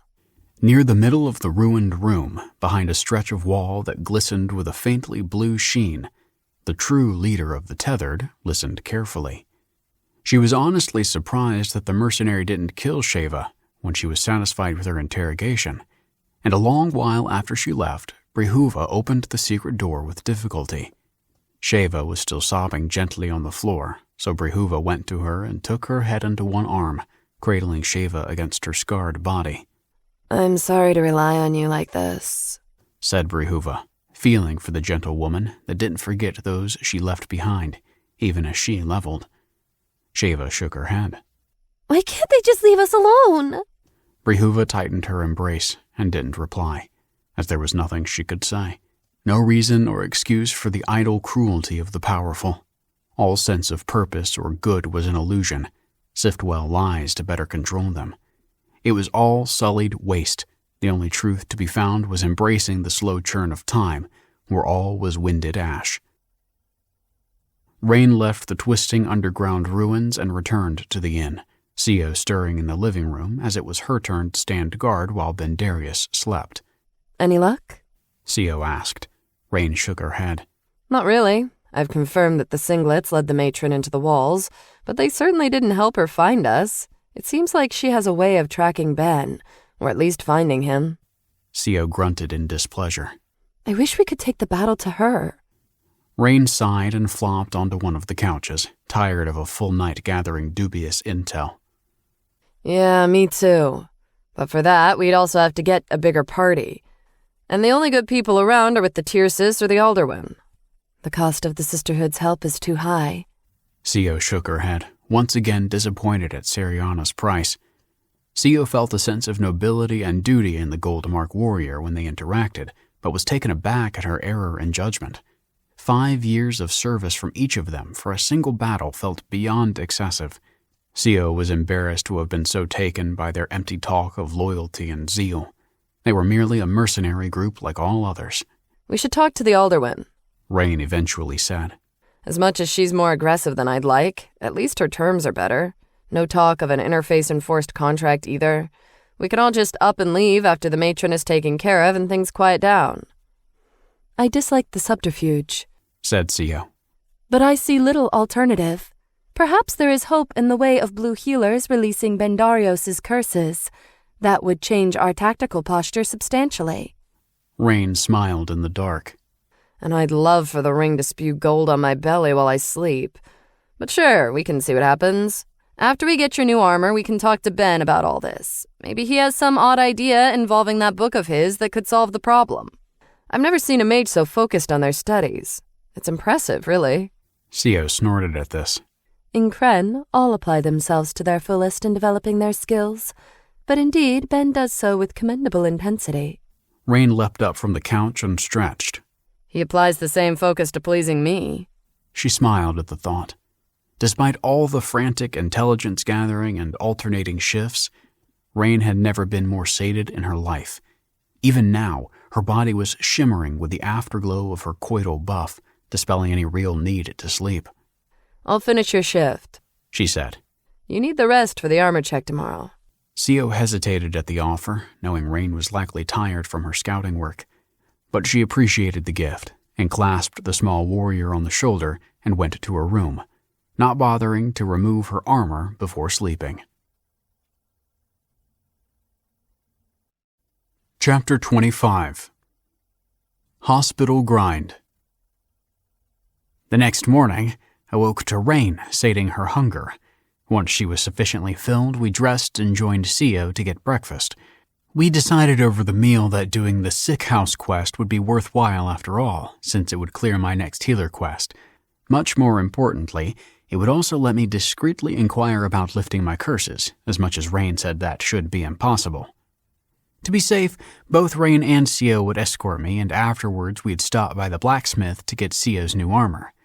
Neat cobblestones led to dirt roads again as we worked our way to the southern part of town, the buildings becoming more worn down as we went.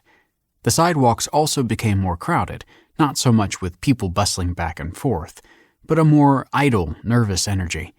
Women stood at the side of the streets in worn-down clothing while children ran around in small packs, playing cruel games with each other.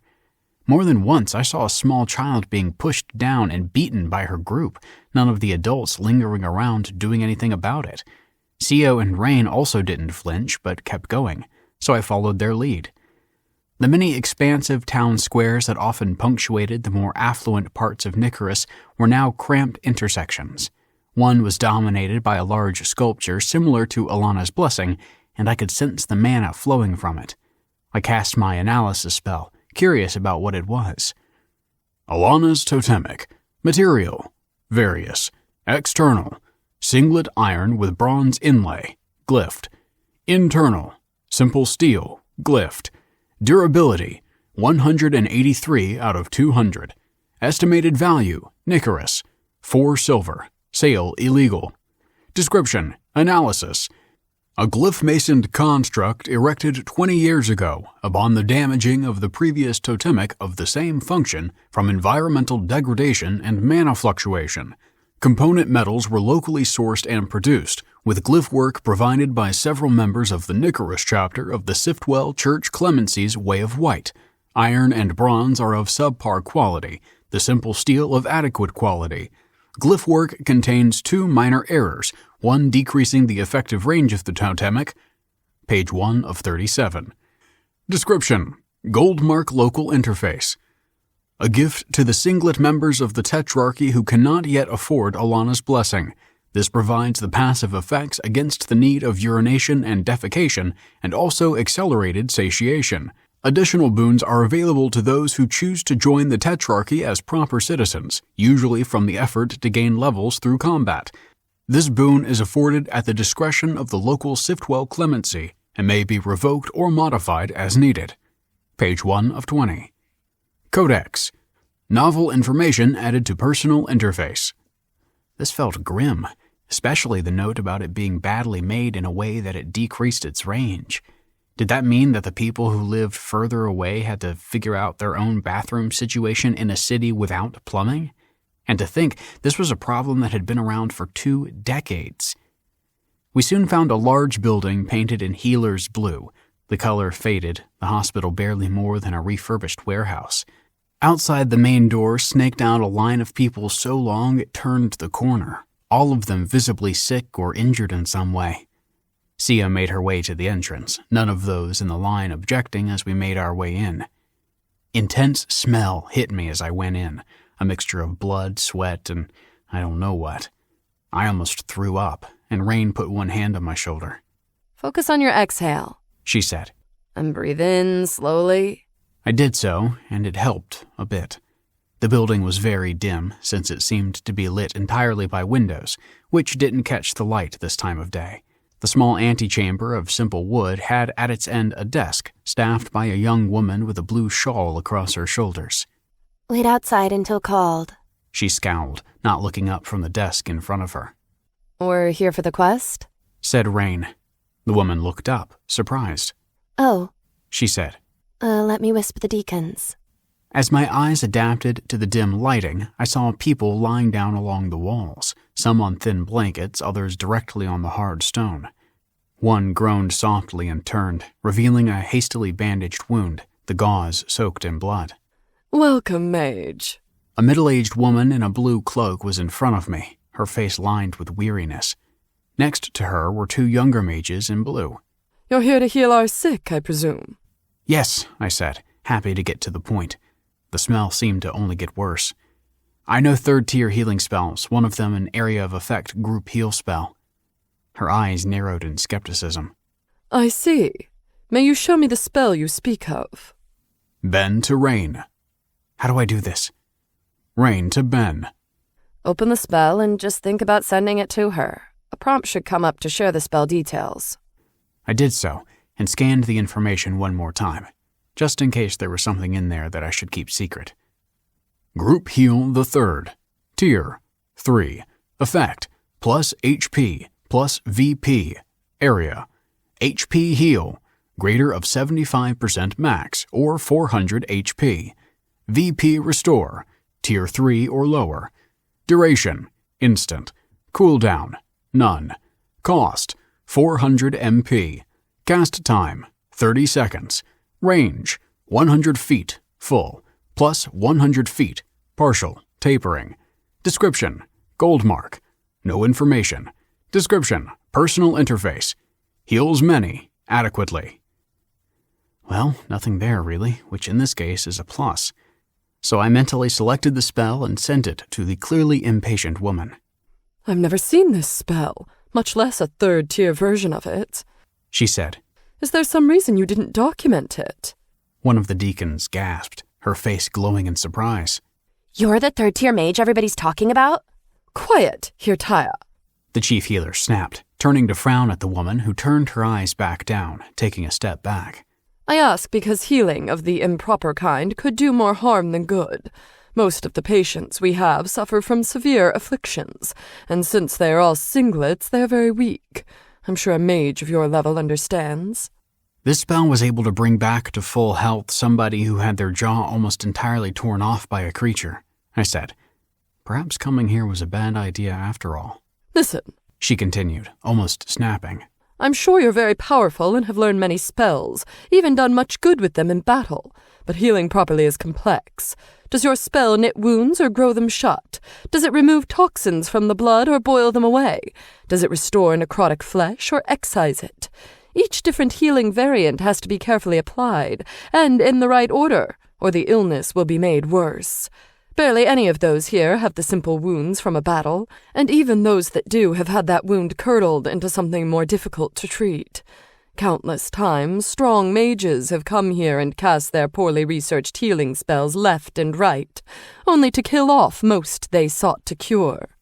I was relieved, really, since she came up with a more plausible explanation for my ignorance than reality. I understand.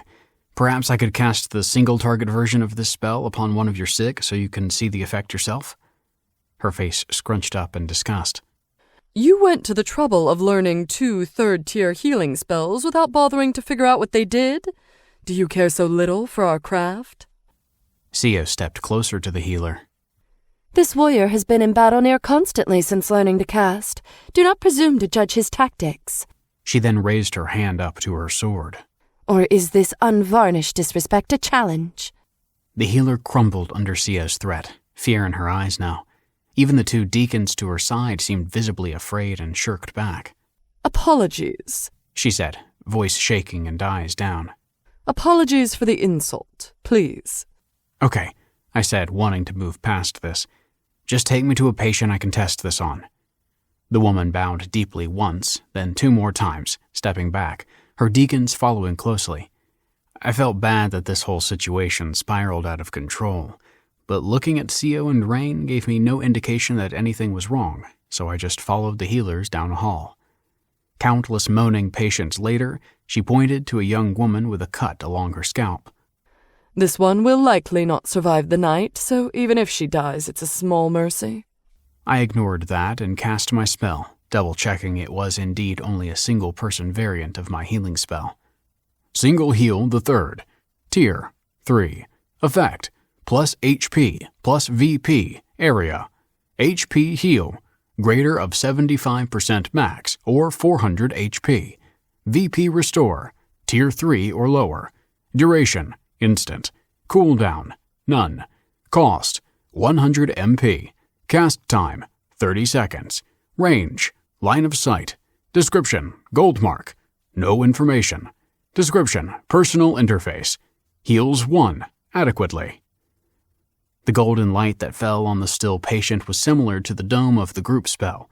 Within seconds, the woman blinked and sat up with a surprised gasp. Calm now, look at me. The healer was at her side, touching her face gently with one hand while holding down her shoulder with another. How do you feel? Can you talk? I feel better than ever. The patient replied, now smiling. Can I get up?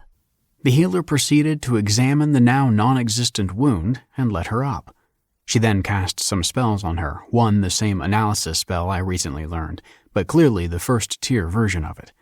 Once all her examinations finished, the patient turned to me with wide-eyed relief, but one of the younger deacons tactfully turned her towards the entrance. It's a complete healing, the healer said, eyes distant and awe in her voice. I never thought such a spell would be possible, but here it is. No wonder even the single heal variant consumes so much MP. I thought that was from a bridging variant to increase casting speed in battle, but no. She turned to me. I thank you for learning such an expensive spell, great mage. It would have been easier to learn a variant for acute trauma or other battle hazards, but this can be used to heal anything. I smiled back at her. So, can you pack as many patients as possible in a small area? Her eyes gleamed at the idea. Indeed we can, Bendarios. I chuckled internally at the fact the woman apparently already knew my name, but made some weird play of not knowing who I was. Maybe Sia was right in being a bit more forceful. The remaining young deacon took me deeper into the building, where there was a large room packed wall to wall with cots filled with patients. These were even in a worse state than the ones outside, if that was possible. Shockingly, the smell was less bad. I guessed because some spell was cast to manage air quality in here. I was given a rickety chair to sit on and sat down, out of politeness.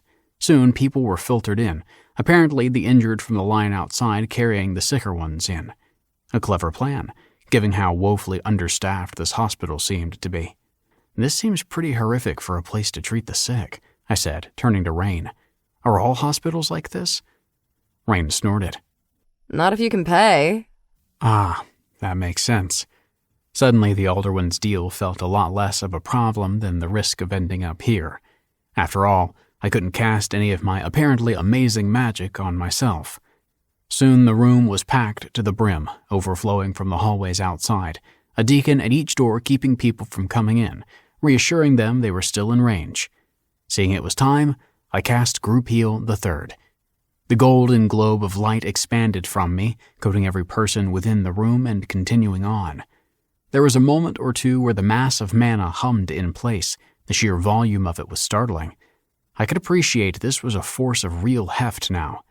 There was something denser to this healing spell than the other spells I had seen so far, including my own third-tier support spells. Within seconds, even the sickest were getting up, surprised and confused. It took a few minutes to coordinate all the healthy people leaving and the sick coming in, but the deacons were everywhere with reassurances and instructions. More than a few of the newly healed stayed behind to help coordinate the new rounds of healing. I cast the spell 3 more times, not wanting to get my MP too low, and by the final time, we didn't even need to fill the room up fully. The whole enterprise took over an hour, mostly from bringing people in and out. As the last people were trickling out, I let myself look at the quest notifications I got for this insane amount of healing. As expected, the sheer number of people I treated finished more than the one I had lined up. Quest completed. Title: Begin Healing 2.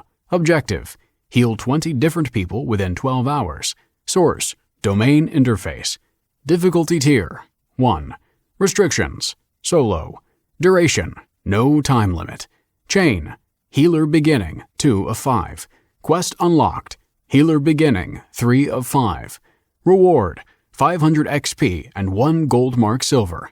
Accept reward? Yes? No? Quest completed. Title: Begin Healing 3. Objective: Heal moderate wounds with 1 casting in at least 5 people. Source: Domain Interface. Difficulty Tier: 2. Restrictions: Solo. Duration: No time limit. Chain: Healer Beginning, 3 of 5. Quest unlocked: Healer Beginning, 4 of 5. Reward: 1,000 XP and 10 gold mark silver. Accept reward? Yes. No. Quest completed. Title: Begin Healing 4. Objective: Heal severe wounds with 1 casting in at least 5 people. Source: Domain Interface. Difficulty Tier: 2. Restrictions: Solo. Duration: No time limit. Chain: Healer Beginning, 4 of 5. Quest unlocked: Healer Beginning, 5 of 5. Reward: 1,500 XP and 1 gold mark gold. Accept reward? Yes? No? Quest notification. Title: Begin Healing 5. Objective: Heal 1 person from fundamental wounds using only mana. Source: Domain Interface. Difficulty Tier: 3. Restrictions: Solo. Duration: No time limit. Chain: Healer Beginning, 5 of 5. Reward: 2,000 XP and unique item. Description: Gold mark. No information. Accept? Auto accepted. This was far more of a windfall than I was expecting, and I smiled widely, my financial worries going far back away. 1 gold was 100 silver, so with this, I'd be set with any reasonable financial need I'd have. Of course, I carefully set aside these windows, not wanting my newly found fortune materializing right there. The healer stood in front of me, smiling softly. I never thought I would say this in my entire service to Goldmark. The sick house is cleared of patients. Even as she said this, however, new patients were being brought in. A hospital of this size would always have an inflow, after all. I wondered if I should push myself and cast the spell another time. I was constantly recovering MP, after all, and I could cast it one last time. But that would bring me dangerously close to empty, and it felt like a bad idea to be caught unprepared like that. A pleasure, I said. I was also glad to check the limits of my spells. The healer nodded vigorously, then paused, wringing her hands. If I may be so bold, do you mind sharing the base-tier version of these spells? While their MP cost is likely to be much steeper than the more specific spells that we have, they still might be very useful to us. I tensed at this, a very reasonable request, and from her tone I could tell this felt like a big ask. but I didn't know the base tier versions of these spells, and admitting that I didn't might reveal more about my weakness. The careful thing to do would be to deflect, come up with some excuse. CO to Ben. I fear this is an unreasonable request. In Kren, powerful magic must be earned, not given as such. I believe the Clemency has enough resources to properly earn your knowledge. CO was right, of course, and there was something that I did need. May we talk in private? I asked, and the deacon nodded, seriously, and took us to a cramped office that clearly didn't see much use. I ask you not to share this, I said. The deacon's eyes widened. But I am afflicted with these 2 curses, which are listed in my boons. I shared my status information with her. Bendarius Sir Macador Garandow, level 34. HP, 50. Stamina, 450. Strength, 5. Endurance, 5. Agility, 5. Arcana, 199. Perception, 45. Luck, 15. Boons. Inflicted peace. Cannot inflict HP damage upon another. Sanctuary from the self. Cannot perform arcane casting upon oneself. Runic insight. Plus 120 arcana. Contextual. Glyph. If you know of a way I could be released of this... I trailed off, not wanting to make a specific promise. She thought for a moment, brow furrowed.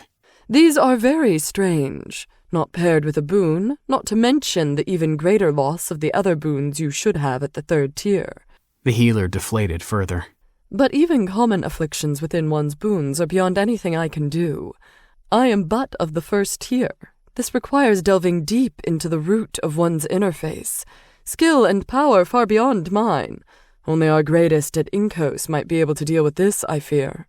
She slumped down onto her office chair, the wood moaning loudly. I understand if you choose not to help us further, Great Mage. The healer turned slightly to the small window at the office's side. A sliver of light showed that her robes were splattered in blood, piss, and shit, the fresh stains overlaid on faded stains washed over and over. The lowest tier I know are the 1st tier versions of these spells, I said, and of course, I will share these with you. The healer deflated further. I see. I will not ask how that is possible, of course. Maybe one day another powerful mage may be able to uncover the base tier from your kind gift. Ah, of course. I'd forgotten that you couldn't learn a higher tier before learning the previous one. Or maybe you could, but it was not something a doctor working constant overtime would have the ability to schedule. Regardless, I brought up the 2 spell descriptions, then focused on the glyphic instructions for casting, with a slight tug appending the spell instructions to the usual morass of information. Then I sent it to the healer. Her eyes widened and she shot up from her seat. Wait, how are the instructions for casting here? We can learn them from the interface directly. I didn't really understand what was the big deal, but figured it was a virtue of my absurdly high arcana that let me do that. More convenient than having to write all the instructions down, at least. The healer was looking at me with ferocious intensity, eyes wide, to the point I was starting to get nervous. And these are not on the regional interface yet, she said, voice shaking, with a deep, stiff bow. Please, Master Bendarios, it is only fair that you submit them yourself. I groaned inwardly at the mistake. I had just gotten the quest to share information with the regional interface the day before when I learned analysis. Some master I was turning out to be. Thanks, I said, trying to sound casual. I guess I forgot. I again brought up the 2 spells and selected to add them to the local and regional interface. Quest progression. Interface contribution 1, 2 of 5, 40%. Rarity tier 4. Quest progression. Interface contribution 3, 2 of 5, 40%. Rarity tier 4. That bit of business completed, we left, the midday sun glaring in comparison to the dimness my eyes had gotten used to. The line of patients outside had reformed anew, I noticed with dismay. They looked at us with awe and hope, some with dawning disappointment as they saw us walk away. When are you coming back? A woman balancing herself on a crutch yelled out, her voice equal parts desperation and rancor. Sio slowly turned her head at the woman, fists balled tight. But I put my hand on her back and gently pushed her forward, and we continued on. The woman asked again, almost screaming this time. I didn't know what to say. I almost said I would come back tomorrow, but would that ever stop? Would there be a point where they were all healed, even with my powerful healing magic? I thought back at the stained robe of the healer, then looked down at my pearly white one. I continued walking, not answering the sick woman as she asked again and again, each time louder and louder. Pixen. The Penship Covenant noticed undue skepticism of the Goldmark Tetrarchy's generosity and felt the need to supplement Subject Bendarios' account. All had the opportunity to receive, free of charge, 1 unit of silver rations from the Siftwell Church, once daily, even as singlets that did little to contribute to our civilization. Mothers throughout the Tetrarchy were given 10 coppers a month per child until their children reached leveling age, and were given an additional unit of daily rations if pregnant or breastfeeding. Men could sell their seed to the church at local rates, on average for 5 coppers per deposit, up to thrice weekly.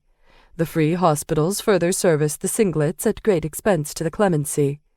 Thus those that eschewed the rigors of leveling, be it out of weakness or indolence, could still survive and contribute to the Tetrarchy.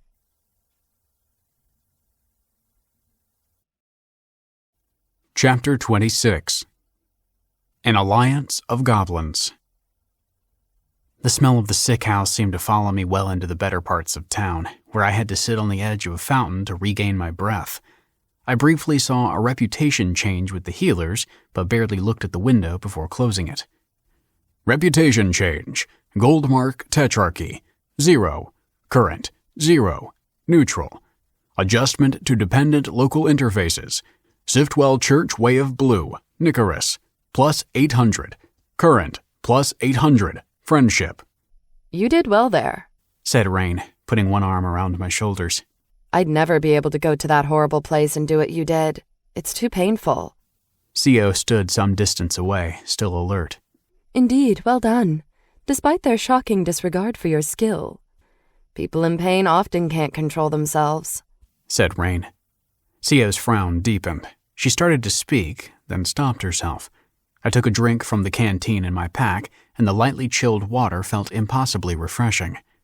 We should eat, I said. It's close to lunch, right? Maybe we can get something other than the field rations. Yes, shouted Rain as she jolted up. There's an amazing place nearby. Best grilled meat in the city. I wondered briefly about the meat and what kind it would be, but honestly didn't care. We had a long, pleasant lunch among the heavy, savory smell of cooked meat and fresh beer. We didn't linger, however, since we still had to pick up Co's armor and didn't want to spend too much time in one place, in case the matron was willing to try again so soon after her last failure. We returned to the mercantile district, which was starting to feel familiar to me, but we ducked into one of the side streets and kept passing the smaller stores that had to resort to criers at the alley entrance to get the customers in. Far in the back, where I wouldn't have even thought to go, Co went down a set of staircases almost hidden into the recessed dead end. She knocked on the door hard 3 times. Co, my dear, said Rain. Surely you can afford the better armories now. This kin serviced me well as I was cursed. I felt it right to give them this task as well in turn. The door opened, a woman in a tight green dress bowing as she stepped aside. Welcome, Mistress Co. It is a pleasure to see you at our store again. All 3 of us went in, Co ducking slightly to avoid hitting her head on the doorframe. Inside was warmly lit by many light orbs with plush carpeting, even if the room was rather small. Every stitch of wall was covered in alcoves bearing weapons and pieces of armor, often stacked on top of each other. At a central table hovered 4 displays, glowing with the familiar light blue of the interface, the price list and attribute summaries. Would the 3 of you please follow me to the fitting room? Said the woman, closing the outer door. Or maybe do you want to look at the wares out here first? The forge, said Co. Master Gullick said we could meet them there. The woman looked uncertain and looked down, clearly wisping. She didn't have the practiced smoothness of the other merchants I saw before, and could tell now she was clearly a singlet, and a young one too. I also started to worry that maybe Co shouldn't have trusted such a ramshackle operation with something as important as her armor. Please follow me, she said, leading us through a door at the other side of the room. We went past another room, this one slightly bigger, with walls covered in velvety curtains and a few chairs near large mirrors. The next door the woman had to unlock and push it open with difficulty, the thick metal grating against the floor. We went down a long hallway now, with more minimal lighting that turned a few times before we heard the sounds of metal on metal and felt the heat mounting. Soon we entered a large room filled with blacksmithing equipment, many looking quite bizarre. But what struck me was that the workers were all small green creatures, tightly packed and swarming in a frenzy. Some struck at white-hot metal with hammers larger than their head. Others poured molten slag into molds. Some hovered over strips of metal with pincers and other tools. I tightened the grip on my staff and took a step back, almost bumping into Rain behind me. Rain to Ben. Don't worry, the Gullick Alliance are kin goblins. I took a quick breath and stepped in. One of the goblins stepped forward from the teeming mass, the rest continuing their work. They were barely 4 feet tall, had a bald head, and smiled broadly to reveal thin, sharp teeth. This particular goblin wore only a minimal leather apron, but was barefoot and wore no gloves. The lack of protective equipment all around was particularly disturbing, but I was reassured that these goblins were far less physically impressive than the ones that attacked us at the inn. "Welcome back, Sio," said the goblin. "Your order is ready. A pleasure to sell a high steel armor set.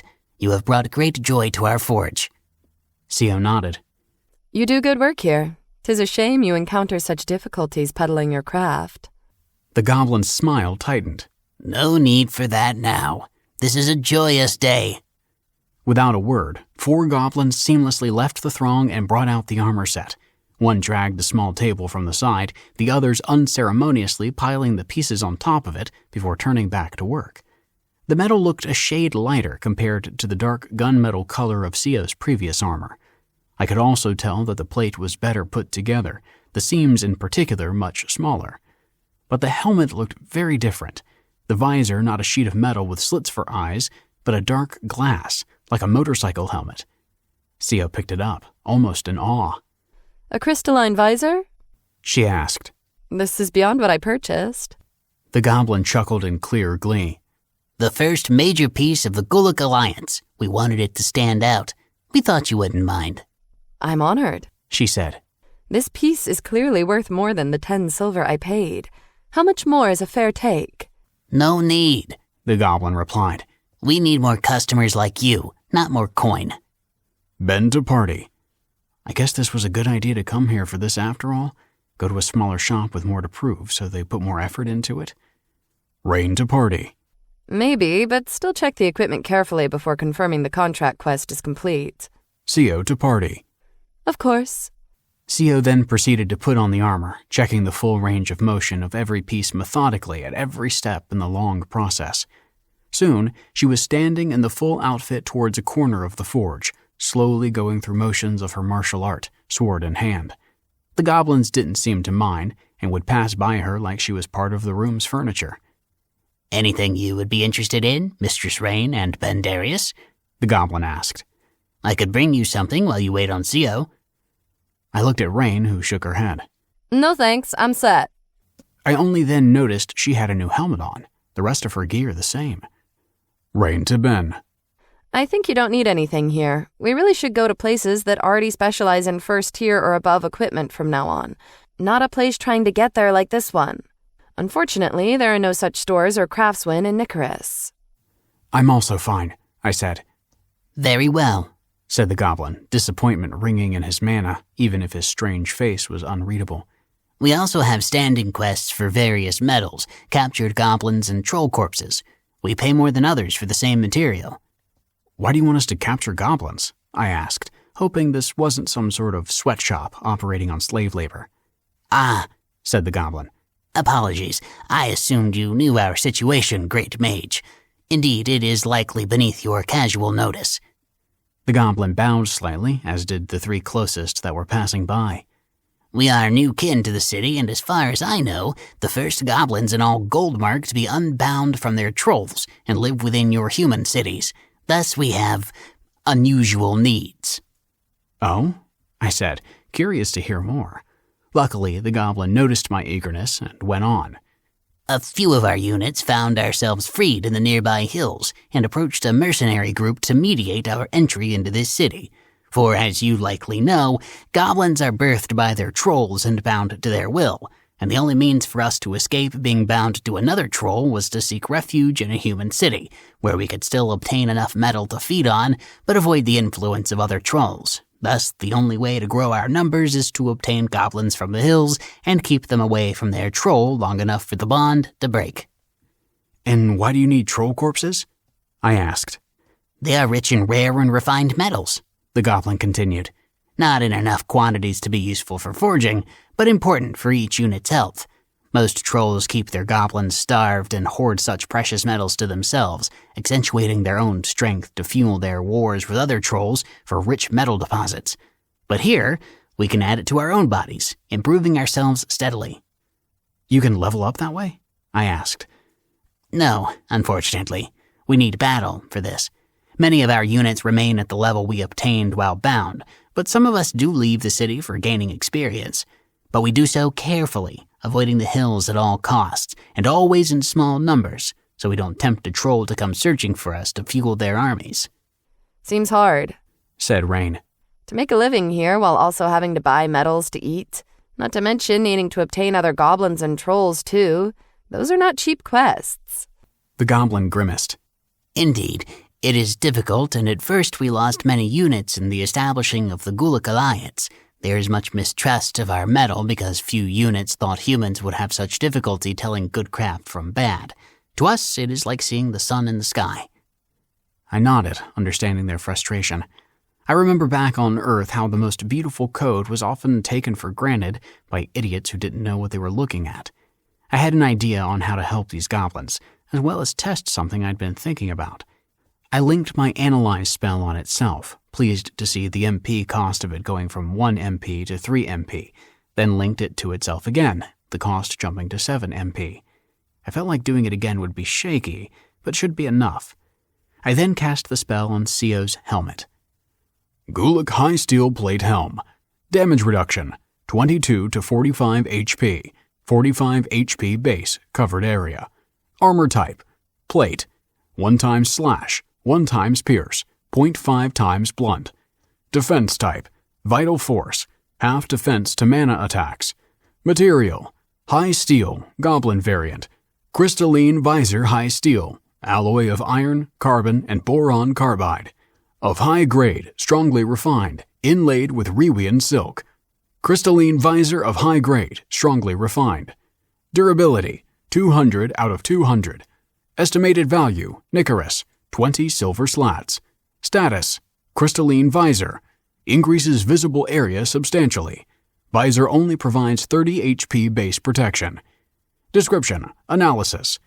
Part of the first full set of high steel armor made by the Gulick Alliance in Nicorus, sold to Sio, a level 10 stalwart aspiring mercenary exiled from Kren. The goblins of the Gulick Alliance placed additional care to the construction of this set, seeking to bolster the reputation of their newly formed blacksmithery and novice kin status within Goldmark. Therefore, this set provides better than average damage reduction for high steel material. Crystalline visor was page 1 of 145. Description, Goldmark local interface. Upon entering the first tier, upgrade to high steel armor is strongly recommended to those specializing in strength or endurance. Improvements over simple steel are substantial, both in damage reduction and glyphic potential. High steel is often employed most in plate armor, but frequently in chainmail as well. Yet local variation in access to different armory components make chainmail composition vary more widely. Cost increase relative to base tier material means stricter prioritization of pieces relevant. Page 1 of 127. Codex. Novel information added to personal interface. Novel information can be added to local interface. I thought about adding the information to the interface myself, but then thought that maybe this information wouldn't be rare enough. It would likely mean worse rewards when the annotation contributor quest finished. Plus, there might be a reason the goblins wouldn't want that added. I have a detailed analysis of this helmet that I can add to the local interface, I said, then realized I didn't know the goblin's name. What may I call you? I believe I didn't catch your name." The goblin bowed again, the gesture looking even more awkward now. "We do not share our names as you humans do, but do not be concerned. You may refer to any of our units by our alliance. Apologies if this causes any inconvenience." "No problem," I said, hoping my mistake wasn't offensive. "Would you like this information shared? I'd rather not upload it to the interface myself, but perhaps you may." I then mentally flicked the window to the goblin. Their eyes went wide. This is incredibly detailed information." The goblin opened their mouth slightly, a thin layer of dark spit crisscrossing sharp teeth. "Such will be very favorable to us, very much indeed. How much do you want for this service?" I looked at Rain, who just shrugged. "Rain to Ben." Casting base tier spells for service is just a few coppers. Not sure why they're so excited. Ben to Rain. I linked it to itself twice, but also used some tricks to probe the interface more deeply than just a casual glance. Not sure what gave me much more information than usual. "Rain to Ben." Oh yeah, then much more. I'm not sure many mages in the first tier can link spells, so we're not talking silver. Maybe 10 silver? That felt ludicrous, to charge as much as CO paid for the entire helm. Plus, I felt bad for the goblins, so I decided to cut them a break. "This one is on me," I said, "for treating CO so well." The goblin looked at me, mouth wide open, teeth glistening. It was the most threatening, disgusting thing I ever saw, even if their mana was a spark of surprise slowly turning to gratitude. "Ben to party." "Can one of you two upload this? The upload I did so far is rare, and I don't want to finish a domain interface quest with crappy rarity uploads." "Rain to party." Good thinking. I didn't even consider that. CO, maybe you take this one? It's your armor after all. CO stopped her workout, which had been speeding up more and more. She was clearly just enjoying herself, confirming the armor was good enough quite a while ago. "CO to party." Very well, thank you. I'm rarely able to contribute to the local interface, so I still have much left to the 50 needed for the second chain in that quest line. Ah, good to note the next one was to load up so many to the interface, meaning once I completed this one, I shouldn't be as stingy with the next, or I'd never finish it. Let me cast on the other pieces of armor as well, so they can all be loaded up together. It took me a little while to finish, and right after CO confirmed receipt of the armor, she uploaded the information. The aproned goblin stared aside, immersed in the interface, many others also slowing down or even stopping to stare out into the distance. In a moment, all but a few that were engrossed in essential tasks turned to us in unison and bowed deeply. "You have the gratitude of the Gulick Alliance, noble mage," the goblin muttered softly. "Already this information is being widely accessed. We will not forget your kindness." CO clasped my shoulder with an armored hand and gave a reassuring squeeze, the metal cool to the touch. I muttered something or other to the goblins, and we left, the fresh air a relief from the pounding heat of the forge. On the way out, I noticed an interface window waiting for me. "Reputation change. Gold mark tetrarchy. 0. Current. 0. Neutral. Adjustment to dependent local interfaces. Gulick Alliance. Plus 1,100. Current. Plus 1,100. Close friendship." We kept the line formation I had become so familiar with, CO's armored form extra commanding now, the crowd parting the way for her with additional vigor. A few openly stared, and more than once I saw somebody discreetly cast Analyze on her. I told her via Wisp when this happened, and her mana surged with pride each time. Pixen. I found no need for additional commentary. Chapter 27. A Weak Proposal. After a few more minor errands, we returned to Creelan's Inn, Rain feeling it was important that we go back to the suite. After all, it would be suspicious if we were so afraid of a random creature attack. We kept our guard up, however, CO standing cross-armed overlooking the balcony and Rain sitting next to me on the living room's couch, her mana tight as an arrow. I see other mercenaries in the nearby buildings, at least 2 full parties, said CO. Rain nodded. Even better that we're here then. If the matron strikes again, we'll have more immediate backup. I nodded, somewhat relieved. I'd noticed them before when casting Perception Dome, and was glad there were others camping the area, clearly hoping for another lucrative attack on the city happening in the same way. "CO, can you please close the blinds?" I said. "I have some quests I need to complete that'll give big rewards." Rain snapped up to attention and bolted over the seat to check the lock on the door, fastening additional bolts as CO drew the blackout blinds. Then together, they checked every room again, carefully.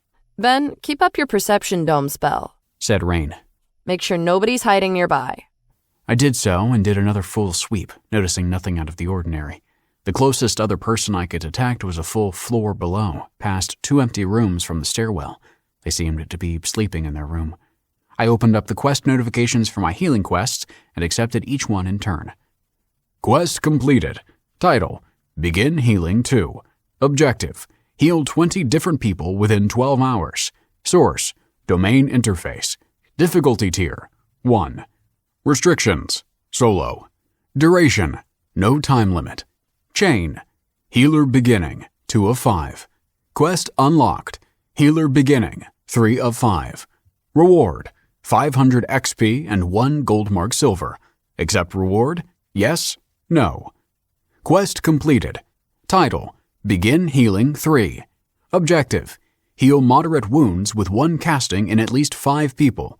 Source: Domain Interface. Difficulty Tier: 2. Restrictions: Solo. Duration: No time limit. Chain: Healer Beginning, 3 of 5. Quest unlocked. Healer Beginning, 4 of 5. Reward: 1,000 XP and 10 gold mark silver. Accept reward? Yes? No. Quest completed. Title: Begin Healing 4. Objective: Heal severe wounds with 1 casting in at least 5 people. Source: Domain Interface. Difficulty Tier: 2. Restrictions: Solo. Duration: No time limit. Chain: Healer Beginning, 4 of 5. Quest unlocked. Healer Beginning, 5 of 5. Reward: 1,500 XP and 1 gold mark gold. Accept reward? Yes? No. The rewards arrived in 3 groups in front of me, and I took my time grabbing the silver, noticing that the rewards would stay hovering until I picked them up. I was wondering if there was a time limit to this. "Ben, you should hurry," said Rain, voice flat. She was right, of course, so I grabbed the rest of the money in one fistful. That 1 gold coin was apparently worth more than what a full level 10 party made in a year, a ludicrous amount of money. The coin was round and about the size of a quarter, but heavier, clearly made of actual gold, but with a fine engraving in silvery metal on both sides, one with the detailed profile of a woman surrounded by leaves, the other a tight network of glyphs. The coin looked like it could only be split into halves, not like the silver slats and copper bits. A notification hovered over the coin. Access the Goldmark Economic Network. Yes? No.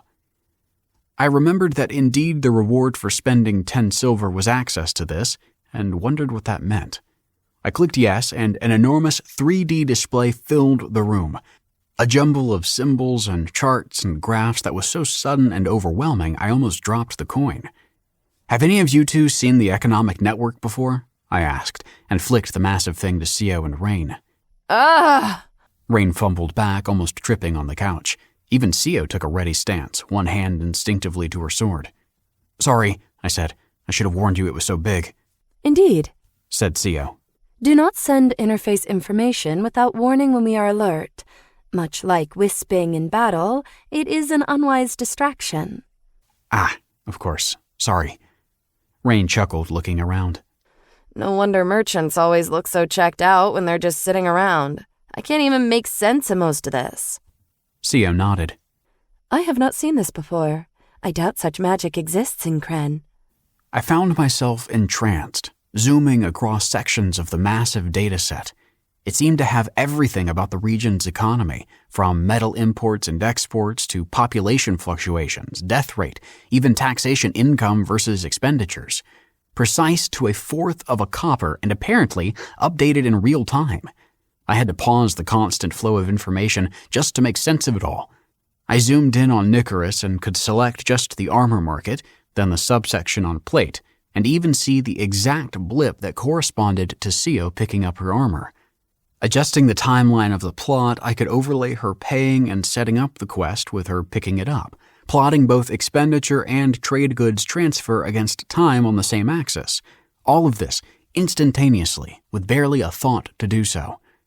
I started laughing, my giddiness mounting. When I got properly started on glyph masonry, this information would let me perfectly keep track of the market and where to sell and buy whatever. Already I could see that metal prices fluctuated, the rare ones wildly, but the common ones correlated with mercenaries finishing their quests just before the weekend started. The idea of being trapped in Nicaris due to the matron's looming threat started to feel like an opportunity. Even a Tier 2 threat like her and her creatures wouldn't stand a chance against a dozen fully armored and enhanced mercenaries. I might not even have to leave the city to strike back at her. Imagining I could be stuck staring at this data for hours, I closed it off and carefully placed that coin in the same pocket of my pack where I kept the Jakrim. I felt that access to this information could often be more useful than whatever some battle Jakrim could do. So, the Tetrarchy just shares this detailed information for free? I asked as Rain opened the blinds. I still couldn't shake how amazing that was. Well, not for free, she replied, pointing to the coin in my bag. But I think if you're in a guild, they let you purchase access to the information without having an actual coin lying around. Sio was shaking her head. Indeed, I do not understand how Goldmark can function with such readily available information. I'm sure one can infer troop movements and other such secrets from this morass. I wondered about that. It did indeed seem odd. Maybe they found out by trial and error that economic efficiency was worth the cost? I mean, back on Earth, power did seem to flow outwards from the economy to the military. It made sense that it would be similar here. I also noticed that I was close to gaining a level, my XP being at 3150. Still a good chunk needed to get the total 3400 to reach level 35, but I was itching to gain more attribute points. After all, I needed to make myself less eminently squishy, not to mention the prospect of increasing my Arcana from 199 to 200. I couldn't wait to see what sort of bonuses I got from that. Rain looked to the side for a moment. Hey, Creelan says there's a kin downstairs that wants to talk to us. Said she'd pay 20 copper just for a meeting. I say might as well, easy money. I nodded, also excited about the chance to meet another non-human in this world. Maybe we can meet her here for more privacy? Yeah, Rain replied. I'll tell Cricri to bring her up. A few moments later, Rain opened the heavy front door. A walking lizard in a robe walked in, and I couldn't help but stare. Her face and posture was very human, but she had fine, light green scales covering her skin, yellow slitted eyes, and instead of hair, a thicker covering of darker scales that extended to the back of her neck. Her face was also pinched out further than a human one, with a large mouth. When she raised one hand up to her chest and bowed slightly before entering, I noticed her hand was also larger than a normal human's, and instead of nails, very subtle slits for what I assumed were retractable claws. As she finished her bow, I noticed a tail swinging at her back, peeking from beneath the hem of her robe, which was shorter than most, ending at about mid-calf. Her tail was thinner than a leg, and its tip almost touched the floor. Somehow I could tell she wasn't like Julissa, human but with some animal features seeped in, but was built up from very different rules. Even her mana felt strange to me. I holstered my curiosity, however, since gawking anymore would likely cause a bad first impression. This was an opportunity to get more information before I got back to studying for a few days. Thank you for the invitation, she said, stepping through the doorway. I expected a hiss, something more like the Rewian spiders, but her voice was clear, not even sounding like she was speaking a foreign language at all. Please, have a seat, I said, pointing to a couch furthest from us, as Rain sat next to me, Sio keeping her position near the balcony. My name is Mitera, the lizard started. I am a water drake from the marshlands beyond Lake Fang, and I've heard of your incredible healing skills, Bendarios.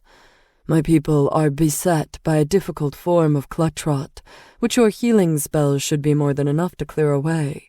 For this we offer 60 silver, and I further offer to join your party to lead the way to the marshes, and help you navigate to the afflicted areas should you wish.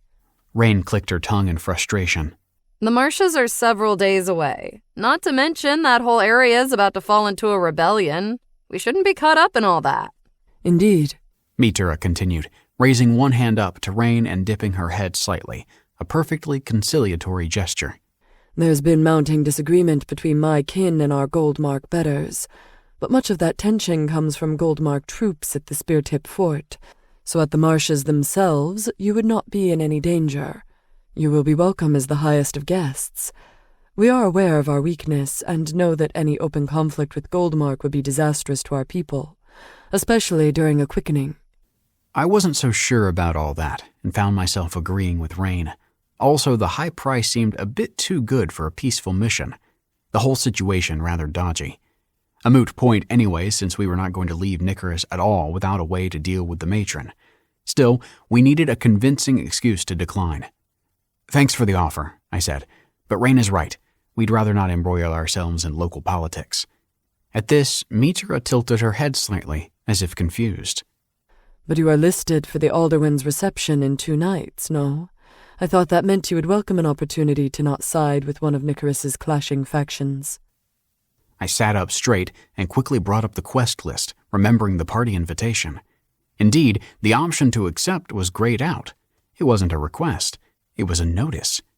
"Rain, CO, look at Quest 14, I said, and they subtly looked down, focusing on their own interface displays. I do not understand the issue, said CO. We can simply not go. Yeah, said Rain, brushing it off unconvincingly. we can just get some other quest that takes us out of the city for that, or just pretend we didn't see it or something. If I may. Mitura raised her hand politely. I believe that would not be the ideal choice, since it would be a clear and very public rejection of the Alderwin, and she would likely infer that you are aligned with her adversaries in the Tirsus and merchant guilds. I tried to seem as neutral as possible, but was silently annoyed that neither CO nor Rain mentioned any of this before. CO maybe could have an excuse because of her curse thing, but Rain should have known.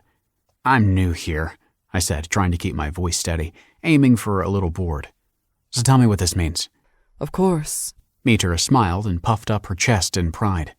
The Alderwin has her local militia, a force to keep the peace within the city, and that power is balanced by the independent guard of the walls, who keep the city protected from the creatures without. Normally, any city defenses report to the nobility of the area, but since this is such a remote town, they have substantial independence. Zeriana of the Tyrone Sisterhood has considerable sway with the triad lieutenants of the walls. Plus, the guilds are disturbed at the higher-than-usual taxes the Alderwin inflicts upon them to fund her unusually substantial militia, so they have aligned with Zeriana as well. But should the Alderwin be able to get a higher-level warrior to her side, like yourself, this would compromise Zeriana's influence, perhaps even force the removal of the 2 triad lieutenants in her favor. Then the influence of the Sisterhood wouldn't be enough to keep the Alderwin from having full control of the city. I am unsure what her ultimate goal is, but the Alderwin is certainly forceful in her tactics, as if there were some urgency in the situation. I said, trying to process all of this. You seem to make a good case for me not to go to this party at all, for no given reason. Except that the Alderwin knows of your particular, vulnerabilities, and if it becomes clear that you will brush off her invitation, I believe she would be tempted to send out an overwhelming force to kill you. After all, most in the city noticed your party member CO's continued interaction with Zeriana and the Sisterhood. I leaned forward to rub my forehead in frustration, no longer worried about how that made me look. So much for hiding the fact I could be killed by a light breeze. What a shit show. And how would your quest help? For one, the marshes are distant enough to be away from the Alderwin's sphere of influence, and this is no local interface quest, but a true regional one. Engagement in a regional interface quest places you under the direct protection of the Vice Tetrarchy, so any action either by the Alderwin or the Sisterhood would come under much greater scrutiny. It would distance your stance toward both factions, and thus make your situation more secure. I am sorry, said CO, her voice distant. I placed you in further danger. Again. Not an issue, I said. None of us are politically minded people, so it's not a surprise we got into such a mess. We just need to focus on how to get out of it. I got up and paced alongside the room, the floorboards creaking beneath me. Even given all this new information, we couldn't leave, so this quest was a moot point. A shame, really, since this Drake seemed to be quite shrewd, and her insight was just what our party was lacking. "Thank you for the information," I said to Mitra as I sat back down. "But I need to think about this new situation, and I still lean towards not wanting such a distant contract just yet." Of course, Mitra replied, all grace and understanding. May I just add that I also have a strong personal desire to spend more time with you, given your skills. See, I am also a three-eyed mage, and feel I could learn much from studying your glyph work. I've heard that even if you are a summon new to casting magic, you can still seamlessly cast linked high-tier spells. I felt a deep chill of panic. Now how the hell do you know that I'm a summon? Mitra tried to stifle a chuckle, her slightly parted lips revealing the tips of sharp teeth. A simple guess from your arriving into the city from the south, and the unlikelihood of a previously unregistered high-level mage coming from the hive. That, and going on to buy mundane gear and form a new mercenary party with much lower-leveled members. Rest assured that no others have come to that conclusion, as far as I can tell, since summons are a rather rare occurrence that Goldmark hasn't seen in centuries. Also, Mitra cleared her throat. To be frankly honest, as a water drake, I have difficulty finding appropriate parties. Most mercenaries of my level have established groups, and are hesitant of joining with a kin like myself, since we have not gained more established value to Goldmark quite yet. But you have taken both a soloist and a succubus into your party, so I thought you would not be disinclined to a water drake. Not only that, but you even trust the succubus to not corrupt your mana with the repeated feeding. I blinked, not truly processing what I just heard. My attention ripped away to an interface quest to protect the city, the same one that popped up when the matron first attacked us. Pixin. I now refrain from annotation, as the information flow within the interface marked this as a moment of unusual significance, and thus I'm compelled to allow it to be experienced with minimal explanation or aside. For the Covenant is aware that an unalloyed observation of the subject's struggles often provides critical insight.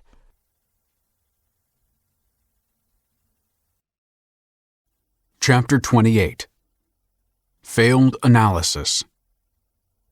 Sio charged at the balcony, shattering through the glass with a fist as the other hand reached up to her sword. Rain was already in front of me, daggers ready. I got up and started casting Chainmail 3 and Lightning Infusion 3 on Rain before starting on Sio. Fully enhanced and ready, we waited. My perception dome unfurled, but nothing. Mitra was in the room's corner, getting there slowly as we prepared, hands together in front of her chest as in prayer, which I later discovered was the Earth equivalent of hands up. Rain stood closer to her than to me slightly. I was also prepared in case she was an agent of the matron. "What's happening?" I asked. "There's nothing around that I can tell with perception dome." Both Rain and Sio shook their heads but said nothing, still alert. A large-scale creature attack on the city, Mitra said. My contacts say it's mostly base-tier creatures with a smattering of pack leaders that are likely Tier 1. Mostly wolves, but some goblins as well, and they're everywhere within the walls. Ben to party. What should we do? Sio to party.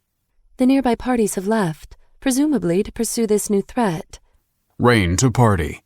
Staying here is a mistake, and the rewards sent out with this warning are too good for any serious party to pass up. Would look suspicious if we don't at least try for a few kills. I certainly didn't like the sound of that. I also didn't like how conveniently this started right as Mitra started talking to us. Ben to party. Any chance this water drake is working with the matron? Rain to party. Unclear, but agree we should at least shake her off before we go. Straight arrow, Rain said. I fell in behind her and we picked up our packs in our rooms and kept to formation as we made small preparations. We'll continue this another time, I said to Mitra on the way to the stairwell. She tensed slightly, as if to disagree, but then held back. The early evening was dead quiet, only the sun's twilight red filling the streets. We made a slow spiraling pattern away from the inn, and soon I noticed a pack of 4 wolves fighting a Nicorous party at the periphery of my perception dome. The fight was not going well for the party, so we intervened, the base-tier wolves killed easily by my fully enhanced party. I quickly healed the other party and left them. We had a rough plan now. I was fairly certain that I'd be able to detect the matron from far enough away, so we'd keep fighting her creatures and take her down if we got the chance to do so. And if we came across competent parties on the way, we'd ask them to join and I'd jack them up with my spells. Even a half dozen or so with my Tier 3 enhancements would be able to take on the matron if she wasn't surrounded by too many Tier 1 creatures. Unfortunately, the first 3 parties we stumbled upon were far too low-leveled. The highest level among all of them was 3. I was hoping for parties with 2 boons under their belt, but by the time I had to recast my spells on Sio and Rain, I was ready to compromise with mercs that only had their first boon. I started to worry when thick plumes of black smoke went up from rooftops close to the city walls. Another quest notification came up offering rewards for stopping the fires, and the reward for fighting off the attacking creatures doubled. The Guluk Alliance's reward for capturing goblins also increased, triggering a re-notification. A shrewd move to further distance themselves from the attacking forces, as well as a chance to bolster their numbers. After some quiet deliberation via Wisp, we decided to head to the nearest gate, the one leading north, and help the defenders there. But then we received a notification that stopped us in our tracks. Quest notification. Title: Assist in the capture of the mage Bendarius. Objective: Deliver the mage Bendarius alive and uncrippled to the Alderwin at the North Gate. Assistance on this task also rewarded. Source: Local Interface, Nicaris. Difficulty Tier: 1. Restrictions: None. Duration: 24 hours. Chain: None. Reward: 10 gold. Contribution. Description: Nicaris. Healer and support mage Bendarius is the cause of this attack on our fair city, having an artifact in his body that draws creatures to him. Must be kept alive and well to undo the effect. Deliver him or offer any information on his whereabouts to the Alderwin forces at the Northern Gate for rewards up to 10 gold, often in a party with Tier 1 Stoic Breaker Sio and Tier 1 Liminal Dancer Rain. Accept? Yes? No? What the slit is this? Said Rain, for a moment her battle readiness slipping into confusion. To the side, said Sio, pointing to a nearby alley. Quickly, we were away from the wide street, the relative emptiness feeling very different. I could see people staring from their windows through gaps in their curtains and a pair of low-level mercs turning a corner in the distance. All of them were now possible threats. How the moon did the Alderman think this up? Rain muttered, her mana shuddering in rage. I'd never seen her so angry. If that hive slit wasn't enough. Sio grumbled, her mana also disturbed. We cannot keep fighting these creatures, since any encounter may lead ill-informed mercenaries to seek us out when weakened. I agreed, since even if the 2 of them could outmatch anybody in this city with the enhancements I'd give them, I would eventually run out of MP. We should find somewhere to hide, I said. The quest only lasts a day, right?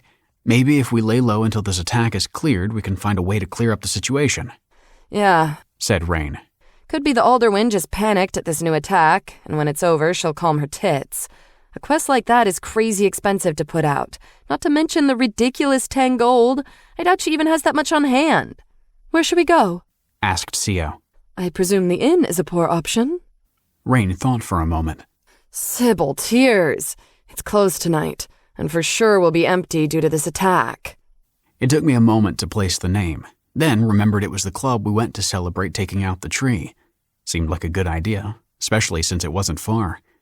We slowly made our way, Rain scouting out the street between alleys and light cover, and we made our way. Twice we had to quickly duck out of sight as a party passed by us, but with Rain's agility and my perception dome, I was fairly certain that we weren't seen. Apparently the town was more focused on staying alive than hunting us down, but we were noticed by far too many people from within their houses, and I doubted none of them had analysis or some other similar skill. We broke into the club's side entrance with little problem, Sio simply twisting the door open, breaking the lock with her strength. We then huddled in the dark of the large barroom, waiting. I couldn't even unclench my staff, the difficulty of our situation compounding. I'm worried that once the creatures are all killed off, mercs will start hunting us, I whispered, which still sounded far too loud in the large room, made even emptier by most of the couches being pushed to the walls. Maybe we should try to get to the Alderwin before that happens, to clear my name. We could come clean and get a large group together to go after the matron. Rain shook her head. I don't know. I think it's safer if we wait out the full time of this quest. Should we leave Nicaris? Asked Co, sounding unsure.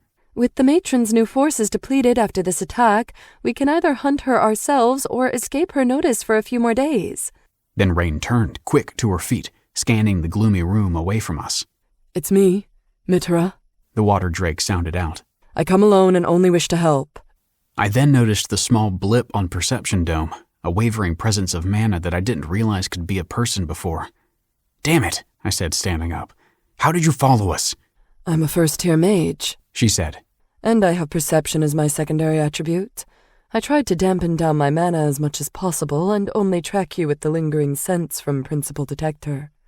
I doubt more than a handful in this town could do the same. Rain slowly approached the water drake. Co, Ben, take a perimeter scan of the nearby area. Make sure there isn't an ambush incoming. I'll stay right next to this one just in case. Co and I did so, and I scanned the entire building with Perception Dome and Perception Focus. Also the other side of the street and alley from small gaps in shuttered windows and thick curtains. I could clearly sense the singlets at their houses or at their own windows, scanning the street for threats. There was a level 2 teenager with a rusty sword standing just behind the door to his housing complex, hands shaking and mana dense with fear. No proper mercs anywhere. When we returned, Rain had sat Mitra down on one of the couches they dragged to the middle of the room, her wand, mace, and pack far away. The Alderman has been captured by the matron, said Mitra. I nearly dropped my staff in surprise. Rain started cursing through gritted teeth. That's why the reward is so high, I said. Mitra nodded. Indeed, if the quest reward is not fulfilled, it would be on the Alderman's head, so makes sense the matron would do this. Rather clever idea, I have to admit. Do her forces not realize this? Said Co. This dishonor should cause all of Nicaris to rise up against their invader. At least the Wall Watchers and the Sisterhood. Most of the mercenaries of Nicaris don't care about things like that, and would fulfill this quest regardless, given the reward. The Tyrsis may be different, but... Mitra swallowed and looked at Co. I'm sorry, but Zariana is dead. Multiple sources saw her being defeated by the matron's party herself. An attack on her is what started the invasion, in fact. Rain's eyes widened. This means there's nobody left to fight. Mitra nodded. Indeed. Even those that can see through the lie and know the Alderman is captured also realize their helplessness. The city is at the full mercy of a Tier 2 merc who controls a large group of creatures who is willing to burn it to the ground to get to you, Bendarios. Co loomed over Mitra, refusing even to sheath her sword. And what do you wish to secure from this situation, Water Drake? I fail to see why you bring this information to us so freely. Simple, said Mitra. I cannot secure the help of a healer as powerful as Bendarios otherwise. The resources I have at my disposal are far too meager to draw the attention of a Tier 2 Legion healer, and his being Tier 3, well, it more than makes it worth my while to offer myself to help in your particular predicament, in exchange for taking my own quest later. And 10 gold would not do this? Asked Co, still hesitant. Mitra chuckled. Absolutely, that wouldn't secure a 3rd-tier healer, even if I somehow managed to survive holding on to that much coin long enough to use it. Rain nodded as the drake said all this, and I could sense Co also starting to soften, but I felt the narrowing rage of this ridiculous situation. The city walls themselves were closing in on me like the tumble of roots they were built from. I felt no better off than when I had first appeared at the small leaf forest, stumbling through my spells alone and useless. The water drake smiled softly at me, her tail twitching. The stranger that waltzed in just as things started to fall apart. What did I have that could fix this situation? All I had were ways to make others more powerful. And analysis. Co, I said, confirm with your contacts at the Tyrone Sisterhood that Zariana is dead. That we can check. Co nodded and looked away to wisp. Rain, I continued, ask your friends about the Alder One. I'm sure this capture will be harder to corroborate, but ask for any information that would support Mitra's story. And you, I pointed at the drake, my suspicion narrowing at her strangely composed mana and body language. You seem quite clever about all this. Too much, in fact. Luckily, I have something that can bypass all of that. 3 of the Tyrsis confirm Zariana is dead, said CO. They also confirm they cannot reach the Alderwin, with the Alder subordinates being evasive about her. Rain grumbled. Micah told me she overheard the Alderwin's party discuss her succession, already assuming she was already gone from her post. Clearly, they have no plans to help. The memory of the two women I met at this very club failed to get the ashen feeling from the pit of my stomach. I hoped this new situation was all a transparent lie by the Drake, that things weren't quite so bleak. I still needed to be sure, to really know what I was dealing with. Mitra, I will only consider this offer if you let me cast the analysis spell on you with your privacy settings off. Her eyes widened, and Rain visibly gasped. Even Sia seemed taken aback, her anger tempered. Ben, Sia said. This is not done among mercenaries. Rain looked at me with a strange intensity. I accept, said Mitra, signs of nervousness peppering her posture. This was more like it. She was out of her comfort zone, things not going according to plan. But I would like to ask that you not discuss what you find there. No, I replied. I need to ask clarifying questions about aspects of the world I still don't understand. But I promise to be discreet about anything too revealing. Mitra exhaled deeply, her hands gripped tightly in front of her. A steep price, but I accept in exchange for your taking on my proposed quest. My privacy setting is now set to fully open. I could have reminded her that my looking at her detailed status was only the price for considering her offer, not accepting it. But I didn't bother correcting her, knowing she probably heard that right, and was just subtly trying to nudge the situation into a better deal. This only reinforced the need for me to do this. I lifted up my hand, deliberately bringing up the spell. I will not be here for this, said Sio, and she went to the far side of the room. It felt like a token gesture, since she could still easily hear what we'd be saying. After a moment, Rain also got up and left. I cast the spell, and the screen in front of me opened. I skipped over so much, level, spells, attributes, all that, to hone in on something that could make me trust her. Passing all the battle-relevant information, I finally stumbled upon sections with more personal information, and slowed down on each section. The first was most common emotional state, curiosity. Not at all what I expected. Following that, a field tab showing last time she had sex in previous year, which I scrolled past with disinterest. My eyes leapt to biggest fear, which was brood dissolution. Now this was closer to what I wanted, verifying some of her story. Then I noticed a tab labeled Narrative of Purpose, which I perked up on and soft selected, and a block of text popped up. Narrative of Purpose. I will make sure my dwindling brood is able to thrive, despite the difficulties of the marshes. It is the only place I belong, and I will not let it be assimilated into the larger broods.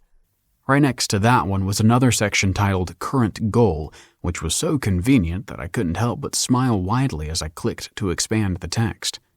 Current Goal.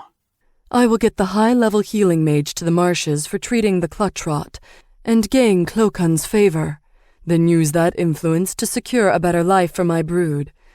If this Cloakun is able to negotiate better conditions from Goldmark and distribute this favor among his supporters, alternatively, I will somehow use the healer's service to betray Colclun to Goldmark and align myself with the humans of the Speartip Fort, or leverage with the lightning drakes to my brood's benefit.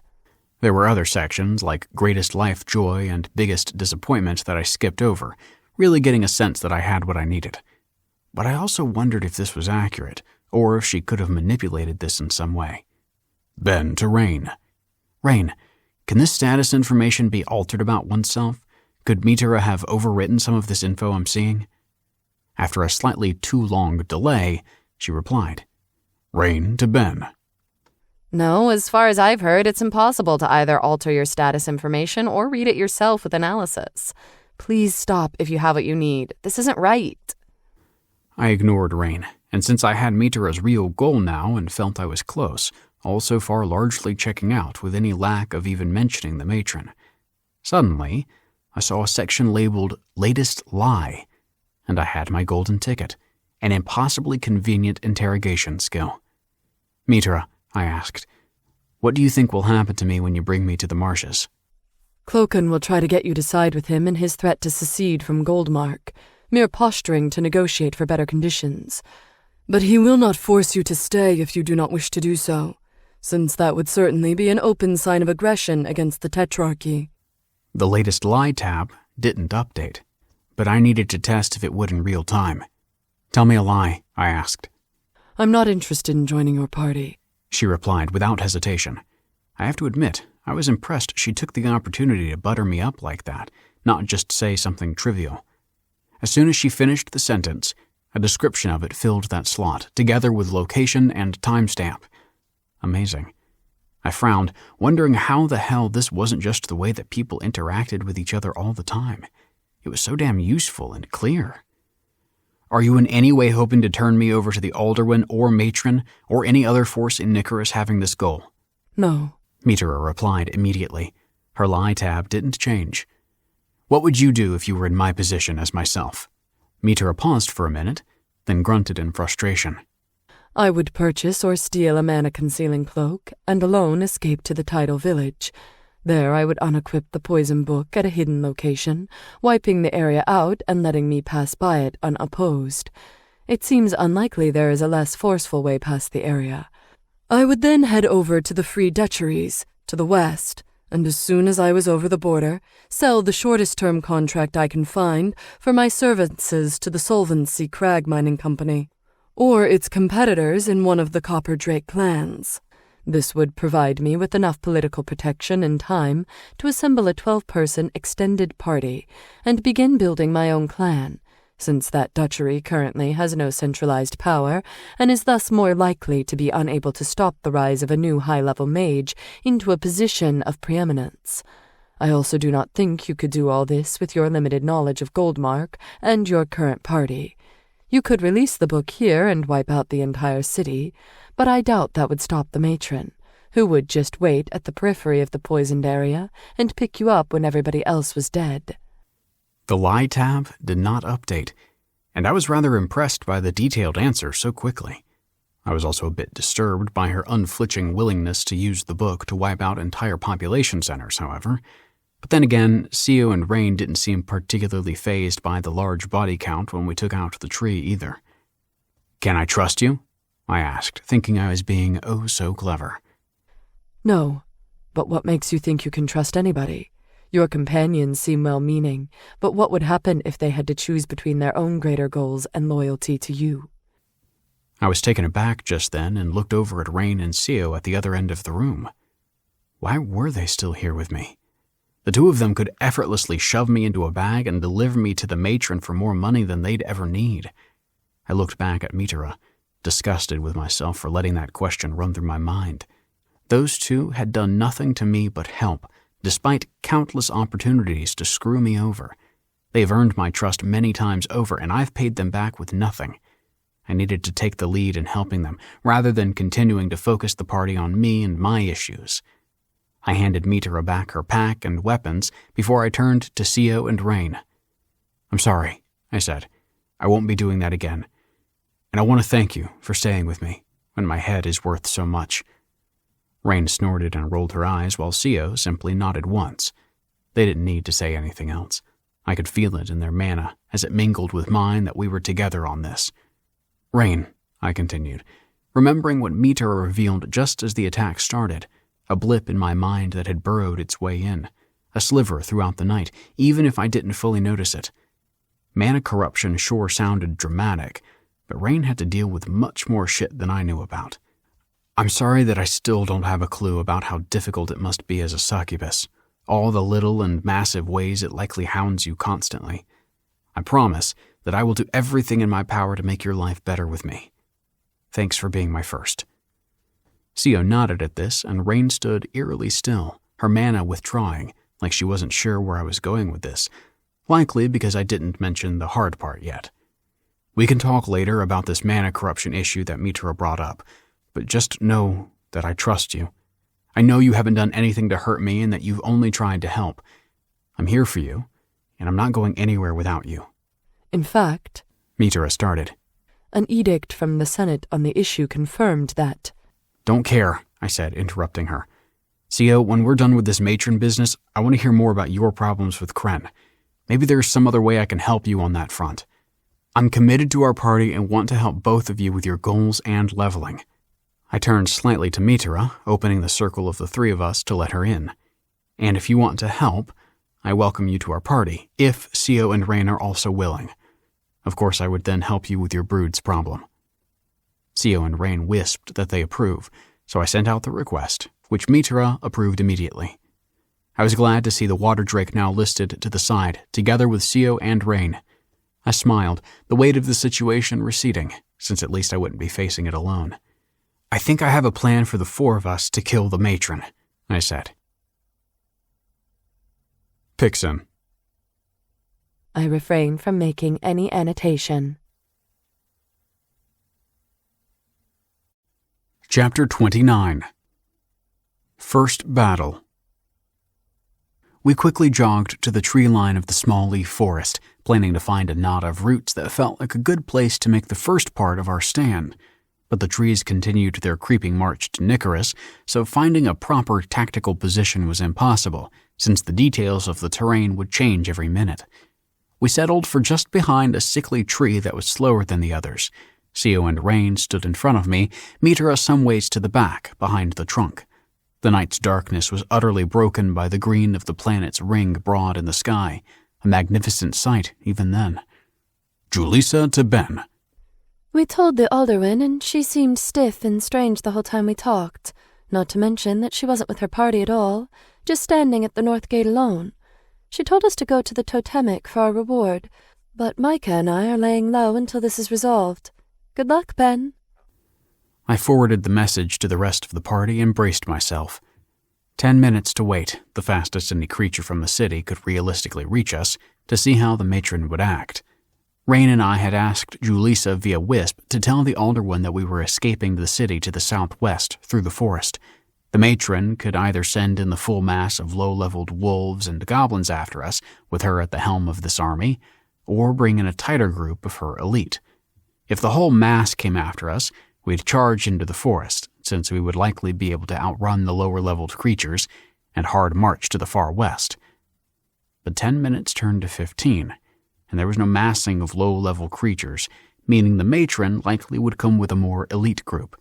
Perhaps this meant her direct control was best when with smaller numbers in close proximity to her. This boded well for the rest of the plan, since a hard march to a distant area was more of a gamble. I kept looking at the city, perception focus scanning the area, and suddenly, there she was, her armored skin clear at the forefront of a large party. She had 3 cloaked humanoids behind her and a dozen wolves, one of them with 2 heads. I frowned a bit at this, since this was more than I hoped she could bring. That's a wolf alpha, said Mitara. Her controlling it likely means she has sway over more wolves than she would directly. This certainly explained how she managed to get a hold of enough creatures to threaten the whole town. At least it meant that she couldn't directly control a huge host herself. Now is the time for me to cast my spells on everybody, not holding back, each of the 3 getting linked Tier 3 enhancements. Sio got Chainmail 3 linked to Lightning Infusion 3 to maximize the damage from her massive attacks. Rain got Hardening 3, since the wolf bites were more piercing damage than slashing.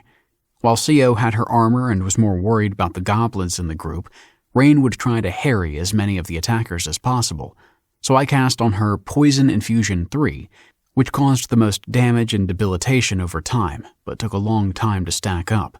The synergy between Hardening 3 and Poison Infusion 3 was also interesting, causing attacked creatures to lose agility, a petrification rod added to the poison's effect. I had briefly told Mitara all my available support spells, and linked Directional Shimmer with Hardening 3 for her, since we didn't have time to experiment if the weapon infusions would help with her spells. The matron's party was halfway to us, her wolves spreading out slightly as her core of cloaked supporters clustered near her. I could start to feel her subtle pressure on my mind as she stared at me hungrily. The roots had shifted slightly, so we repositioned, Sio, Rain, and I climbing near to the trunk, where a single thick root had almost raised itself fully out of the ground for some reason, while Mitara kept herself hidden. The first round of this plan was simple: focus on attacking, relying on my constant healing and enhancements to make the difference. Mitara to party. Wolves from the back. Without a word, Rain disappeared in a flash of motion to help Mitra. I noticed Mitra's HP take a slight dip, so I started casting Group Heal the Third, Sio and I slowly making our way back behind the tree, the matron's group ahead also moments away. Mitra was attacking the wolves with a mace, her attacks landing but not causing so much damage. 3 wolves gnawing at her heels, drawing blood, but not succeeding in knocking her over. Rain had killed 2 wolves already and had 4 injured, their movements significantly slower. There were over 20 circling us, however. I could sense from Perception Dome there were more beyond the trees. The uneven geography saved us from being swarmed immediately, the wolves clearly unable to deal very well with the shifting routes, and only able to claw their way up to us a few at a time. Their pack tactics were likely optimized for the flat, open ground of the Rewian Grove. Their attack came a bit too soon, before the matron's party arrived, again suggesting that her control of the wolves wasn't complete. I cast Group Heal the First, since Mitra's enhancement was doing its job and keeping her injuries minor. The spell restored Mitra fully, as well as the minor damage Rain had racked up in her feverish attack, dancing among the wolves, trying to inflict as many with her poisoned attack as possible. Sio kept a more defensive posture, largely trying to keep wolves from getting to me and occasionally shaking one off Mitra. Soon, Mitra was able to get to my side, the 2 of us with our backs to the tree where the roots gave us more stability and slightly higher elevation than the battle below. There was a convenient gap in the roots to either side, where the wolves couldn't attack from. I felt the looming presence of the matron getting closer, and then a snap as she tried to take me over again. I smiled at this, since it was not nearly as bad as before. My mana marshaled fully against her ineffective attack. I turned to look at her from the edge of the trunk, her face focused as she was almost at the base of the hill.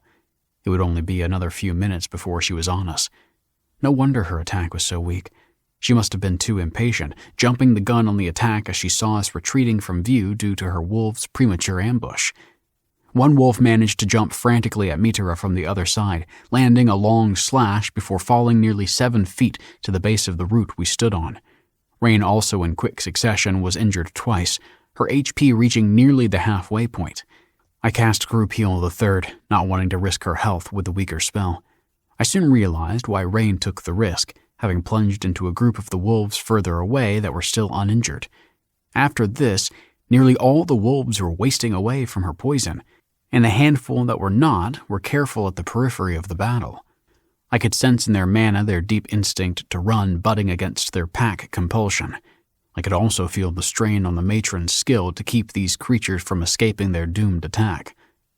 Sio to party. Opening to the rock. I was just about to wisp the same, glad Sio agreed. Sio charged forward, surprising the wolves that had gotten used to her defensive posture, with Mitra and I close behind. Rain was soon among us as we ran behind Sio through the woods, the wolves still attacking, but too slow to stop us. I still felt the tug of the matron's attack on me, slightly building as she approached, but its rate lessened as we escaped. I could even feel her relative position in my perception dome, even if she was out of its effective range, perhaps because her attack linked our mana. We were only a 20-minute run from Sio's Rock, having chosen this section of the forest for that specific reason. We were only a few minutes into the run when the poison killed the first wolf. It was the one whose eye was gouged out by Rain, the entire left side of its face looking like a rotted slab of darkened wood. We outran the rest easily, but from Mitra's chuckle, I imagined she was seeing the notifications of the creatures dying as the whole party racked up XP. The matron's party also had to slow down once they reached the forest's roots, and the power of her attack on my mind started to fade. I didn't want it to break off completely, so I motioned for the party to slow down slightly. Still, we made it to Sio's Rock with plenty of time. I hadn't appreciated before how much of a perfect defensive stronghold it could be. When we stood on the outcropping at its top, there was only one effective path up, the other side's a full 10 feet of rough, steep stone. It wouldn't be difficult for an attribute-enhanced human to climb up, but they'd need to use at least one hand to scale, and the wolves would certainly be unable to reach up so easily. I checked my party's enhancements, but the whole battle at the roots took barely a few minutes, and even with the wait and charge through the woods, they still had more than half the time remaining. I needed to make a decision now. My MP was at 1050, just above half its maximum. Should I refresh the enhancements on everybody now? That would cost 450 MP, and with group heal the first costing 100 MP and the third 400, that would mean not as many castings of that remaining. I compromised and cast the spells only on CO, and then held Rain's spell ready to cast at the tip of my staff, waiting for the matron to get near. Maybe she'd do something odd that would require different tactics, or for me to save up my MP. This was the problem with coming here. We'd become holed up and might not win a long battle of attrition, where I'd run out of MP to enhance my party. But the tug of the matron's attack was still there, and I sensed a desperate feverishness from it and hoped she'd simply press her attack. Soon, she arose from the twisting roots, barely 20 feet from the base of CO's rock, stepping onto the gravelly stone ground with a hungry grimace and hunched shoulders. I thought of saying something, taunting her in some way, but the look of unbridled violence and desperation in her made me back off. From Perception Dome, I noticed wolves encircling us from the forest, but keeping their distance. 3 robed human figures stepped out. One, a goblin, larger than I'd seen before, carrying a massive shield and a spiked mace. The other 2 removed their covering. One was the Alder One, her leather armor glowing a faint blue, a pair of knives out. The other was Siriana, in her full red armor. The matron smiled as Siriana charged to the narrow rock entrance, CO stepping forward to meet her. I immediately cast the enhancement spell I prepared on Rain, worried about this battle. The Alder One started running around the rock, Rain disappearing to chase after her, and I heard but didn't see the sound of metal against metal as daggers crossed. The goblin was slow, but carried the large shield expertly, moving to support Siriana, the matron close behind. Mitera cast a powerful jet of water at the matron, but she stepped behind the goblin's shield, which the water didn't manage to harm. I also realized she was starting to run low on MP, so I had to ration her attacks closely now. She drank a potion of MP restoration, but it was a weak one that would only slowly raise it to about half her max over a minute and wouldn't work a second time for several hours. CO was engaged with Siriana, but the Sisterhood leader clearly had more experience than CO. Also, her sword and shield was better equipped for the narrow passage than CO's greatsword, so CO was forced to actively backtrack. I couldn't follow Rain's battle with the Alder One, except for their rough position with Perception Dome, which was almost worse. I then noticed Rain's HP suddenly lunge to almost a third, my breath catching as I stumbled to cast Group Heal the second, not trusting myself to target her specifically. Then CO was hit by a lunge from Siriana at a gap in her armor, and her HP was also cut by a quarter. I cast the spell. Julissa to Ben. More parties are coming to hunt you. The quest is still active. I quickly dispelled the message, realizing it wouldn't matter. We were outclassed and my MP was at 650. Mitera was switching rapidly between supporting Rain or CO, but Rain's battle was too frantic for the mage to aim properly, while Siriana was too skilled, using the goblins and her own shield masterfully to protect both against CO's attacks and any spells. And the matron's pressure on my mind kept growing, like a vice slowly closing. She was now smiling when she looked at me, inching forward as Siriana pushed CO back. I pushed back at the matron, straining at the bond she was trying to force. All that I could dredge up from my Arcana pointed at her like an arrow. She stopped for a moment, a hand to her forehead, but then looked back at me, her attack redoubled. The vice tightened further. From the distant sense of Perception Dome, I noticed some of the wolves had left from the periphery of the woods, and the 2-headed pack leader to the matron's side looked up at her with its 3-eyed head, the start of a snarl on its face. There it was, the confirmation that her taking me over was loosening her grip on all her other thralls. It must have been constantly draining her all this time, this whole attack on the city, taking hold of 3 powerful warriors, not to mention all these wolves and goblins even now. I returned the matron's strained look with a calm one, clear what I needed to do now. I quickly and efficiently cast linked enhancements to Mitera, then again to CO. The start of a headache starting to build, my low MP straining further, the matron not realizing my trap and redoubling her attack with glee. I had almost exactly 400 MP left, my MP regeneration ticking up my MP by 1 point every few minutes, just enough for a Group Heal the third, which I cast, the glyphs straining and burning in my mind, taking nearly twice as much to finish. Sio had noticed what I was doing, and just before I cast, launched into Seriana with additional desperate fervor, as if in a final attack. My sight darkened and narrowed as my MP almost bottomed out entirely, and feeling drunk, I stumbled to the edge of the rock, almost directly above the matron, hiding behind her shielded goblin. She looked at me, confused, and the battering of her attack on my mind was quickly gaining ground. But it didn't matter. All I had to do was leave it up to Sio and Rain as I did this one last thing. I leapt off the rock, falling onto the matron in an awkward jumble. I kept fighting the pull of her compulsion up to the last minute, but when she grabbed me, one hand around my shoulders and another around my neck as she let herself fall beneath me, she broke through. It was strange, being under her thrall-forming skill. I thought it would make me care about her goals and turn my mind to hers, but it was far more crude than that. She could utter commands to my mind, and I'd have to follow them or suffer intense pain. Not only that, but I could still fight back, and did so, pushing against any attempt to tell me what to do. She managed to utter a command for me to enhance her, and I gladly told her I was out of MP, so couldn't. She yanked me up by her wrist, strongly enough to almost break it, as if afraid to lose me. She looked around, eyes frantic, trying to find the older one, then stepped back from Seriana when she paused in her attack. The Tursus warrior still held up her shield to deflect one of Sio's attacks, but shook her head. Despite myself, I giggled, my addled MP-deprived brain realizing my plan was working.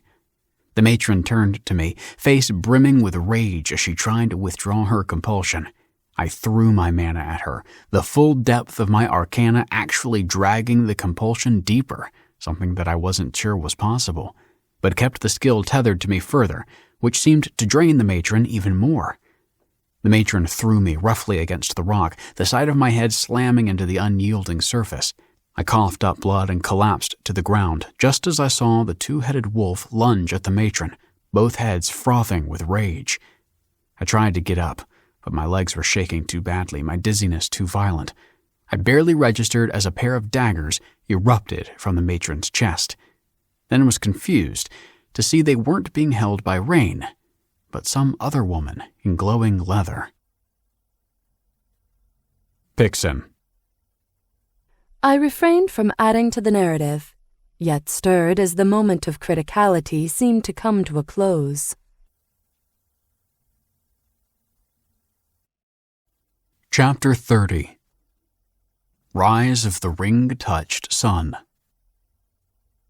There was a lot of motion in front of me for a while, and I just sat there, blinking as my head cleared. The matron was dead. Her red blood a strange contrast to her torn orange skin. Sio and Rain were above me, weapons out, and Mitra helped me up. I still felt drunk from the lack of MP, but my HP was only down by 12 points, not even in the yellow. Seriana and the Alderwan were killing wolves, clearly taking out some pent-up frustration on the retreating creatures. As the last one fled into the forest, they approached us. What the slit did you bring down on my city? The Alderwan was brimming with barely contained aggression. Seriana didn't look any more understanding, her tightly clenched sword dripping blood on the stony ground. I couldn't trust myself to speak just then, both from the MP drain and what was certainly a mild concussion. Ask the Hive that, said Mitra. Clearly this is a violation on their part. Seriana's frown deepened. How did you do this? Tell us now.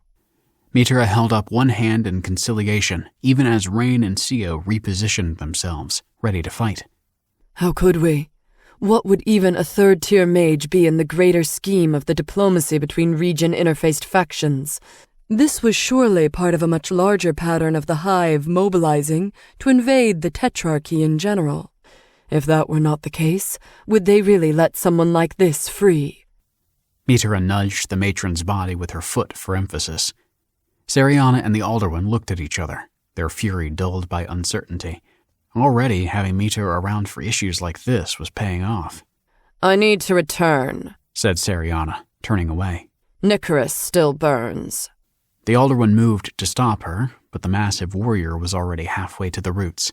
The Alderwoman gritted her teeth and looked back at us, realizing that alone, her ability to intimidate us was greatly diminished. "We will discuss this further," she said, then ran off in a different direction than Siriana.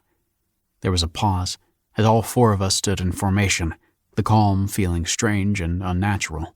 "We should regroup and rest," said Sio. Ben in particular. The three others looked at me, worried, but I could tell even without checking their HP that they weren't unharmed themselves. Rain had a long cut across her cheek, and Sio favored one leg. Even Mitra was clearly suffering from the effects of low MP. I thought about what was waiting for us back at Nicaris and shook my head. Not sure we should go back there. I doubt either the Alderwoman or Siriana will just let this blow over. Mitra nodded. "Yes, both would be within their authority to pursue you with the full weight of their position, as well as the Watchers, maybe even the merchant guilds." Rain sighed, then took a sip from a health potion and gave the rest to Sio. Forward arrow, then. We circle around the city and head north. Only real way to the marshes. We fell into formation and started on, leaving Sio's rocky outcropping and passing through the small leaf forest for the last time. The eerie nighttime green and ever-present rumbling of the massive roots was soothing, and the crisp air helped clear my headache. We kept Nicaris at a distance, walking along the base of its hill, the roundabout trek taking several hours. I managed to get Perception Dome up just as we got started, and was glad to notice no more smoke rising from the town. And soon after, the active quest to stop the fires was retracted. I looked over my notifications from the battle, but annoyingly, I didn't get any XP at all, and half expected another boon to be unlocked, but nothing. Still, I found myself not too disappointed. The mana coursing through my party felt tight and whole, this last encounter a testament to our coordination and ability to act together. Perhaps this was why no boon got unlocked. I could picture the interface expecting a fledgling mercenary to find this kind of realization earlier in their leveling, not well into their third tier. It did feel like a true beginning, after all. I smiled as we reached the crags leading north, with their vicious-looking bugs and ridiculous-stretched rabbits. We camped out just off the trail until sunrise, so that Mitra and I could recover some of our MP. The morning sun's massive bulk in the horizon was crossed by a very dimmed ring, my party's mana fitting softly into place as we were off.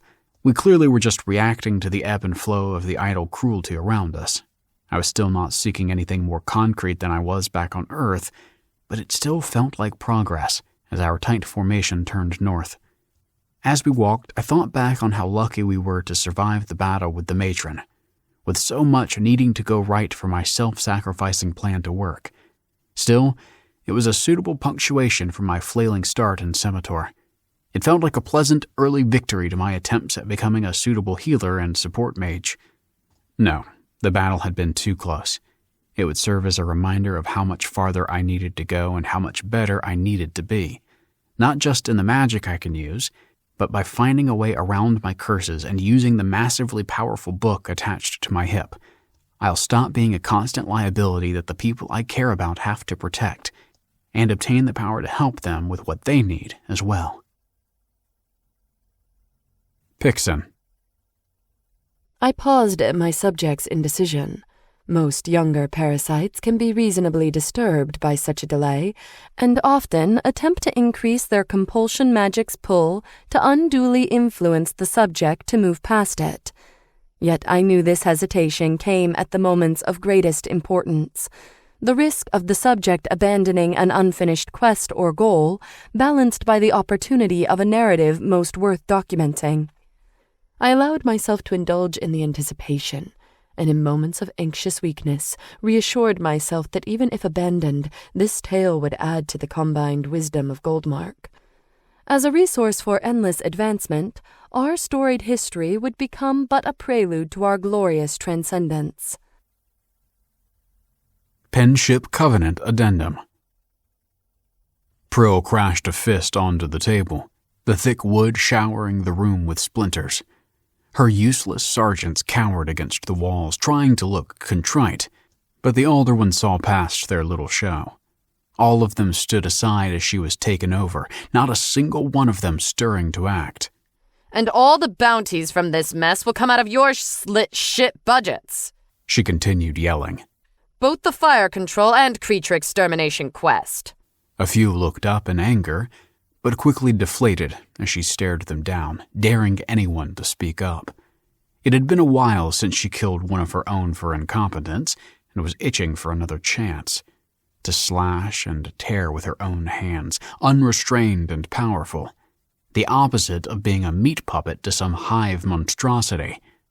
Her skin crawled at the unwelcome memory, so she punched the wood again and again until the heavy, expensive desk was a broken ruin on her estate floor. I want half of you to party up and go after that mage, she shouted. Drag him back here and rinse silk chains, kneeling before me, and I want the heads of his moon-licked women right next to him in a line. In a line. The women around her were still, none wanting to draw Prill's attention, quite aware of her tendency for extreme, unwarranted violence. And they all realized right now the situation was rather warranted, so there was no limit to the depths of her rage. One of her vice captains, a heavily armored endurance warrior, slowly stepped forward and started visibly messing with her interface, putting the party together. She really didn't want to attack the mage's party, all of them being dangerous tier 1s, not to mention having his absurd support and healing magic. However, they had the numbers and some nasty items that would close the skill gap quite easily. She didn't bother asking Prill if she could break out the expensive tools for this, preferring to maximize the chance of actually coming back alive and dealing with the cost later. Hopefully the deranged Alderwood would be satisfied with a new toy to play with and not care. Prill was still yelling when she got a wisp that stopped her mid-sentence. It was from one of the Rewian spiders, the small outpost that she allowed in her city due to their unfortunate control of the silk trade. She gritted her teeth at yet another force trying to restrain her will. Tuliak to Prill. Noble Alderwin, we would like to request that you refrain from aggressive action against Mage Bendarios or his party. While indeed tonight was a great tragedy, we are willing to offer you a 15% discount on all Rin orders this upcoming week that you approve, to help alleviate the pressures on your rule. Prill's anger burned brighter, realizing one of the people in this very room leaked this information to the spiders already. No, this would not do. Prill to Tuliak. I will take what is owed to me, spider. That mage nearly burned down my city, so he will be mine. The entire room froze, aware Prill was wisping, their fear growing with the certainty of what more bad news could do to the situation. Tuliak to Prill. Of course, as is your right, but remember he is in possession of a cursed artifact that, if unleashed, could eliminate all of Nicaris. We also believe he will be much more useful in the marshes, clearing up the dried root trade for us.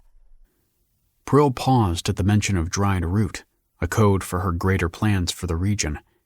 She'd have to talk to the spiders in person about this, since they didn't dare commit any of it to the interface. But if this was indeed the case, it would be well worth letting him go. Her anger flared at the thought, but her ambition overcame it, as the spiders were annoyingly competent and not prone to exaggeration. They were lesser ken that she'd have under her heels soon enough, but in the meanwhile, any chance to make use of their savage cleverness was welcome. Through gritted teeth, Prill turned to the room and told them to forget about the mage and refocus on consolidating the city. The room was emptied in seconds, some of the women even clambering out of windows to avoid the packed staircase. Prill smiled at the sounds of broken limbs as some missed the tree branches, landing 3 stories below. Mita arose early, wanting to talk to the rest of her newly joined party before heading out. Only the succubus was up, staring at where the sun was soon to start rising. We still have an hour before heading off, Rain said. We should get more rest. Mitra sat next to the small human. I wanted to apologize to you for mentioning the risk of corruption. Rain said nothing for a long while, and Mitra shifted at the uncomfortable silence. I was impressed by your efficient spellcasting. To combine agility-based fighting with casting is difficult, yet you did so with elegance. Thanks. Mitra cleared her throat. Well, maybe we can exchange notes on bridging glyphs. I certainly would love to talk to another mage about this while we travel. Maybe. I don't think we have any shared spells as far as I noticed, but I'm willing to share with you my spell list. Perhaps there's one that might interest you. Most of it isn't in the Goldmark system, but the new runes are not too different. Rain turned to her, and Mitra smiled, before noticing that she was looking past her at Sio, who stood behind them. I should have expected the two of you to be so quickly befriended, said the tall warrior. Rain stirred as if to talk, but then hesitated. Water Drake, said Sio, and Mitra flinched at Sio's looming pressure. While Bendarius acted poorly in his interrogation, I remain skeptical of your intent. Our dangerous situation ended too closely aligned to your best interests for mere coincidence. I will be in close attendance to you. Mitra stood, holding back a smile. Just how convenient that she'd just come out and announce her suspicion. And I will do my best to rise to your standards, Kren Warrior. Let me know if there is any instruction you wish to give me. I am always willing to learn. Sio's frown deepened at the Drake's response, not expecting such acceptance. Not for the first time in the last few days, she wished for the presence of the Kren hierarchy to guide her, this nonsense not being what a stalwart should be asked to do. At least now the issue was duly addressed, so Sio turned to leave. Rain got up and followed. They only went a short distance in their minuscule camp, barely to the other side of the tents. Sio kneeled to start putting on her armor as Rain watched to the side. Sio, she started, but then faltered, not sure how to continue. I am disappointed, Rain. A pauldron snapped into her shoulder with more force than needed. You knew of my charge of protection to the mage and still misled him. I care not for how you've dealt with the men you pursued in the past, but threats to him are my duty, as you well know. Rain's jaw clenched for a moment. He wasn't in any danger, and you know it. No, I didn't go into everything that being a succubus means, and he didn't ask. Sometimes I just get tired of having to dance around people's succubus crap, and I have to in order to just survive. I'm not sure you understand what it's like. Sio stopped for a moment. Indeed, I do not. But a perceived threat is still to be considered, even if to be immediately dismissed. You know this, fellow mercenary. Rain did, and she instinctively slipped into her stillness, the purity of tactics settling her mind at ease. Do we need to reassess our party formations? Will we have issues with tactical decision-making now? Sio chuckled. Of course not. Our battle readiness must not be compromised. That is foremost of all. I see that you do not let your chosen role as first distract from your efficiency in battle, which is commendable. Yet your omission interfered in my own oath-bound duty as bodyguard. Well then, I'll have to make sure that oath is fulfilled as quickly as possible. I think things will be much better once that happens. In many ways, Sio. Sio gave a firm nod, blushing slightly.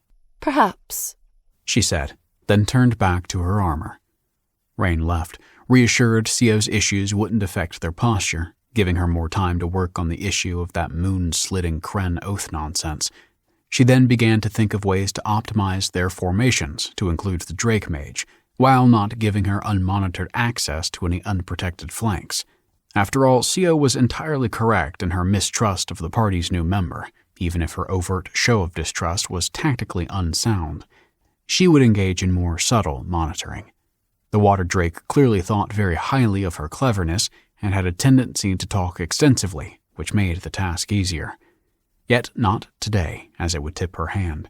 A sullen distance under the excuse of anger was a more sound strategy before implementing a slow approach.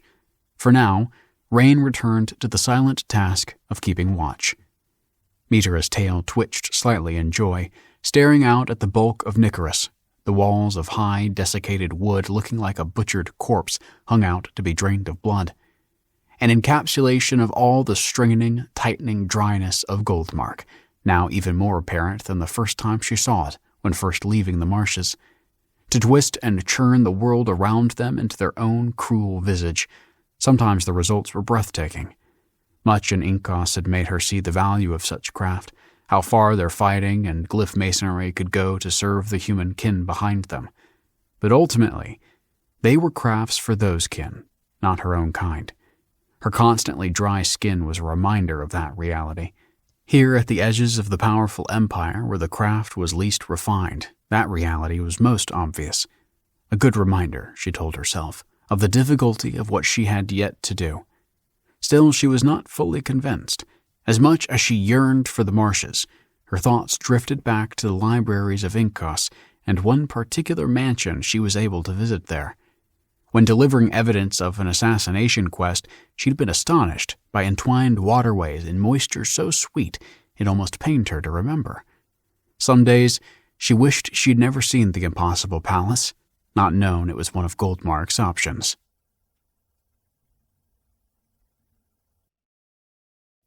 This is the end of Rise of the Weakest Healer, a lit RPG saga, a Royal Guard production. If you enjoyed this audiobook, we would love for you to rate and review it. For more books and audiobooks like this one, check us out on royalguardpublishing.com. Also, connect with us on social media. We are active on Facebook, TikTok, Twitter, Reddit, and Instagram. We can't wait to hear from you.